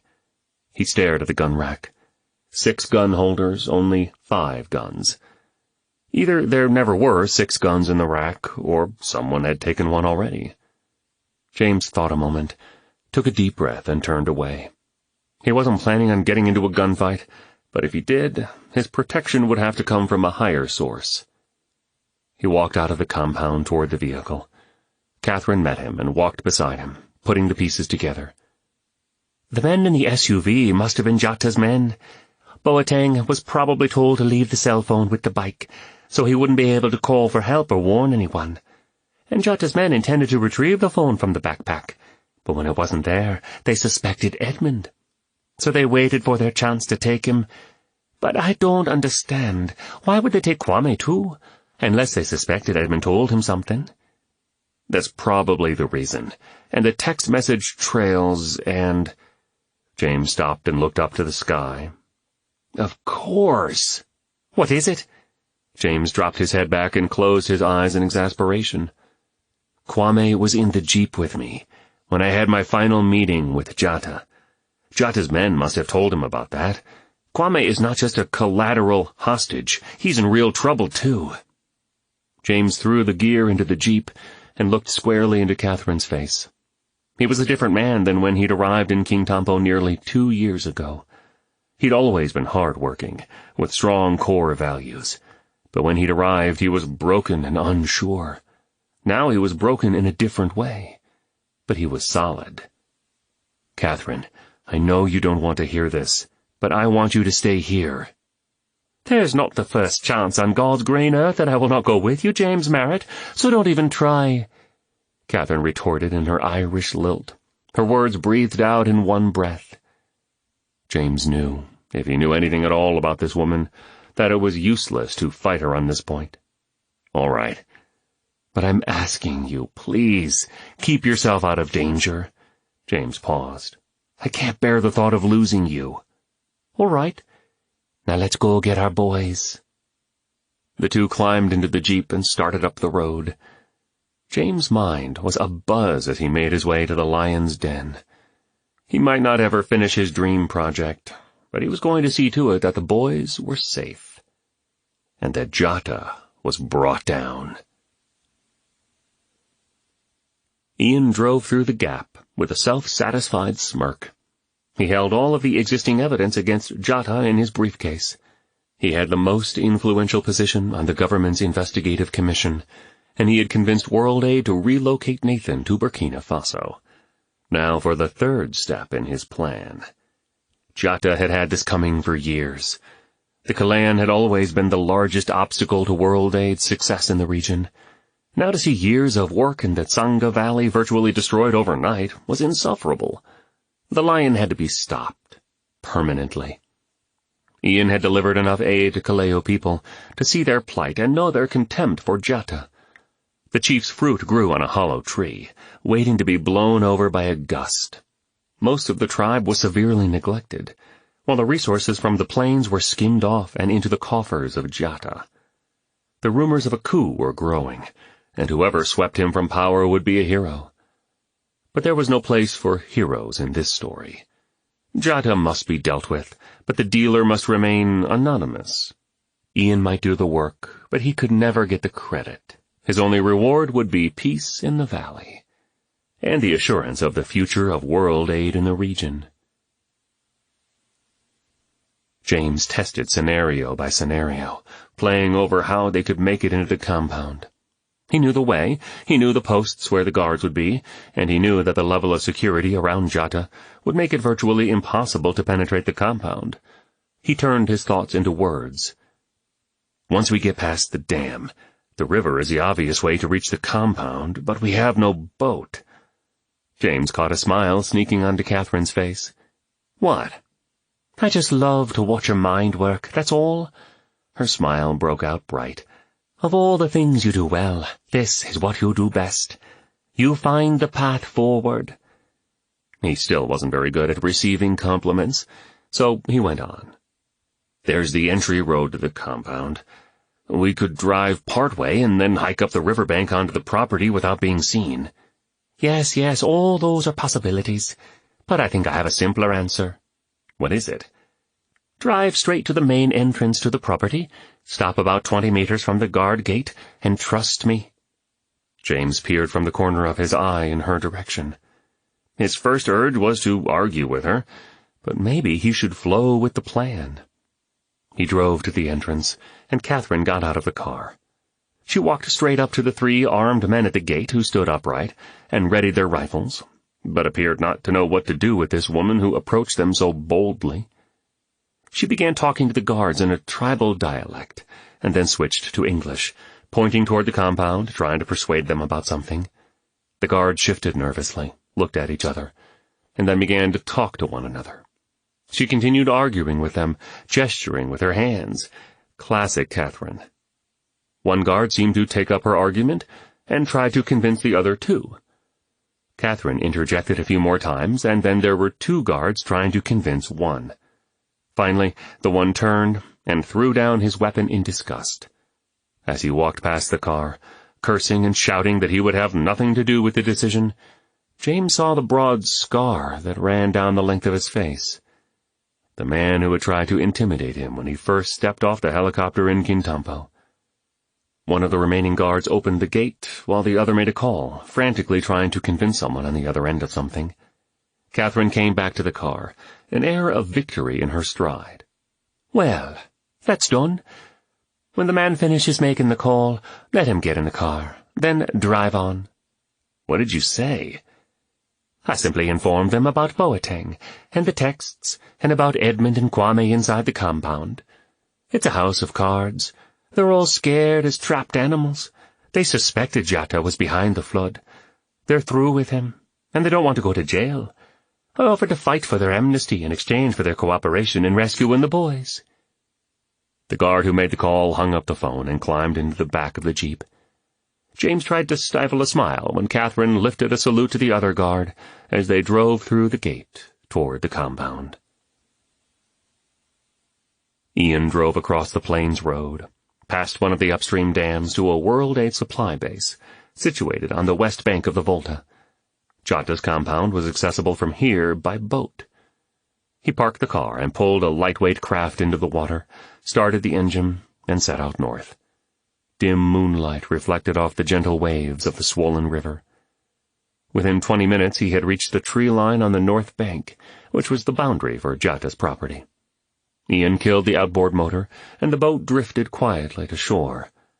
He tied the boat to some brush near the bank, grabbed the rifle and flashlight he'd taken from the World Aid compound, and worked his way up the bank toward the house.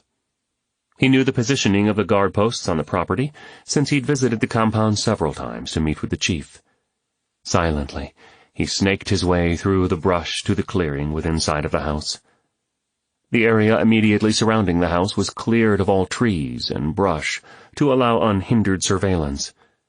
Odd that he'd met no resistance from Jata's men. He assumed he'd be detected at some point, but he made it clear to the house and onto the veranda. Glancing back and forth, he looked for the guards who should be blocking the entrance. No one. Ian was uneasy, more uneasy than if he'd met the expected resistance. Something wasn't right. Sweat drops beading on his forehead dripped down his cheek as he reached for the doorknob. Unlocked. A chill slithered up his spine. Jata unprotected? Ian opened the door and crept through the large front room, making his way toward the inner rooms of the house. As he passed each room, he opened the door and peered in, the moonlight through the windows providing just enough light to make things out. After searching 5 or 6 rooms, all unoccupied, Ian heard the low rumble of snoring coming from the end of the long hall. He crept toward the sound and cracked open the door. There was the lion himself, sprawled out on a massive bed. This was too easy. He had come here to kill Jata. But to slay a man in his sleep? He pushed the door open farther and gasped. Against the wall opposite the bed was the outline of 2 bodies. Squinting in the darkness, Ian recognized Kwame and Edmund, and he saw their plight more clearly. What feat of twisted torment had Jata done? The boys were locked in a large iron cage, their hands tied and mouths taped. At the creak of the door, the boys struggled to sit up. Hope-laced horror emanated from their gagged faces as they looked at Ian, their raised eyebrows appealing for release. Ian held a finger to his lips to warn the boys not to make any noise. Now he had another variable which forced him to improvise. To take care of Jata with the boys present was too dangerous. He had no choice but to free them first. He moved toward the cage as silently as possible, released the double latch, and opened the door. The boy stepped quietly out, but as Ian moved backward to clear the way for them, his foot caught on a table leg. The table scooted, and a vase fell to the floor. The crash shattered the night. The lion startled out of his sleep, flailing his arms toward the bedside table, and grabbed a pistol lying there. "Guards!" he called out for the sentries that should have been in the house, but no answer came. In one clumsy motion, Jata fired in Ian's direction and roused his hefty frame out of the bed. Ian darted into the hallway for cover. Edmund ran toward Jata, his hand still tied. He lowered his head and butted the chief in the chest, knocking him back into the wall. The impact made Jata drop the gun. Ian cowered in the hallway and peered around the doorpost. He watched the 2 struggle, Edmund thrashing his head this way and that, leveraging with his feet, and slamming his body into Jata. Kwame broke for the back entrance of the master suite, which opened to a terrace that faced the Volta and the rolling hills in the distance. He made it to the door, but struggled to open it with his bound hands. Ian froze, unable to take decisive action. He couldn't risk shooting into the brawl.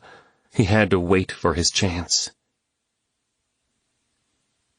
After weaving down the access road circling the compound, James had parked the jeep in the thick brush. He, Catherine, and the guard had walked through the clearing and hidden behind an outbuilding, watching the house. While contemplating their next move, they'd heard the report of a pistol. As though the shot had started a foot race, the 3 bolted toward the rear of the house. Loud banging came from the back door, and there, staring through the glass, was Kwame, bound and gagged. James' heart raced, and he outran Catherine toward the porch, hearing sounds of a struggle inside the house. Ian watched as Edmund and Jata fought their way along the wall of the bedroom, until they were under a great elephant tusk hanging above them. Jata thrust his left leg out and slammed his weight into Edmund, causing him to fall hard to the floor. The lion swung around and plucked the tusk off the wall, lifting it high overhead. He brought it down hard on Edmund's head. The boy lay motionless on the floor as Jata hovered over him, breathing laboriously. Ian saw his chance. He stepped into the doorway, rifle raised. Jata spotted him and whirled his large frame around, hurling the tusk toward the doorway. Ian was forced back into the hallway as Jata scooped up the pistol and headed for the rear door. Before James reached the door, the lion grabbed Kwame, opened the door, and stepped onto the veranda. James, Catherine, and the guard stopped several steps from the porch. Jata raised the gun toward James, then pivoted and pointed it at Kwame's head. "Seize him!" he shouted at the guard. Jata spewed out more orders, but the guard stood motionless. Anger swept across Jata's face as it dawned on him that there was no one guarding the compound because his men had rebelled against him. His shield was gone, and he was left to deal with the situation on his own. The guard smirked. "Your time is up, old man." Jata raised the gun and fired. James and Catherine ducked, and the guard's smirk turned to shock as he fell to the ground, holding his shoulder. Jata dragged Kwame to a small vehicle, shoved him in, and set off. "Let's go." James pulled Catherine back to the jeep and chased Jata's vehicle down the dirt road toward the river. At the dock, Jata pulled Kwame out of the vehicle and dragged him into a small boat. The chief untied it, and they drifted out into the water as he pulled the starter rope frantically with one arm. James stopped the jeep near the water. "Let the boy go!" The lion fired a shot at them, then froze as the sound of another weapon discharged. James turned. 3 military boats raced around the river bend, their spotlights glaring off the water. A dozen figures dressed in Ghanaian military uniforms charged from the brush near the tree line. Several of the men dropped to the ground in sniper positions, guns trained on Jata and James. James squinted and spotted the unmistakable outline of his son on one of the boats. Nathan! Nathan and the reporter, Harris, were in the 3rd boat in the fleet, cameraman in tow, videoing everything. Bright spotlights were fixed on Jata and Kwame. The Chilean kept his gun pointed at the boy. Kwame's eyes darted back and forth while his chest heaved, his hands still bound and his mouth gagged. There was a long, foreboding silence as all waited to see what Jata would do. He was surrounded and outgunned. His lone trump card, the life of Kwame. James felt helpless, his mind racing to find a solution. If he moved toward the dock, he took the chance of being brought down by a sniper's bullet. Still, he couldn't do nothing. The crack of a rifle shot broke the hush. "Release the boy, Jata!" A shrill voice from the rise behind James and Catherine called out. A lone form stood on the hill, peering through the scope of a raised rifle leveled at the Kaleo chief. Heads shifted toward the mystery man. 2 snipers pivoted from their positions on the ground and set their sights on him. Nathan squinted to focus on the figure, then shouted, "Ian!" "Drop the rifle!" The Ghanaian military commander's words knifed through the air from the bullhorn. "Put your hands in the air!" Ian ignored the directives from the military boat and stood firm, his rifle still trained on Jata. "You've threatened us long enough, Jata!" Ian shouted. "McPherson, stay out of this!" Nathan called out from the boat. "Ian, stand down, man. Someone's going to get hurt," James pleaded. Ian scanned his options. He saw no movement except for the cameraman, who panned his lens slowly, capturing the best angle. The waves of the Volta lapped on the bank, as if watching, waiting. Jata and the boy drifted as one mass, bobbing in the water 20 meters from the dock. A shot in their direction could take out either of them. Ian made up his mind. Years of work in the region were at stake, and this was the hill he was willing to die on. He stood perfectly still and repeated his directive. "Release the boy, Jata!" Mr. James had come for him. Kwame looked at the man he trusted, the man who had risked his life to help him. He had heard what others said about Mr. James, how some imperfection in his invention had brought destruction upon Tsanga, how he could not be trusted. None of this mattered now, because Mr. James had come for him. And that gave Kwame peace. No matter what happened, he was loved. He closed his eyes, breathed in his love, and prayed, and he knew what to do. Like the spring of a trap, he thrust his right leg forward, then backward, driving his heel into Jata's shin. The chief yelled in pain, and the hand that held the pistol jutted out from his body for balance. A gunshot split the night air, then another, and Jata clutched his shoulder. Kwame squirmed to keep from falling into the water. On the shore he saw Ian fall to the ground, shot by a sniper, his rifle falling several meters from him.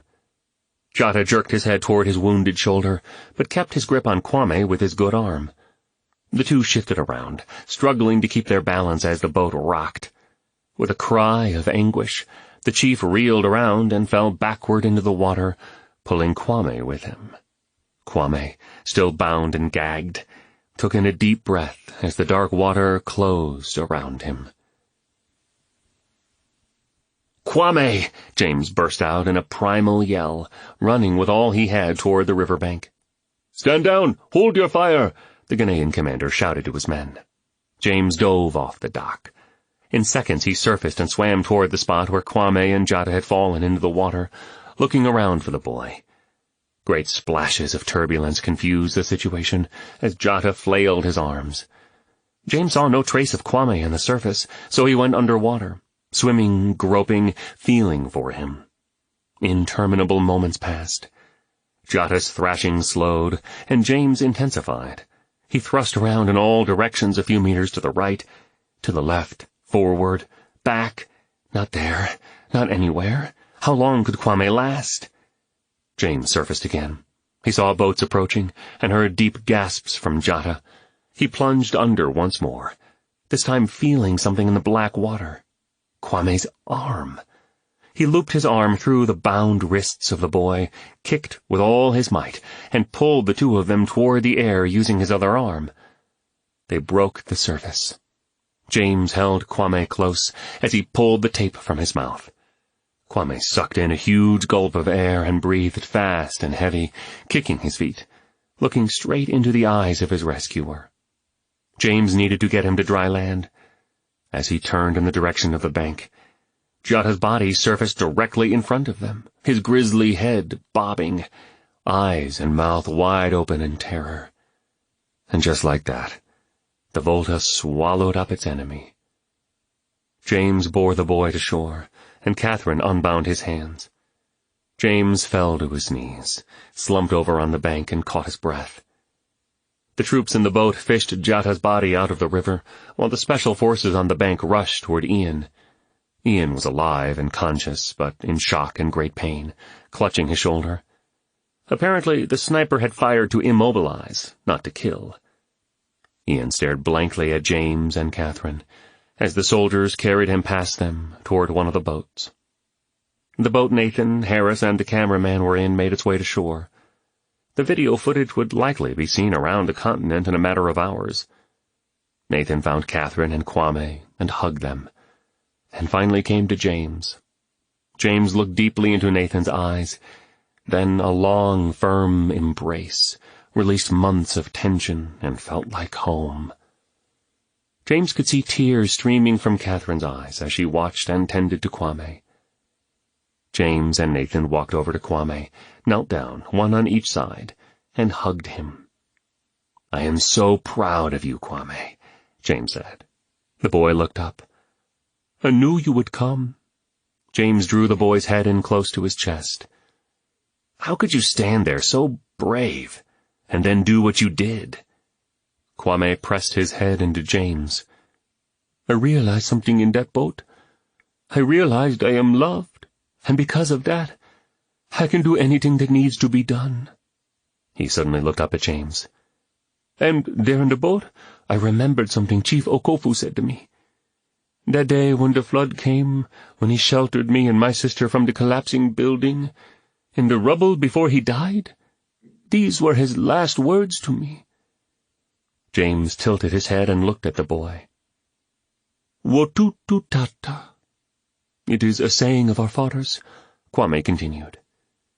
"Walk majestically," Nathan translated. "It's like saying remember who you are and act accordingly."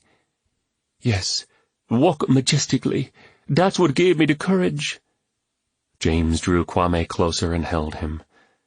He had lost nearly everything he had come to Ghana with, but he had never felt richer.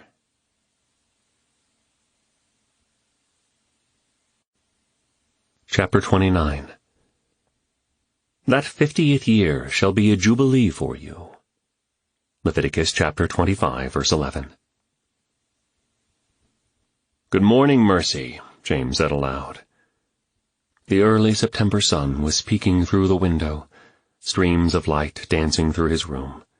He lay there, soaking in the familiar sounds and smells of morning in Ghana, his thoughts retracing the events of the last 2 years, of indescribable beauty and unthinkable horrors, of Mercy and her brave fiancé, undeserving victims of Jata's evil scheme.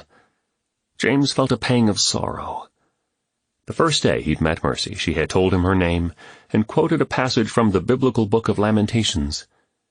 "The steadfast love of the Lord never ceases. His mercies never come to an end. They are new every morning. Great is your faithfulness."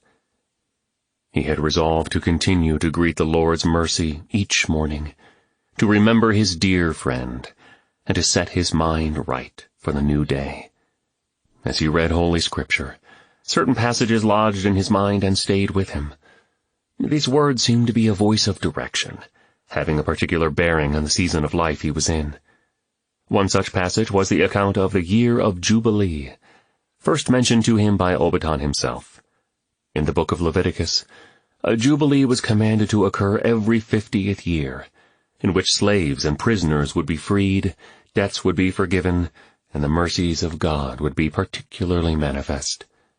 James had just celebrated his 50th birthday a few weeks earlier. Catherine had thrown a surprise party for him at the orphanage and had baked a cake that had the words "Year of Jubilee" written on top. Perhaps this was a year of freedom for him, and this rugged, untamed place and the people of this land were the agents of his emancipation. "Truth is always stranger than fiction," Chief Obaton had once told him. "For which circumstances of your life could you have ever thought up?" Through this unexpected turn of events, he found himself freer than he had ever been, free from the limitations and litigations he had placed on himself, free from the performance-based mentality that had driven him all his life, and free to forgive himself of the self-imposed debts of his past. What ironies had he found in this place? He had fewer possessions, yet felt richer than ever before. He was uncertain of his future, yet more settled and peaceful than before. And today was the day when he must follow his heart and participate in the ceremony that would set his future on its new course. James rose, stretched, shaved, and began dressing in his best clothes. His thoughts were drawn to Kwame. The future of the Suti was inextricably bound up with this orphan boy. In one sense, Kwame had become a symbol of the plight of the Suti people. That night when he was afloat in the Volta with Jata, his fate and the fate of the Tsanga Valley became one. They would either be exploited by an evil ruler or released into their brighter future. Kwame was destined to become a key player in the saga of the Suti. James thought of how the Tsanga flood was a defining point for every person who lived through it. The months following the incident were a time of healing and new beginnings throughout the valley. The cocoa trees had sustained damage during the flood, but they were as resilient as the Suti themselves, and soon the workers were back harvesting the jeweled pods. He remembered the day he'd landed here, and Ian rescued him and became his guide. How that man had changed! His inordinate zeal for the organization had led him to a place of endangering all it existed to fulfill. Instead of committing to the people, Ian gave his heart over to the institution, always a pathway to dysfunction. He had survived his wound, but he was dismissed from the World Aid staff and was being held for psychiatric observation until his trial date. James thought of Harris's video report, heard not only around the continent but echoed around the world on social media. Both Amy and Ryan had seen it and called James. Amy so proud of him, Ryan infuriated for reasons that made no sense to James. In the end, James was vindicated. The independent investigation found the Trihydra had actually prevented the flood from being much worse by restraining the flow of the water that was released by Jata. This led to a formal apology to James from the Suti elders, now led by their newly installed chief, Opatavu. Hakim and Essam were removed from the council and replaced. The tribal elders unanimously voted to allow the full operation of the Trihydra. James felt satisfied, as the work on the project was completed, and he, Reuben, and Kofi finished training a crew of nationals to operate the system during the initial trial period. The upstream and downstream dams were linked into a network, overseen by the Ghanaian government and managed by a cooperative of local tribes with an intricate system of checks and balances put in place to ensure that an incident like the Tsanga flood would never happen again. Gold had indeed been discovered in the heights, and a safe and sustainable way for extracting it was being devised. The future of the Suti and the Kaleo looked bright. The rhythms of the Tsanga Valley were being restored.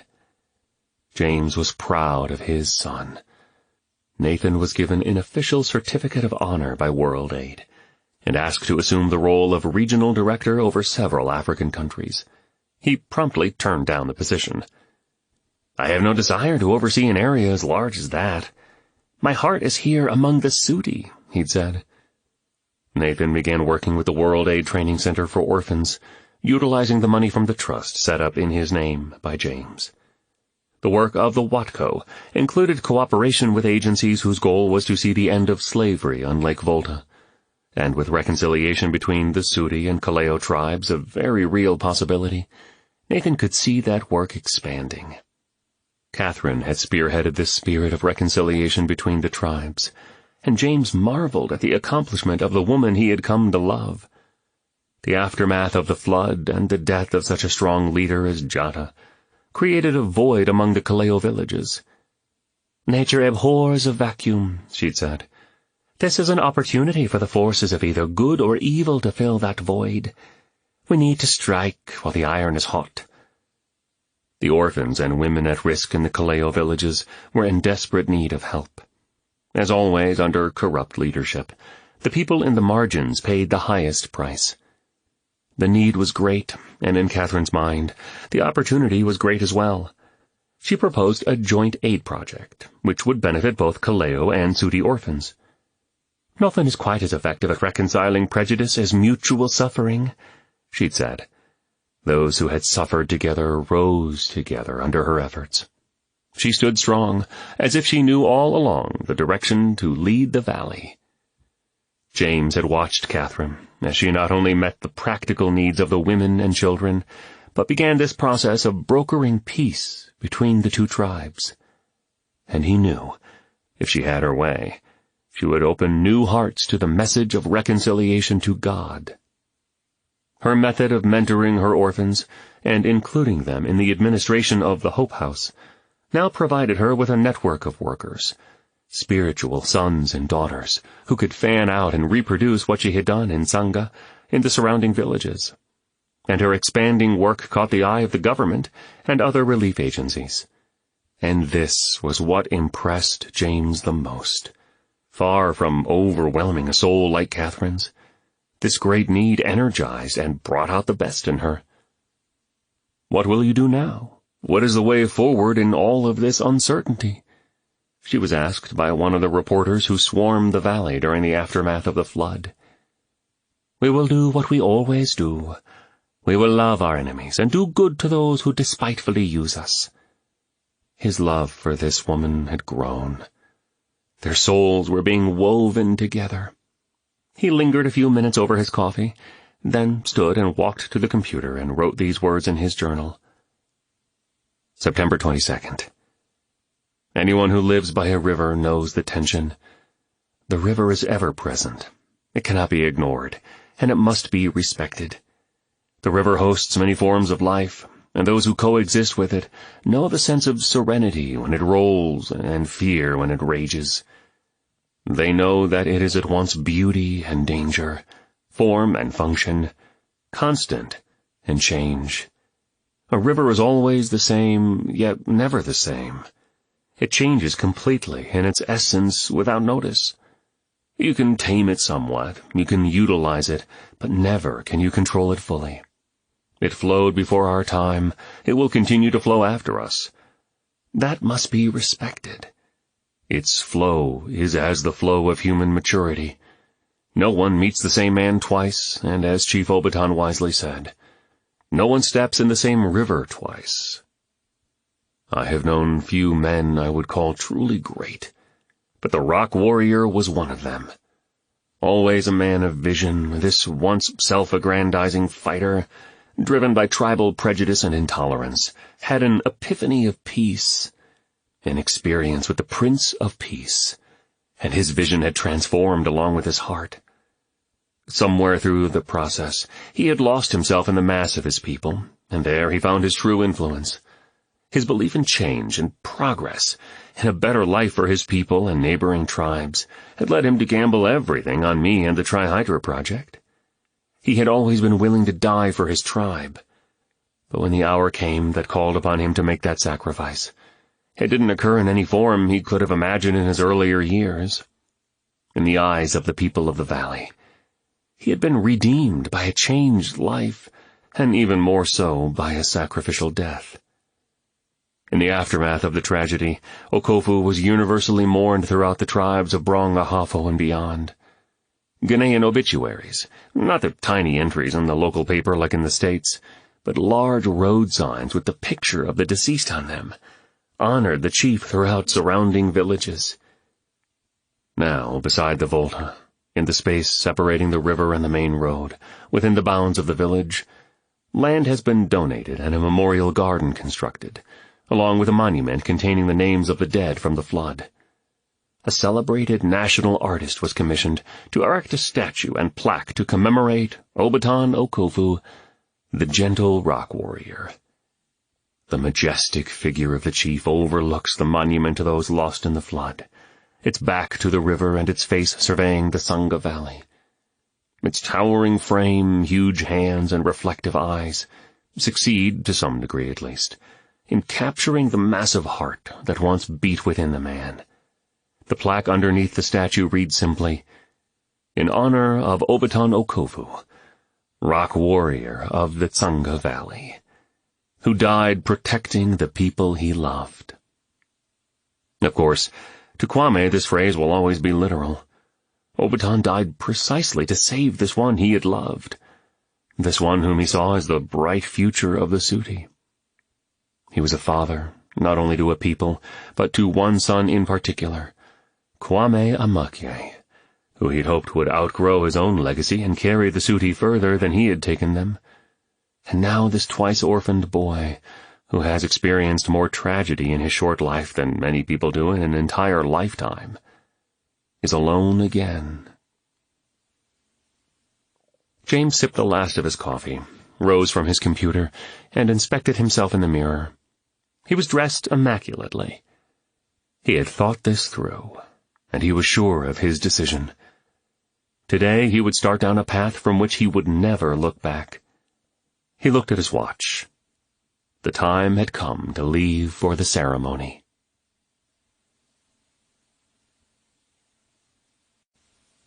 Chapter 30.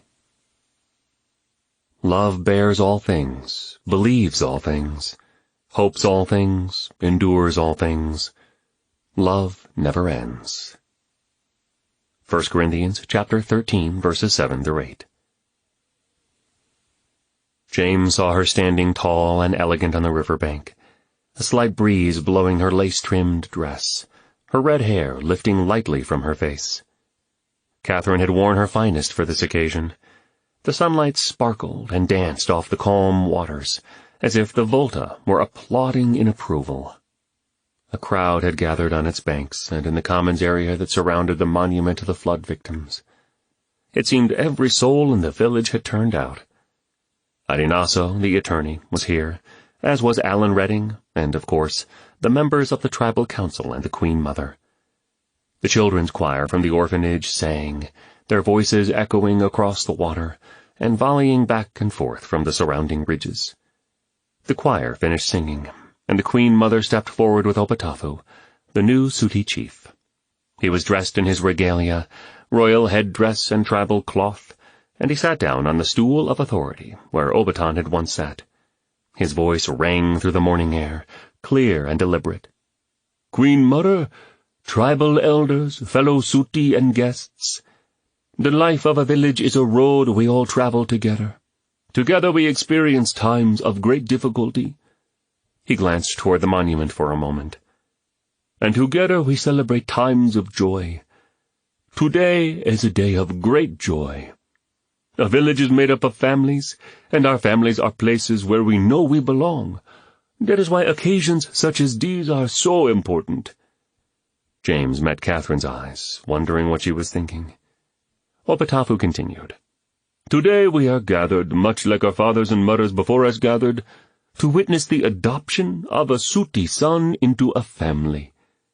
Catherine looked down glowingly at Kwame, who stood erect at her side, a determined look graced by a contented smile. Opposite Catherine, standing at the front of the crowd, his face beaming, was Edmund. He had recovered from his wound, and the two boys had been inseparable since that night of terror in the lion's lair.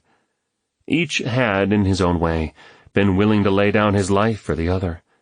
They now belonged to each other, all animosity dissolved into a bond of brotherhood. "According to Ghanaian laws, we must have the permission of the birth parents if possible, but Kwame's parents are no longer living. What party is acting on behalf of the boy's parents?" Catherine grasped Kwame's hand, and the two stepped forward. "Chief Opatafu, I am standing for his parents." "And who is here representing the second orphan?" Adinaso stepped forward, Nathan by his side. "In view of the fact that his adoptive parents are deceased, and with the permission of his birth mother, I am standing in proxy. Do both representatives agree to this adoption?" Catherine and Adinaso answered in unison, "We do." Opatafu turned toward James. "Very well. We are gathered today to witness the adoption of these two sons into the family of James Merritt. Mr. Merritt, please state your name and intentions." James faced Kwame and Catherine. "I am James Merritt. Chief, it is my desire to have this young man as my legal son, for him to take my name, to be under my care, and to raise him to be the man I know he can be." The chief continued, "And since he is a minor, our custom is for the adoptive parents to determine the child's name.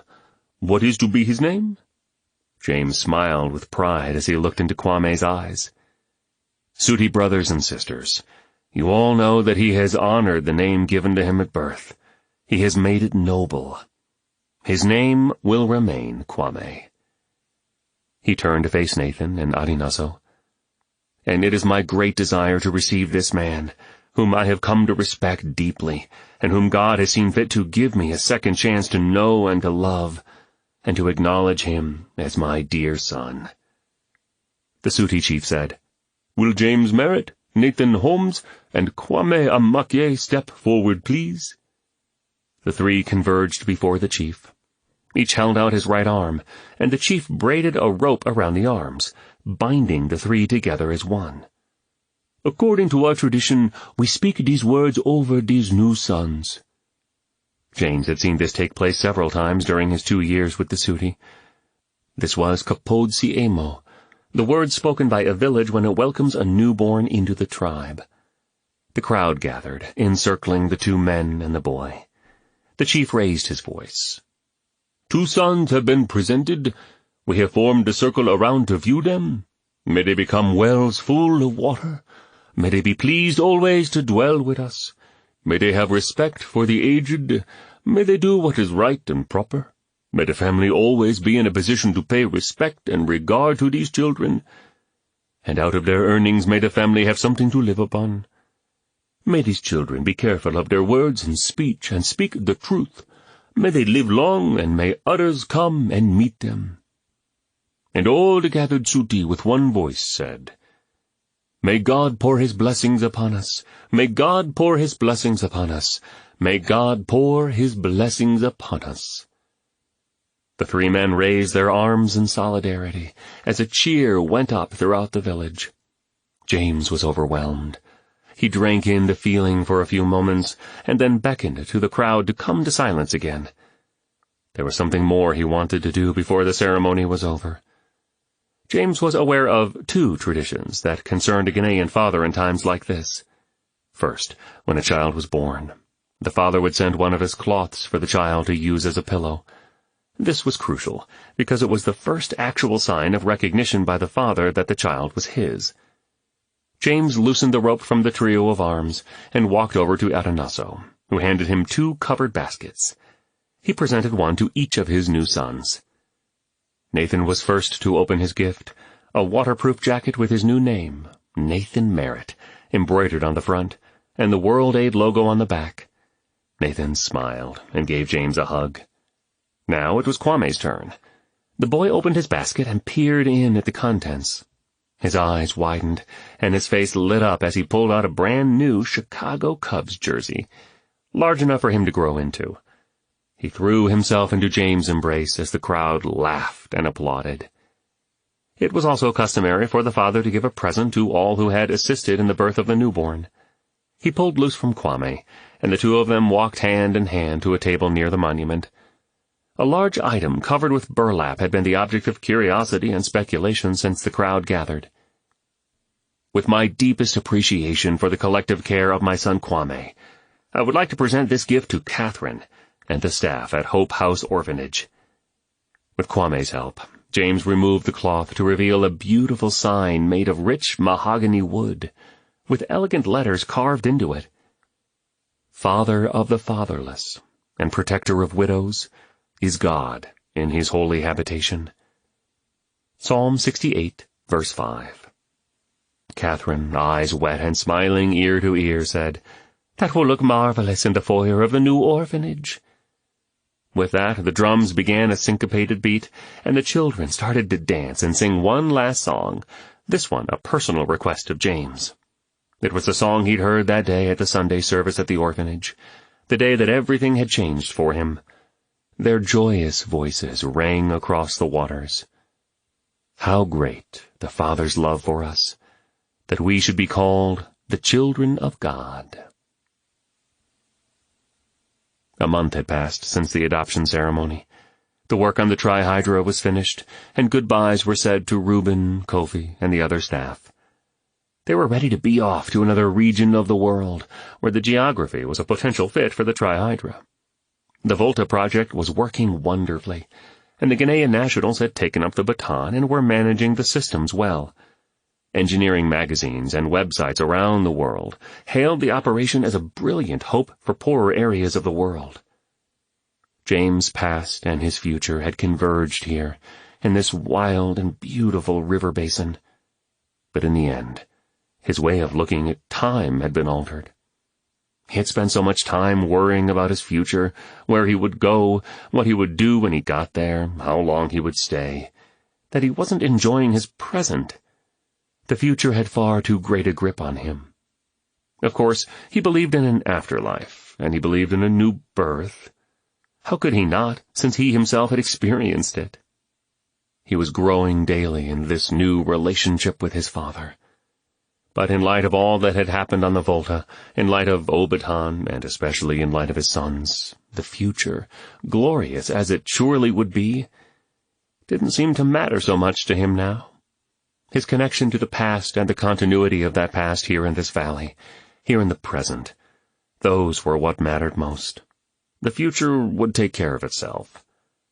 Obaton had said it best, "My purpose is to pour my age into youth." James was beginning to get a small sense of what that meant.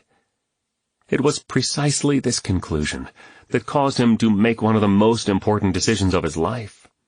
He and Catherine had continued to grow closer. They had begun to talk about marriage and what their lives might be like together.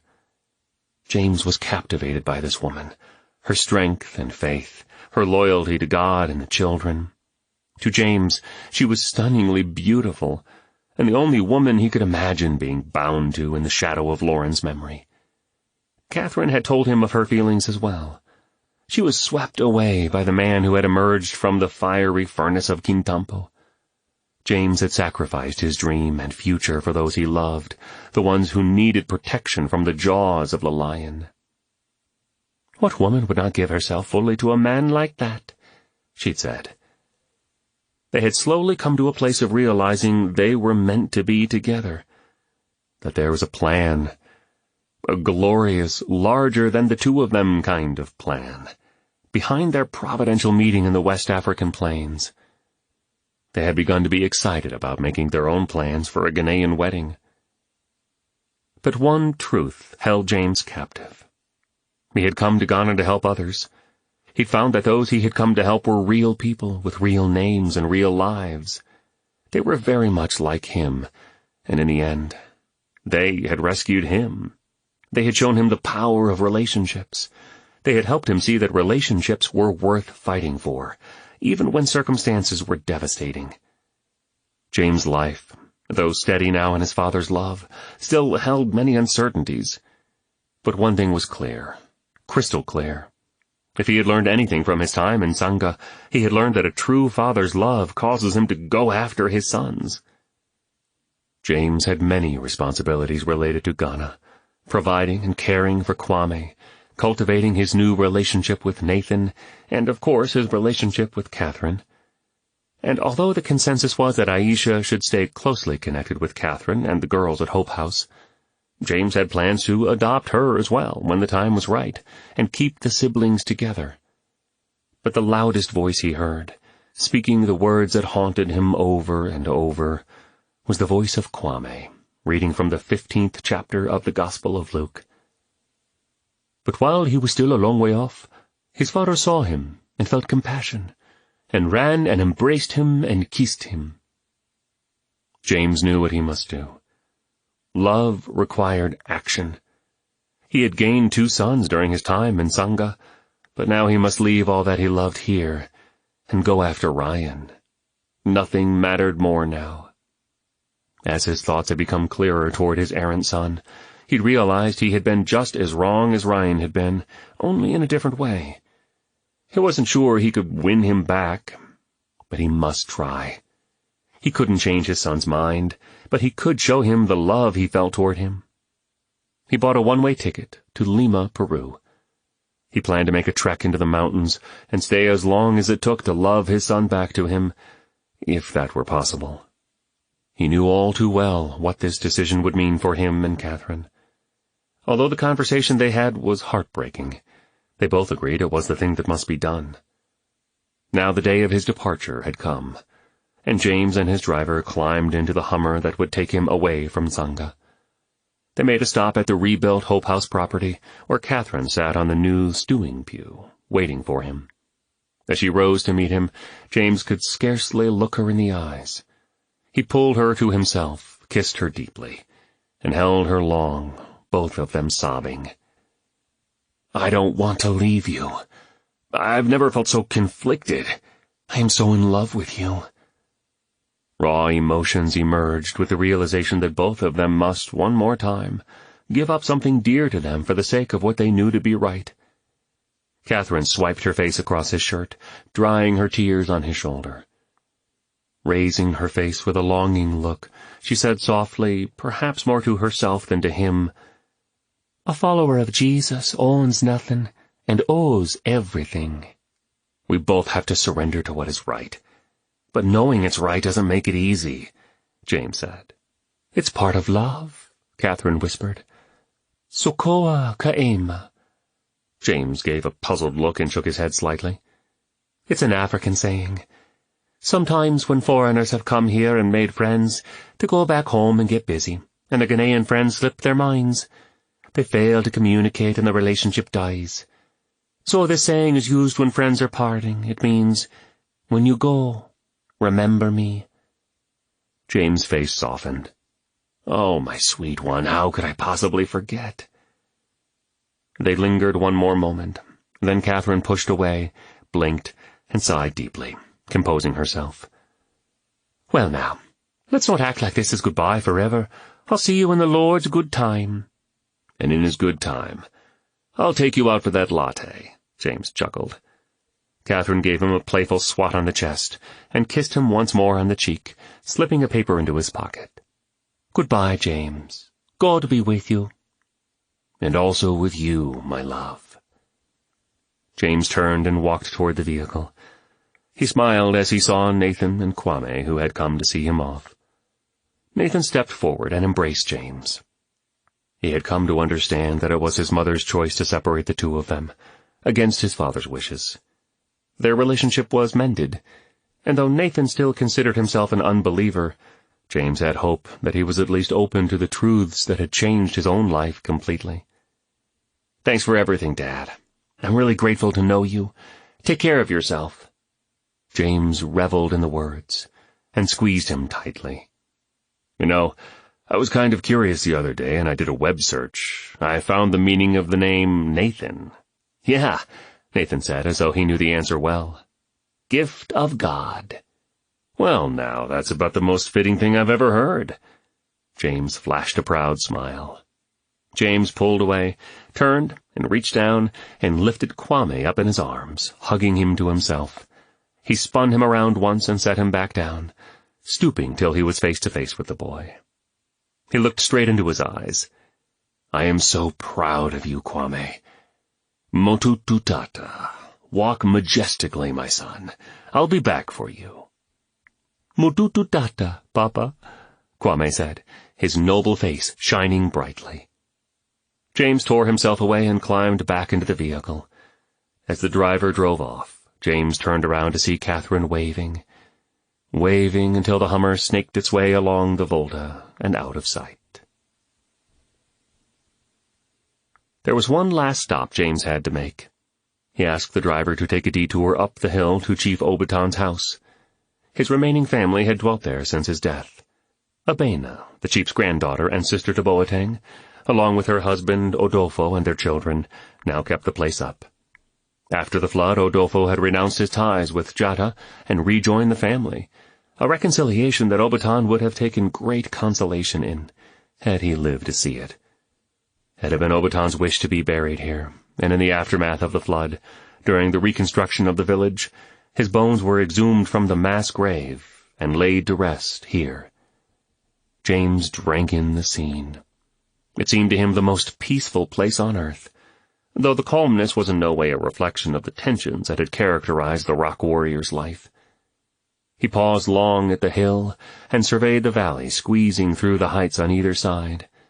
The ever-present Volta rested, twisted, tested its boundaries, meandering deliberately through the lives of those whose being depended upon it. He could not help but feel awed by the river. By comparison, his own creation paled in scope and importance.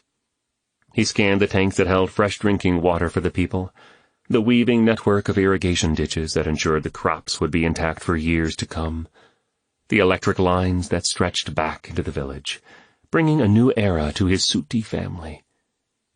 But it was the river that was the constant. It was the river that linked them all together.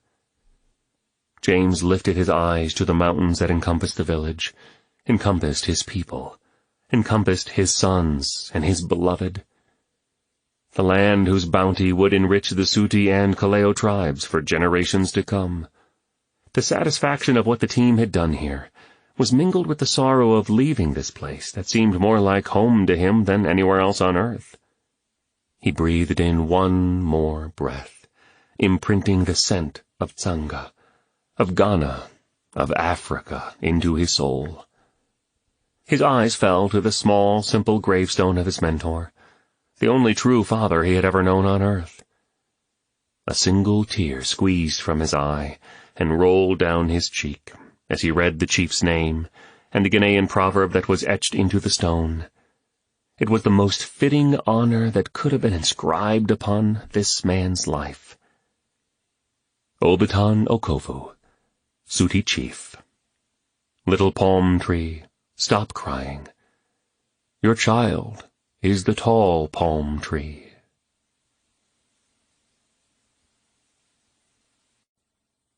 This has been The Same River Twice. Every Soul Longs for a Father's Love.